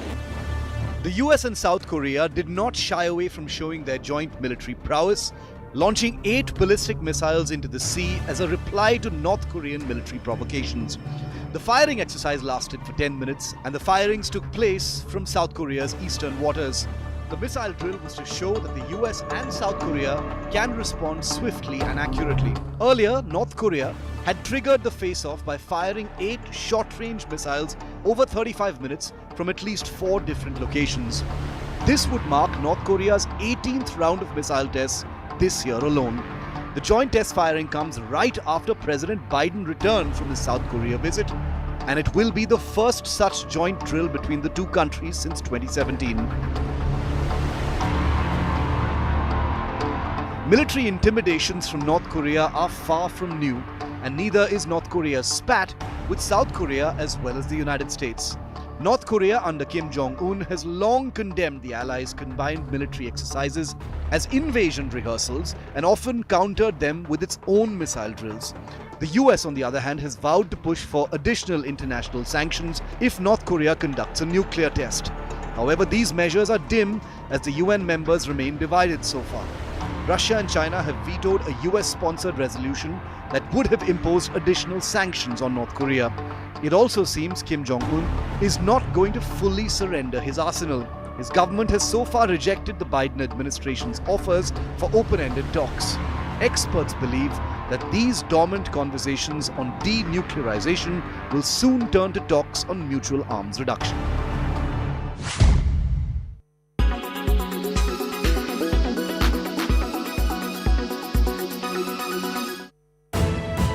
You are... Nupur Sharma shockwaves escalate. FIRs and death threats pile up on Nupur. Trouble mounts for sacked BJP face. Emboldened hardliners baying for blood. Are these shockwaves forcing massive churn in BJP? the Nupur quake.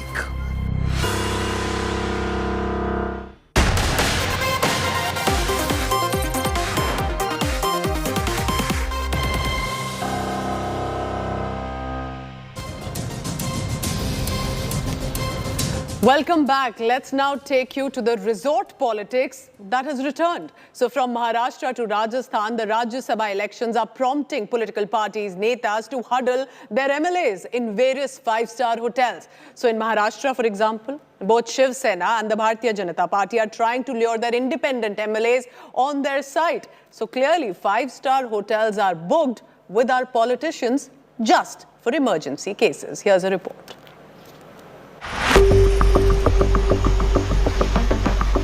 Ahead of crucial Rajya Sabha polls, massive resort politics raging. The ruling Maha Vikas Aghadi in Maharashtra backing off its MLAs to hotel. Sena, NCP and Congress ring-fencing MLAs at Trident 5-star hotel. The MLAs made to cool their heels away from possible poaching bid by BJP. The Aghadi MLAs will be isolated till May 10th, when they will be taken directly for voting. Shift नहीं है, हम सारे आमदार यहाँ अभी रात में आए थे. एकनाथ शिंदे जी भी हमारे साथ में थे. BJP MLAs are huddled at Taj Mahal Palace Hotel in Mumbai.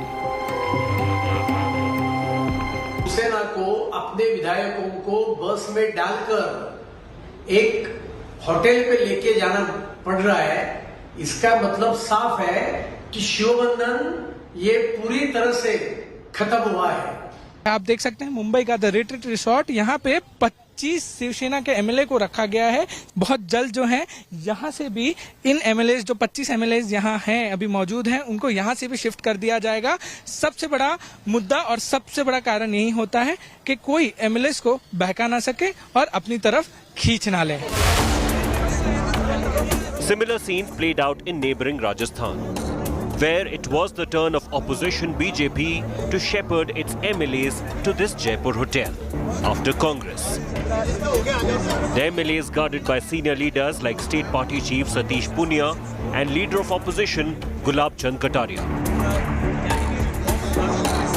Clearly out here you can see that all of these MLAs who belong to the BJP are being taken away from here, and the situation out here you can see several of the BJP MLAs including the Leader of Opposition Gulab Chand Kataria, the Deputy Leader of Opposition Rajendra Rathore, Ashok Lahoti, Ramlal Sharma, all of these MLAs will be there at the resort in Jamdoli. Congress MLAs are already camped in a Udaipur 5-star hotel. The MLAs along with Rajya Sabha candidate Randeep Surjewala were filmed exercising and playing games. With Paras Dama in Mumbai and Devankur Vadhavan in Jaipur, Bureau Report, India Today. The Kashmir Valley is gearing up for the annual Kher Bhavani festival. It is one of the holiest days for the Hindu Kashmiris. But amid targeted 16 killings in at least 9 months, 4 Hindu civilians who have been shot dead, there is a repercussion of that being seen at the festival venue, which appears to be deserted for now. The temple venue is empty ahead of the Ashtami, and tomorrow is expected to be the big day, but the usual rush is missing from Tulmul, which is in Ganderbal, where this festival is organized. Now, giving you a perspective, this is how packed the temple premises in Ganderbal was just last year in 2021. Rush of Hindu locals and the refugee population visiting Kashmir, lighting lamps, offering prayers. But today, due to the prevailing fear, barely few devotees are heading there. But we do have an update from Jammu coming in that the Jammu administration today flagged off a group of devotees toward the Kashmir Valley, and that section is heading to Kashmir. The tight security arrangements have been made on the Jammu-Srinagar National Highway in and around the shrine in view of the recent targeted killing. So about 250 people appear to have left. Hundreds of Kashmiri Pandits are leaving for Mata Kheer Bhavani Shrine, which is located in central Kashmir's Gandarbal district. You can see that the government has made adequate arrangements for their smooth yatra. Buses have been arranged, but this time this yatra is taking place under the shadow of terror, and that is why tight security arrangements have been made all along the Jammu-Srinagar National Highway, as well as in and around the Mata Kheer Bhavani Shrine in Gandarbal. We will speak to some of the yatris who are leaving for Kashmir Valley. जी आप बताइए, आपका नाम? सुनील दर। मुझे एक चीज़ बताइए कि अभी इस समय आतंक का काफ़ी खतरा है, तो मन में कुछ भय है? भाई की कोई बात ही नहीं है, ये तो चलता ही रहा, 30 साल से हम देख रहे हैं, तो इसमें भाई किस चीज़ का माता काफ़ी लोग पलायन करके आए हैं घाटी से, क्योंकि वो बेचारे वहाँ उनके साये में रहते हैं, हम उनके साये में नहीं न रहते हैं, इसलिए हमारे को कोई भाई नहीं है। हम जा रहे हैं तीर्थ यात्रा, माता ने बुलाया, हम जा रहे हैं। अच्छा, आप बताइए, आपका नाम? जितेंद्र पीर। पीर साहब, आप यहाँ कहाँ रहते हैं? हम रहते हैं लोअर रूपनगर। तो अभी मन में कोई भय है, डर है? नॉट एट ऑल, कुछ भी नहीं। तो अभी तो टारगेटेड किलिंग्स इतनी हुई है कश्मीर में, उसके लिए पाकिस्तान ज़्यादा जिम्मेदार है। जो भी टारगेटिंग किलिंग है तो उसमें उनका कुछ लेना देना। इम्पैक्ट तो दिख रहा है, कहाँ बसें खचाखच भर के जाती थी, आजकल आज देखिए बसें पूरी भरी नहीं। वो तो बुलावा जिसको है तो वो जाएगा, by through thick and thin. We can clearly see the impact of the targeted killings, but nevertheless, hundreds of Kashmiri Pandits are leaving for the Kashmir Valley. They are going to pay obeisance at the holy shrine of Mata Kheer Bhavani in Gandarbal. With video journalist Neeraj Kumar, this is Sunil Bhatt reporting from Jammu for India Today. अब हमने पूरी व्यवस्था की हुई थी और सभी लोगों को कहा गया था, जितने लोग जाना चाहते थे उनको हमने सबको यहाँ से अलाउ किया है और गए। सुरक्षा व्यवस्था कैसी रहेगी सर? सुरक्षा व्यवस्था पूर्णतः पूरे जो है प्रबंध किए गए हैं। सुरक्षा में किसी की तरह कोताही नहीं है। यहाँ से लेकर के और आगे कश्मीर डिवीजन में भी पूरी तरीके से सुरक्षा के पूर्णतः प्रबंध किए गए। श्रद्धालुओं से क्या कहेंगे? श्रद्धालु अपना बेझिझक जाए, वहाँ पर सरकार की तरफ से पूर्णतः प्रबंध किए गए हैं। खीर भवानी में भी और एन रूट भी सब जगह पूर्णतः अच्छे ढंग से प्रबंध किए गए हैं। डीसीज, एसपी सभी की तरफ से प्रबंध किए गए, इनको किसी भी तरीके से कोई असुविधा नहीं होगी।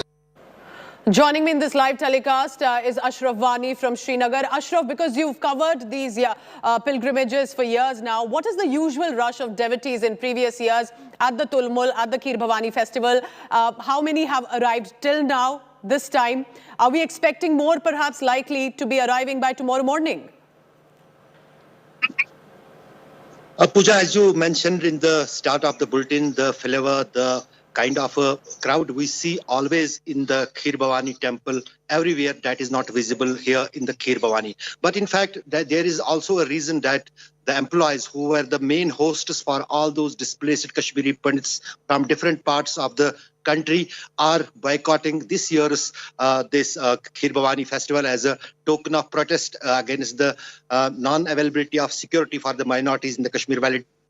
That is a way of their protest. That is why its impact is also visible on this year's Kheer Bhavani festival. And in fact, it was not only the biggest festival for the Kashmiri Pandits in the Kashmir Valley, but in fact for the whole Kashmir Valley. We have seen for the decades how the locals in the Tulumul and Gandarbal were eagerly waiting for the day so that they could host, they could welcome their earlier neighbors who are now displaced or their friends. And in fact, that was a kind of a way which was a symbolic for the Kashmir, that it was a Milan Ka Mela, what people mostly said that it was an opportunity for the displaced Kashmiri Pandits here in the Kashmir Valley to gather and meet each other in this festival. But that kind of festiveness is not visible in this year's Kheer Bhavani temple. And this time there could be tightened security measures to ensure that the ones who are arriving are safe and secure while they visit one of the holiest shrines of the Hindu Kashmiris. Ashraf, thank you so much for the latest on that from Srinagar.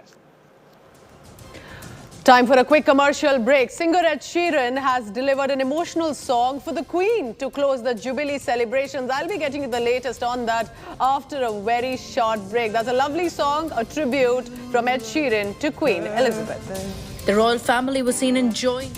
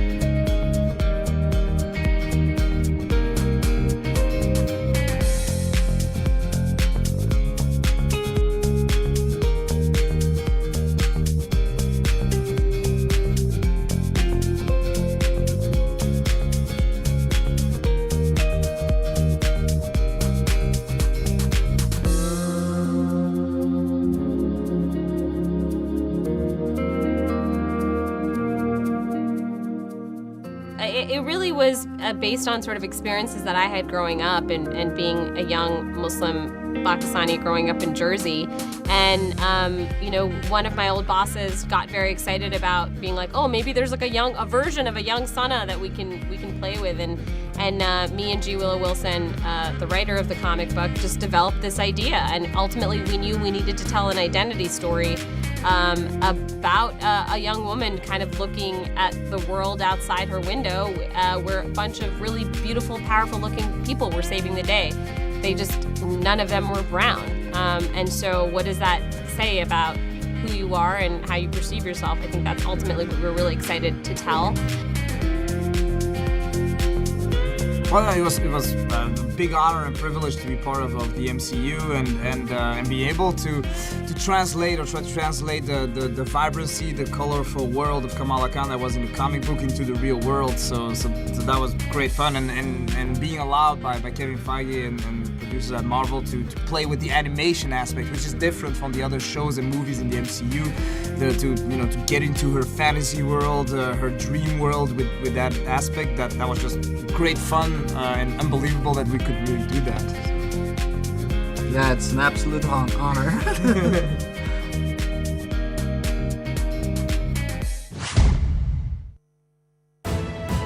You are watching India. Top focus at 7:30 p.m. on To The Point this evening is, will bulldozers roll post the Kanpur violence? The latest viewers is that 50 people have been arrested by the Uttar Pradesh police, but the district magistrate has hinted that bulldozers might very well roll on the properties if they are found illegal from which stones were pelted.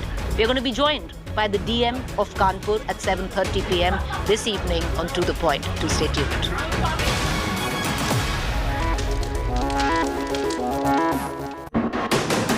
Nupur Sharma shockwaves escalate. FIRs and death threats pile up on Nupur. Trouble mounts for sacked BJP face. Emboldened hardliners baying for blood. Are these shockwaves forcing massive churn in BJP? The Nupur quake.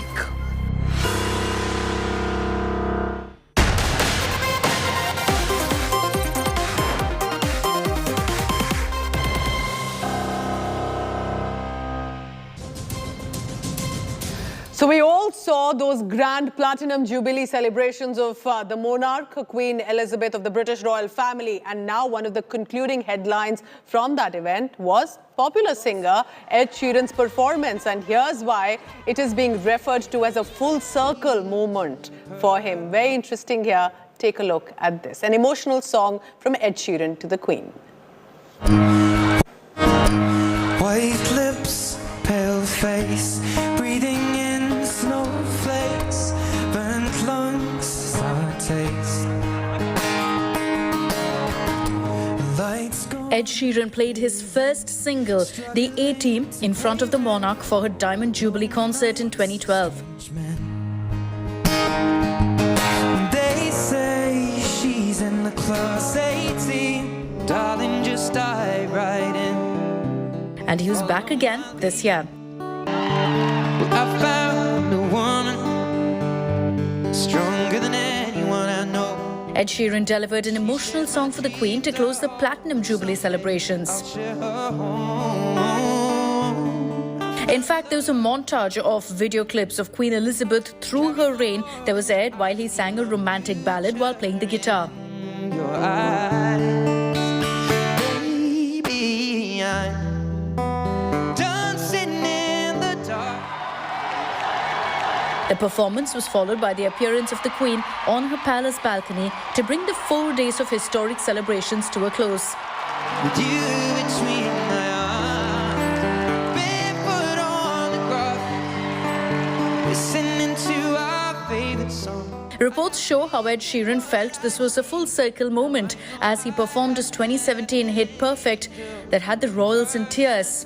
She looks perfect, though I don't deserve this. You look perfect. The royal family was seen enjoying these moments, right from Prince George to Duchess Kate. They were spotted swaying to the tracks. The other performers included Elton John, how wonderful life is while you're in the world. Diana Ross,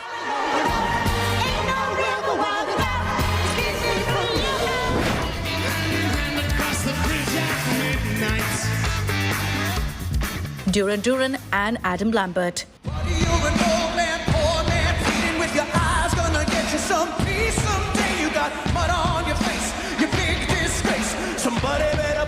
Bureau Report, India Today.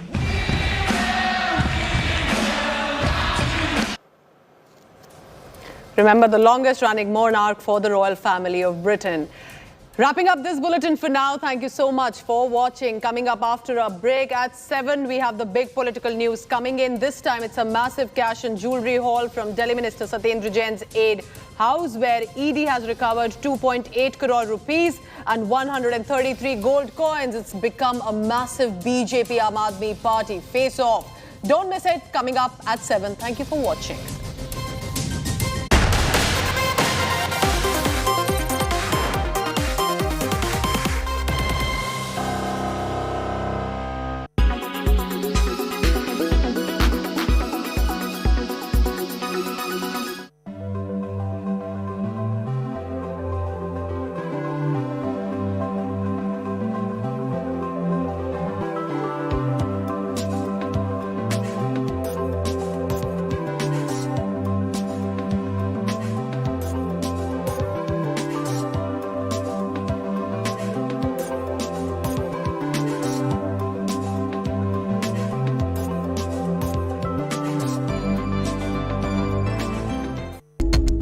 Are you a germaphobe?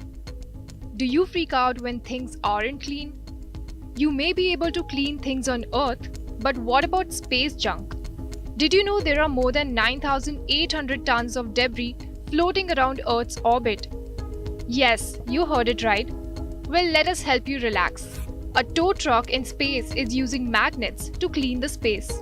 The name of your space cleaner buddy is Elsa. Elsa is a small satellite fitted with a powerful magnet. It uses a magnet to clean up the debris and tows it back to Earth's orbit. While towing back, it burns up naturally on re-entry. Elsa can help clean 9,800 tons of debris floating around the Earth. Space junk is litter left behind in the orbit from the space missions. You wouldn't believe that it is traveling at the speed of 27,000 km per hour. So at this speed, even small debris could mean a huge risk. We hear about the space mission being launched every now and then, and with more than 30,000 satellites set to launch in the coming year, the space could really use some cleaning. But who made Elsa, and how does it work around space? Japanese startup Astroscale launched a model of Elsa-D. It is made up of 2 satellites stacked together. There are 2 parts, a flying magnetic tow truck and a smaller satellite that behaves like a piece of space junk. During the trial, they launched the smaller satellite and used the magnet to recapture it. But Elsa is not the only space cleaner. Claire Space, a Swiss startup, is also launching a technology to clean up space junk. As Earth gets more active in exploring space, cleaning solutions like Elsa and Claire Space are becoming more and more important. Do you have any fresh ideas to clean up there? You are watching India Today. Nupur Sharma shockwaves escalate. FIRs and death threats pile up on Nupur. Trouble mounts for sacked BJP face. Emboldened hardliners baying for blood. Are these shockwaves forcing massive churn in BJP? The Nupur quake. Our top focus at 7:30 p.m. on To The Point this evening is, will bulldozers roll post the Kanpur violence? The latest viewers is that 50 people have been arrested by the Uttar Pradesh police, but The district magistrate has hinted that bulldozers might very well roll on the properties if they are found illegal from which stones were pelted. We are going to be joined by the DM of Kanpur at 7:30 p.m. this evening on To The Point. To stay tuned.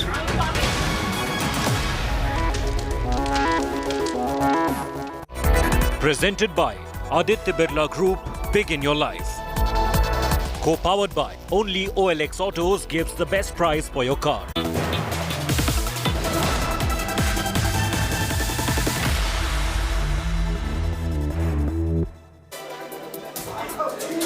Warm welcome viewers, you're watching 7 at 7, the only news bulletin where I curate the day's top 7 stories for our viewers. We've got a big exclusive lined up. Swapna Suresh has made some damning revelations and allegations. She was accused in the gold scam in Kerala. She's going to be joining us live, but before that, I want to take you through the headlines. Suspended BJP spokesperson Nupur Sharma summoned by Maharashtra cops on June 22nd after 3 complaints against her. Nupur security beefed up post-terror threats. Massive cash and jewellery haul from Delhi Minister Satyendra Jain aides. ED recovers 2.82 crores and 133 gold coins from his aides. This 2 days before Jain's ED custody to end.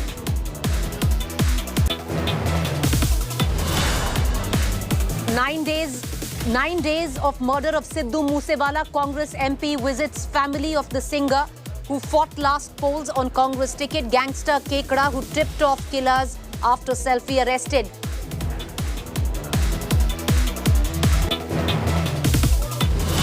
Gangster Lawrence Bishnoi denies any role in recent death threats to Salman Khan and father Salim Khan. Salman in a statement says he does not know who Goldie Barar is. Massive escalation in Karnataka's Nika wars. Chief Minister Bommai slams Congress. Chaddi burning protest, calls it a weak political stunt. Free Tamil Nadu temples campaign gain momentum. Revered Temple-Pontiff in Madurai levels sensational graft charge at DMK government. UK Prime Minister Boris Johnson survives no confidence vote from own party over Partygate scandal. Johnson secures support of 59% lawmakers.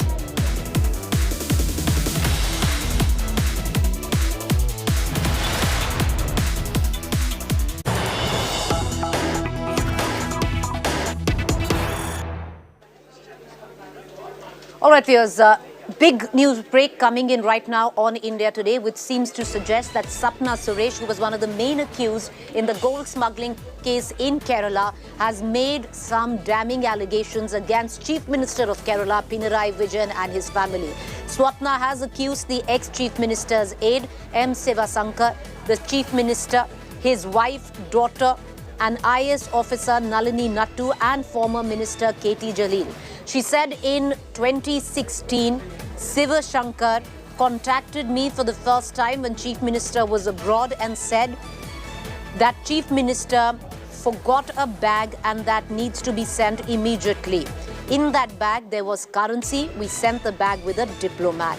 Swapna Suresh also went on to say that biryani vessels with huge weight, which means there was not just vessels but also some metal, was sent from Consulate General residence to the Cliff House, official residence of Chief Minister of Shiva Shankar's direction.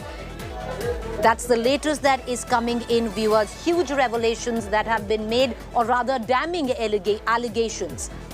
Whether there's truth in it, it's a matter of investigation, but these allegations are leveled by Swapna Suresh and they are placed at the doorstep of the Chief Minister of Kerala, Mr. Pinarayi Vijayan.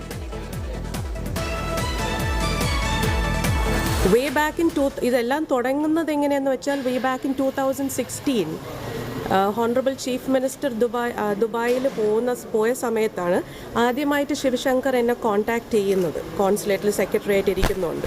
പുള്ളിക്കാരൻ പറഞ്ഞു Honorable Chief Minister ഒരു bag മറന്നുപോയി.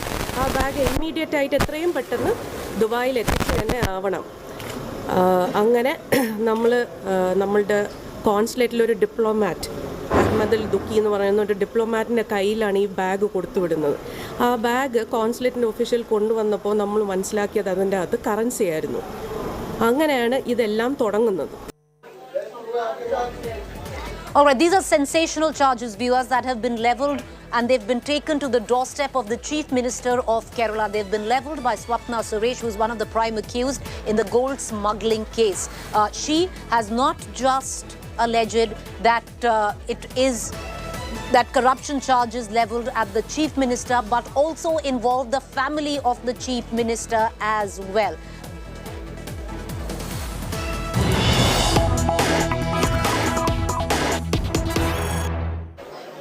All right, viewers, big exclusive coming up on India Today. Joining us live is Swapna Suresh herself. She's made some damning allegations, corruption charges, which are huge if investigated, and they involve the Chief Minister and his family of Kerala. Ms. Suresh, appreciate you taking the time off and joining us on India Today. My first question, madam, comes to the point. Let's break down on what you have alleged. In the involvement of the Chief Minister and his family. You're even spoken about his daughter. You're claiming that the daughter and Ms. Vijayan's wife was also involved in this corruption racket.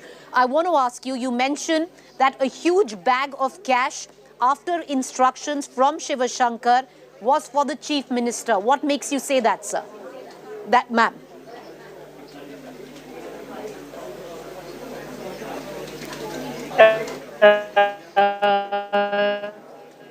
This is an incident that has happened, or there is no choice. This is how I got acquainted with Shiv Shankar, sir. Ms. Suresh, we're going to take 30 seconds because, you know, this is a very serious allegation that you've made. We're going to take 30 seconds to reconnect with you so your audio levels are clear for the benefit of our viewers. We are having a bit of an audio problem with your connection. We're going to rectify that audio connection and come right back to you. What I'm going to do, meanwhile, viewers, I'm going to encapsulate for you the charges that have been leveled by Swapna Suresh, and these are sensational, you know, to say the least. These are grave charges. And she's not just spoken about the Chief Minister of Kerala, but she's also involved the Chief Minister's family as well. We have her again. I want to cut across back to Swapna Suresh. Ms. Suresh, hopefully your audio line is going to be clear. I want to ask you that same question again, ma'am. You say a bag with currency was sent to Mr. Vijayan, the Chief Minister. That's a huge sensational charge. What evidence do you have to corroborate that? See, the evidence and the facts and everything is clearly told to the Honorable Court in my 164 statement. And there was a bag full of currency that had been sent in the year 2016 through a diplomat of the Consulate General for Mr. Vijayan by the instruction or as requested by Shiv Shankar, and the baggage was also collected from him. So all the details pertaining to this and the necessary evidence have been given to the Honorable Court as well as to the different investigating agencies. I have already given my 164. I've already given my 164 prior to this in the customs case. Somehow it did not see the light of the day, so I've been forced. Personally, I've been forced to give, or I thought I should give it again, and that is the reason I have come back and given at the enforcement court. Ms. Suresh, you also allege that more than just biryani went from the consulate to the Chief Minister's aid. What exactly do you mean by that, sir? Ma'am, what is more than biryani? Well, I cannot go to the definite explanation to that because I have restrictions from the Honorable Court because it may affect the further investigation. So all I can just tell you is biryani vessels, they have a minimum weight, but these were huge biryani vessels that have been transported from the Consul General's residence, that's at Jawahar Nagar, to the Cliff House without any security check upon the instruction, upon the date and time by Shiv Shankar. All right, you don't want to delve deeper into it, but I want to ask you, madam, by any standards, these are sensational claims. These are very, very grave charges that you've made. I want to ask you, did you make these claims, did you make these allegations in front of central agencies who have interrogated you, who have been investigating the case? Because if you have, then they seem to have not acted on it, or there hasn't been any evidence to suggest the same. Well, I see, finding evidence and, bringing it to the light is not my role and responsibility. I do not have any political agenda. I do not want to defame anyone. I just told the fact, the incidents that took place, the role, the degree of role of each one, each names that I mentioned today. I have nothing to do with them personally. I do not want to defame anybody by saying the lies. Did you make these claims in front of the central agencies who interrogated you, ma'am? I have already given a 164 prior to this, and I have not given anything different from the statements that I have given to the investigating agencies prior to this. Okay, you're saying you've given exactly these claims to the investigative agency as well. So there could be only two things. One, that the investigative agency did not act on it, on the claims that you have made, the allegations that you have made, or they did not find any evidence. We're going to look at that, but I want to ask you the next question. You have not just involved the Chief Minister of Kerala, you're also talking about the family, the daughter, the wife of the Chief Minister involved in all of this. To what level was the family of the Chief Minister involved according to you? Everything everything about each one of them, whether it's the family, whether it's the friend, or whether it's the secretary, whoever it is, irrespective of who it is, it doesn't matter to me. I have just told what I know and about the incidents that have taken place during this period, and I have just informed it to the Honorable Court so that the Honorable Court may take proper actions, or if if something has to be done on that. So I am not bothered whether it is the wife, the daughter, or the secretary. It doesn't really matter to me. It is just that I have to clearly put my foot down and say these were the incidents that took place. That's it. I'm going to ask you two quick questions, Ms. Suresh, and one of them is what the CPM alleges. The party says that all of these allegations are only coming now with the recent by-elections debacle in Kerala where the party is in question. You're taking advantage of that. I do not have to take any advantage of any political parties or, their elections or whatever, because I'm not a political person, and neither any party stood by me, supporting me. I don't care whether it is politics, whether it's party or whatever it is, because I am just a normal lady or a woman or a normal mother, and I should be given the right to live without threat. That's my aim. That's you said all.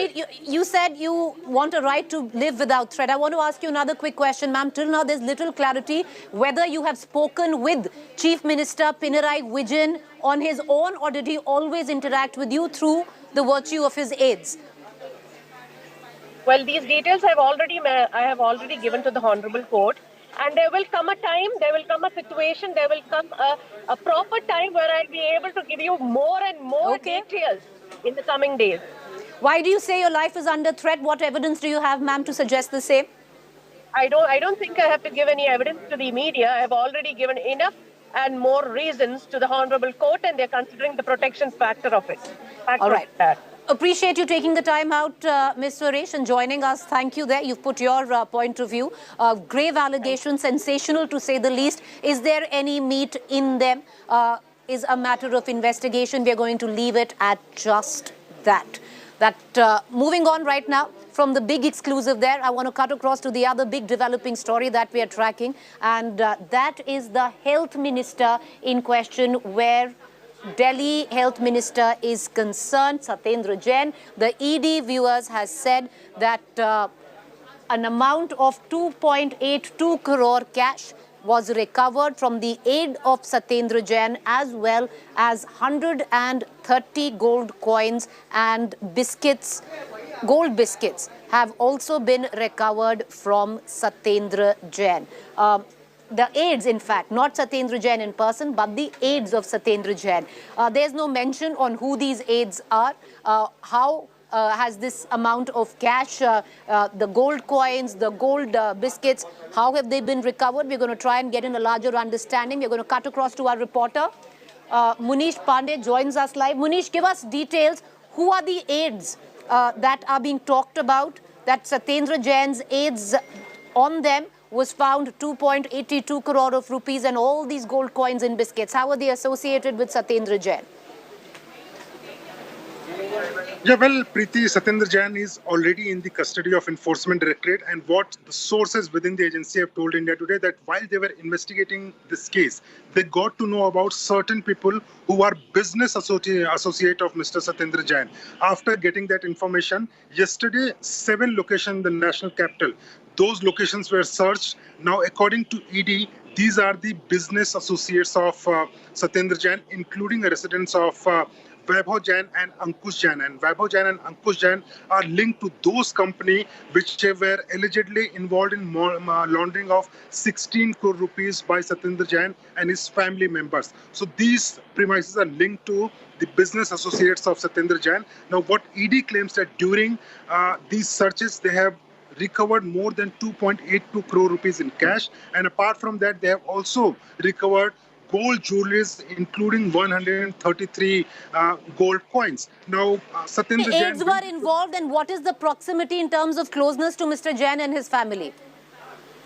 Yeah, well, Preeti, as far as Ankush and Vaibhav Jain are concerned, they have already recorded their statement before the Income Tax Department, and in the IDS scheme, they allegedly told the Income Tax Department that the 16 crore rupees which were laundered using the 4 companies in which Mr. Satyendra Jain, Vaibhav Jain and Ankush Jain were partners and directors, those companies were involved in laundering 16 crore rupees, and that 16 crore rupees belonged to Satyendra Jain. That is what Ankush Jain and Vaibhav Jain disclosed before the Income Tax Department in 2019. There is a High Court order. So in overall, we can say that according to the ED and other investigative agencies, these people are business associates who were partners of Mr. Satyendra Jain in 4 companies linked to Mr. Jain and his family members. All right, Munish, appreciate you joining us. We're going to come back to you for more updates, but a lot of political reactions coming in. Let's listen in.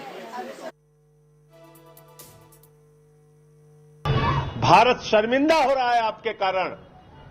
उन खबरों को दबाने के लिए आज आपने सुबह सुबह ईडी का छापा सत्येंद्र जैन के घर पे मरवा दिया। यह अपमान है।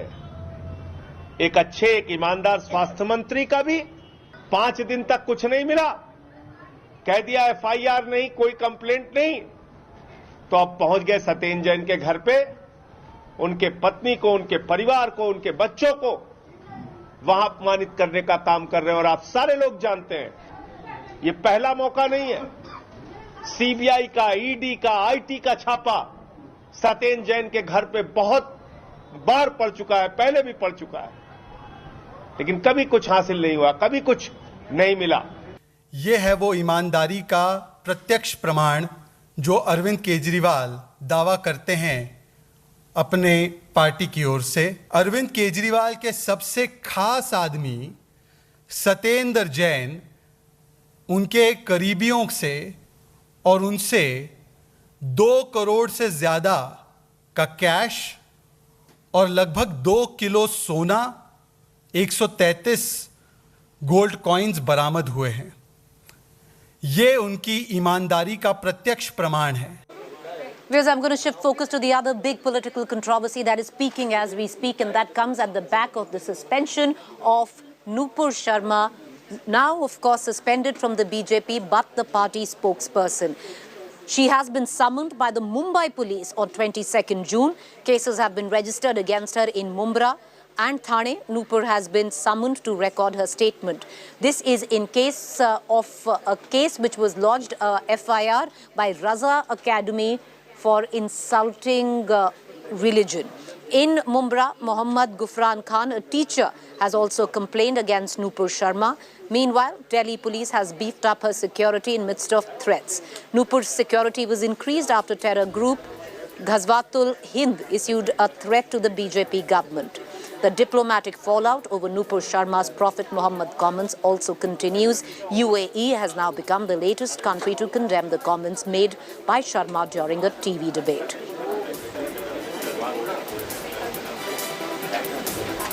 All right, viewers, that's the latest that you're getting in. Of course, there's been a political fallout as well where Nupur Sharma's suspension is concerned. Let's take you now through that. The Ministry of External Affairs has said that OIC's comments have been divisive, reminding the international lobby that action has been taken against the individuals who made the offensive statement. Now, The MEA was reacting to the statement of OIC. India has called it unwarranted and narrow-minded. Meanwhile, India has made it clear that the views expressed by the suspended BJP spokesperson are not shared by the government.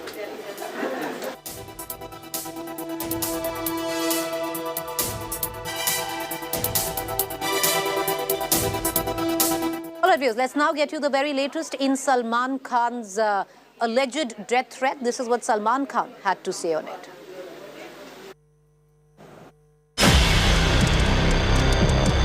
A reigning Bollywood superstar facing death threat from the same gang that killed singer Musewala through a chilling handwritten note. Cops say the letter threatening to kill Salman and his father Salim Khan was found by a cleaning staff at the Bandra promenade. The FIR lodged earlier mentioned that Salim Khan's bodyguard Shrikant had found the letter on the bench next to the actor's luxury condo. 10 teams of the Mumbai Police are probing the case and are scanning through 200 CCTV cameras around Bandra Bandstand. Statements of Salman Khan and Salim Khan, along with their bodyguards, have been recorded by the Mumbai Police. The letter exclusively accessed by India Today said, "Aapka Musewala hoga," to the star and his writer father. The murder threat letter was signed LB and GB, possibly Gangsters, Lawrence Bishnoi and Goldie Brar. Gangsters who claimed that they ordered the Musewala murder.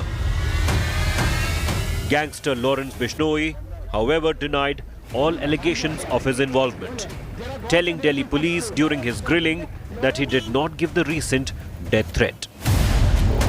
Bishnoi had, however, threatened to kill Salman in 2018, prompting a retort from the star. जब हम करेंगे तो पता लग ही जाएगा सलमान खान का करेंगे मारेंगे ही जाएंगे जोधपुर में मारेंगे तो पता लग जाएगा इनको अभी तो मैंने कुछ किया ही नहीं अभी नहीं मतलब कोई इन्वॉल्व कर रहे हैं जब भी कोई कमिटमेंट करो तो पॉजिटिव करना नेगेटिव नहीं करना और शिकार टाइगर जैसे शिकार कोई नहीं करता है ना ये सबको पता है Not taking any chance, cops have beefed up security of the Khans. The police has also clarified that it can be a mischievous act. In this case, they have recorded Salman Khan's statement and they have not expressed doubt on anybody. But still, Mumbai Police is looking for gang members of Bishnoi gang in Maharashtra to verify whether it was a threat letter or mischief by some individual. With camera person Samir Shanbag, Mustafa Sheikh for India Today.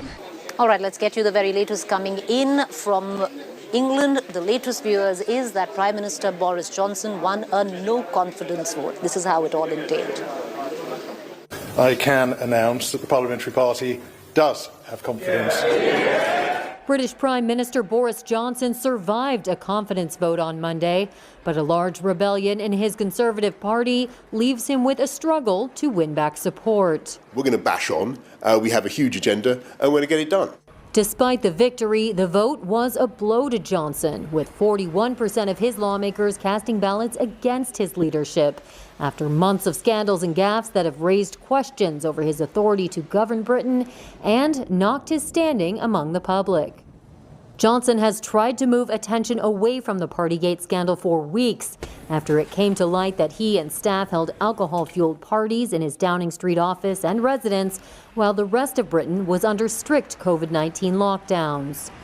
But Johnson described the victory as a decisive result and said the party can now come together. We can focus on what we're doing to help people with the cost of living, with what we're doing to clear the COVID backlogs, with what we're doing to make streets and communities safer by putting more police out. And it gives us the opportunity to continue to unite, to level up, to strengthen our economy. Johnson won the vote 211 to 148, a worse showing than when lawmakers tried to oust his predecessor Theresa May, who won her vote but then resigned 6 months later. By winning Monday's confidence vote, Johnson has secured a 12-month reprieve when lawmakers cannot bring another challenge. With that, viewers, I'm going to go into a quick break. To stay with us on the other side is our fact check segment.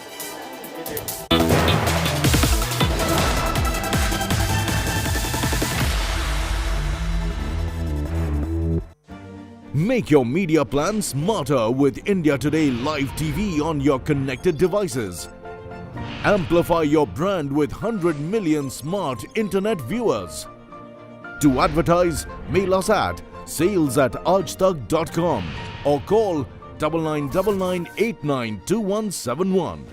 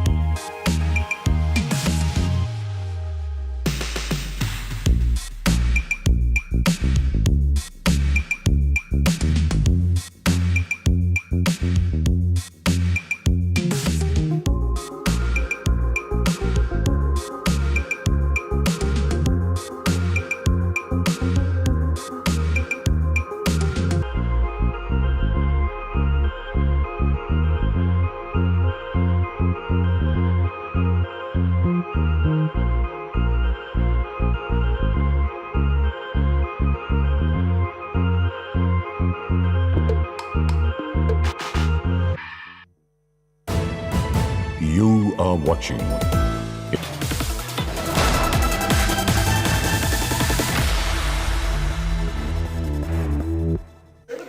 Welcome back, viewers. You're watching our fact check segment where we bust certain claims masquerading to be facts on social media platforms and WhatsApp groups. Now, there's a video floating about suggesting that Ukrainian drones strike on Russian tanks. Ukrainian drones strike on Russian tanks is what this video has been populated with, but that's incorrect. The fact check on that, it has nothing to do with the ongoing Russia-Ukraine war, but the drone strike from Azeri-Armenian war. Nothing to do with the current context between Ukraine or Russia. With that, viewers, time for us to go into a quick break. You do stay with me on the other side. It's to the point.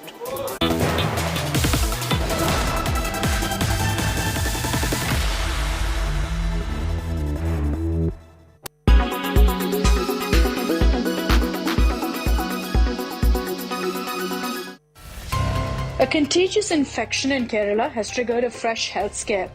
The Kerala government confirmed 2 cases in the state. The virus has surfaced in 2 children in Thiruvananthapuram. The virus is identical to the diarrhea-causing rotavirus and is highly contagious. Here's all that you need to know about it. State Health Minister Veena George said there's no need for concern and the condition of both patients is stable. Cases of norovirus were first reported in Kerala in November 2021 when 13 students at a veterinary college in Wayanad tested positive for the infection.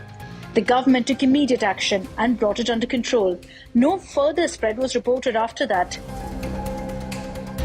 Norovirus spreads through food, all liquids contaminated with the virus. Being highly contagious, the virus spreads through touching surfaces or objects infected with norovirus. Proximity to an infected person can also cause its spread. A person infected with the virus sheds millions of norovirus particles through physical contact, through breath and excretion. Even a few infected particles can make a large number of people sick. Those infected with norovirus suffer from nausea, vomiting, abdominal pain, and diarrhea. Fever, headaches, and body aches are possible side effects. The symptoms subside after 3 days or so, but even after recovery, an infected person can spread the virus for up to 2 weeks. Good hygiene is extremely important to avoid the disease. Protect yourself and others from norovirus by washing your hands often and rinsing fruits and vegetables.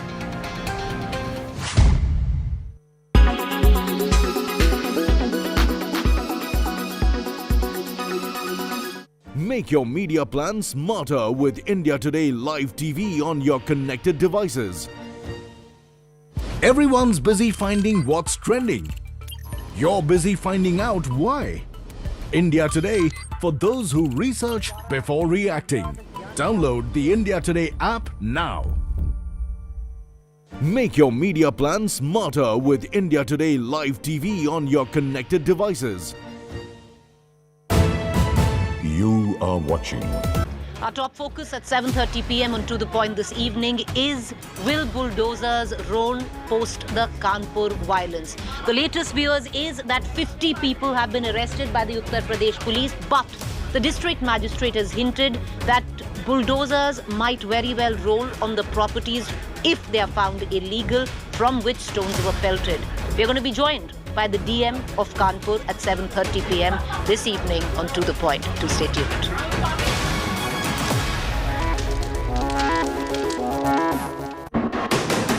Nupur Sharma shockwaves escalate. FIRs and death threats pile up on Nupur. Trouble mounts for sacked BJP face. Emboldened hardliners baying for blood. Are these shockwaves forcing massive churn in BJP? The Nupur quake. Our top focus at 7:30 p.m. on To The Point this evening is, will bulldozers roll post the Kanpur violence? The latest viewers is that 50 people have been arrested by the Uttar Pradesh police, but the district magistrate has hinted that bulldozers might very well roll on the properties if they are found illegal, from which stones were pelted. We are going to be joined by the DM of Kanpur at 7:30 p.m. this evening on To The Point. To stay tuned.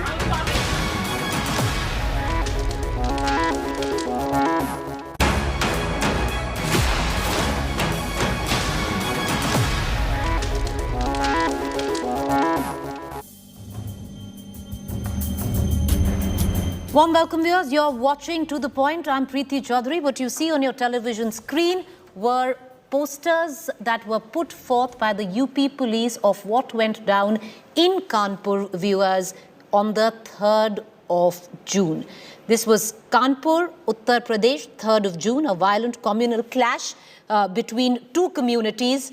800 people have been booked. We're going to play those visuals out. We're going to take this poster away and we're going to play visuals out of the clashes. What went down on the 3rd of June, a violent communal clash between two communities where 800 people were booked, 50 people arrested.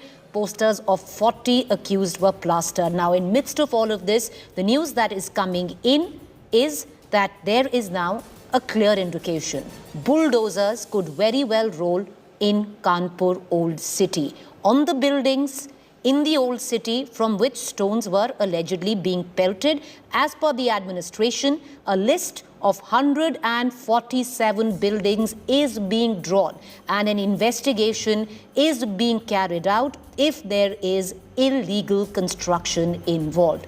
The district magistrate has pretty much indicated that as we speak, 147 buildings in Old Kanpur are being surveyed to get a clear picture whether these buildings were illegal, and if they were, viewers, in all probabilities, bulldozer Baba's bulldozer is coming to Kanpur.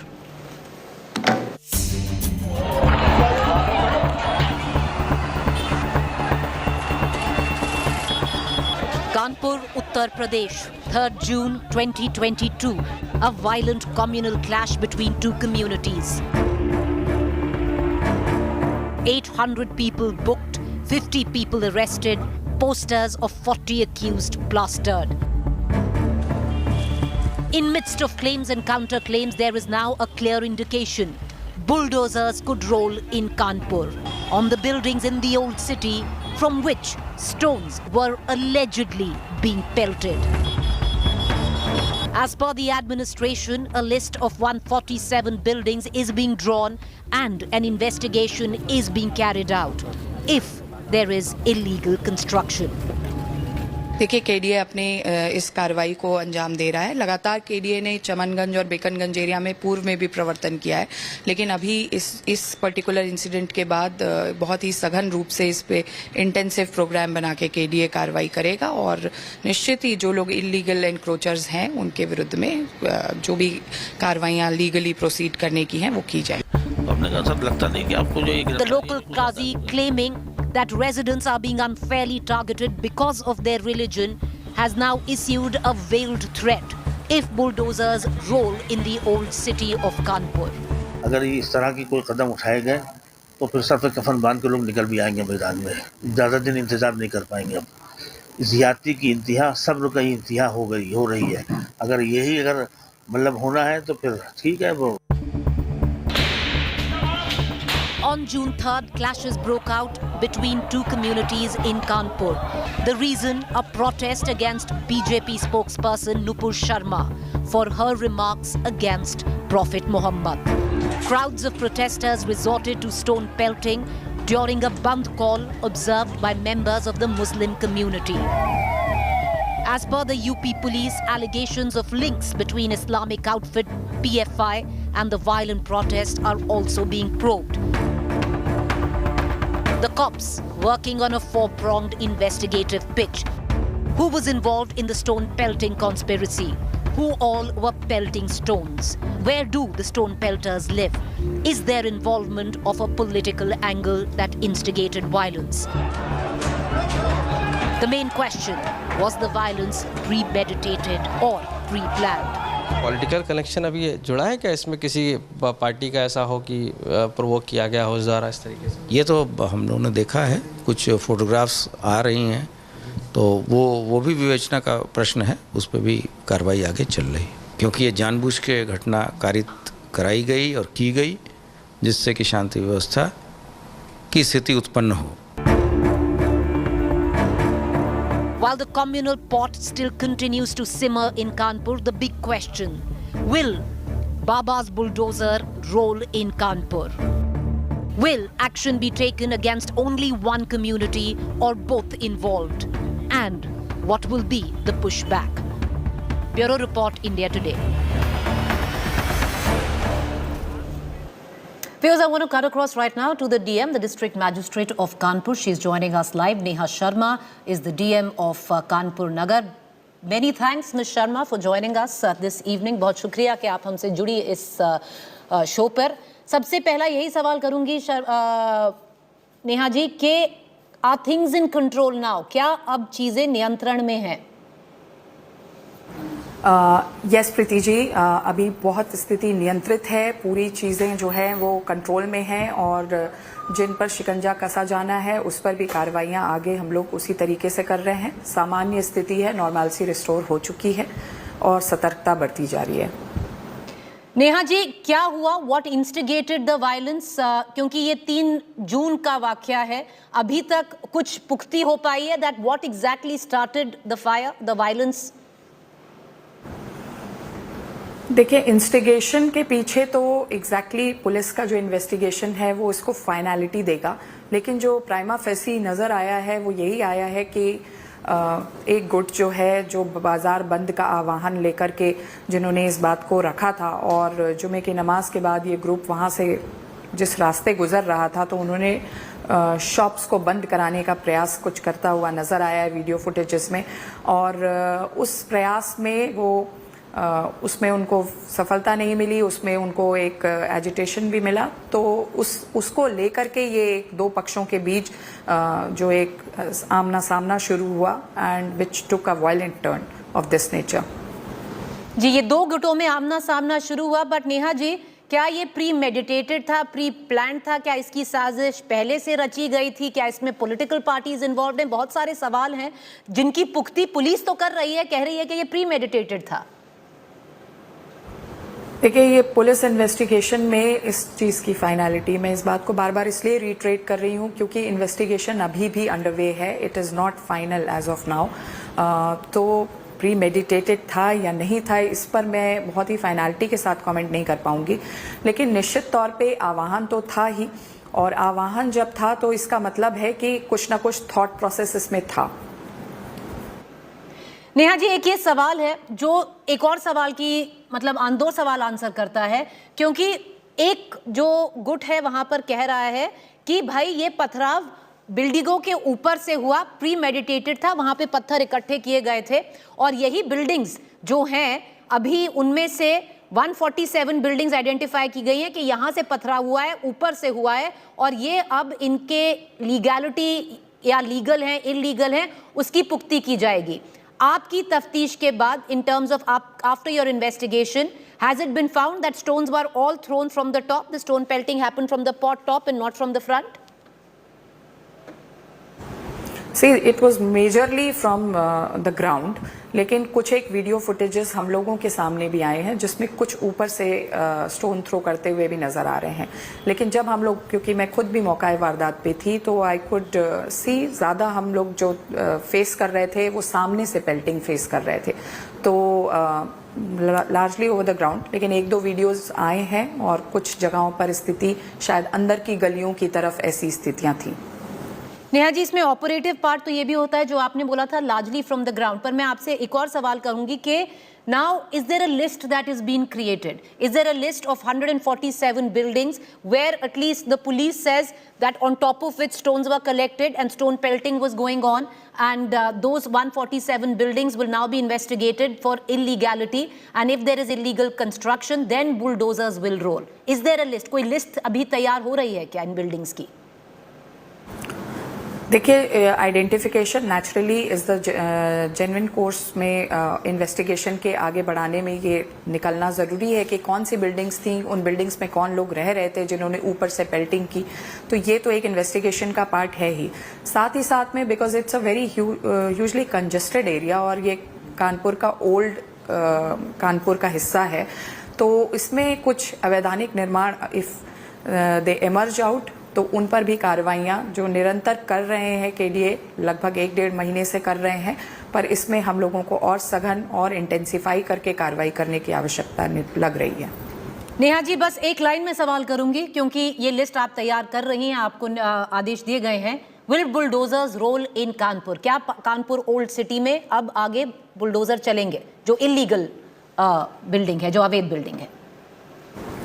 See, I would say let the law take its own course because in the legal ambit, if I say अगर gangster impose होता है या कोई अन्य कार्रवाइयाँ जो होती हैं उनके सेक्शंस में इस तरह की प्रोविजनिंग है, तो ये जब इन्वेस्टिगेशन का कोर्स अपने आप में आगे बढ़ेगा तो नेचुरली उसके जो लीगल एम्बिट में जो भी कार्रवाइयाँ आएंगी उन पर हम लोग पूरी प्रतिबद्धता से उसको कार्रवाई को कराएंगे। नेहा जी, आप कह रही हैं कि जो लीगल एम्बिट में है, क्योंकि अगर कौन सा एक्ट इसमें इन्वोक होता है उसमें अगर लीगल एम्बिट में है तो ये कार्रवाई जो बुलडोजर की कार्रवाई है ये ज़रूर उसमें आती है और ये हो सकती है। अब इसके खिलाफ जो बोला जा रहा है कि देखिए ये जो कार्रवाई है ये सिर्फ एक समुदाय पे हो रही है, क्या कोई पार्शियलिटी हो रही है in terms of one community को टारगेट किया जा रहा है?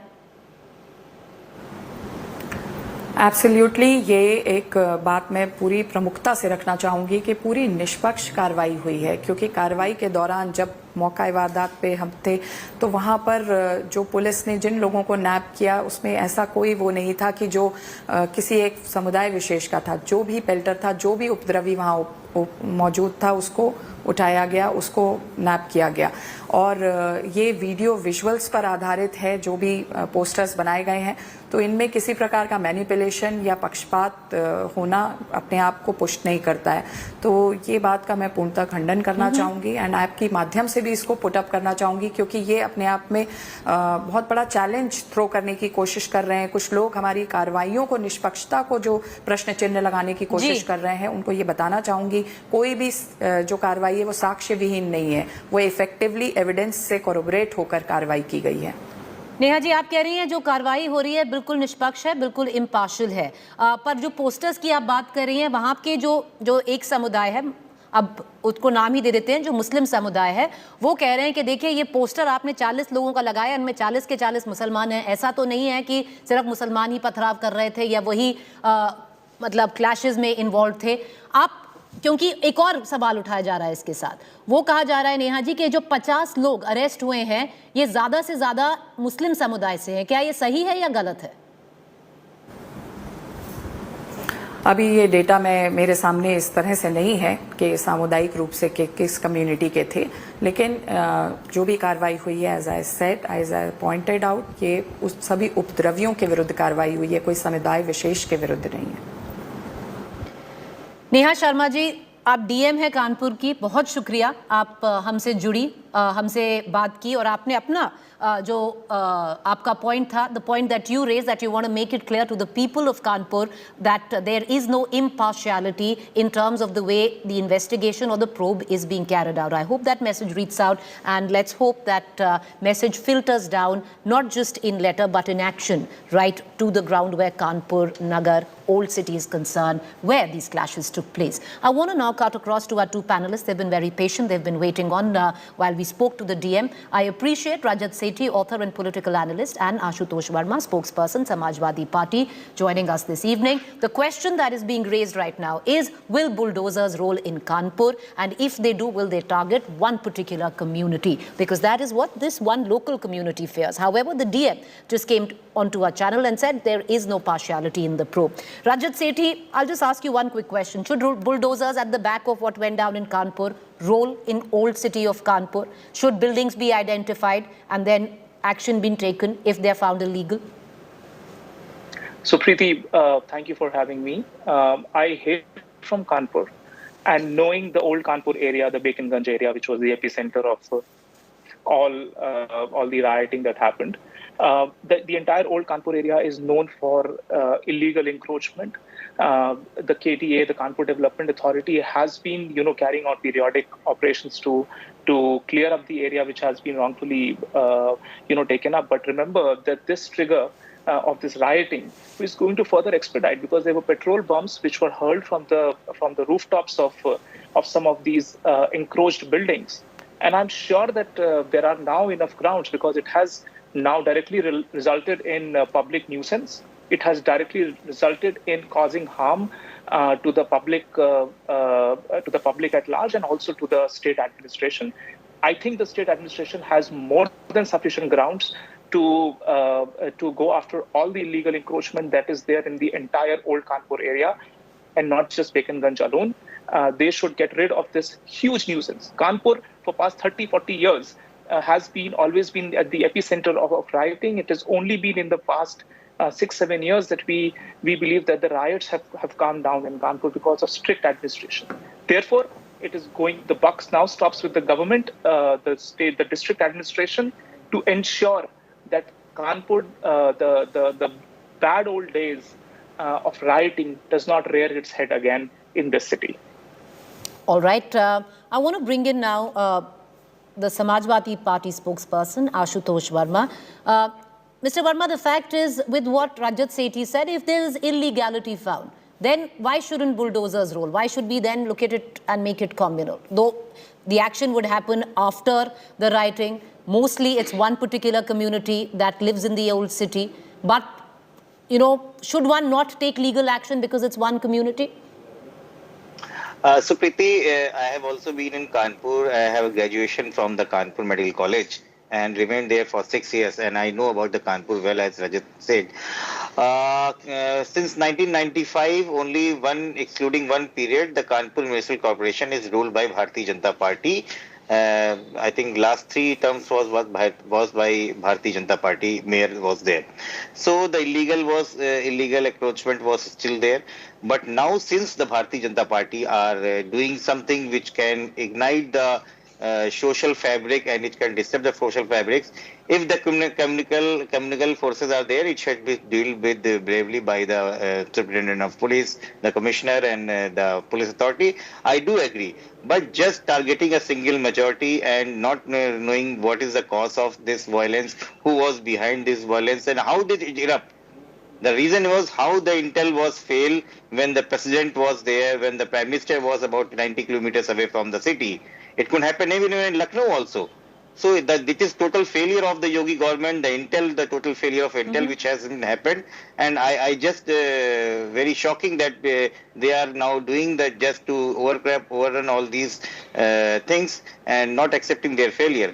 Because this is a very threatening condition for country, because the Prime Minister and the huge celebrities and political leaders are about 90 kilometers away from the city, and such a huge violence was there. So other than an intel failure, Rajat Sethi, the charges, and there's enough credence to that as well, because there is one set which feels, communal clashes, because clashes usually require 2 sides of a community, not just one community. So take place in one city, the bulldozer rolls. In the next city, bulldozer rolls. Bulldozer usually seems to be rolling mostly on one particular community. So would you reckon that there is some grain of truth in the charge that maybe this is, targeting a particular community? Or do you think that has nothing to do with it? Well, I think if you go by statistics and look at the areas where rioting has happened, it has not happened in Barra area or the Govind Nagar area or the other areas where other minorities, principally the Sikh minority, lives. Why is it only happening in Bekarganj, Nais, Sadak, all of those areas repeatedly? There is pattern to this, and you can't shy away or turn a blind eye towards those patterns. Over and over, we've seen in various districts of Uttar Pradesh how the rioting has happened, what are the triggers, how rumors are spread. Go to the basics of this. What exactly happened? We all know by now that there was a call which was made in the Friday prayers to shut down the entire city. And it was the Khatik community, and I salute them from the bottom of my heart. It is the Khatik community which has always stood up to the Gundaism of one community over and over again for the past 30 years. It is the Khatik community which comes in and ensures that there is peace in the city and nobody runs amok to whatever end they want to burn the city to. And also, please keep in mind that bulldozers are a public spectacle of punishment, which have to be meted out so that the signal is clear that no amount of rumor mongering is going to go unchecked or without cause. There has to be a public spectacle, and I can tell you, data point wise, every city which has gone through bulldozer actions has been relatively peaceful. It is for the larger good, period. All right, so Ashutosh Verma, the defense is it's for the larger good. There is a clear plan behind what is going on. This violence is not just sporadic, it's instigated, it's premeditated. And you've got to teach a lesson which is big on optics. And what is bigger than the bulldozer? So, Preeti, I think Rajat want to say that bulldozer is a now new form of police, and all the policemen and all the interns have to go and sit home and see the TV what to do. It's not a way how you run the democracy. It's not the way how you run the state. If everything answers by the bulldozer, then there is no way that anyone can plea for that. I strongly condemn that bulldozer is the spectacle for something to have a good law and order control. I totally condemn all these statements. If there is an intel failure, if there is a good intel for you have a police, you have a CRPF, you have different type of STF in Uttar Pradesh, why these criminal incidents has been happen in Kanpur when there was such a huge political event was going on? This is the main factor, how the Yogi government is not taking this seriously. And when the violence happened, they attack to one committee because they are just targeting for this. Then okay, we are putting pictures on the streets, we are giving bulldozer them, we are going this and that. But this is not a way the rule. You have to rule the states. It's a democracy. What is the problem? Well, if there are some mistakes in the society, no, okay, I'll come back to you, Mr. Sethi. I'll come back to you. Yeah. No, and the question I'll ask Mr. Right. If there are some people in the society, you come and pick them, you have integrate them. What is the main measure? What was the main cause Who incited all these things? Okay, Who was Mr. the main Sethi, factor? the So, counterpoint. The whole community could not be targeted like this. Okay. Mr. Sethi, no, there is a counterpoint to it, and the counterpoint is quite clear that these are clashes, right? It involves two communities. Can action only be taken on one community, or are we to understand that only one community is responsible for communal clashes? Well, Preeti ji, let me at least respond to Ashok ji. Yes. Throughout his statements, if you parse his statements, not in a single sentence he has ever condemned the communal rioting that was instigated out of the Friday prayers. Not once he has said. He's pointing out intel failure. You have not so far. Now okay, listen. Allow me to. So number one, intel failure. We all agree. Intelligence officers whosoever has failed at not being able to, figure out why this premeditated exercise of rioting took place should be dealt with properly. It will not be in public glare. It will happen for sure. Number one. Number two, condemnation in strongest possible terms of this. Secondly, you said about the other communities. Let me tell you, this mob, led by the minority leaders, which have now been, put out their faces, have been put out in public domain. See, a mob to clash requires a second entity. Right. Please allow me, very respectfully, I'm saying I'm not going to create a communal ruckus here on this television. I'm a responsible citizen. And let me please finish it in a responsible way. These mobs, they came in and forced people to shut down their shops. Private property, shops are private property. Can you enter into any shop and then try and create hooliganism over there? Does the shop owner not have the right to go and respond? Okay. This is exactly in this particular case. Okay, it's still a matter of investigation. Okay, 10 seconds, Mr. Verma. I need to close the debate. Okay, I hope you both all have got equal points. May I just go to Mr. Verma for 10 seconds and I need to pull out of the debate. That's all the time I have for. Mr. Verma, come in for a rebuttal and then we're done. I just want to say very clearly that I do condemn all these violence. It's so ever even happen in Lucknow or in the Kanpur. The violence is violence, and there is nothing in favor of violence or against the violence. It is a very clear-cut statement. Number two, who are the authorities? Suppose I am the shopkeeper in the Kanpur and my shop has been hit or it had been burned. Who is the responsible? It is the government who rule the state. It is the mayor who rule the state. It is the police who rule the states. And they totally failure. Instead of asking questions with police, they are asking the people, they are targeting the communities. They are just creating a political Gentlemen, I'm going to bow out of this debate. We're going to keep a keen eye. Will bulldozers now roll in Kanpur? There are charges, at least from the local community, which says that this is partisan. Is it partisan? The DM came out and said that I assure the people of Kanpur Nagar, I'm the DM of Kanpur Nagar, and it won't be partisan. Time will tell, and we're going to keep a keen eye on the story. Thank you for joining us. Up next is Rahul Gandhi.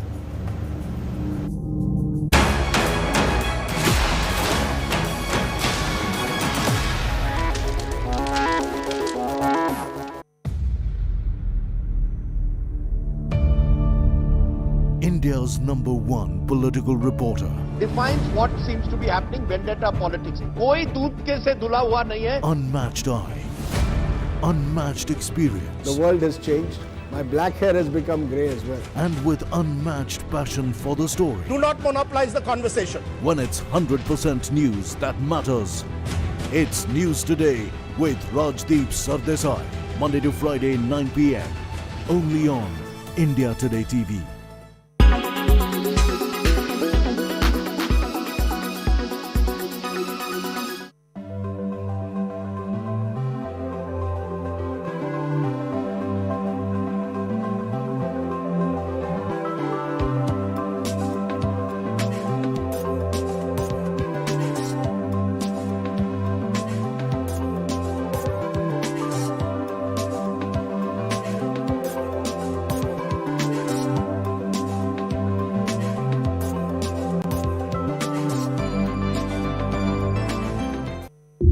Is Russian President Putin's life under a time clock?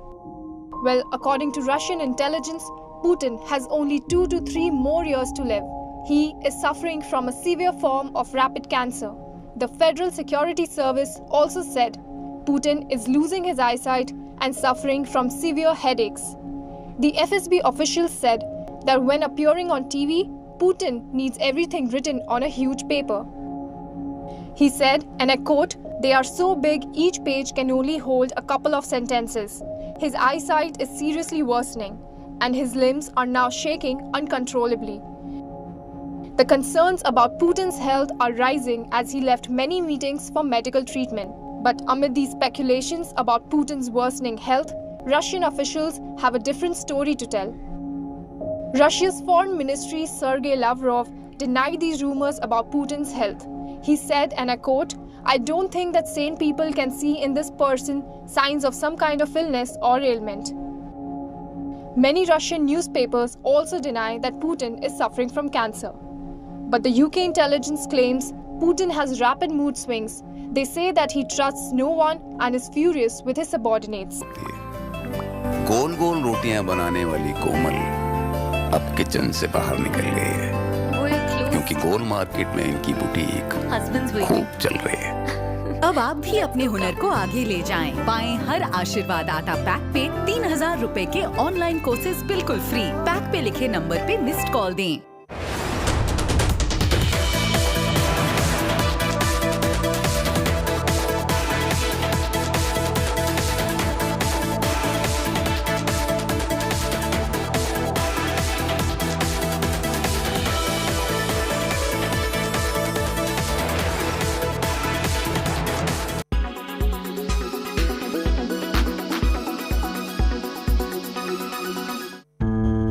Climate change threatens our planet and our future. In 2021, the global temperature grew by 0.13 degrees Celsius. Amid the rising global warming concerns, green hydrogen seems like a formidable solution. But what is green hydrogen and how can it reduce carbon footprint?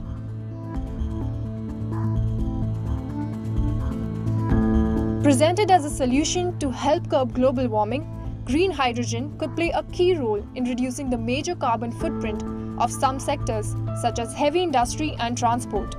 Hydrogen is the most abundant chemical element in the universe, but it does not exist in pure state. It must be extracted. It is already produced, but almost all of it comes from a chemical process using natural gas, and this generates a lot of carbon dioxide. Green hydrogen, by contrast, can be produced by electricity, generated by renewable energies such as wind power. Another low-carbon hydrogen would be based on electricity from nuclear power plants. In both cases, it is produced by electrolysis, which uses an electrical current to separate the hydrogen from oxygen in water. The hydrogen obtained from this process as a gas is 11 times lighter than air and must be stored. There are several techniques: high-pressure storage in gaseous form, storage at a very low temperature in liquid form, and storage in solid form with other materials. This storage capacity would make it possible to keep surplus production from renewable energies. Converted back into electricity by a fuel cell, hydrogen would also help to replace fossil fuels in long-distance transport such as trucks, trains, or even planes. And eventually, it can replace coal in industries such as steel that require a lot of heat. 1 kg of hydrogen releases about 3 times more energy than 1 kg of gas. But to widen its use, the cost of producing green hydrogen will have to drop. Currently, it costs 2 to 3 times more than grey hydrogen. Its widespread use will also depend on the development of low-carbon electricity production and the fuel cell.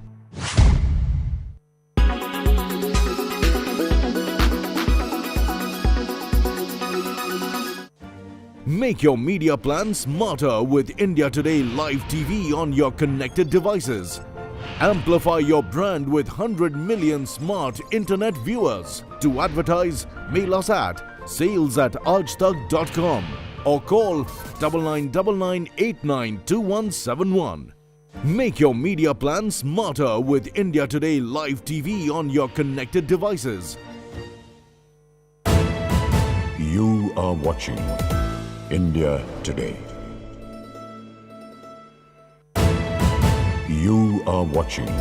Presented by RP Sanjeev Goenka Group. Growing Legacies. Co-presented by Century Ply. Aag se bachaye. Powered by NECC. Sunday ho ya Monday, roz khao ande. Co-powered by only OLX Autos gives the best price for your car.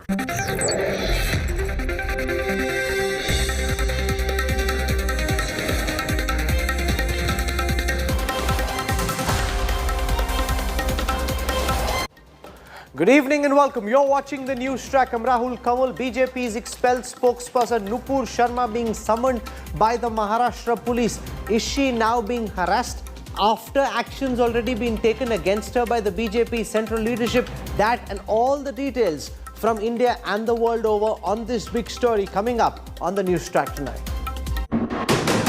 Nupur Sharma shockwaves escalate.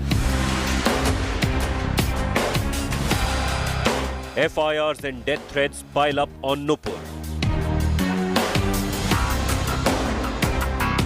Trouble mounts for sacked BJP face.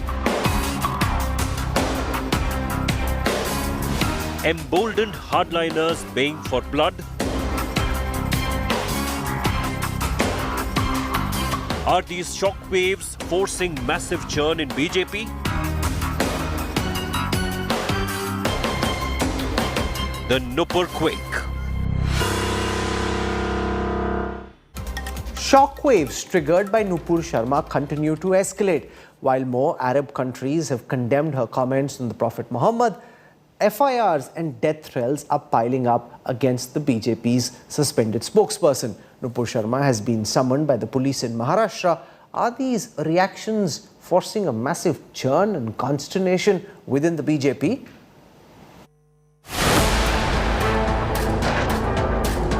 The outrage is growing by the day.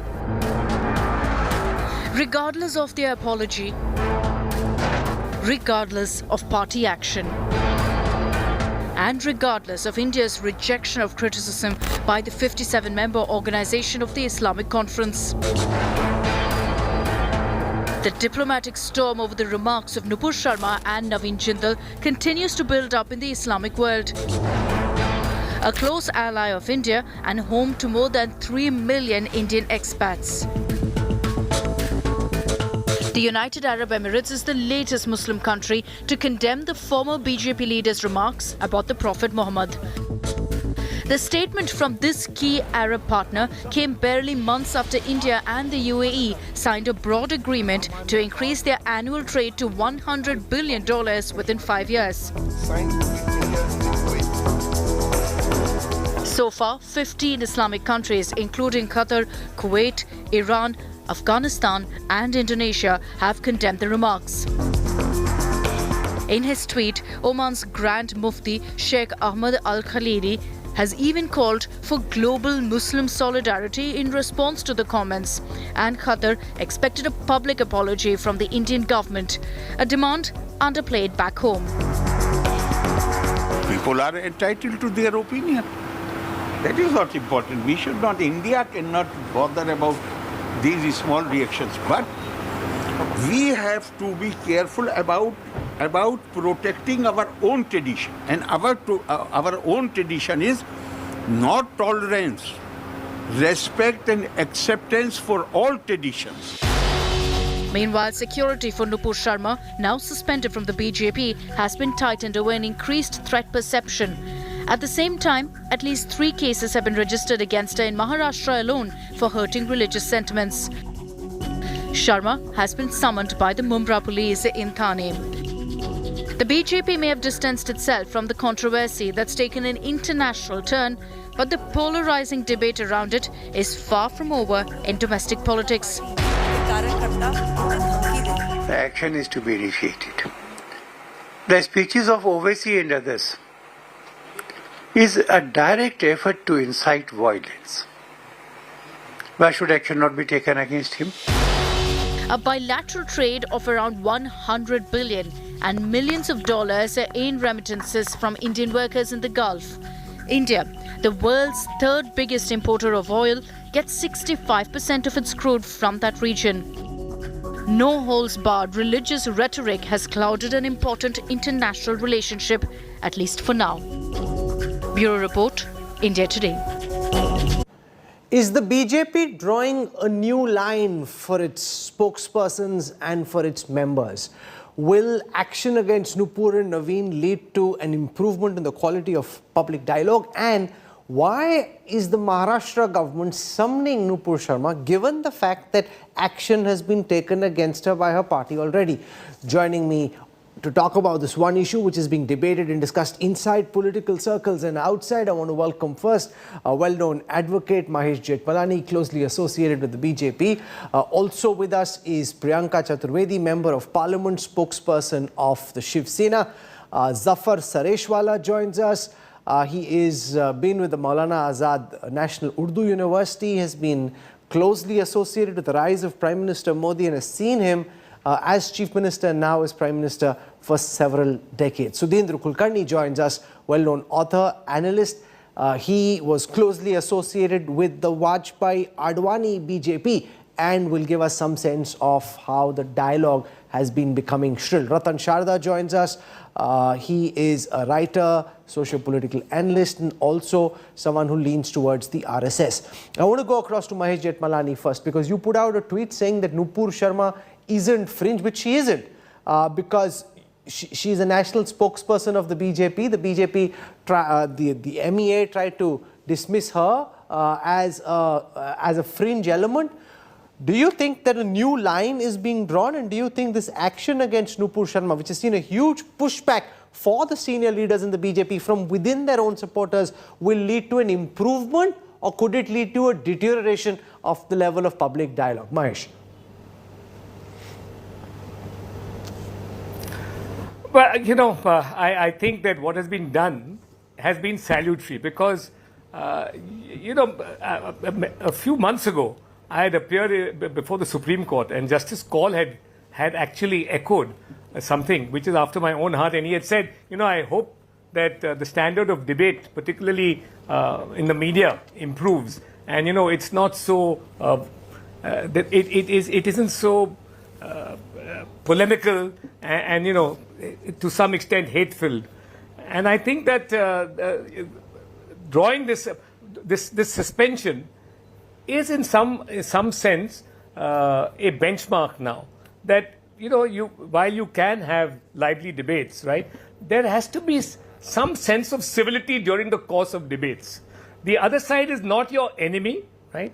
You may have religious differences, but even when you debate those differences, you debate them with the utmost civility and politeness, and you certainly don't cross red lines where you hurt the sentiments of other people. I mean, if that's the message the party is sending out, I'm glad for it, and I think it should be encouraged, and I hope that all national spokespersons of all parties remain within, you know, the bounds of decency. And when action has already been taken against Nupur Sharma, Priyanka Chaturvedi, why is the government in Maharashtra, through the police in Mumbai, sending summons to Nupur Sharma? She's already been acted against. What she said was inappropriate. She's expressed regret. Why then turn this into a police case? Isn't that victimization? So, firstly, I'm quite in agreement with what Mr. Jethmalani said about red lines not being crossed. Unfortunately, the red lines have been crossed since 2014 onwards, and we've been seeing the kind of debates, the wild debates that have been happening on television channels, which I have also raised with the Information and Broadcasting Minister, that we need to start drawing a line somewhere. But considering this line has been drawn after the Gulf countries have come up in arms, and for the first time ever in India's diplomatic history, we've had to issue a clarification to as many countries on this particular issue, and calling the national spokesperson of a party which is in power as fringe elements and those working against the interests of the nation is actually very unfortunate. That we came to draw a line only when 14 countries came up in arms. That's point one. Point two, I don't know since when did governments, you know, maybe that's how the central agencies work, at the behest of the central government. But Maharashtra government does not actually control the Maharashtra police and tells them what to file an FIR and where to file an FIR and which cases to pursue. If any citizen has felt offended with a speech that was spoken, there are enough sections in the IPC to book them under. Are you trying to say that Maharashtra government is influencing the Mumbai police on what cases to file and what not to file? Mahesh Jethmalani, you buy that, or do you think Nupur Sharma is being victimized unnecessarily through these summons? I'm sorry. Or can the government get away by saying... No, I'm sorry. Okay. Allow me to complete. Okay, go on. I'm sorry. That you must then ask the Home Minister to do away with those IPC sections which lead to harassment. I have been saying this multiple times over. If somebody is feeling offended, isn't it the right of a citizen to approach the police? And isn't it the job and responsibility of the police to note that particular complaint down? How did it become harassment? What So does are this you have saying to that do Mumbai with the police should not Maharashtra pursue a government? case? Or should, are You've got somebody discouraging feeling Mumbai harassed people of and Mumbai? they've gone and filed this complaint. It's Mohammad Gufran Khan, a teacher, who's the complainant against Nupur Sharma. Why blame the government of Mr. Thackeray?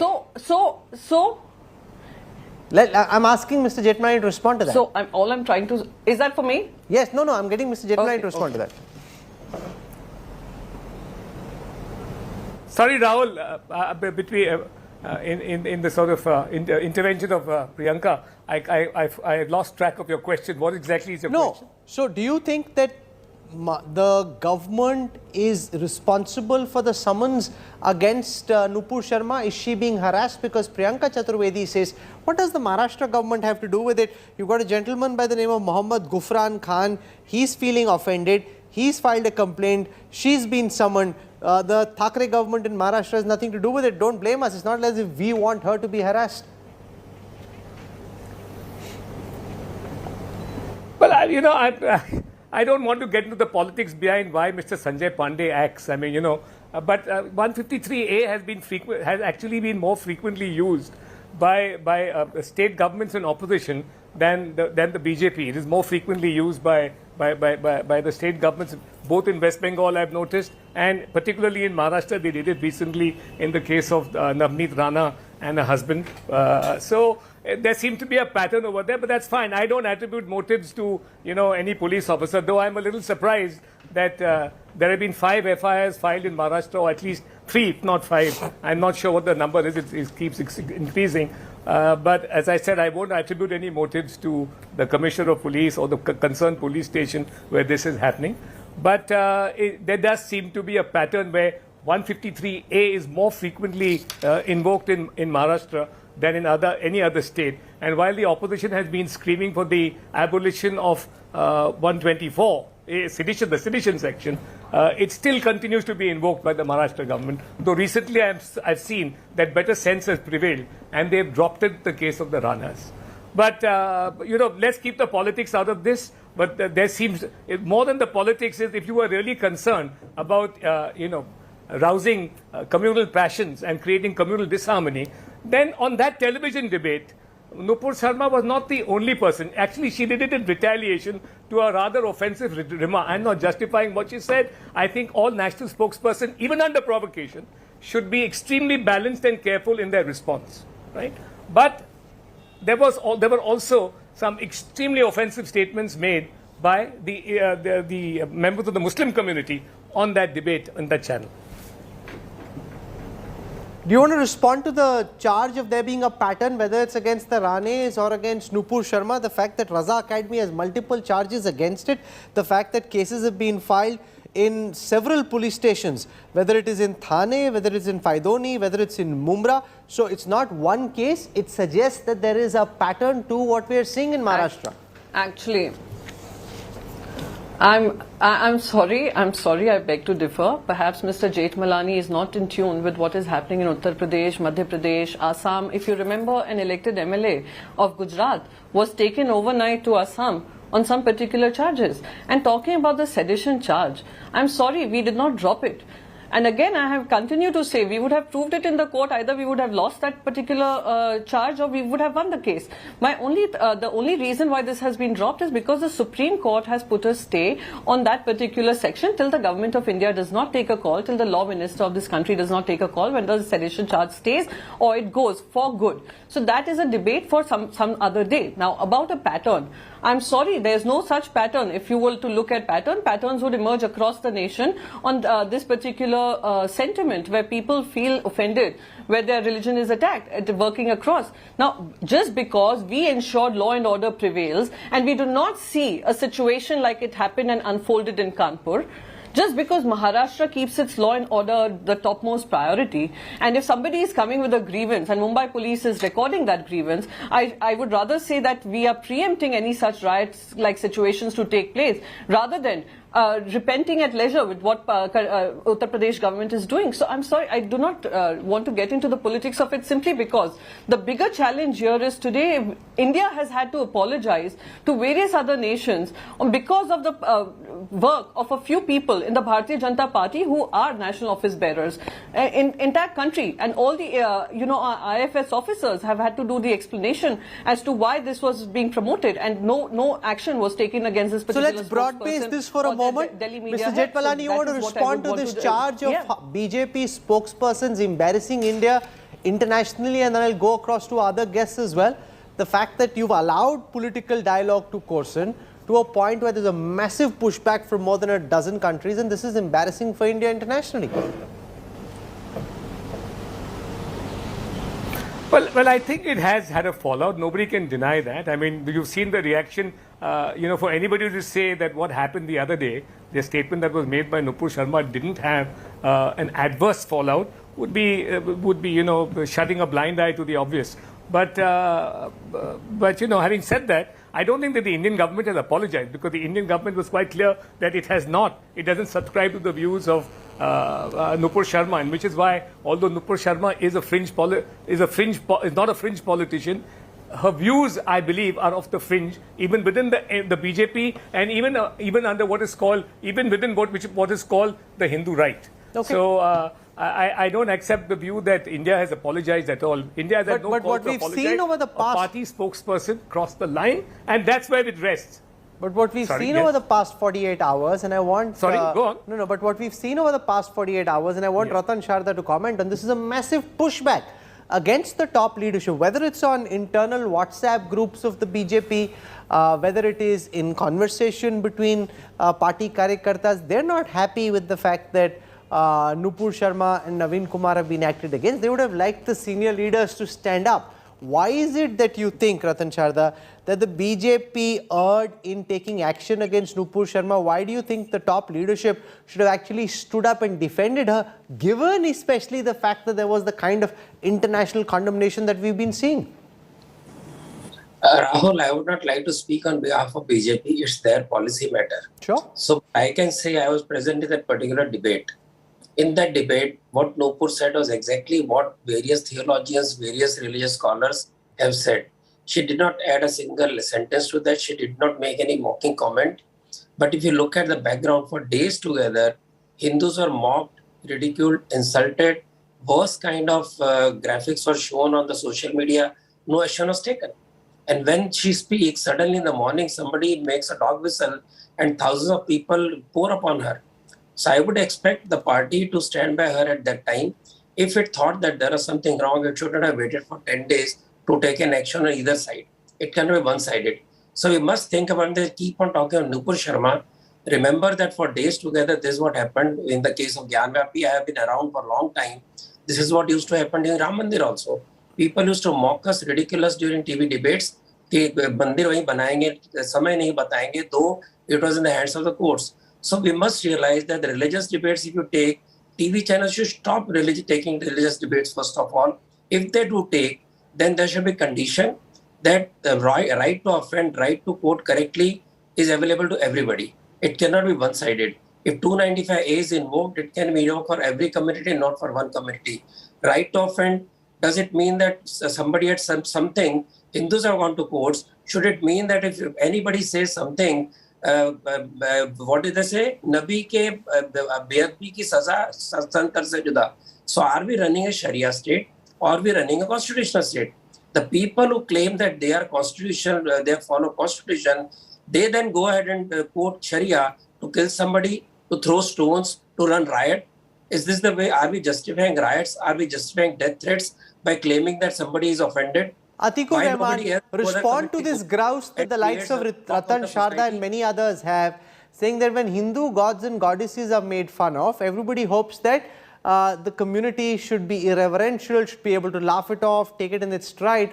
But the moment something is said about Prophet Muhammad, then it leads to the kind of international backlash that we've seen over the past 72 hours. Well, Rahul, without being any offense to my other friends, if the Hindu side never objected to any of the offending remarks by the Muslim side, on the Ayodhya matter. Is the Muslims to be blamed for that? Why you didn't go and file They an did not FIR, throw sir? stones. No, why you didn't go and file an FIR? Did anybody stop you, threaten you not to file an FIR? And here an FIR has been filed, which is completely within the purview of law. Nobody is violating any law. Now let the law take its own course. If some international community is jumping in and then things go out of the control of any of the governments or any of the establishments, are the people and the community and the religion is to be blamed, Rahul? And Rahul, are you not witness day in and day out? We are, debating on such topics since years together. Now today Mr. Ratan Shada says that TV debate should not be there on religion. Of course, yes, I agree. And both sides should be given an equal chance to respond. And this was the equal chance thing came on when I was on a television channel, on a national television channel, Doordarshan, with Nupur Sharma. We both had a very good interaction. She agreed to my points, I agreed to her points. This is the way debate should run. What if somebody is gaining and having their own say, drawing mileage out of it, be it the political party or the news channels, is the religion and the people and the community? No, but are we, it's very interesting. Whether it is from the Shiv Sena, Atikur Rahman, Ratan Sharda, we're hearing Sudhindra Kulkarni calls for maturity. And India Today has always, on the news track, elsewhere, tried to push for as much sanity in public discourses as possible. We never let people speak over each other. We don't get, voices which are completely fringe and unhinged. We try and ensure, you hear polarized opinion, but you try and ensure that everybody gets a fair say and that they get to say their mind without turning into a cockfight. Now, do you think that new line is being drawn with what we saw from Sarsang Chalak Mohan Bhagwat ji, with the action that's been taken by JP Nadda and the BJP top leadership? Is an attempt being made to try and ensure that public dialogue is not coarse? Rahul ji, if the BJP genuinely, sincerely draws a line, asking not only its spokespersons but also leaders and people in the ecosystem that supports the BJP to shun hate politics and hate comments, violent comments, it's good for India, it's good for the BJP also. But let's see this not just in the context of what Nupur Sharma said, but what has been happening in the last 8 years of Modi rule. The Prime Minister just some 10-12 days ago said that the government has done nothing that has made India hang its head in shame. Well, India came very close to hanging its head in shame. The government has not apologized, but the government had to issue clarifications, and under pressure from almost the entire Muslim world, it has had to take action against not a fringe element, but a spokesperson of the BJP, a national spokesperson. But what Nupur Sharma said is not really an exception. She is not the only person, nor are such things said for the first time. No, but a message has gone out. In the action that's been taken, surely even you'd concede that next time somebody wants to say something radical because they think if they do that, unke liye taali bajegi, now they know that there could be action against them. True, but you see, we have to debate why the Prime Minister, the Home Minister did not condemn this and such utterances that were coming out from the BJP and the BJP ecosystem for many years now. The Prime Minister has not commented even once. Ratan Sharda, do you want to comment on that? Okay, yes, go on, Sudhindra. You must let me complete my point. Go on, sir. There were people in the so-called Dharm Sansad, it's actually Adharm Sansad, who gave calls for genocide. Correct. Who gave calls for rape of Muslims. Did the Prime Minister or the Home Minister say anything? BJP people attended such meetings. There were calls for economic boycott of Muslims. Did the BJP leadership say anything? Did they draw a line? It's only because of international backlash, especially coming from the Gulf countries, that they have done something. So we have to really question the honesty. You're questioning the honesty of their move? If BJP really does draw a line and implements it, it's good for BJP and it's good for the country. You are questioning the silence of the senior leadership, Ratan Sharda, not speaking out when that Adharam Sansad happened in Haridwar and elsewhere, allowing this to fester, to reach a point where it leads to an international blowback. This should have been nipped in the bud, and the failure to do so suggests that the BJP leadership looked away when this whole momentum was building and such comments were being made. Rahul, it's very funny that 100 people out of 100 million Hindus collect together, make some funny or some outrageous comments, are expecting PM to act on that or speak on that. Police action was taken. Has any government taken police action on the vile debates, vile kind of accusation being thrown at Hindus and insulting of Hindus by these Islamist fundamentalists? No. And the people who say that after Modi came to power, these things are happening, do you forget the entire CA agitation was based on fictitious ground that it hurts the Muslims, Indian Muslims? There was nothing about it. Entire hijab issue was only regarding one school in Karnataka, and it became a national issue saying no hijabing is allowed. The farmer agitation was converted to a hate campaign. Everything that Modi does becomes a hate campaign for opposition, and then you blame the BJP. A problem, the issue was that BJP owned up what was the mistake they believe was, and I again repeat, Nupur did not say different from what their Islamic scholars spoke. So let us not blame her. Blame the kind of heated discussions that happen. So if you think that religion should not be discussed, as I said again, it has to be discussed that the same way. So this hate has been started by opposition on every issue, right from demoralization to church attacks to nun-rape to CAA to farmer bill to hijab. Everywhere you find people trying to create ruckus where the law doesn't even affect anybody. CA is the prime example. And if you say so, it is done by BJP, I'm sorry. I think you are putting BJP in a spot where it doesn't belong to.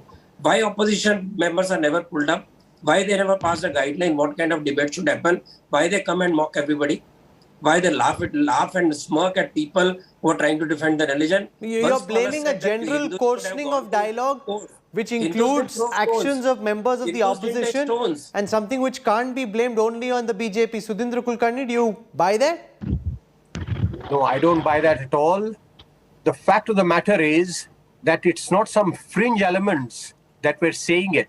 BJP functionaries were participating in these meetings. And time and again, the patriotism of Muslim community was being questioned. On television debates, in public meetings, they were being called gaddars. And one union minister, even from a public rally, said, Desh ke gaddaron ko goli maro salon ko. Nothing happened to him. Where is accountability? As I said, it's only because of the international backlash coming from rich Gulf countries that the government has had to do something. Nevertheless, I would say, if your question, if the BJP does draw a line and sticks to it, it's good for the country, good for the BJP. One more point.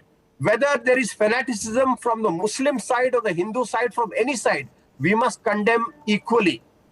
When someone like an Anurag Thakur makes an objectionable comment, he gets promoted. Tejinder Bagga gets a leg up. Kapil Mishra gets adulation and promotion. Ratan Sharda.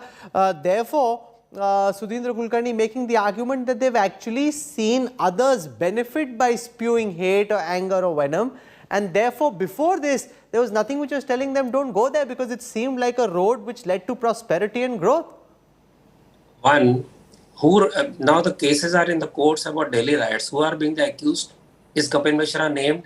Is Tejinder Bagga named? Those who are named belong to certain political parties who had weapons, who had stored weapons, stones, acid, everything.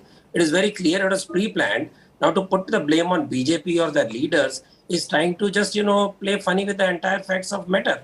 So let us not get into this kind of shallow argument where you know that truth is somewhere else, because police case has been there, people not being given bail, which means courts also agree that the instigators or riots are somewhat different. Having known that, you again keep on blaming BJP leaders. You say others should be blamed, but ever ever any liberal did anybody criticize people who are mocking Hindus, who were ridiculing Hindu faith? Nobody has challenged. Not a single so-called secular liberal, including Mr. Sudhindra Kulkarni, has spoken as them. Will we also see Atikur Rahman? Because People who are there, people who say देश के टुकड़े होंगे इंशाल्लाह, they are gaddar. Are they not gaddar? नहीं, but गोली तो नहीं मारनी है ना sir. This freedom of speech? ना, but you can't say गोली मारो सालों को. No, that's not right. No, but whom? To the people who want to break the country, not the people who are out on the streets for CA. Again, I say, was CA valid agitation? It was not. Did any secular have the guts to go out on the TV and say, dear friends, CA has nothing to do with Indian Muslims, please do not agitate? They supported them. So this kind of hollow argument, this kind of shallow kind of support to people who are trying to disrupt peace is what ails liberals. Atikur Rahman, in the advisory the BJP put out today to its spokespersons, telling them to calm the rhetoric, focus on Vikas development, not go away and be shrill, because members of the opposition and some of these Maulanas have also been responsible for making very shrill comments. Will we see that calm down as well in the way in which the BJP send this message? Will the other side also try and just pipe down and be more sensible? Well, I think, Rahul, principally it should be. But what about the fringes then? Anybody who comes out with lavish arguments and sweeping comments is described as a fringe, not a party element. What about that? Besides this, don't you find this to be a vicious circle? Many things what Mr. Ratan Sharda is saying, I agree with him, that when you create a vicious circle, sir, the circle is creating of the narratives, creating of the binaries, blaming each other. Is this good on your part? Goli Maro does not, fits you well, saying that no, he has a constitutional right to say that Goli Maro to those people who are on sedition side. So is this the constitution and a way of law? Besides, Mr. Ratan Sharda, if every day and day out you call a community people that they are the jihadis, their religion and their madrasas are teaching them jihad in the Quran, in the book, is this right?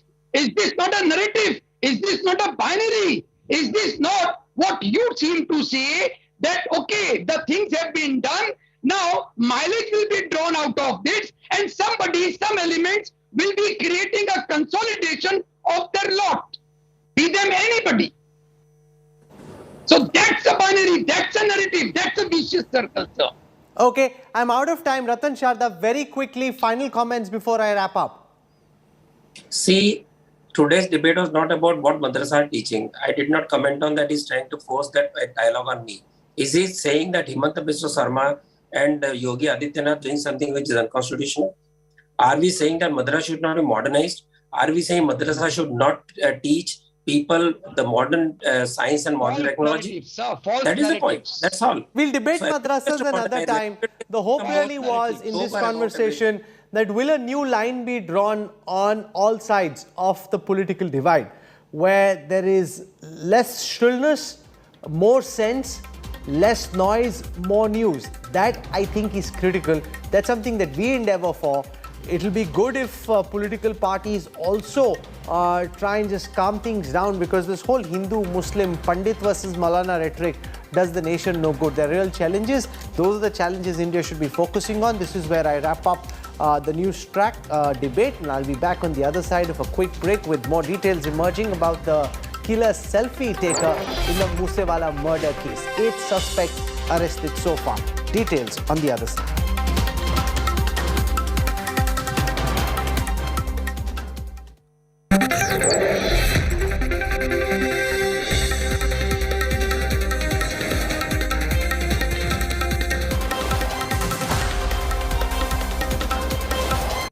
Everyone's busy finding what's trending.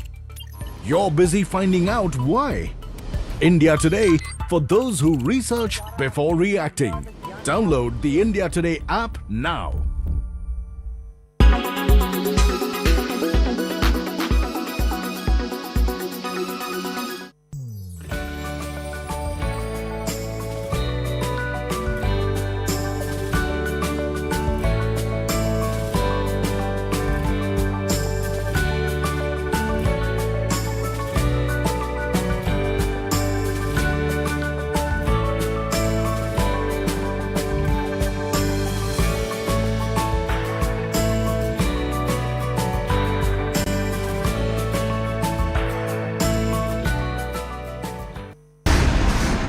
Ukraine-Russia crisis is ongoing after a month. Russia confirmed that it had fired a new hypersonic missile during bombing raids in the city of Mariupol. But what are hypersonic weapons? How do they attack the target? Considered the next generation of weapons, these missiles are characterized by their ability to travel at speeds of more than Mach 5, or 5 times the speed of sound. There are two types, the hypersonic cruise missile and the hypersonic glider. The latter is carried by a ballistic missile. The glider separates from its missile to reach the upper atmosphere above 50 kilometers. Then it hovers at hypersonic speed towards its target along an unpredictable trajectory. Anti-missile or anti-aircraft defense systems. Without propulsion, it gradually decelerates and can perform evasive actions such as zigzags to reach its target by thwarting opponent interception systems. The cruise missile, meanwhile, has its own propulsion in the form of a ramjet with supersonic combustion. Once in flight, the missile moves at high speed before diving onto its target. This missile flies at a lower altitude than the glider at around 20 to 30 kilometers and can maneuver in full flight, which is its advantage.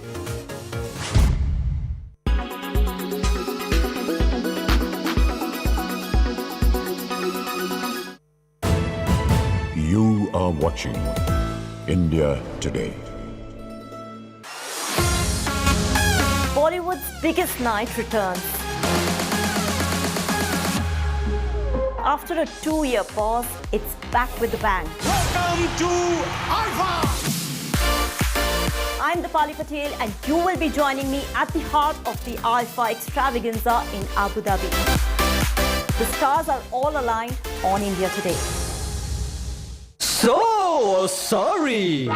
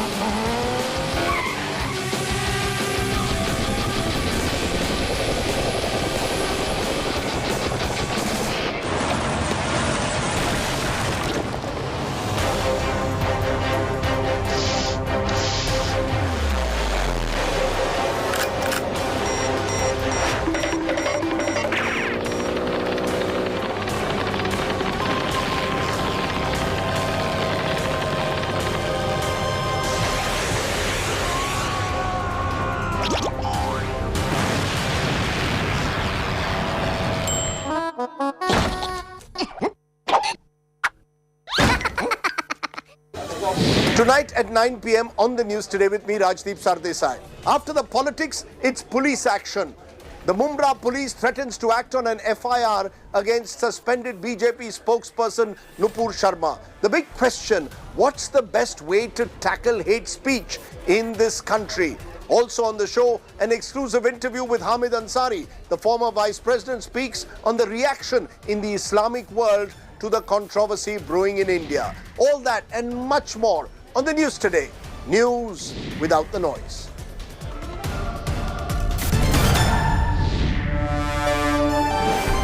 With 7 more arrests, the plot to kill Sidhu Musewala has become even more clear. But the key is held by a guy called Sandeep alias Kekra. That's a Hindi word for crab. Why is he called that? We're going to try and find out because his story is really unsettling. He posed as a fan outside Musewala's residence, took a selfie with the pop star and then apparently dialed the people who shot and killed the singer. I'm going to piece it together for you, decoding the blood trail that's just gotten much darker on India First at 10 p.m.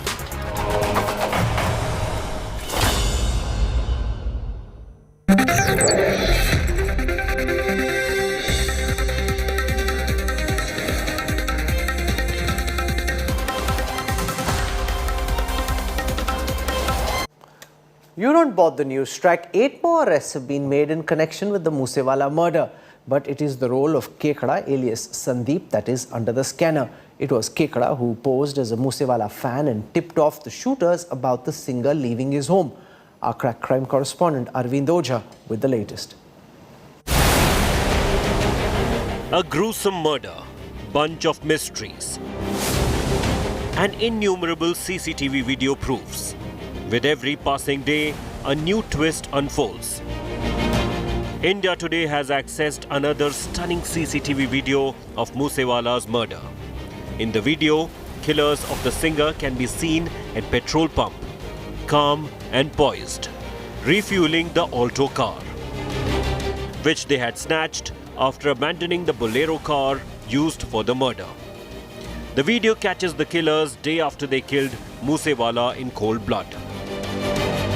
Punjab Police has intensified its probe and has identified 7 shooters apart from one arrested accused, Manpreet, who provided logistics. Sources tell India Today that the shooters hailed from Punjab, Haryana and Maharashtra. On Monday, Punjab Police arrested a gangster named Kekda who tipped off the killers about Musewala's movement after taking a selfie with him. Hunt for shooters is also on in Nepal. Delhi police believes some shooters may have fled the country.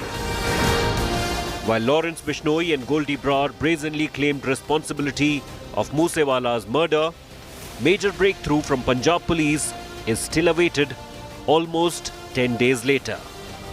With Arvind Ojha, Bureau Report, India Today. The Kekda connection holds the key to the Musewala murder conspiracy. India Today was the first to unmask the man who allegedly arranged the cars for Musewala's shooters. Now he's under arrest and could spill the beans about the Musewala killing plot.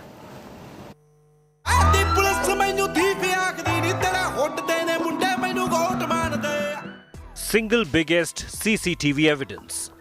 It could turn the Sidhu Musewala murder probe. India Today has accessed exclusive images of Musewala's house taken just 10 minutes before he was gunned down. The footage shows people taking selfies near Musewala's SUV. India Today has learnt that one of them was Kekda, aka Sandeep. Punjab police arrested Kekda on Monday evening. According to sources, Kekda pretended to be a Musewala fan and was outside his residence. Kekda loitered outside the singer's residence for over 45 minutes. It is alleged that Kekda tipped off the shooters when Musewala left his home. After the alleged tip-off, killers had started tailing Musewala. The contract killers had used 2 cars, a Mahindra Bolero utility vehicle and a Toyota Corolla sedan. With each passing day, the details of the plot to kill Musewala are getting murkier. Bureau Report, India Today. The Sidhu Musewala murder trail has reached Mumbai. Gangster Lawrence Bishnoi is now being questioned about the threat note received by Bollywood star Salman Khan. The superstar has told cops that he knew of Bishnoi from the time of the Black Buck case, but there is no recent enmity with anyone. A reigning Bollywood superstar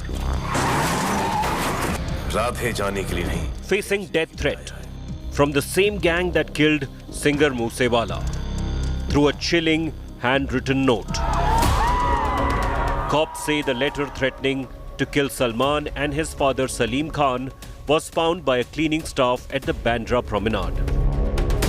The FIR lodged earlier mentioned that Salim Khan's bodyguard Shrikant had found the letter on the bench next to the actor's luxury condo. 10 teams of the Mumbai Police are probing the case and are scanning through 200 CCTV cameras around Bandra Bandstand. Statements of Salman Khan and Salim Khan, along with their bodyguards, have been recorded by the Mumbai Police.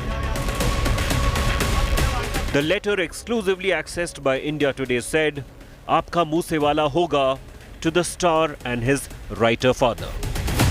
The murder threat letter was signed LB and GB, possibly Gangsters, Lawrence Bishnoi and Goldie Brar.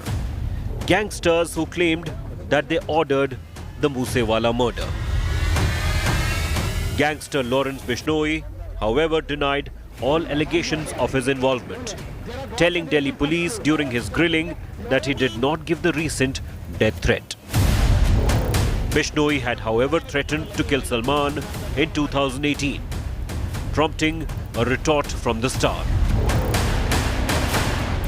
जब हम करेंगे तो पता लग ही जाएगा। सलमान खान का करेंगे, मारेंगे ही जाएंगे। जोधपुर में मारेंगे तो पता लग जाएगा इनको। अभी तो मैंने कुछ किया ही नहीं, अभी नहीं मतलब कोई इन्वॉल्व कर रहे हैं। जब भी कोई कमिटमेंट करो तो पॉजिटिव करना, नेगेटिव नहीं करना। और शिकार टाइगर जैसे शिकार कोई नहीं करता, है ना? ये सबको पता है। Not taking any chance, cops have beefed up security of the Khans. The police has also clarified that it can be a mischievous act.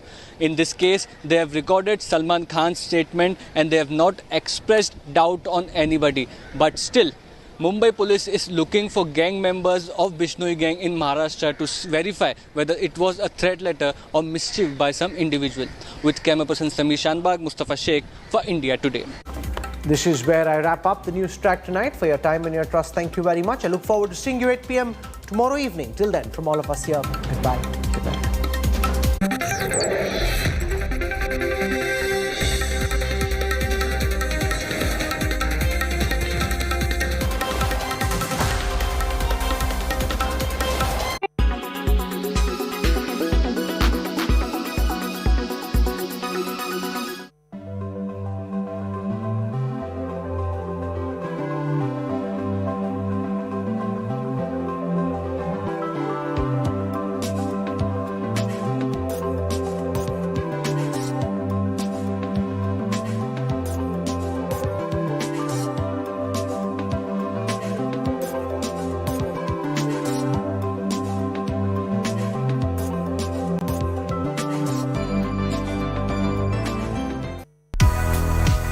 Should you upgrade to 5G? Are you still wondering if you should get a 5G compatible phone? Well, it'd be a future-proof upgrade, especially with what 5G can really offer. 5G is faster, exactly 20 times faster than 4G. Experts are saying now that it's likely to bring a technological revolution. Unlike its predecessor 4G, which used longer airwaves, 5G uses millimeter waves, which makes it much faster. So, say goodbye to annoying buffering when watching your videos. Why is 5G so fast? The millimeter waves are short, which means they have limited range and higher penetration. 5G also carries the promise of making latency disappear, which means that there's going to be less delay between sending and receiving information. So, downloading heavy file sizes, of course, will take a few seconds. Can 5G make our cities smart? The idea is that 5G can create smart cities with more connected devices. For instance, increased use of connected or autonomous vehicles will impact lifestyle choices. This also begs the question of enormous amount of data it will generate. So, digital security will be an area of concern, of course, especially since 5G network is more difficult to protect than its predecessors. So, are you ready for the next upgrade?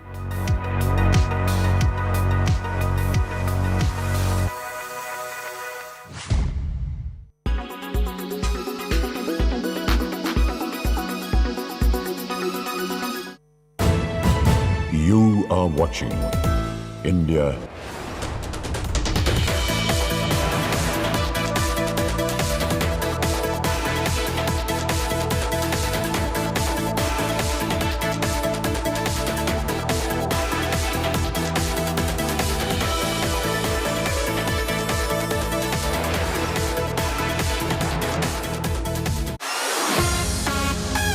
Bollywood's biggest night returns.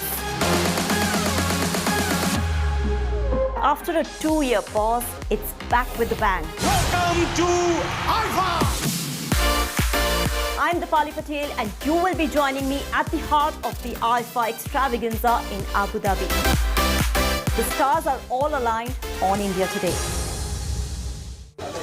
Tonight at 9 p.m. on the news today with me, Rajdeep Sardesai. After the politics, it's police action. The Mumbai Police threatens to act on an FIR against suspended BJP spokesperson Nupur Sharma. The big question, what's the best way to tackle hate speech in this country? Also on the show, an exclusive interview with Hamid Ansari. The former Vice President speaks on the reaction in the Islamic world to the controversy brewing in India. All that and much more on the news today. News without the noise.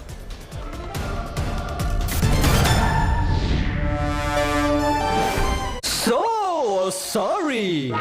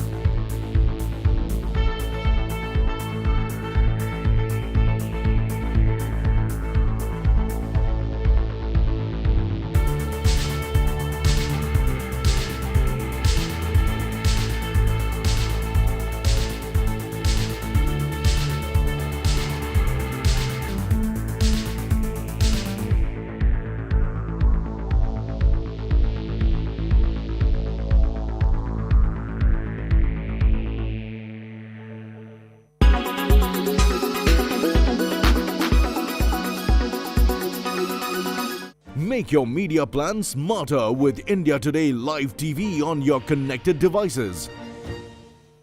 Everyone's busy finding what's trending. You're busy finding out why. India Today for those who research before reacting. Download the India Today app now.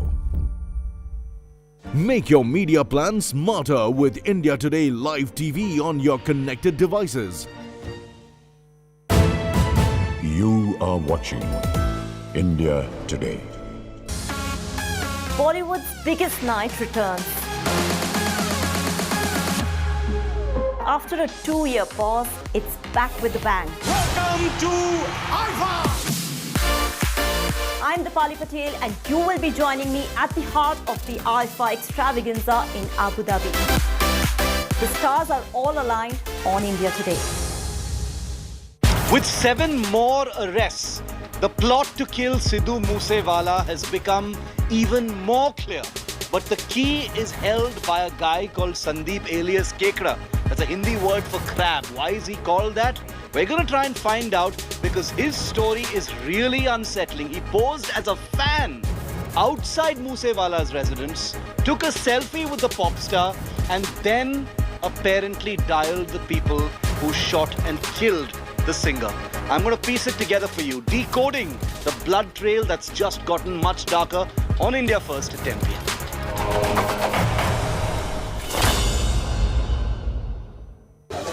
Tonight at 9 p.m. on the news today with me, Rajdeep Sardesai. After the politics, it's police action. The Mumbai Police threatens to act on an FIR against suspended BJP spokesperson Nupur Sharma. The big question, what's the best way to tackle hate speech in this country?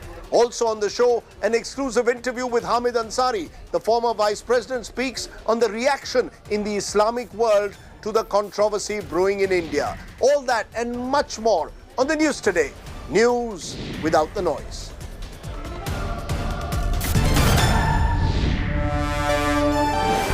Presented by Berger Easy Clean. No dag, no dhabba, only beautiful walls.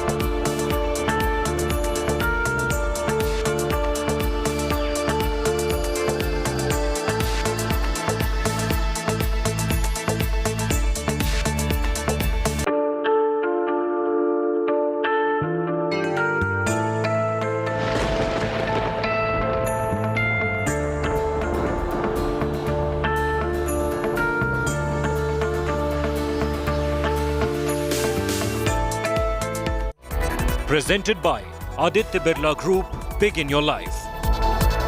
Co-presented by Star Health Insurance, the health insurance specialist. Co-presented by JK Tyre Ranger Series, stay wild at heart. Powered by NECC, Sunday ho ya Monday, Roz Khao Ande.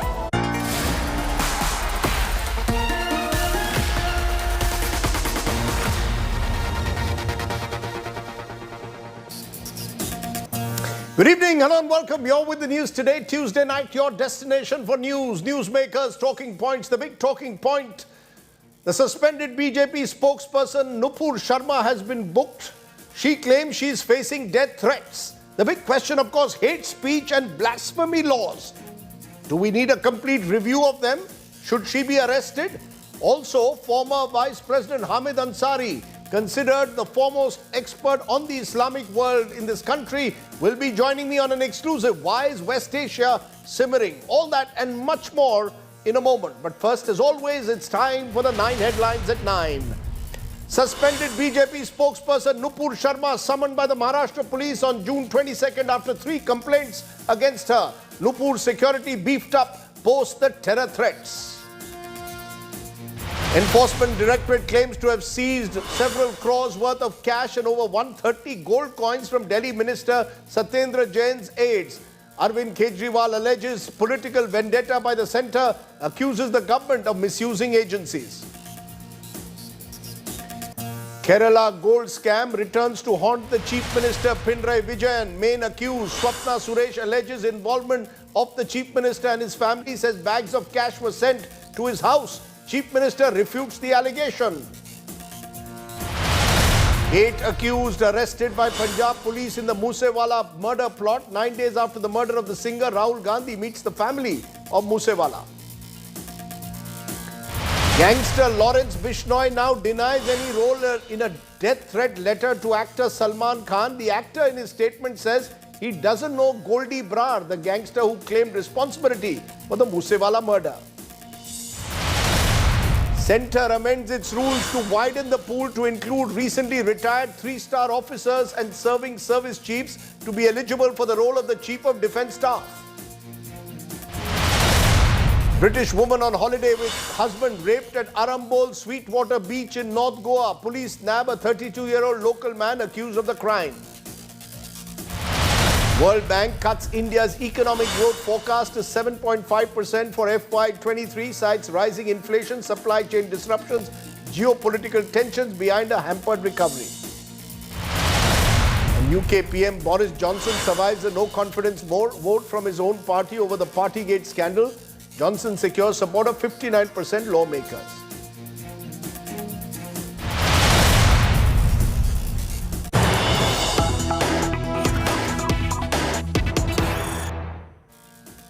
But the big breaking news that's coming in at the moment, 6 months after General Bipin Rawat tragically died in an air crash, the big question, who is replacing him as the Chief of Defence Staff? Well, the government has finally made a big move on the issue.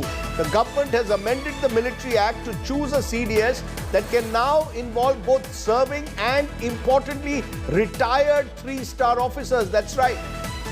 The new move means that the pool of people who could succeed General Rawat, who remember lost his life 6 months ago, since then the government has not filled in that gap created. Huge speculation now, retired officers can also be chosen as the Chief of Defence Staff. Shiv Arur, my colleague, joins me at this moment on that. Shiv, what does this mean? Is there likelihood now of a retired officer becoming the next Chief of Defence Staff? You know, Rajdeep, this announcement has set the cat among the proverbial pigeons and how among military circles, especially the veterans community, with officers of the rank of Lieutenant General, Vice Admiral, Air Marshal, who had hung up their combat boots and had receded into a, retired life, now suddenly having a shot, perhaps at the top post in the Indian military. It's been over 6 months since the death of India's first Chief of Defence Staff, General Bipin Rawat. You're absolutely right. The government did not feel the need to appoint an immediate replacement since it was a politically appointed position. But now by, amending the Army, Air Force and Navy Act and exponentially expanding the pool, from which it can actually choose, it has sent out several messages. My sense, Rajdeep, is that a decision is around the corner. That's the reason why the Gazette has actually been amended. But the interesting inclusion of retired 3-star officers, retired chiefs is one thing. They all retire at the age of 62. So the recently retired chiefs are out of the reckoning. That leaves the recently retired 3-star officers, the Lieutenant Generals, Vice Admirals and Air Marshals, Rajdeep. And it is in that rank that there are a large number of recent retirees who are eligible for this post, and therefore the kind of tantalizing intrigue over who really has a shot has hit fever pitch. There are already a huge number of names that are doing the rounds on social media, as one might expect, but the kind of intrigue over this is really something that's going viral in WhatsApp groups, in military veteran groups. It's the talk of the town in the military circles. Importantly, what you're therefore saying is possibly, and very quickly on this, a retired Vice Admiral or a retired Lieutenant General could become Chief of Defence Staff also. It's opened the doors for many more. Am I correct? Potentially, Rajdeep, because, otherwise, why would the government need to specify in this Gazette amendment that, retired persons of the 3-star rank would also be eligible as long as they had not reached the age of 62. Now, Lieutenant Generals, Vice Admirals, Air Marshals usually retire close to 60. Chiefs retire at the age of about 62. So the 3-star rank have that age barrier for them to make them potentially eligible to become Chief of Defence Staff. There are a lot of problems here. Do they get elevated and become, therefore senior to people who they are technically, junior to while they were in service? There are many, many questions and queries which haven't quite been clarified by this Gazette amendment just yet. So it remains to be seen how it actually happens. Right. Let's remember that even General Bipin Rawat was promoted above and over the shoulders of people who were senior to him when he became the army chief. So this government does do that. Okay, Rajdeep. we'll wait and see how this plays out. Clearly an important development on that entire issue that has been hanging fire now for 6 months. Who will succeed General Bipin Rawat? Shiv Arur with that exclusive news break. Let's turn from there to our top story today, because ex-BJP spokesperson or suspended BJP spokesperson Nupur Sharma continues to feel the heat over her contentious remarks on Prophet Muhammad made during a TV debate. Not only is India facing flack from West Asia, now Nupur herself has been facing, she claims, death threats. On top of it, the Maharashtra police have summoned her to record a statement after 3 cases were filed against her for hate speech. Where does this leave the case and the legal position? We'll be looking at that closely in a moment, but first, take a look at the story. Days after making the controversial remarks on Prophet in a TV debate, Nupur Sharma is facing death threats and trolling on social media. The Delhi police has provided security to Nupur and her family after an FIR was filed on threats received by her. Terror group Ghazwatul Hind has threatened to launch strikes if the suspended spokesperson doesn't tender an apology to the entire world. Nupur has already withdrawn her statement on the Prophet. She said it was never her intention to hurt anyone's religious feelings. Nupur Sharma is also facing trouble on the legal front. The Maharashtra police have summoned her for recording her statement on June 22nd. Summons follow cases registered against her in Mumbai, in Pidoni and Thane. In Mumbai, Mohammad Gufran Khan, a teacher, is the complainant against Nupur Sharma. The former BJP spokesperson is facing charges that include hurting religious sentiments and creating division among communities. The BJP is muted in its reactions but has clarified that the party does not disrespect any religion. Sapa के बारे में कोई नहीं पूछा आज जो सपा के member ने शफीक और रहमान पर उन्होंने जो शब्द इस्तेमाल किए हैं शिवलिंग को लेकर उसके बारे में कोई बात नहीं करा कितने अपमानजनक शब्द हैं वो. The opposition is calling for strict action against Nupur Sharma. People who have been responsible for this, I think more action needs to be taken, legal action should be taken, and the ruling party can't wash its hands away by saying we've now suspended them. Meanwhile, the global firestorm sparked by Nupur Sharma is still raging. 15 nations have condemned her statement. The Narendra Modi government has reaffirmed that India respects all religions and that the remarks were by fringe elements. Kerala Governor Arif Mohammed Khan has played down the whole controversy. Countries who have been speaking against us for last so many years on Kashmir, even on other matters, how does it matter? People are entitled to their opinion. That is not important. We should not, India cannot bother about these small reactions. Nupur Sharma's remark on the Prophet has sparked fights on 2 fronts. One, the global outrage which the government is firefighting. The other is the security threat to the former BJP leader. While Nupur Sharma's comment was in very bad taste, is the reaction getting out of proportion? Bureau Report, India Today. Let's raise some big questions tonight then. Is the law on hate speech as it stands in this country simply too vague? Arrest or apology enough in Nupur's case? Who will speak up against these death threats? And does India need to review its blasphemy laws or need blasphemy laws at all? I'm joined by one of the country's leading legal scholars, Professor Faizan Mustafa. He is also Vice Chancellor at NALSA and a top legal voice. Also joining me is Yashovardhan Azad, former IPS officer, so we look at the policing angle. And I'm joined by Zakia Soman, women's rights activist who took on the entire issue of triple talaq. And she too claims that in the past she's faced threats of some kind or the other for the stand she's taken. But to you, Professor Mustafa, first, because let's look at blasphemy laws.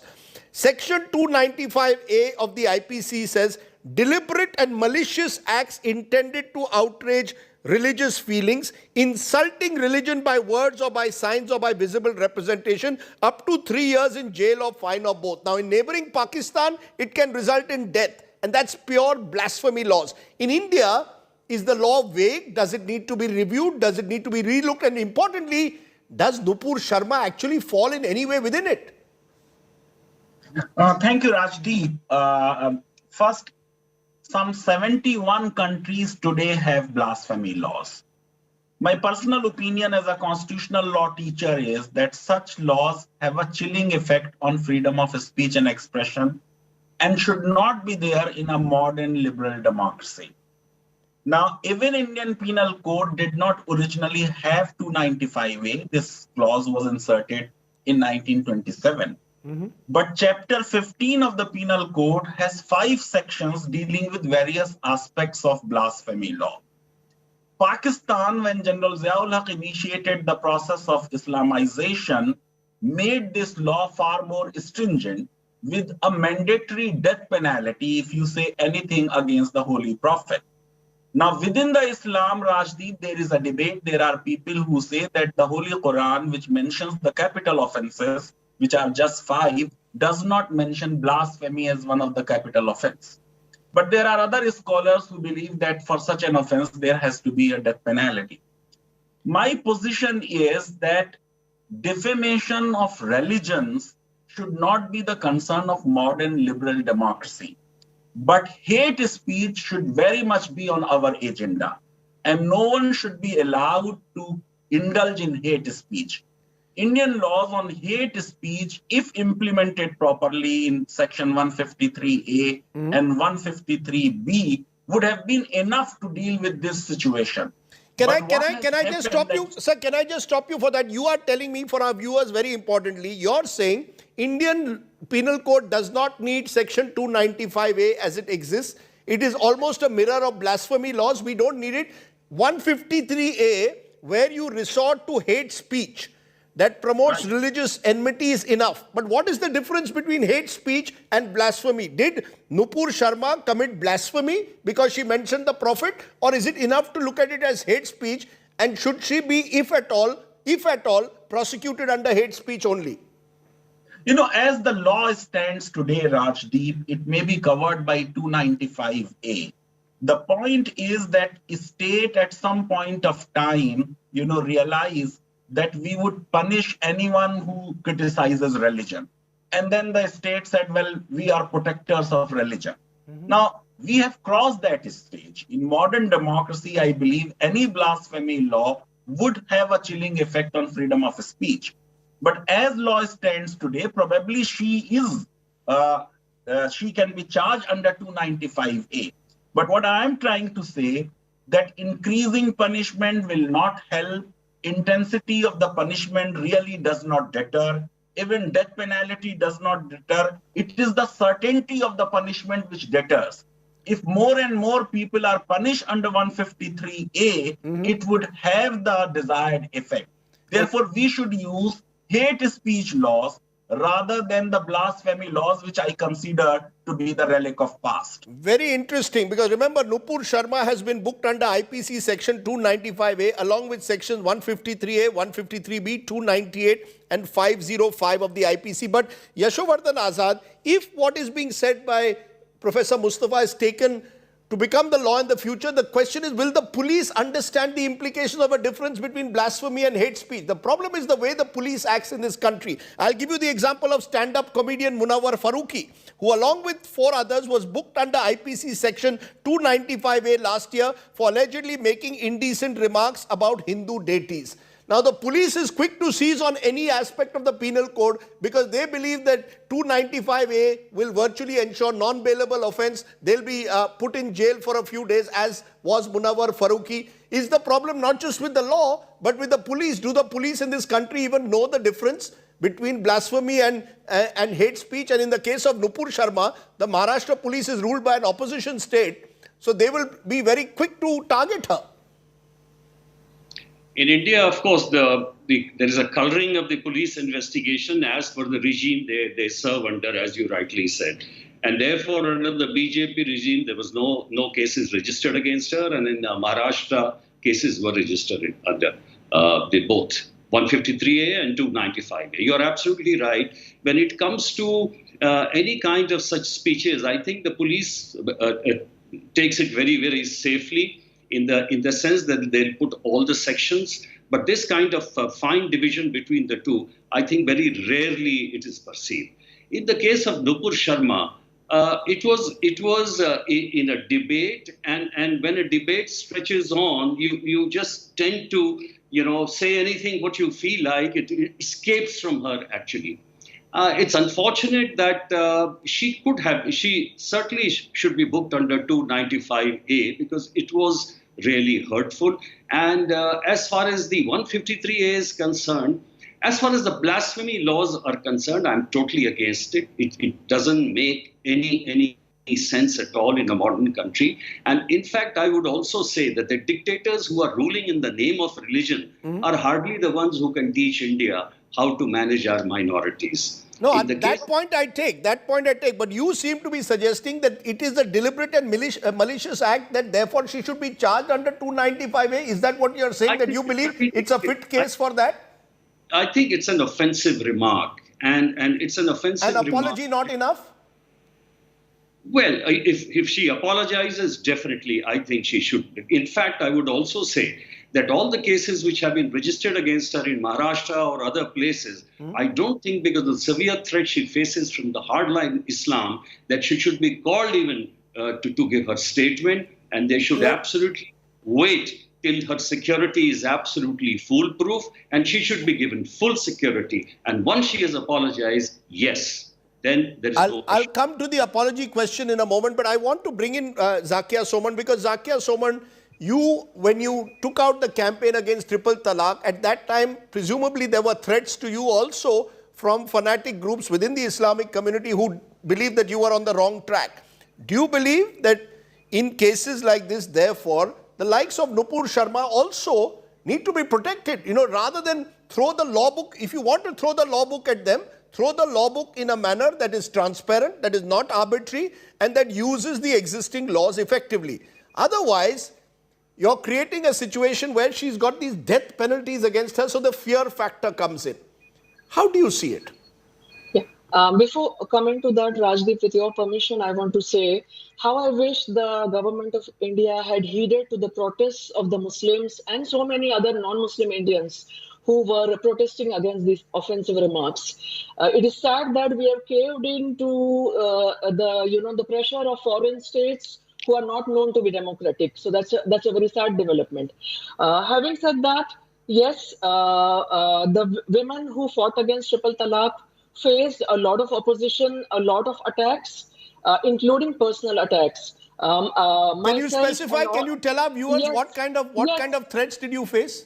Yes, and the fact that we were all women, made it very easy for the conservatives to go after us. So I can talk about myself and say there was a WhatsApp with my photograph, which was circulated not just in India, but it was circulated all across the world.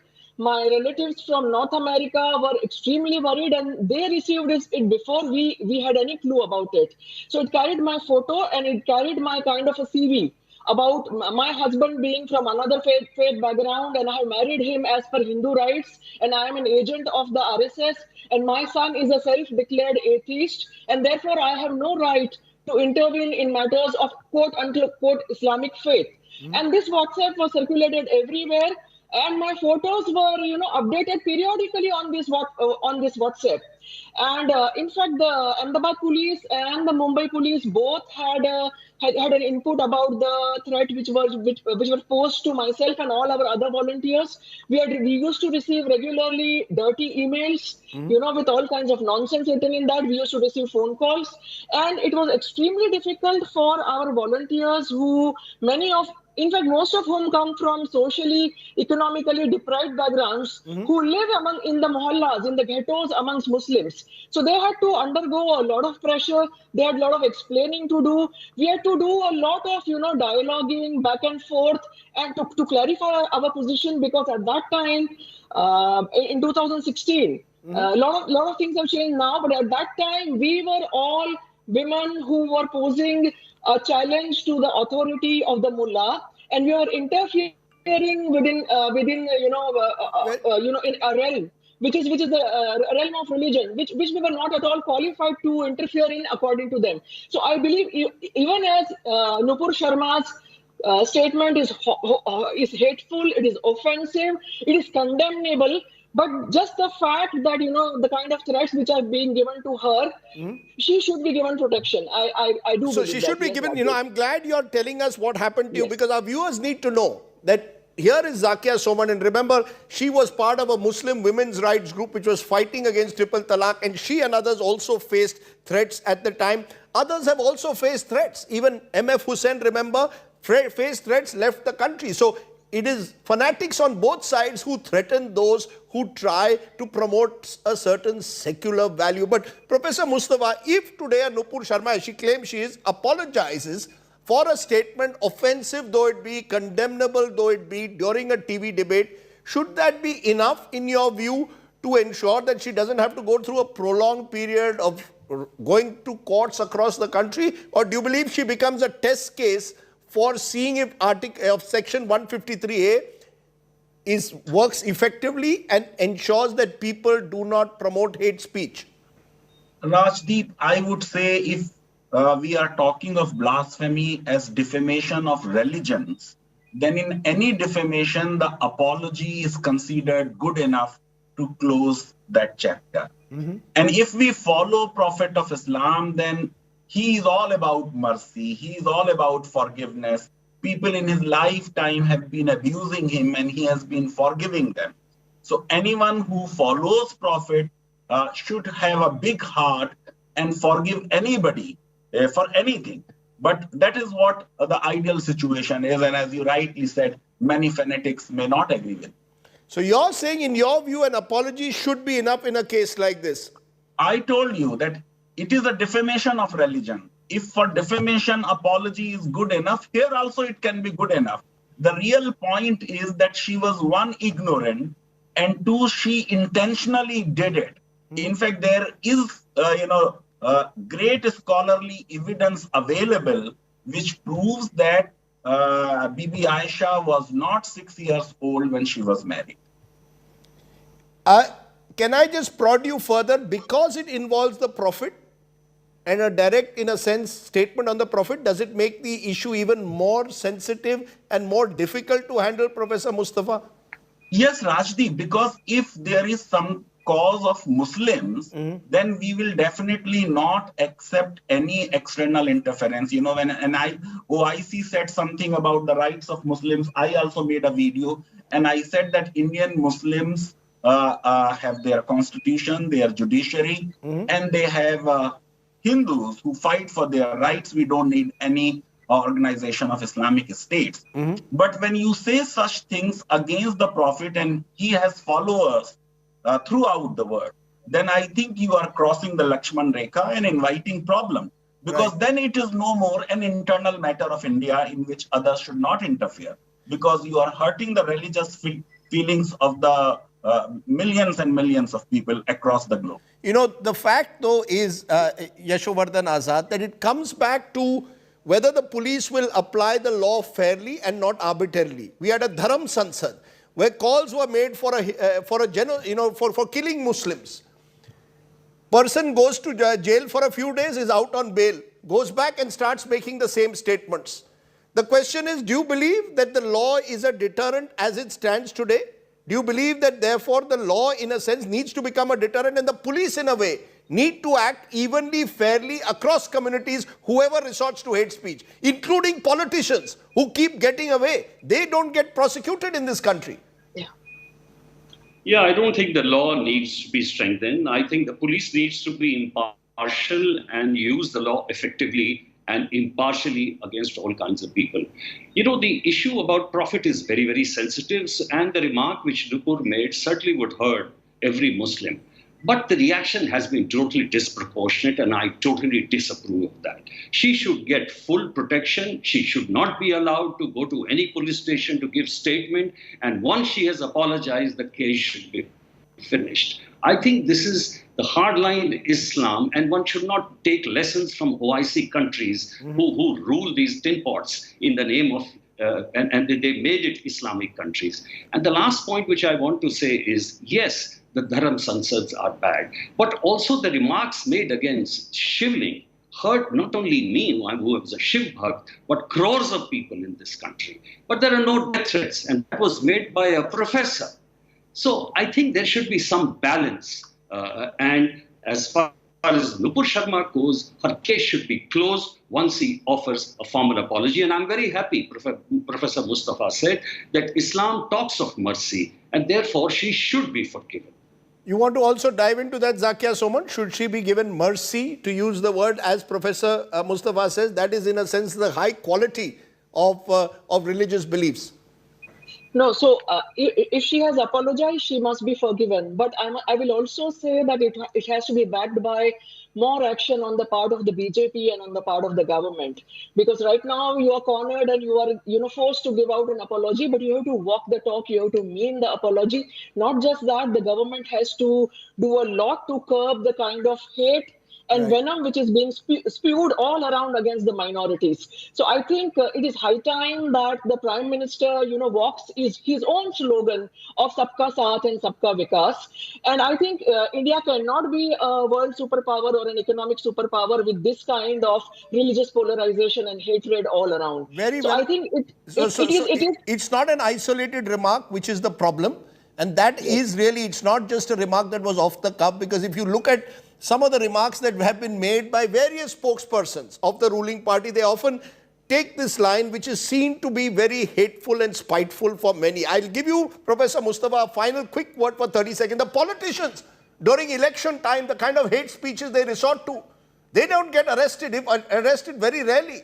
Is that the real issue? If Section 153A, as you said at the start, was used against netas, that would be the real deterrent. Put them in jail, whichever community they belong to. As I say, Hindus or Muslims, throw them into the same jail cell. Would that change? Definitely, because politicians make such statements to win votes. If people decide to vote against them, that would be much greater deterrent than putting them behind the bars for a day. I am not a great believer of deterrence theory of punishment, Rajdeep. But ultimately, the politicians need to set the agenda. Unfortunately, today, the agenda seems to be of hate rather than of love and harmony. Those are very, very salutary words. I hope someone out there is listening. You resort to hate speech, then you must be willing to pay the cost. And it is not enough to have an apology. You've actually got to show that you genuinely want to have a change in heart. And maybe we need to start with our netas being booked under Section 153. I appreciate my guest joining me here on my talking point tonight. Let's turn from there to our big interview today, because the Islamic world is continuing to simmer over the Prophet remark. Across West Asia and several other parts of the world, countries are protesting against what was said. Now, while that happens, I thought I would reach out to someone who is seen as the foremost authority in this country when it comes to West Asia in particular, and looks closely at the Islamic world. The former Vice President of the country, Hamid Ansari, spoke to me on Islam, this controversy, and plenty more. Take a look.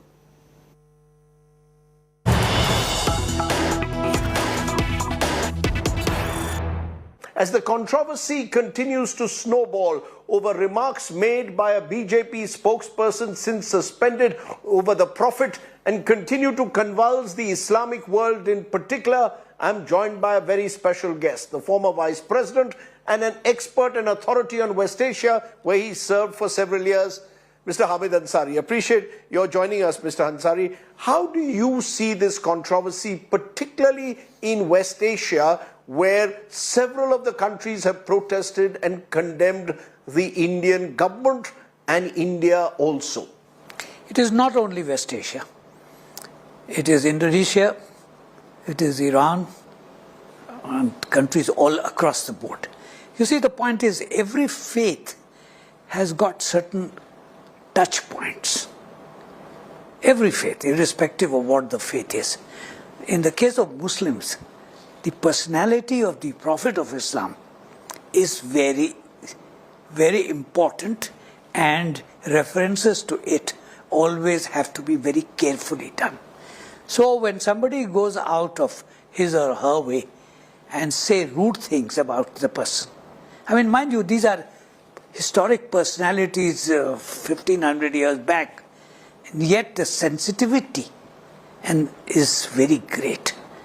The reason I'm asking you this is, A, there are those who will say that West Asia has no one to lecture us, or indeed the Islamic world. Many of these countries do not respect human rights themselves. Who is Pakistan, for example, a serial offender of minority rights to lecture India? Who is Afghanistan, ruled by the Taliban, to lecture India on minority rights or human rights? How does that fit in with what you just said, respect the sentiments of people? You see, two things. There are sentiments of followers of a faith. I'm not talking of nationals of a country. I'm talking of followers of a faith. Now, faith is a unifying thing. No, effectively, then you're talking about wider Islamic Brotherhood, as if anything said in India by a party spokesperson in a TV studio then enrages the entire Islamic world. Because it affects every Muslim. The sentiment-wise, it affects every Muslim. Every Muslim, practicing, non-practicing, whether it is in Africa, whether it is in the Arab world, whether it is in Asia, where the great majority of Muslims actually live. 70% of Muslims of the world are in 4-5 Asian countries: Indonesia, Bangladesh, India, China, Pakistan, maybe Turkey, Iran. But isn't this politics of offended sentiments a very dangerous track to go on? Because tomorrow there could be Hindus in this country who will say, for example, when M.F. Hussain, the great painter, would painted in a manner that was seen to be offensive to Hindu gods and goddesses. He got security in Qatar, the same Qatar which has been the first country in a way to stand up and protest against India. No, people felt offended. Mr. Hussain accepted that and he paid the price for it. So the question is, in matters of faith, you have to be very careful, very sensitive. It's not a question of correctness in logical terms. You don't accept the argument that this is an overreaction, to blame virtually, to suggest that India itself, to use the OIC statement, India must address incidents of defamation and insult to profit, and then goes on to say, the OIC statement, the growing spate of hatred and defamation of Islam in India cites the hijab ban, bulldozers, alleged violence against Muslims. One statement made, unfortunate, slanderous, by a party spokesperson in a TV studio should not lead to this kind of wide condemnation of India as a country, surely. Wouldn't you consider that this is something which has been happening over time? People are not talking about it, but it's happening over time. We've seen it happen in different parts of the country. You and I live here, so we know. For example, recently elections in the biggest state of the country, UP, great efforts were made, to assume provocative positions. It is to the credit of the minority community in UP that they did not get provoked. And it is to the credit of their leadership or religious leadership to say to the public, don't get provoked. So this is not something which is happening suddenly. It has been happening over time. We've seen it happen over 10 years or more. You seem to be suggesting that there is a built-in Islamophobia. Well, is that what you're going to call it, or are you saying that it's gone well beyond that as well? Is that what you're suggesting? And are you suggesting that this has only happened in the last 8 years after the BJP came to power? Is that what you're suggesting? Well, if you are in power, you can do a lot of things which you don't do when you are not in power. So I'm not saying I know the term exists way back in the election manifesto of the BJP in 2009, and also in the election manifesto of 2014, civilizational consciousness. But the question is, what do you mean by civilizational consciousness?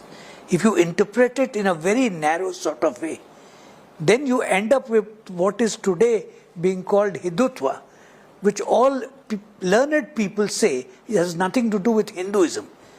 It is a political ideology with a certain kind of orientation attached to it. But I still come back to it, Hamid Ansari. There will be those who will say that in the name of Islamophobia, countries with deplorable human rights records are using this one instance to target an entire government. The Modi government says, Sabka Saath, Sabka Vikas, Sabka Vishwas. Yes. The Modi government says that when we give an Ujjwala gas cylinder, we don't discriminate between Hindus and Muslims. Our welfare schemes are targeted towards all. Correct. Our critics are determined to somehow suggest that we are demonizing Muslims. And then along comes an instance like this. And they say these are fringe elements. Why are you targeting an entire government or an entire country? Two things. You would use the expression, or you quoted somebody's expression, fringe elements. Yes, the government of India in fact suggested they were fringe elements. They were not fringe elements. These are spokesmen of the ruling party, and not just any spokesman, an important spokesperson. She herself has said that she has been in it from the word go. If you are a Delhi man, you would know that she has a background at Delhi University, etc., etc., etc. But besides the point, this is not fringe. This is a hardcore reaction, except that in one case out of maybe 100, it provoked. The wrong word was used, the wrong expression was used. You see, the short answer would have been, our governments have this problem all the time with each other. This offends me, that offends me. You know, you talk it out. You mention it quietly. You call in the ambassador, you say, not good, etc., etc. Why is it that this has happened in the same week as the report to the Congress by the US Secretary of State? And the language that the report uses, a country of special concern. You are suggesting, Mr. Ansari, that there is a link between the reaction that we are seeing from the Islamic world and what the US Secretary of State Blinken said in the context of concern over human rights violations in India. You're drawing a direct relation. You're suggesting that this is against the backdrop that we must see this as a growing concern globally, is it? There is a growing concern globally. I'm not saying it is backdrop. But you know and I know that year by year, US embassies all over the world collect information of interest to them. So our friends on Shanti Path or anywhere else in the country, they collect this information. But at what stage do they reach the conclusion that this is a matter of mention to the Congress? Particular concern, mark the words, English language. So the government of India, as they have responded to the OIC very strongly, says that this is motivated, misleading and mischievous comments. In fact, they've called it unwarranted, narrow-minded and in a way communal. So there seems to be a belief in the Indian state that this is an attempt being made by the Islamic world to unfairly target India. This is a country where over the years Muslims have been treated with great respect. You became the Vice President of India. President Abdul Kalam, on whose road, the road on which we are sitting and chatting is named after him, became the President of India. We use the instance of a BJP spokesperson to suddenly suggest that Muslims are in danger in India, are being reduced to second-class citizens. Are we exaggerating, overreacting? No, look, you mentioned OIC or Islamic organization. Yes. I have my own views on that, and those are not views of yesterday. I have had these views for a very long time. What are they? We were founder members and we were thrown out thanks to our good neighbors. And we should have maintained that position. But then, out of the blue, suddenly the foreign minister of India, the late Mrs. Swaraj, Sushma Swaraj. Yeah, goes and attends an OIC meeting. I was aghast, personally. Why should you see the OIC as a communal organization? No, I don't see OIC as a communal organization. OIC is only one of those multiple organizations of countries which come together to push a particular point of view. I've been ambassador to UN, so I know the multiplicity of organizations that exist. OIC has meaningless except for what the members do or don't do. So OIC was until very recently totally dominated by our good neighbors across the borders. totally dominated by the Saudis. And then this relationship inside keeps going up and down. Sometimes the Saudis are heavier, sometimes the Turks are heavier, sometimes the Indonesians are heavier. Pakistanis keep trying all the time. But they are very selective, they are very political. Nobody would say anything of what might have happened elsewhere, let's say in China, for example. That's exactly what I was going to come to. In China, for example, the Muslim population, the Uyghur population there has been targeted. Very much has so. been victimized. Very much so. OIC has kept quiet. OIC has kept quiet. Yes. Many of the same countries which today are protesting to India over this statement of the TV spokesperson have kept quiet when it comes to China. But you tell me, right, David, which are the countries which are protesting? Qatar, Abu Dhabi, Kuwait, Saudi Arabia, just in West Asian region. With each one of them, over the last few years, we have had a remarkably warm relationship with each one of them. Some of them have awarded the Prime Minister. Prime Minister has visited most of them, if not all. So what has suddenly gone wrong? They're surely not enemies.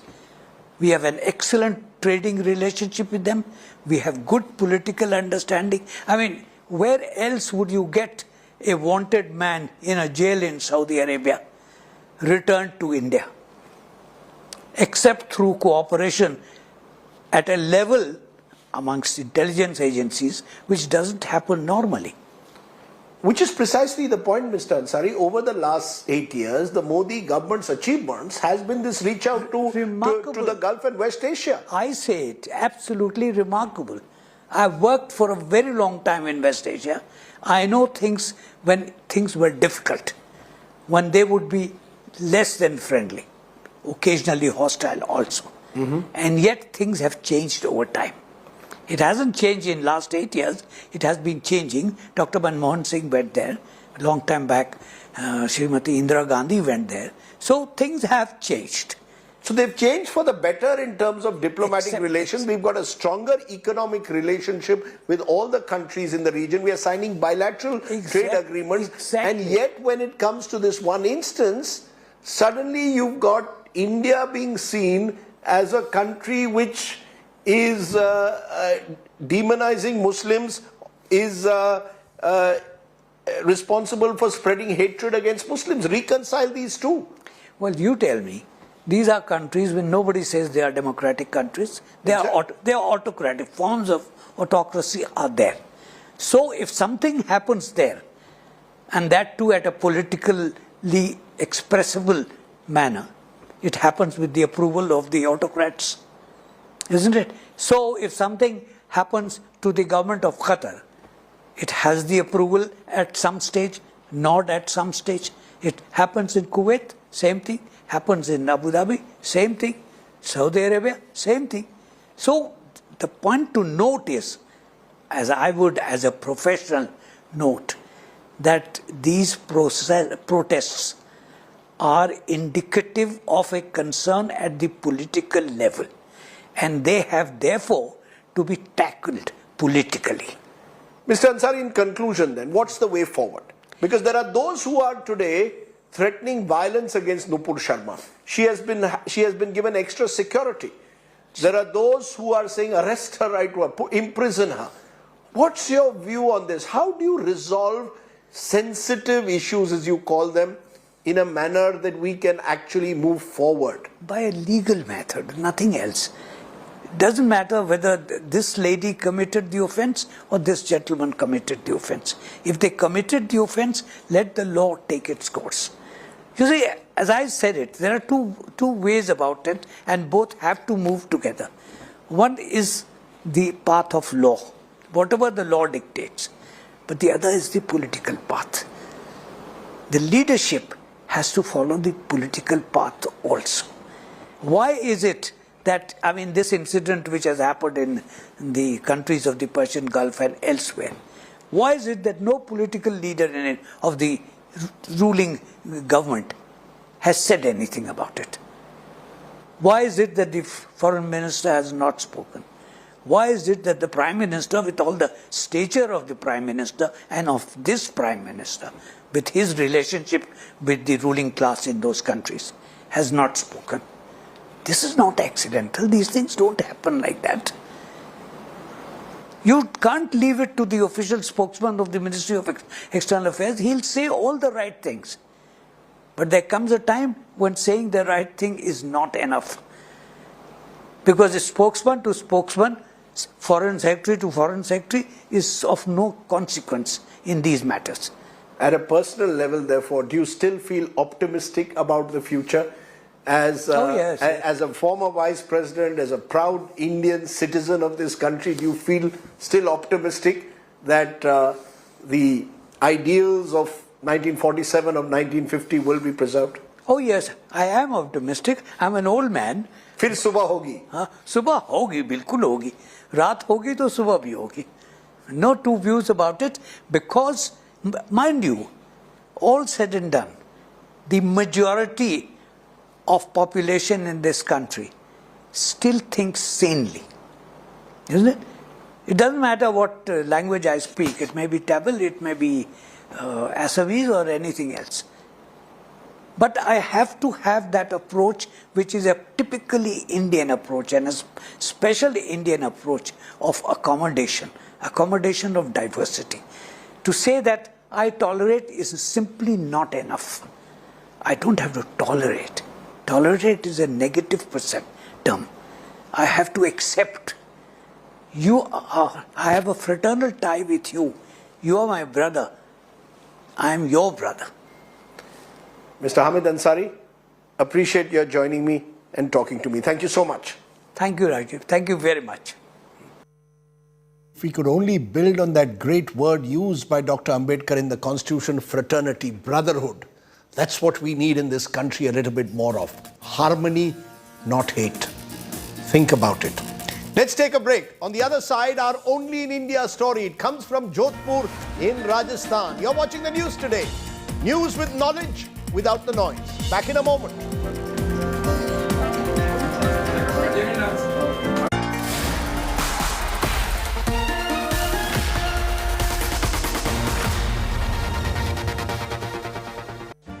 Make your media plan smarter with India Today Live TV on your connected devices. Amplify your brand with 100 million smart internet viewers. To advertise, mail us at sales@aajtak.com or call 9999892171.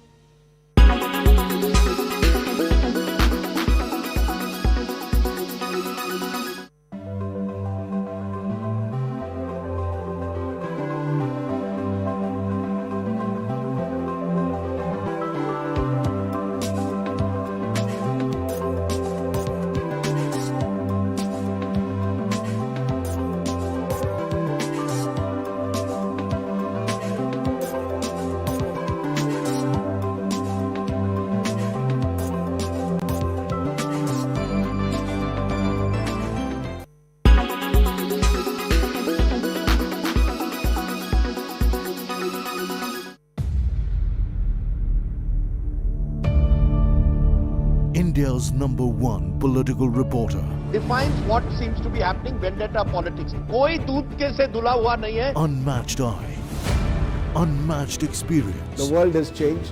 My black hair has become grey as well. And with unmatched passion for the story. Do not monopolize the conversation. When it's 100% pure prime time. It's News Today with Rajdeep Sardesai. Monday to Friday, 9 p.m. Only on India Today TV. Make your media plan smarter with India Today Live TV on your connected devices. Make your media plan smarter with India Today Live TV on your connected devices. You are watching. With 7 more arrests, the plot to kill Sidhu Musewala has become even more clear. But the key is held by a guy called Sandeep alias Kekra. That's a Hindi word for crab. Why is he called that? We're going to try and find out, because his story is really unsettling. He posed as a fan outside Musewala's residence, took a selfie with the pop star, and then apparently dialed the people who shot and killed the singer. I'm going to piece it together for you, decoding the blood trail that's just gotten much darker on India First at 10 p.m.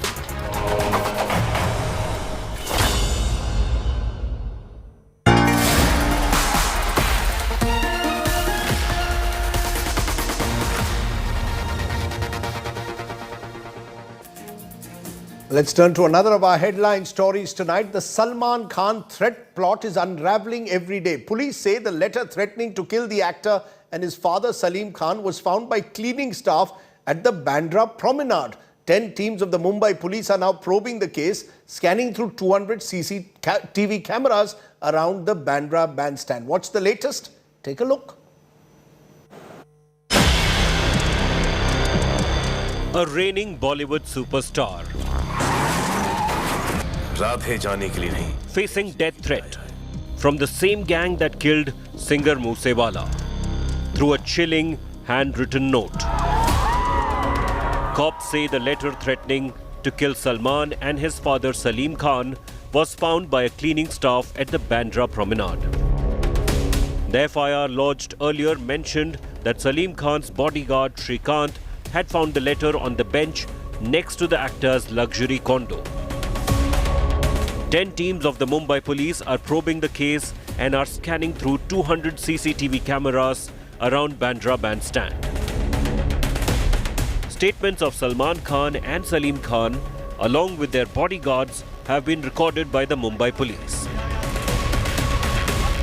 The letter exclusively accessed by India Today said, "Aapka Musewala hoga," to the star and his writer father. The murder threat letter was signed LB and GB, possibly Gangsters, Lawrence Bishnoi and Goldie Brar. Gangsters who claimed that they ordered the Musewala murder. Gangster Lawrence Bishnoi, however, denied all allegations of his involvement, telling Delhi police during his grilling that he did not give the recent death threat. Bishnoi had, however, threatened to kill Salman in 2018, prompting a retort from the star. जब हम करेंगे तो पता लग ही जाएगा सलमान खान का करेंगे मारेंगे ही जाएंगे जोधपुर में मारेंगे तो पता लग जाएगा इनको अभी तो मैंने कुछ किया ही नहीं अभी नहीं मतलब कोई इन्वॉल्व कर रहे हैं जब भी कोई कमिटमेंट करो तो पॉजिटिव करना नेगेटिव नहीं करना और शिकार टाइगर जैसे शिकार कोई नहीं करता है ना ये सबको पता है Not taking any chance, cops have beefed up security of the Khans. The police has also clarified that it can be a mischievous act. In this case, they have recorded Salman Khan's statement and they have not expressed doubt on anybody. But still, Mumbai Police is looking for gang members of Bishnoi gang in Maharashtra to verify whether it was a threat letter or mischief by some individual. With camera person Samir Shanbag, Mustafa Sheikh for India Today. Salman Khan, never far away from the news. We hope he stays safe. Let's turn at the end to our Only in India story. It comes from Rajasthan's Jodhpur, where a 71-year-old doctor, Dr. Dhariwal, prescribes a little shake of the leg along with medicines. He's now fondly called a dancing doctor by the locals. Here's our report. You stay well, stay safe. Remember, it happens only in India. Good night. Shubh Ratri. Namaskar.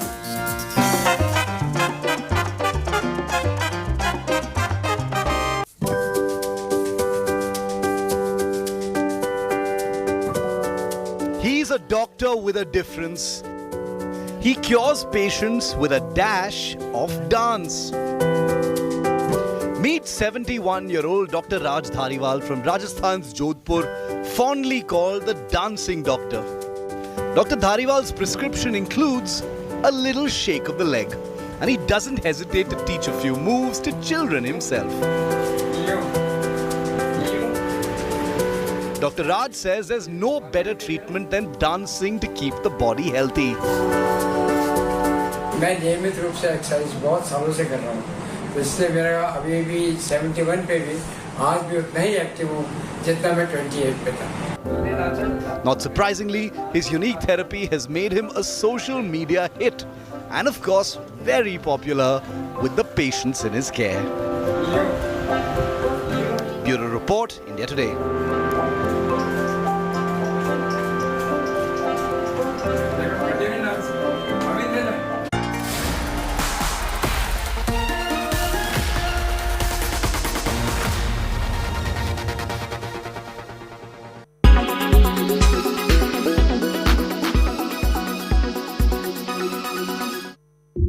Is is Russian President Putin's life under a time clock? Well, according to Russian intelligence, Putin has only 2 to 3 more years to live. He is suffering from a severe form of rapid cancer. The Federal Security Service also said Putin is losing his eyesight and suffering from severe headaches. The FSB officials said that when appearing on TV, Putin needs everything written on a huge paper. He said, and I quote, "They are so big each page can only hold a couple of sentences. His eyesight is seriously worsening and his limbs are now shaking uncontrollably." The concerns about Putin's health are rising as he left many meetings for medical treatment. But amid these speculations about Putin's worsening health, Russian officials have a different story to tell. Russia's Foreign Ministry Sergei Lavrov denied these rumors about Putin's health. He said, and I quote, "I don't think that sane people can see in this person signs of some kind of illness or ailment." Many Russian newspapers also deny that Putin is suffering from cancer. But the UK intelligence claims Putin has rapid mood swings. They say that he trusts no one and is furious with his subordinates. Does Putin's illness change anything for the Russia-Ukraine war? It's been 4 months since Russia's invasion of Ukraine. The Russians have captured several areas of Ukraine. Meanwhile, many soldiers have lost their lives and many Ukrainian civilians remain displaced.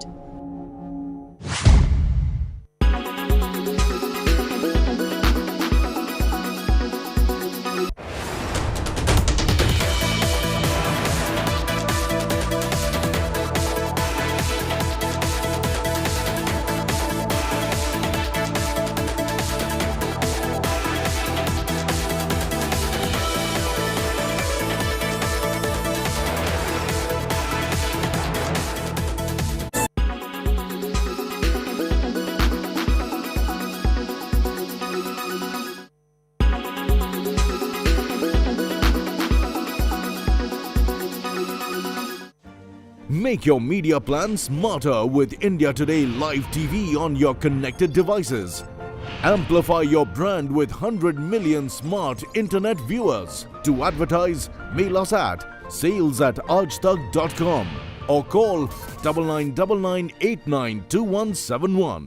Make your media plan smarter with India Today Live TV on your connected devices. Everyone's busy finding what's trending. You're busy finding out why. India Today, for those who research before reacting. Download the India Today app now. Make your media plan smarter with India Today Live TV on your connected devices. You are watching India. With 7 more arrests, the plot to kill Sidhu Musewala has become even more clear. But the key is held by a guy called Sandeep alias Kekra. That's a Hindi word for crab. Why is he called that? We're going to try and find out because his story is really unsettling. He posed as a fan outside Musewala's residence, took a selfie with the pop star, and then apparently dialed the people who shot and killed the singer. I'm going to piece it together for you, decoding the blood trail that's just gotten much darker on India First at 10 p.m.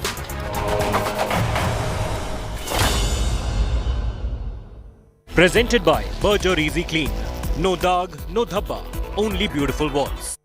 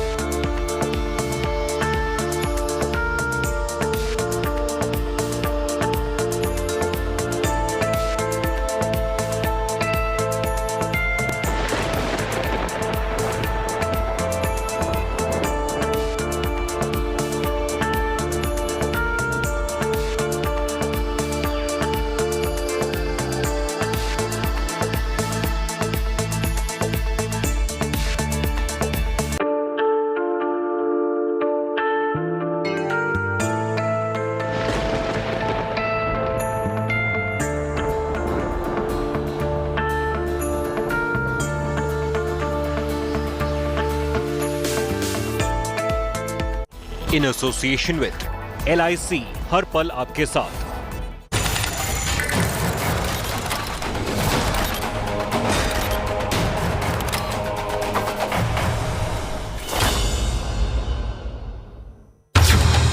Big breakthrough in Musewala murder.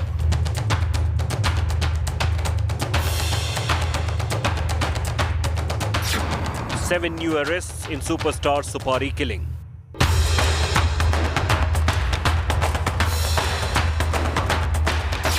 Punjabi star's blood trail gets darker.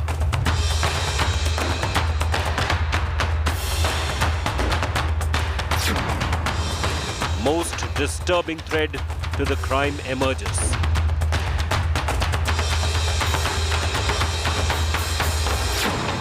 Fatal fan took selfie with Musewala. Meet Kekda, who dialed the assassins. Biggest day in Musewala kill probe. Just wait till you hear the Kekda angle in the Musewala blood trail. We have the details. He's one of the 7 new people who's been arrested in what is easily the biggest day in the investigation into Sidhu Musewala's murder so far. I've got every detail lined up for you right here on India First. The headlines before that. Suspended BJP spokesperson Nupur Sharma summoned by the Maharashtra Police on June the 22nd after 3 complaints against her. Nupur's security beefed up after terror and death threats from hardliners. Enforcement Directorate seizes 2.8 crore rupees in cash and over 130 gold coins from Delhi Minister Satyendra Jain's aides. Kejriwal alleges political vendetta by the centre, accuses government of misusing agencies. Kerala gold scam returns to haunt Chief Minister Pinarayi Vijayan. Main accused Swapna Suresh alleges involvement of Vijayan and family, says bags of cash were sent to Cliff House. Chief Minister refutes the allegation. Swapna's interview to India Today sends shockwaves right across Kerala. Gangster Lawrence Bishnoi denies role in death threat letter to Salman Khan. Actor in statement says he doesn't know Goldie Brar, the gangster who took responsibility for Sidhu Musewala's murder. Modi government amends rules to widen the pool to include recently retired 3-star officers and serving service chiefs to be eligible for the role of Chief of Defence Staff. It's been over 6 months since the death of General Bipin Rawat, the first and only officer to hold that post.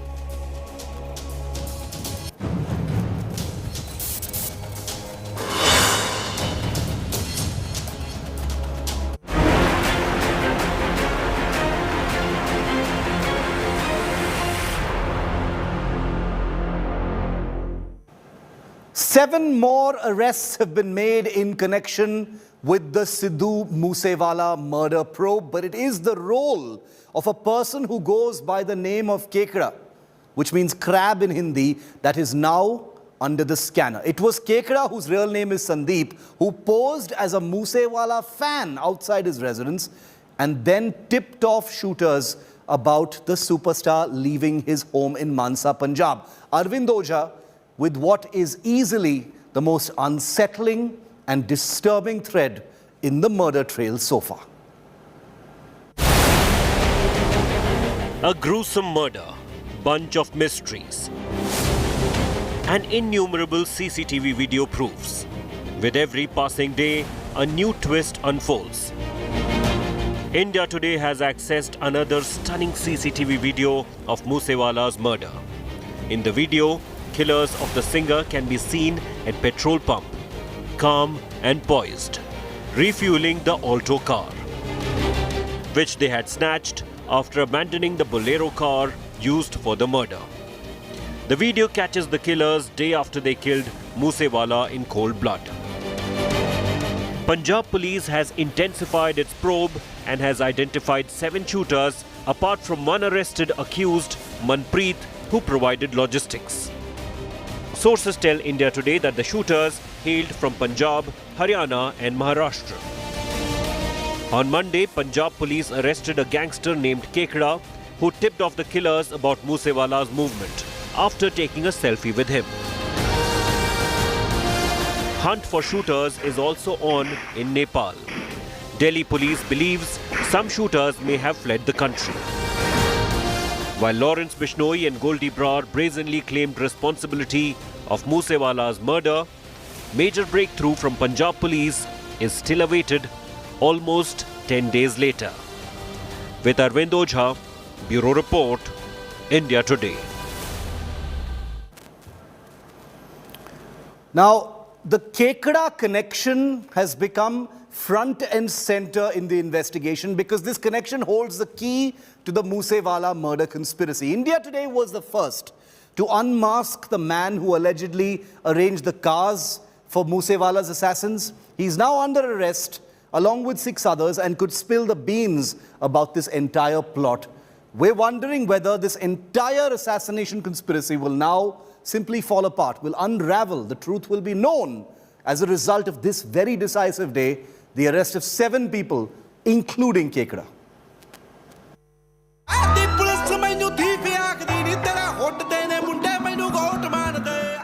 Single biggest CCTV evidence.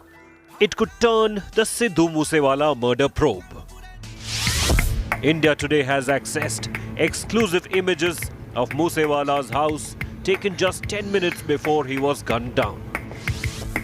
The footage shows people taking selfies near Musewala's SUV.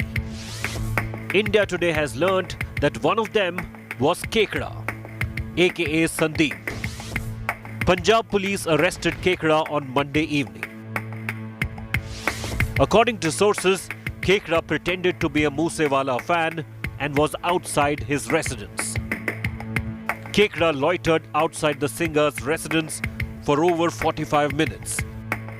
It is alleged that Kekda tipped off the shooters when Musewala left his home. After the alleged tip-off, killers had started tailing Musewala. The contract killers had used 2 cars, a Mahindra Bolero utility vehicle and a Toyota Corolla sedan. With each passing day, the details of the plot to kill Musewala are getting murkier. Bureau Report, India Today.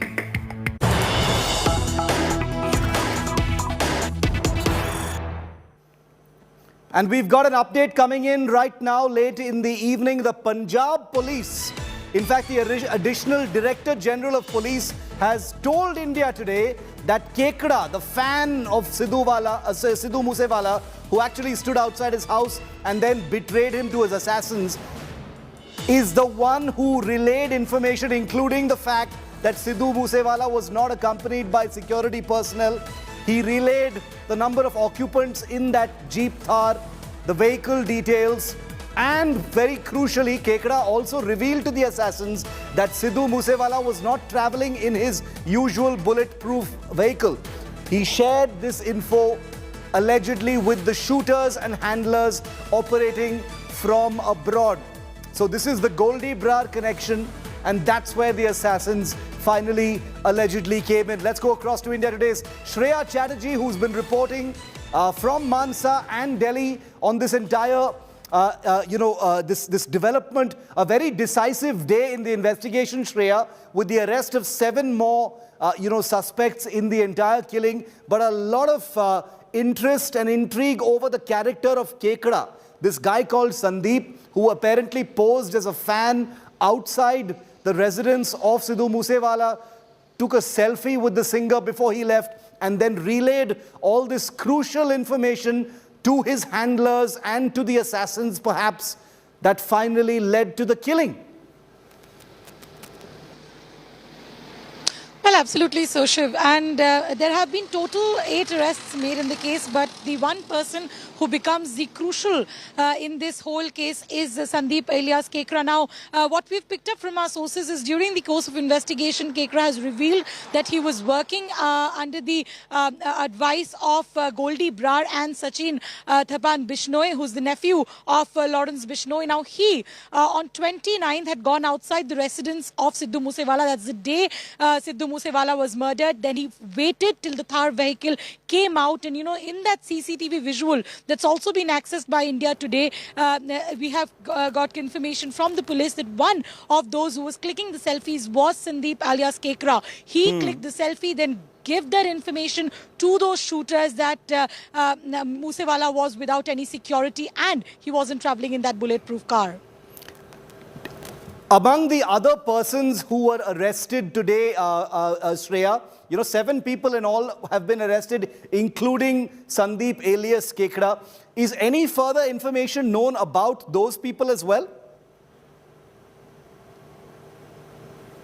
Well, Shiv, that one thing that has been established by the Punjab police is that all these people were accomplices. They either helped in providing the Bolero car, the Corolla car as well, and also hiding these shooters. Now, the other person who becomes important is Prabdeep. He hails from Haryana, and from what the investigation so far has revealed, that in the month of January is when, for the first time, he came outside the residence of Sidhu Musewala and recce'd the entire place. So, where could this whole murder be done? That whole recce was actually done in the month of January. That's come forward during the interrogation. Is this one person, Prabdeep. He was contacted by Goldie Brar, and on his directions, he came here and he recce'd the place. So there have been total 8 arrests. All of the 8 accomplices, they helped in hiding the shooters. What's also important is 4 shooters have been identified, and the Punjab police has officially conveyed that they are right now,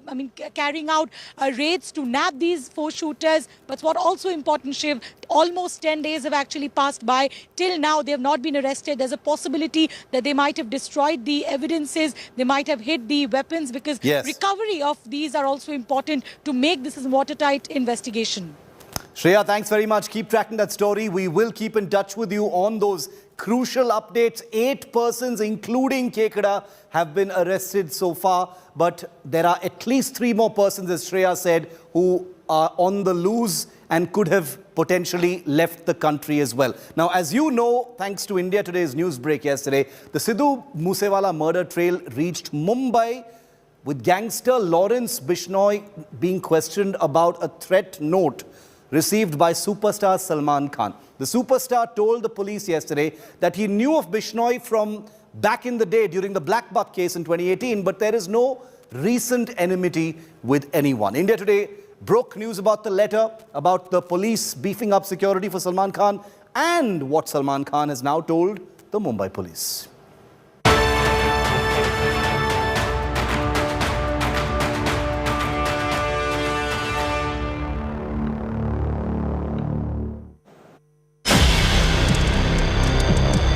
A reigning Bollywood superstar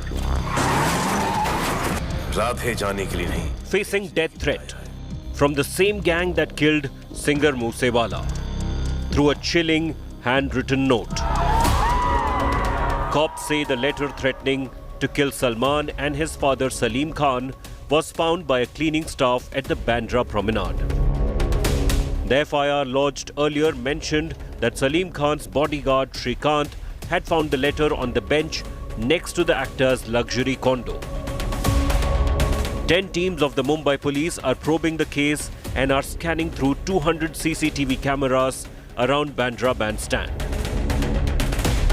Statements of Salman Khan and Salim Khan, along with their bodyguards, have been recorded by the Mumbai Police. The letter exclusively accessed by India Today said, "Aapka Musewala hoga," to the star and his writer father. The murder threat letter was signed LB and GB, possibly Gangsters, Lawrence Bishnoi and Goldie Brar. Gangsters who claimed that they ordered the Musewala murder. Gangster Lawrence Bishnoi, however, denied all allegations of his involvement, telling Delhi police during his grilling that he did not give the recent death threat. Bishnoi had, however, threatened to kill Salman in 2018, prompting a retort from the star. जब हम करेंगे तो पता लग ही जाएगा. सलमान खान का करेंगे, मारेंगे ही जाएंगे. जोधपुर में मारेंगे तो पता लग जाएगा इनको. अभी तो मैंने कुछ किया ही नहीं, अभी नहीं मतलब कोई इन्वॉल्व कर रहे हैं. जब भी कोई कमिटमेंट करो तो पॉजिटिव करना, नेगेटिव नहीं करना. और शिकार टाइगर जैसा शिकार कोई नहीं करता है ना ये सबको पता है Not taking any chance, cops have beefed up security of the Khans. The police has also clarified that it can be a mischievous act. In this case, they have recorded Salman Khan's statement and they have not expressed doubt on anybody. But still, Mumbai Police is looking for gang members of Bishnoi gang in Maharashtra to verify whether it was a threat letter or mischief by some individual. With camera person Samir Shanbag, Mustafa Sheikh for India Today.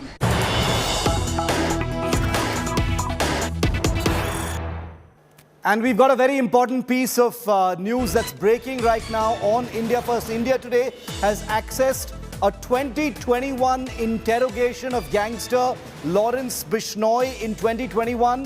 When he was grilled, Bishnoi had confessed to a conspiracy to kill Salman Khan. Bear with me, viewer, very, very important. Bishnoi now has distanced himself from this threat letter to Salman, but in an interrogation just last year, he admitted to a conspiracy to kill Salman Khan. Bishnoi, along with another gangster from Rajasthan, identified as Sampath Nehra, had plotted to kill Salman Khan, is what they said in an interrogation. Sampath went to conduct a recce outside Salman Khan's residence in Mumbai, but the pistol he had was not suited for long-distance shooting or long-range firing. Sampath Nehra, the gangster, then ordered for an RK spring rifle from his village. All of these scary details are only emerging now. Sampath Nehra is a Rajasthan-based gangster who was colluding with Lawrence Bishnoi, who has admitted to police in a 2021 confession that there was a conspiracy to kill Salman Khan. They asked for another weapon from Mumbai that could be transported to Mumbai from a village that could be of use to Lawrence Bishnoi's aid in the actual targeting of Salman Khan. This is all there. This is all there in the confession report that India Today has accessed. The rifle was in fact traced by the police, which led to Sampath Nehra's arrest. So remember that name very closely. Sampath Nehra, Lawrence Bishnoi, 2021 confession, interrogation, where they spoke about this conspiracy to kill Salman Khan. So it's not fun and games, it's not smoke and mirrors. Lawrence Bishnoi has been on record in 2018 talking about wanting to kill Salman Khan. In 2021, he, under interrogation, admits to a conspiracy to kill Salman Khan, and now a threat letter is discovered outside Salman Khan's residence, which Lawrence Bishnoi, for some reason, has denied any involvement with. But listen to what Lawrence Bishnoi said in 2018. जब हम करेंगे तो पता लग ही जाएगा सलमान खान का करेंगे मारेंगे ही जाएंगे जोधपुर में मारेंगे तो पता लग जाएगा इनको अभी तो मैंने कुछ किया ही नहीं अभी नहीं मतलब कोई इन्वॉल्व कर रहे हैं जब हम करेंगे तो पता लग ही जाएगा सलमान खान का करेंगे मारेंगे ही जाएंगे जोधपुर में मारेंगे तो पता लग जाएगा इनको अभी तो मैंने कुछ किया ही नहीं अभी नहीं मतलब कोई इन्वॉल्व कर रहे हैं Shreya, make sense of this for us. Lawrence Bishnoi clearly has a bone to pick with Salman Khan. He's been on camera, talking about wanting to bump off Salman Khan under interrogation last year by the police. We have those details. He's talked about that entire, attempt in collusion with Sampath Nehra, which led to Sampath Nehra's arrest as well. How does one make sense of this? Because Lawrence Bishnoi, Shreya, has now distanced himself with this new threat angle.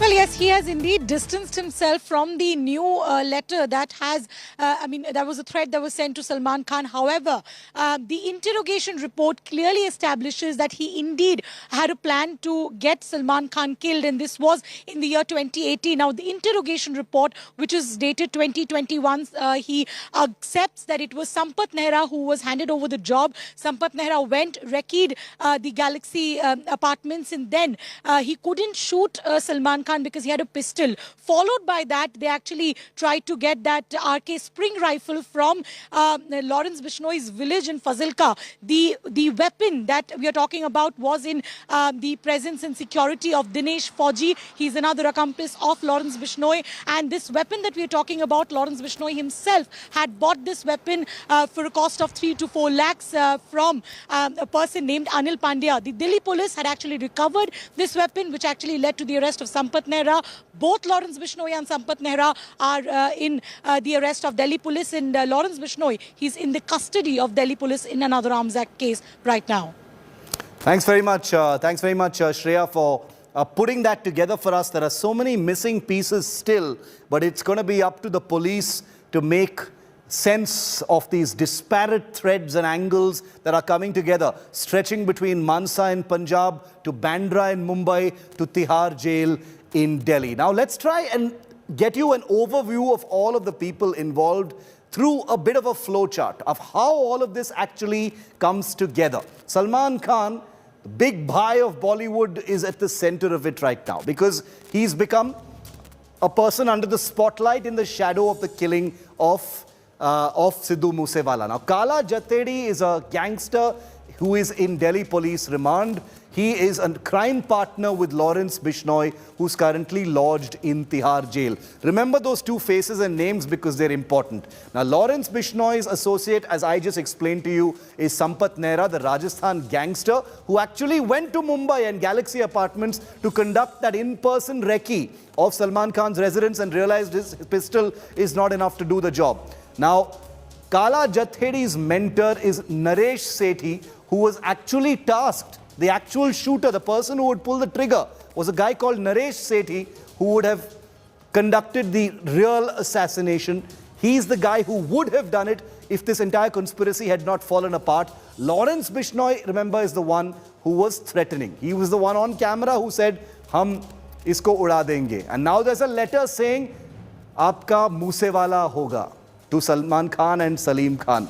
These are all the characters around the Salman Khan threat.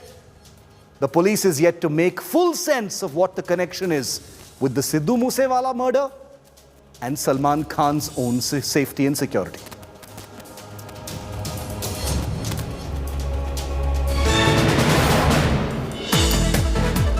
And we've got some big breaking news coming in on the Hyderabad gang rape and molestation case days after the crime. AIMIM MLA's son, who happens to be a minor and accused in the molestation case, has now been booked. He's a minor. He's been held by the Hyderabad police. He's the son of a sitting MLA of Asaduddin Owaisi's party. Owaisi, remembers, on record to say the law must take its own course. A total of 6 arrests have taken place so far, thanks mostly to India Today's coverage of this entire story, starting with the news break that took place a few days ago. 5 minors and 1 adult have been apprehended by the Hyderabad police in this horrible, horrible, sickening case of a young woman, a 17-year-old girl, a minor, who was gang raped allegedly and allegedly molested in a vehicle by these boys, all of them politically connected or from influential and powerful backgrounds in Hyderabad. The latest to be arrested is a minor son of a sitting AIMIM MLA, Asaduddin Owaisi's party. We'll track that story very closely.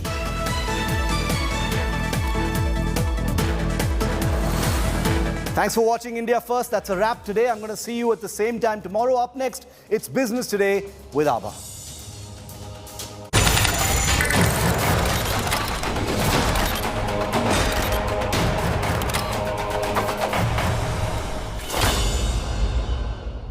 Everyone's busy finding what's trending.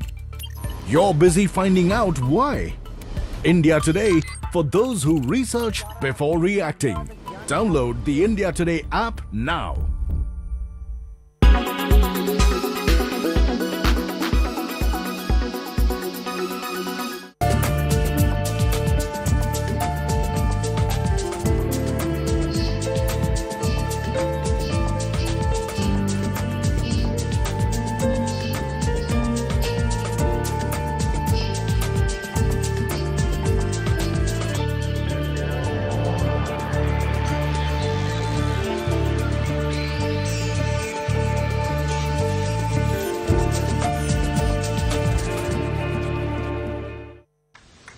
are prepared for anything North Korea does. We've thought through how we respond to whatever they do, and so I'm not concerned if that's what you suggest. The US and South Korea did not shy away from showing their joint military prowess, launching 8 ballistic missiles into the sea as a reply to North Korean military provocations. The firing exercise lasted for 10 minutes, and the firings took place from South Korea's eastern waters. The missile drill was to show that the US and South Korea can respond swiftly and accurately. Earlier, North Korea had triggered the face-off by firing 8 short-range missiles over 35 minutes from at least 4 different locations. This would mark North Korea's 18th round of missile tests this year alone. The joint test firing comes right after President Biden returned from his South Korea visit, and it will be the first such joint drill between the two countries since 2017. Military intimidations from North Korea are far from new, and neither is North Korea's spat with South Korea as well as the United States. North Korea under Kim Jong-un has long condemned the Allies' combined military exercises as invasion rehearsals and often countered them with its own missile drills. The US, on the other hand, has vowed to push for additional international sanctions if North Korea conducts a nuclear test. However, these measures are dim as the UN members remain divided so far. Russia and China have vetoed a US-sponsored resolution that would have imposed additional sanctions on North Korea. It also seems Kim Jong-un is not going to fully surrender his arsenal. His government has so far rejected the Biden administration's offers for open-ended talks. Experts believe that these dormant conversations on denuclearization will soon turn to talks on mutual arms reduction.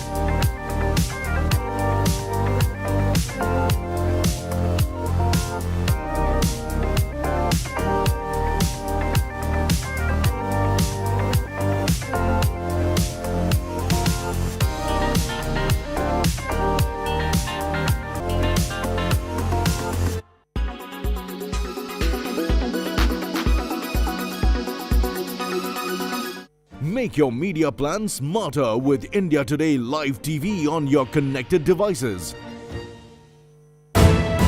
You are watching India Today. Presented by eBix Cash. हर खुशी के लिए काफी है.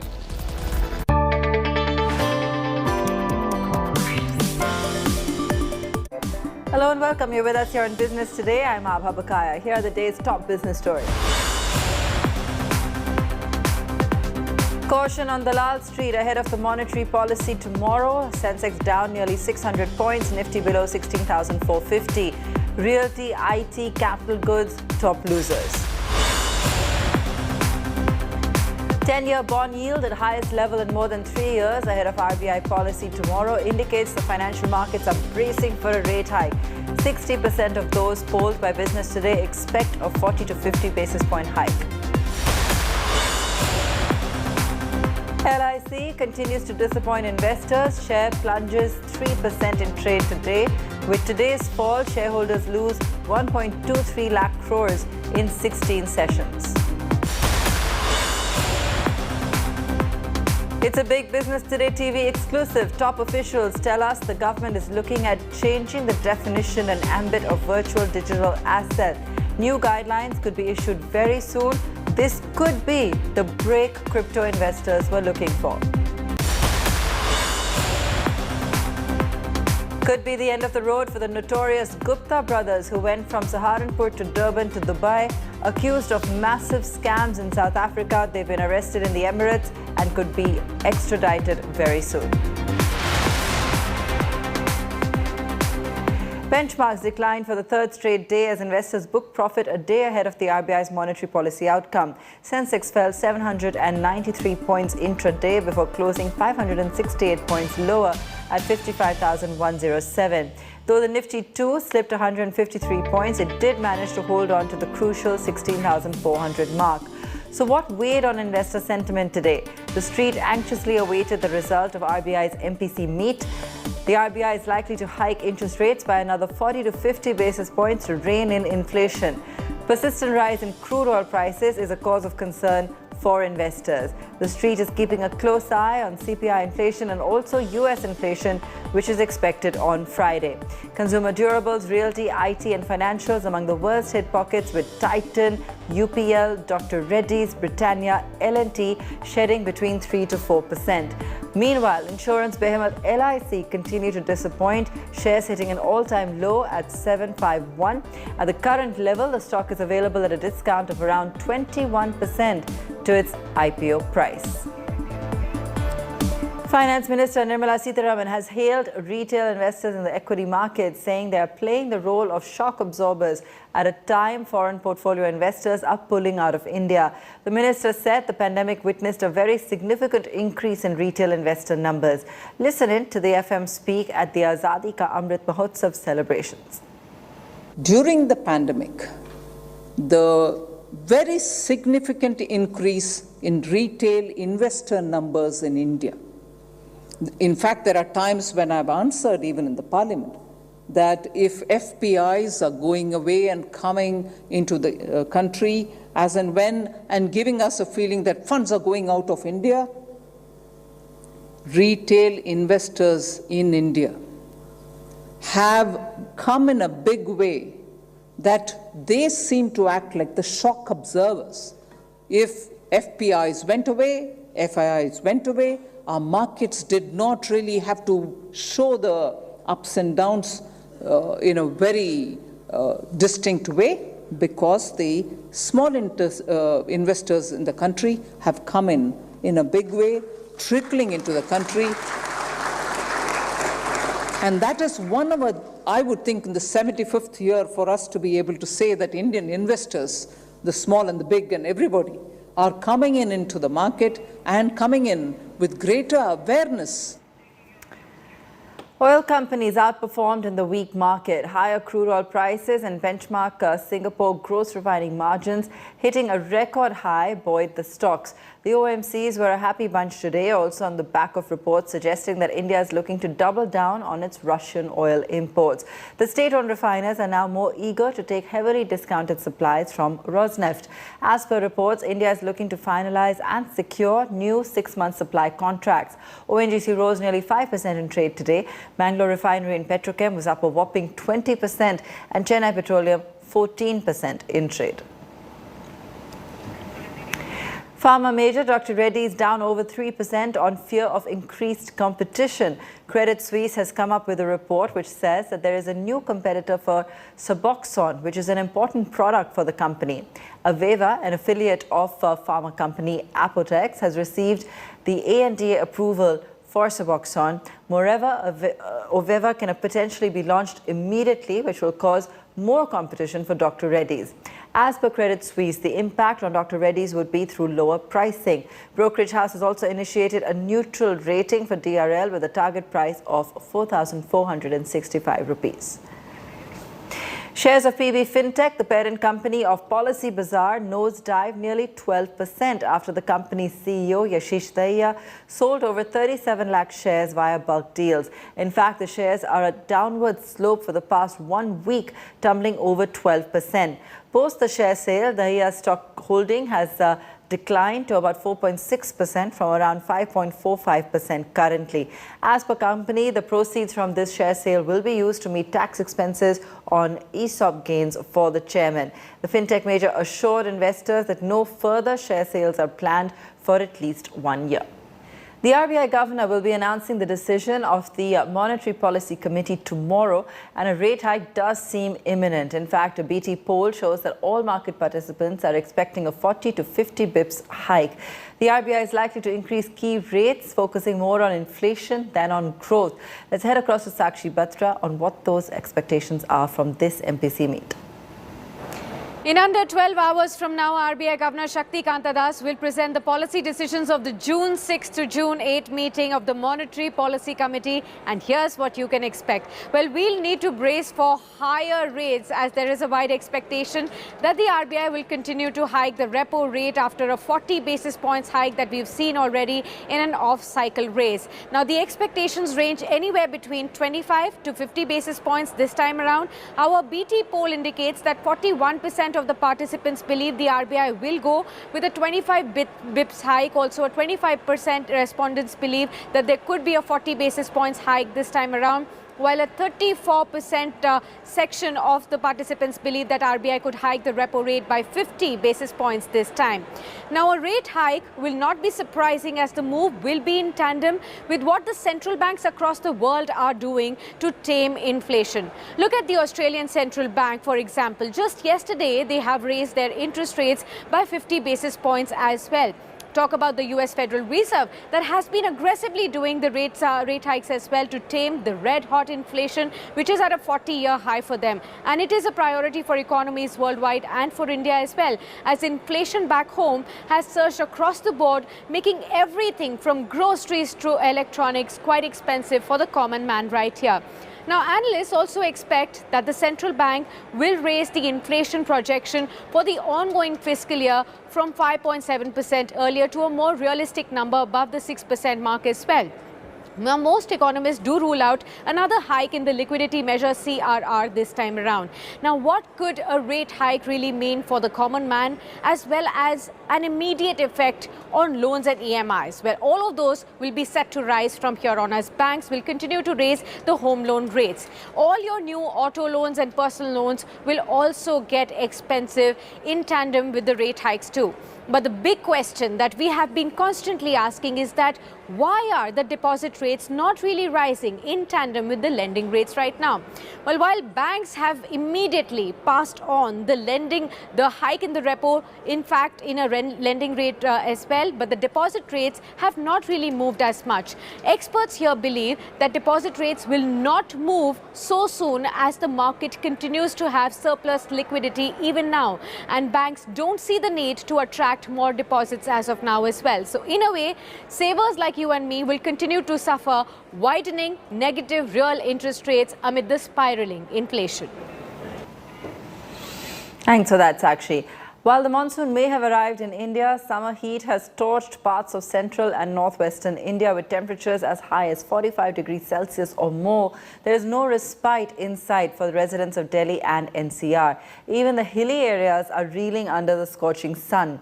With food inflation soaring high, a normal monsoon is a ray of hope usually for the economy. Though the Met Department expects it to be normal, it does seem to be getting off to a rocky start. When will Central India get some respite? Joining us now is GP Sharma from SkyMed. Mr. Sharma, take us through the pace of the monsoon and what's worrying you as we advent into June.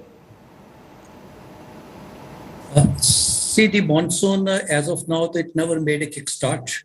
Though it was announced almost about 10 days back, 29th of May.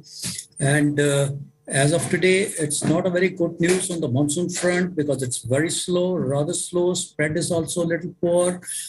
And overall, starting with 1st of June, in the week from 1st to 7th of June, there is a deficiency of 37%. Mind you, it's a huge deficiency. And the monsoon, which starts off with the southern parts of Peninsula, there also the rains are rather well below the average. Deficiency of almost about 20%, at places even more than that. central parts and northern parts, in any case, it's huge. It's more than 80%. In any case, the monsoon arrives over northern parts a little late. And in any case, nowadays, the heat wave is going on over the northern parts. Hardly any rains. Deficiency for northwestern parts, almost 94% as of now. So, monsoon is going to take a little time to, I will say, make a good start over southern India. Right. What about the kind of impact this is going to have if we see a sustained slow monsoon, whether it be on kharif crop sowing, on rural demand or inflation? That's really what economists are worried about at this point of time, Mr. Sharma. Do you feel that the monsoon is going to take a hit? Because we were hoping to see, an overall, regular or per average monsoon this year. Is there any risk to that happening? See, the impact, when I say yes, because the monsoon rains will be delayed, and particularly, as I mentioned, over those areas where they need the most rain-fed areas, the core monsoon rains, that's a parts of central India, even parts of Gujarat also, Madhya Pradesh, Gujarat, Maharashtra, adjoining parts of even Telangana, Chhattisgarh. This is the core monsoon belt, which depends largely on the rains. Obviously, when the rains are not there, these areas are definitely going to suffer. But then, our advice will be they should hold on to the sowing operations as of now. Delay in sowing, as well as either they delay the sowing or change of crop. There are always crops which need a little less amount of water. The cycle also is short. We can change over to that. Overall, if you talk about the season, it may not get impacted. The rains, they come late, still the season perform. It's just 4-month-long season from June to September. Overall, we still feel that it's going to end possibly in a normal monsoon, but the distribution initially in the first half of June, particularly, it's going to be disastrous. It is nowhere going to be to the liking of the farming community. Subsequently, I think after about 15th, particularly I will say after 20th of June, there will be pickup. And that is the time when possibly all these operations which we mentioned, farming operations and agriculture operations, they can be carried out at that point, which means it's a delay of about 2 weeks or more. Yes. Thank you so much, Mr. Sharma. Let's take a very quick break. On that note, when we come back, we'll focus on the Gupta brothers and that entire scam. Do stay tuned. Back in just a moment.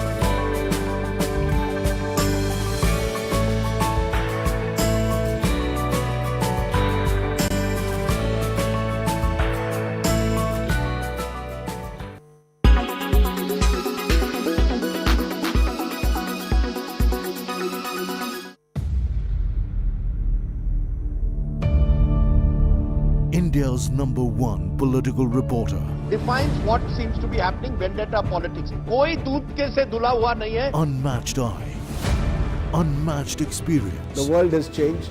My black hair has become grey as well. And with unmatched passion for the story. Do not monopolize the conversation. When it's 100% pure prime time.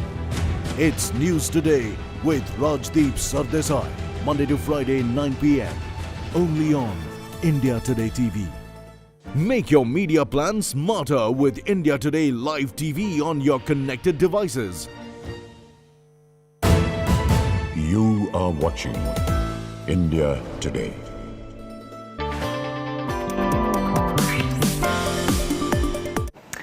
Welcome back. The law has finally caught up with the notorious Gupta brothers of South Africa, with 2 of the 3 brothers being arrested in Dubai. So who are these infamous Gupta brothers? What crimes are they accused of committing? What explains their fall from a time when they had the clout to commandeer a South African military airbase to receive their guests for a wedding, to now becoming fugitives? Here's the story of the Guptas of Johannesburg and the end of their Dubai dreams.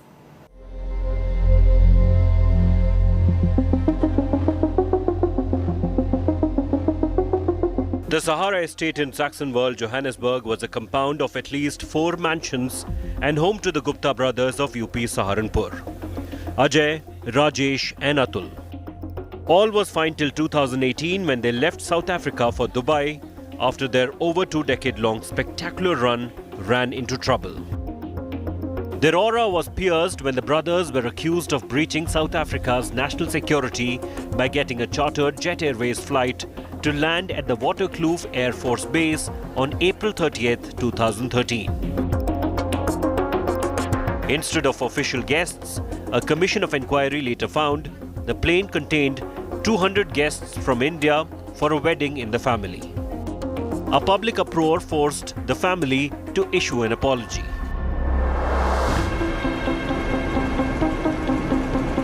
Cut to June 2019, the Himalayan resort town of Auli was the venue of yet another over-the-top family wedding. The sons of 2 of the 3 Gupta brothers got married at an altitude of 9,500 feet.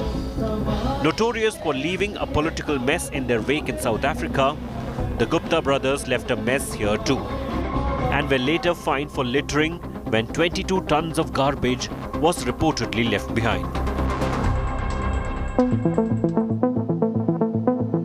For the past 4 years, the Gupta brothers have been living the life of moneyed fugitives in Dubai, despite Interpol issuing red notices against them and the US and the UK declaring them persona non grata. The tide turned against them last year when South Africa signed an extradition treaty with the UAE, setting the stage for the eventual arrest of Rajesh and Atul, while the third brother Ajay remains free. The 3 brothers migrated to South Africa in 1993 from Saharanpur, starting off by setting up a company called Sahara Computers. The brothers slowly expanded their business into various sectors, including mining, air travel, energy, technology and media. In 2016, Atul Gupta was listed as the 7th richest South African with a personal wealth valued at over $700 million. A judicial inquiry into state graft spanning more than 3 years detailed the close relation between the brothers and President Zuma. Zuma's son was a director of Sahara Computers and was involved in the family's other companies. Zuma's third wife, Bongi Gema, and one of his daughters had also been employees of the Guptas.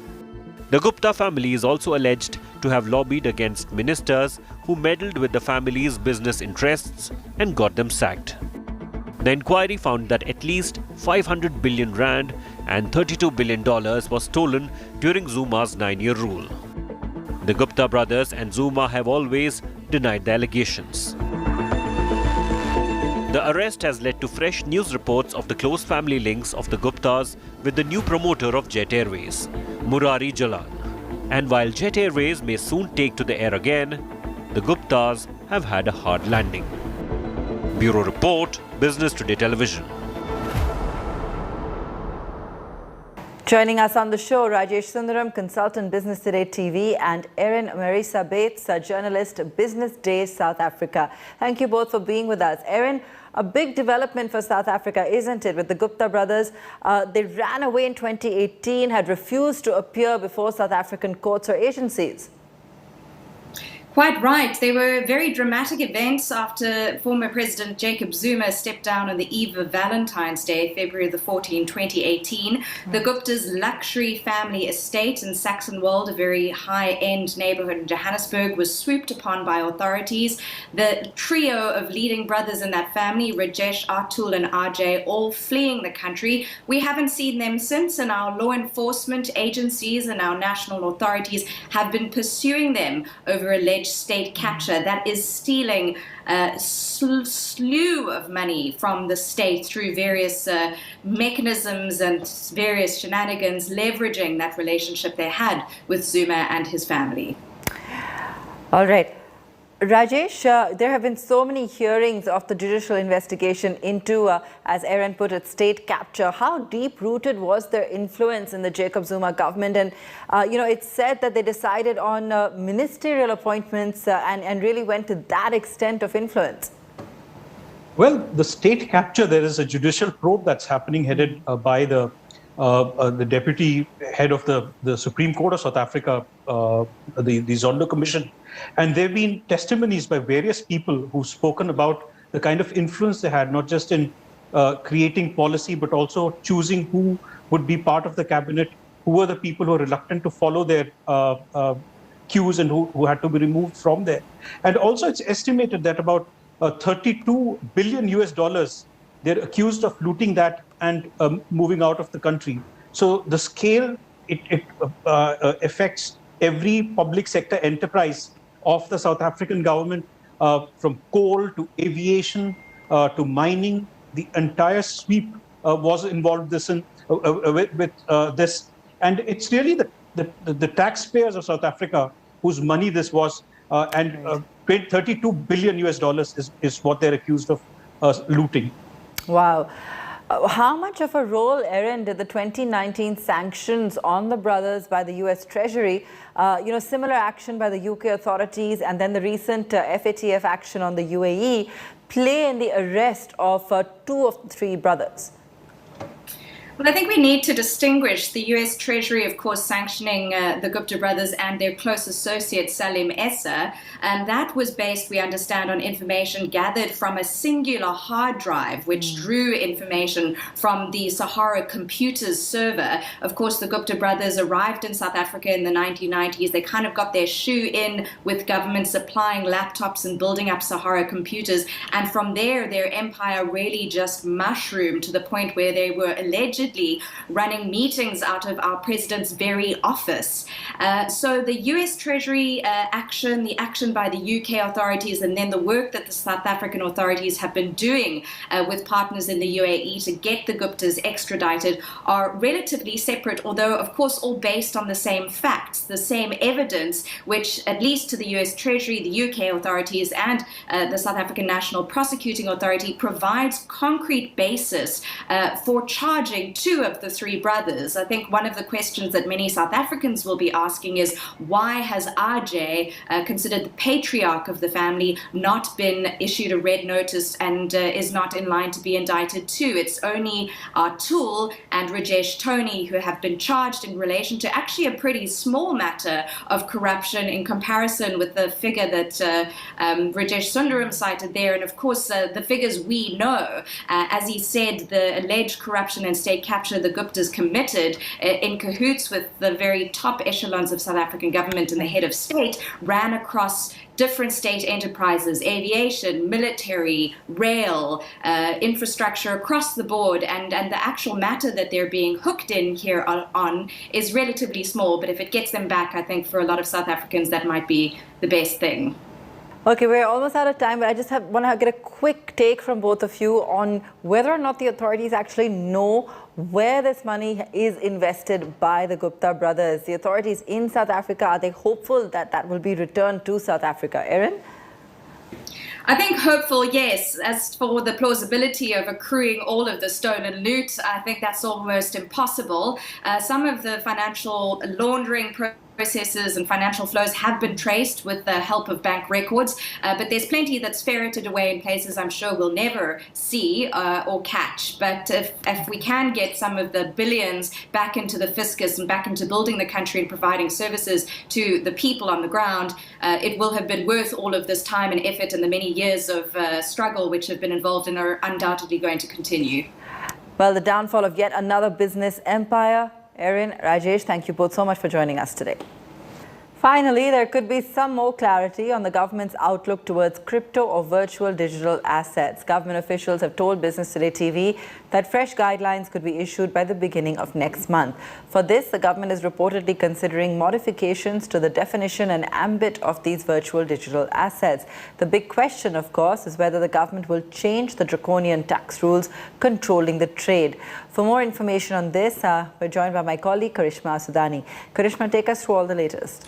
Well, right, you can expect some changes in the definition of virtual digital assets. In fact, these clarifications could be released around 16th or 17th of June, as per sources from Finance Ministry, government may exclude certain products from the definition of virtual digital assets that they had specified in Union Budget 2022. In fact, we are being told that points that are earned from credit card could be given a waiver from taxation under VDS. As per 1% TDS, as per my sources, there's no such change that could be expected with that, though the industry has written multiple requests to government to remove the 1% TDS on cryptocurrency. And that's why we leave it on the show tonight. Thanks so much for watching.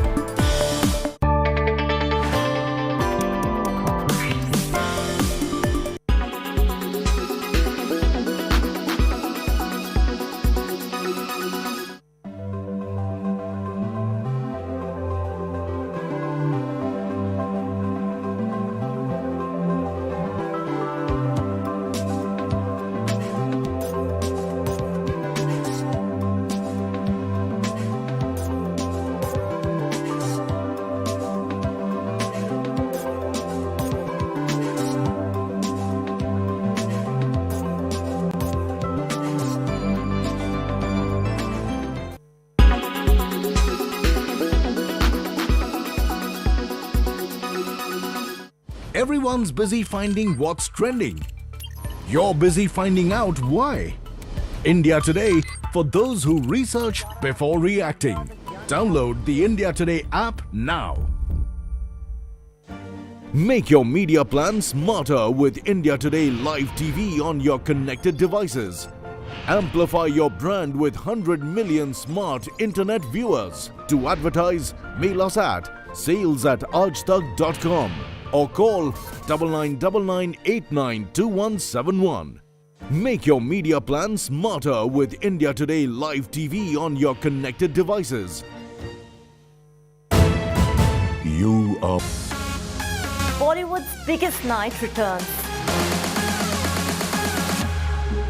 After a 2-year pause, it's back with a bang. Welcome to Alpha! I'm Dipali Patel and you will be joining me at the heart of the Alpha extravaganza in Abu Dhabi. The stars are all aligned on India Today.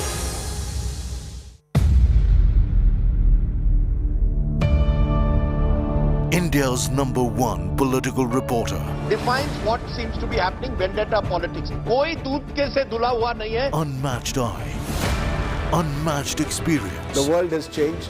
My black hair has become grey as well. And with unmatched passion for the story. Do not monopolize the conversation. When it's 100% pure prime time. It's News Today with Rajdeep Sardesai. Monday to Friday, 9 p.m. Only on India Today TV. Presented by Aditya Birla Group, Big in Your Life.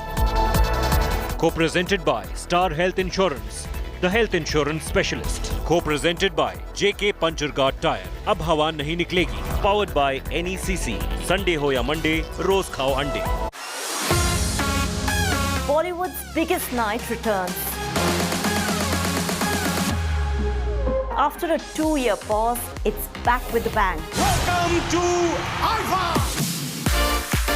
I'm Dipali Patel and you will be joining me at the heart of the Alpha extravaganza in Abu Dhabi. The stars are all aligned on India Today. Presented by Berger Easy Clean. No dag, no dhabba. Only beautiful walls.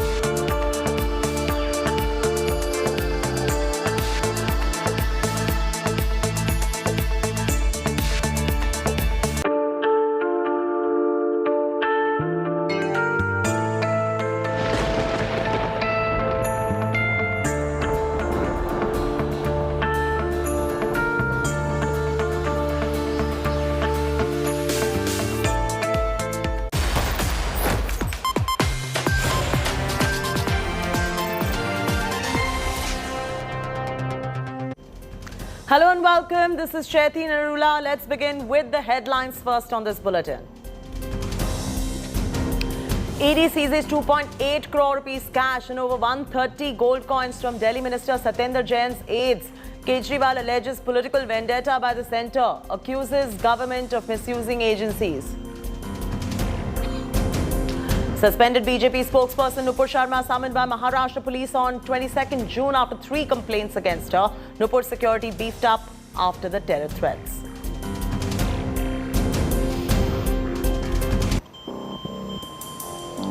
Eight accused arrested by Punjab cops in Musewala murder plot. 9 days after murder of singer, Rahul Gandhi meets family of Musewala.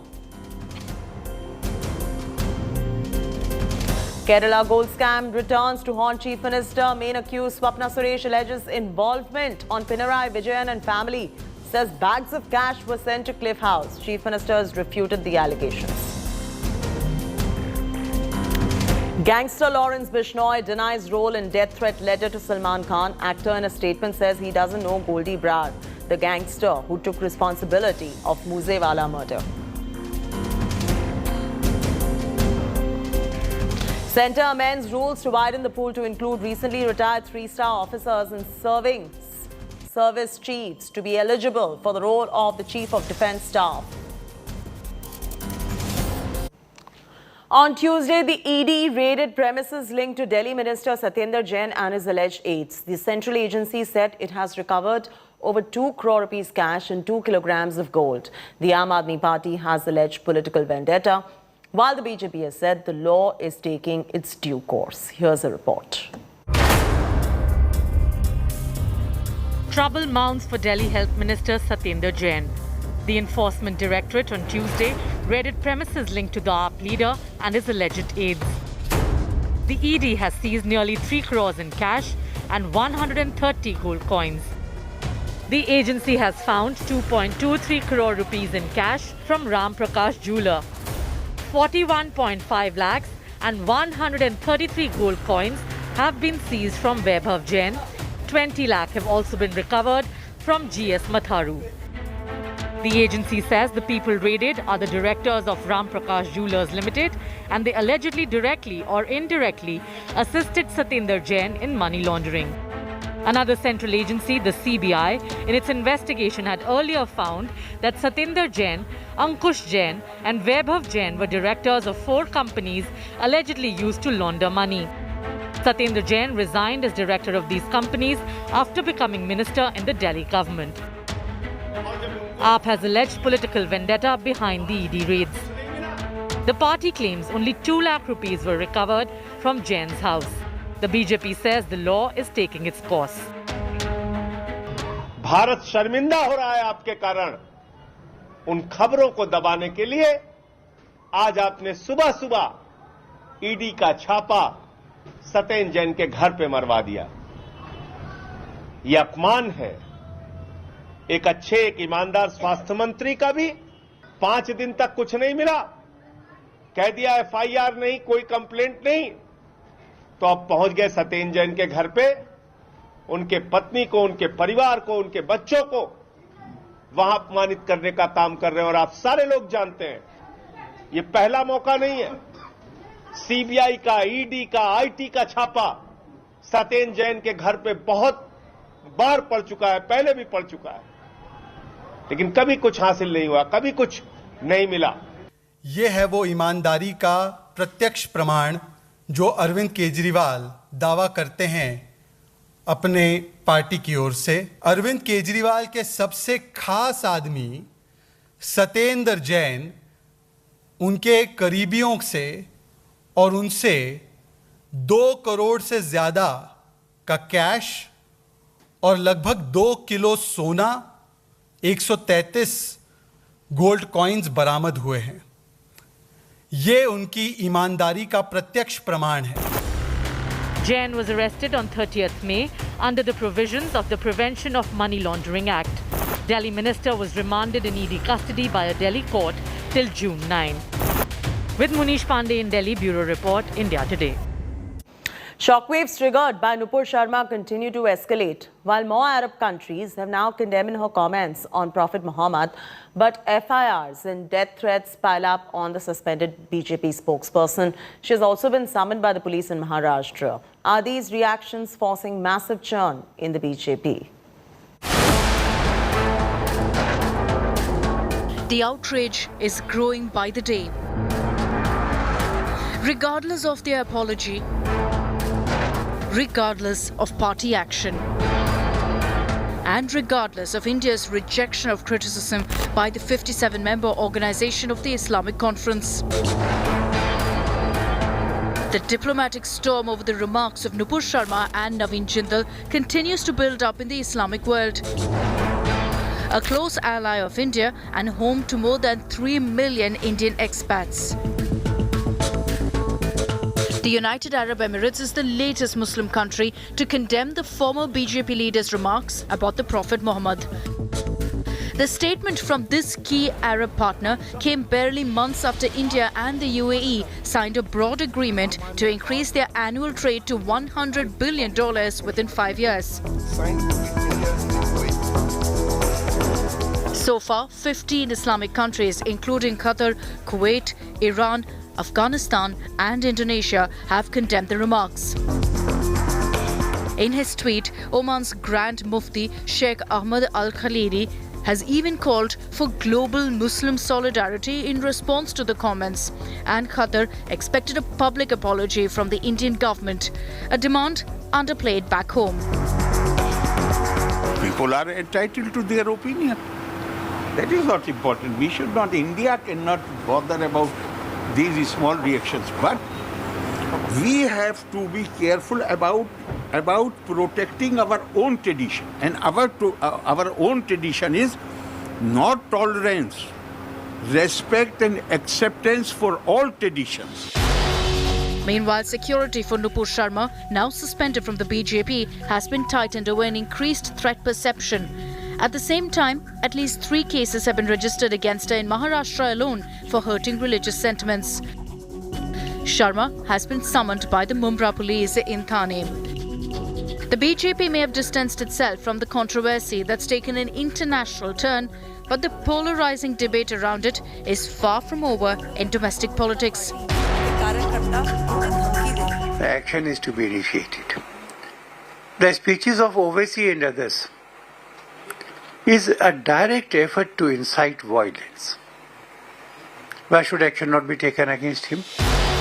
A bilateral trade of around $100 billion and millions of dollars in remittances from Indian workers in the Gulf. India, the world's 3rd biggest importer of oil, gets 65% of its crude from that region. No holds barred religious rhetoric has clouded an important international relationship, at least for now. Bureau Report, India Today.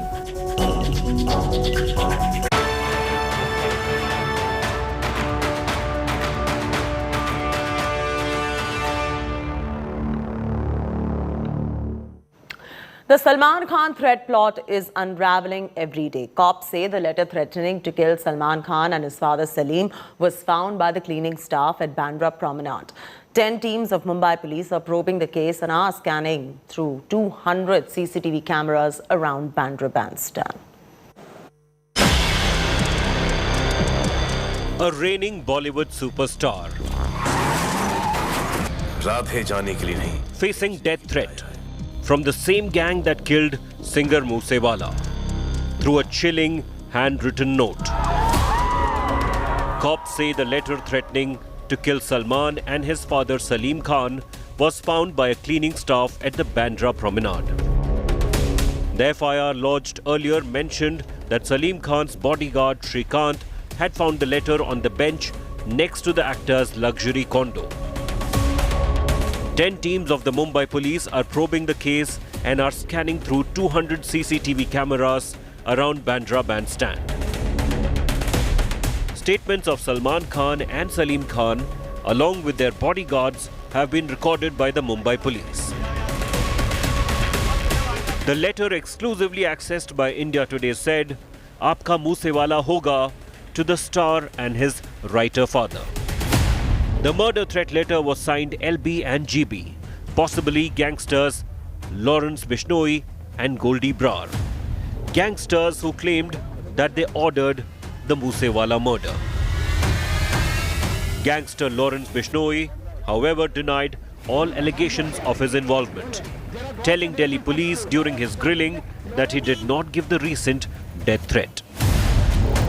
Bishnoi had, however, threatened to kill Salman in 2018, prompting a retort from the star. जब हम करेंगे तो पता लग ही जाएगा सलमान खान का करेंगे मारेंगे ही जाएंगे जोधपुर में मारेंगे तो पता लग जाएगा इनको अभी तो मैंने कुछ किया ही नहीं अभी नहीं मतलब कोई इन्वॉल्व कर रहे हैं जब भी कोई कमिटमेंट करो तो पॉजिटिव करना नेगेटिव नहीं करना और शिकार टाइगर जैसे शिकार कोई नहीं करता है ना ये सबको पता है Not taking any chance, cops have beefed up security of the Khans. The police has also clarified that it can be a mischievous act. In this case, they have recorded Salman Khan's statement and they have not expressed doubt on anybody. But still, Mumbai Police is looking for gang members of Bishnoi gang in Maharashtra to verify whether it was a threat letter or mischief by some individual. With camera person Samir Shanbag, Mustafa Sheikh for India Today.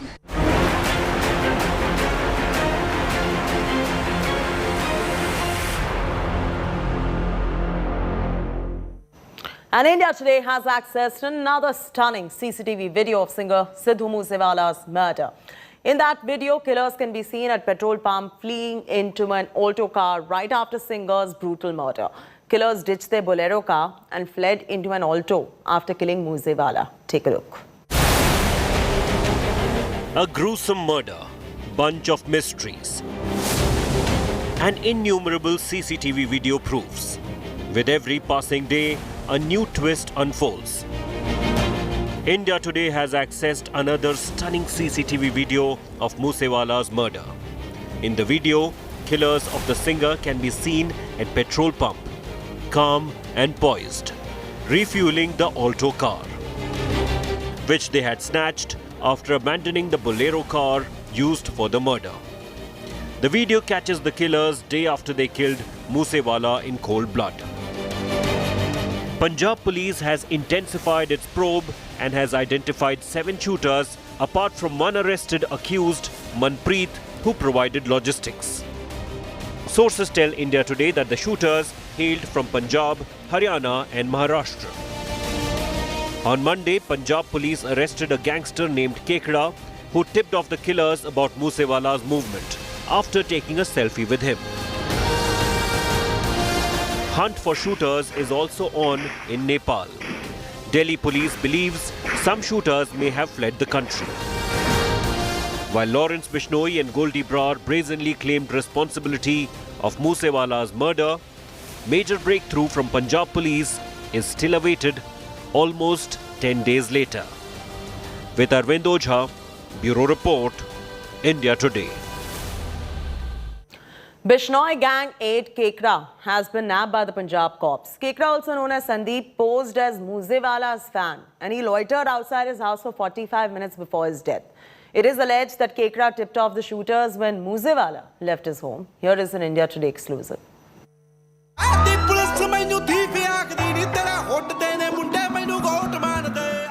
Single biggest CCTV evidence.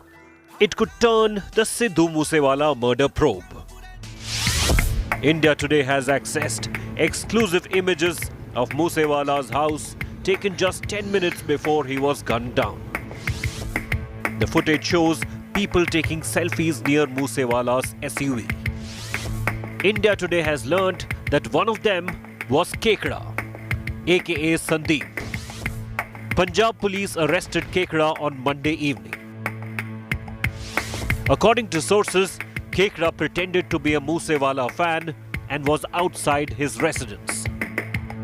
Kekda loitered outside the singer's residence for over 45 minutes. It is alleged that Kekda tipped off the shooters when Musewala left his home. After the alleged tip-off, killers had started tailing Musewala. The contract killers had used 2 cars. a Mahindra Bolero utility vehicle, and a Toyota Corolla sedan. With each passing day, the details of the plot to kill Musewala are getting murkier. Bureau Report, India Today. 50 people have been arrested so far related to the communal clashes that took place in UP's Kanpur on 6th of June. In the midst of the claims and counterclaims, bulldozer action is likely to be taken on illegal buildings. Here's a report.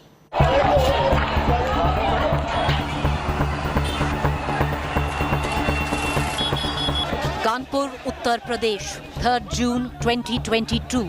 A violent communal clash between two communities. 800 people booked, 50 people arrested, posters of 40 accused plastered. In midst of claims and counterclaims, there is now a clear indication. Bulldozers could roll in Kanpur, on the buildings in the old city from which stones were allegedly being pelted. As per the administration, a list of 147 buildings is being drawn and an investigation is being carried out if there is illegal construction. देखिए KDA अपने इस कार्रवाई को अंजाम दे रहा है। लगातार KDA ने चमनगंज और बेकनगंज एरिया में पूर्व में भी प्रवर्तन किया है, लेकिन अभी इस पर्टिकुलर इंसिडेंट के बाद बहुत ही सघन रूप से इस पे इंटेंसिव प्रोग्राम बना के केडीए कार्रवाई करेगा और निश्चित ही जो लोग इलीगल एनक्रोचर्स हैं उनके विरुद्ध में जो भी कार्रवाइयां लीगली प्रोसीड करने की हैं वो की जाए। लगता नहीं कि आपको जो The local Qazi claiming that residents are being unfairly targeted because of their religion has now issued a veiled threat if bulldozers roll in the old city of Kanpur. अगर इस तरह की कोई कदम उठाए गए तो फिर सर पे कफन बांध के लोग निकल भी आएंगे मैदान में। ज़्यादा दिन इंतजार नहीं कर पाएंगे। अब ज़ियादती की इंतहा, सब्र का इंतहा हो रही है। अगर यही मतलब होना है तो फिर ठीक है वो। On June 3rd, clashes broke out between two communities in Kanpur. The reason, a protest against BJP spokesperson Nupur Sharma for her remarks against Prophet Muhammad. Crowds of protesters resorted to stone pelting during a Bandh call observed by members of the Muslim community. As per the UP police, allegations of links between Islamic outfit PFI and the violent protest are also being probed. The cops working on a four-pronged investigative pitch. Who was involved in the stone pelting conspiracy? Who all were pelting stones? Where do the stone pelters live? Is there involvement of a political angle that instigated violence? The main question, was the violence premeditated or pre-planned? Political connection अभी जुड़ा है क्या इसमें किसी party का ऐसा हो कि प्रोवोक किया गया हो इस द्वारा इस तरीके से? ये तो हम लोगों ने देखा है, कुछ फोटोग्राफ्स आ रही हैं तो वो भी विवेचना का प्रश्न है, उस पर भी कार्रवाई आगे चल रही है क्योंकि ये जानबूझ के घटना कारित कराई गई और की गई जिससे कि शांति व्यवस्था की स्थिति उत्पन्न हो। While the communal pot still continues to simmer in Kanpur, the big question, will Baba's bulldozer roll in Kanpur? Will action be taken against only one community or both involved? And what will be the pushback? Bureau Report, India Today. In Rajasthan's Jodhpur, where 70 years old Dr. Dhariwal prescribes a little shake of the leg along with his medicines, he is fondly called a dancing doctor by the locals. Here is a report.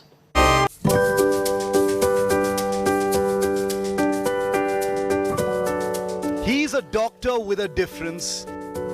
He cures patients with a dash of dance. Meet 71-year-old Dr. Raj Dhariwal from Rajasthan's Jodhpur, fondly called the dancing doctor. Dr. Dhariwal's prescription includes a little shake of the leg, and he doesn't hesitate to teach a few moves to children himself. Dr. Raj says there's no better treatment than dancing to keep the body healthy. मैं नियमित रूप से exercise बहुत सालों से कर रहा हूँ, तो इसलिए मेरा अभी भी 71 पे भी आज भी उतना ही एक्टिव हूँ जितना मैं 28 पे था। Not surprisingly, his unique therapy has made him a social media hit and of course very popular with the patients in his care. Bureau Report, India Today.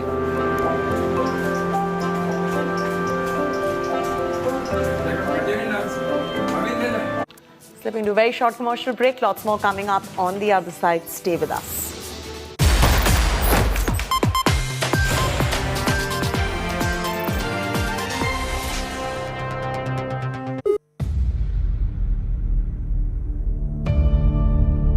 India's #1 political reporter. Defines what seems to be happening, vendetta politics. कोई दूध के से धुला हुआ नहीं है. Unmatched eye, unmatched experience. The world has changed. My black hair has become grey as well. And with unmatched passion for the story. Do not monopolize the conversation. When it's 100% news that matters. It's News Today with Rajdeep Sardesai. Monday to Friday, 9 p.m. Only on India Today TV.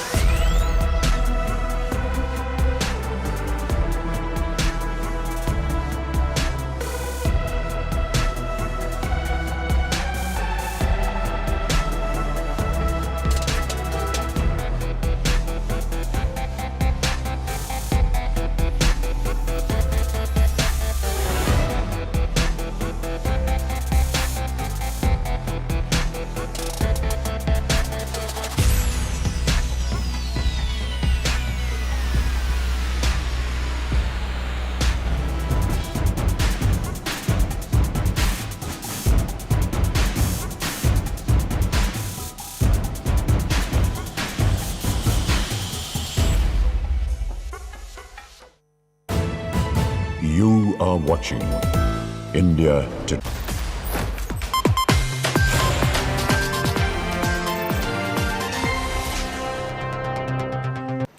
British Prime Minister Boris Johnson won a confidence vote, seeing off challenge to his leadership brought by lawmakers within his Conservative Party after a Partygate scandal.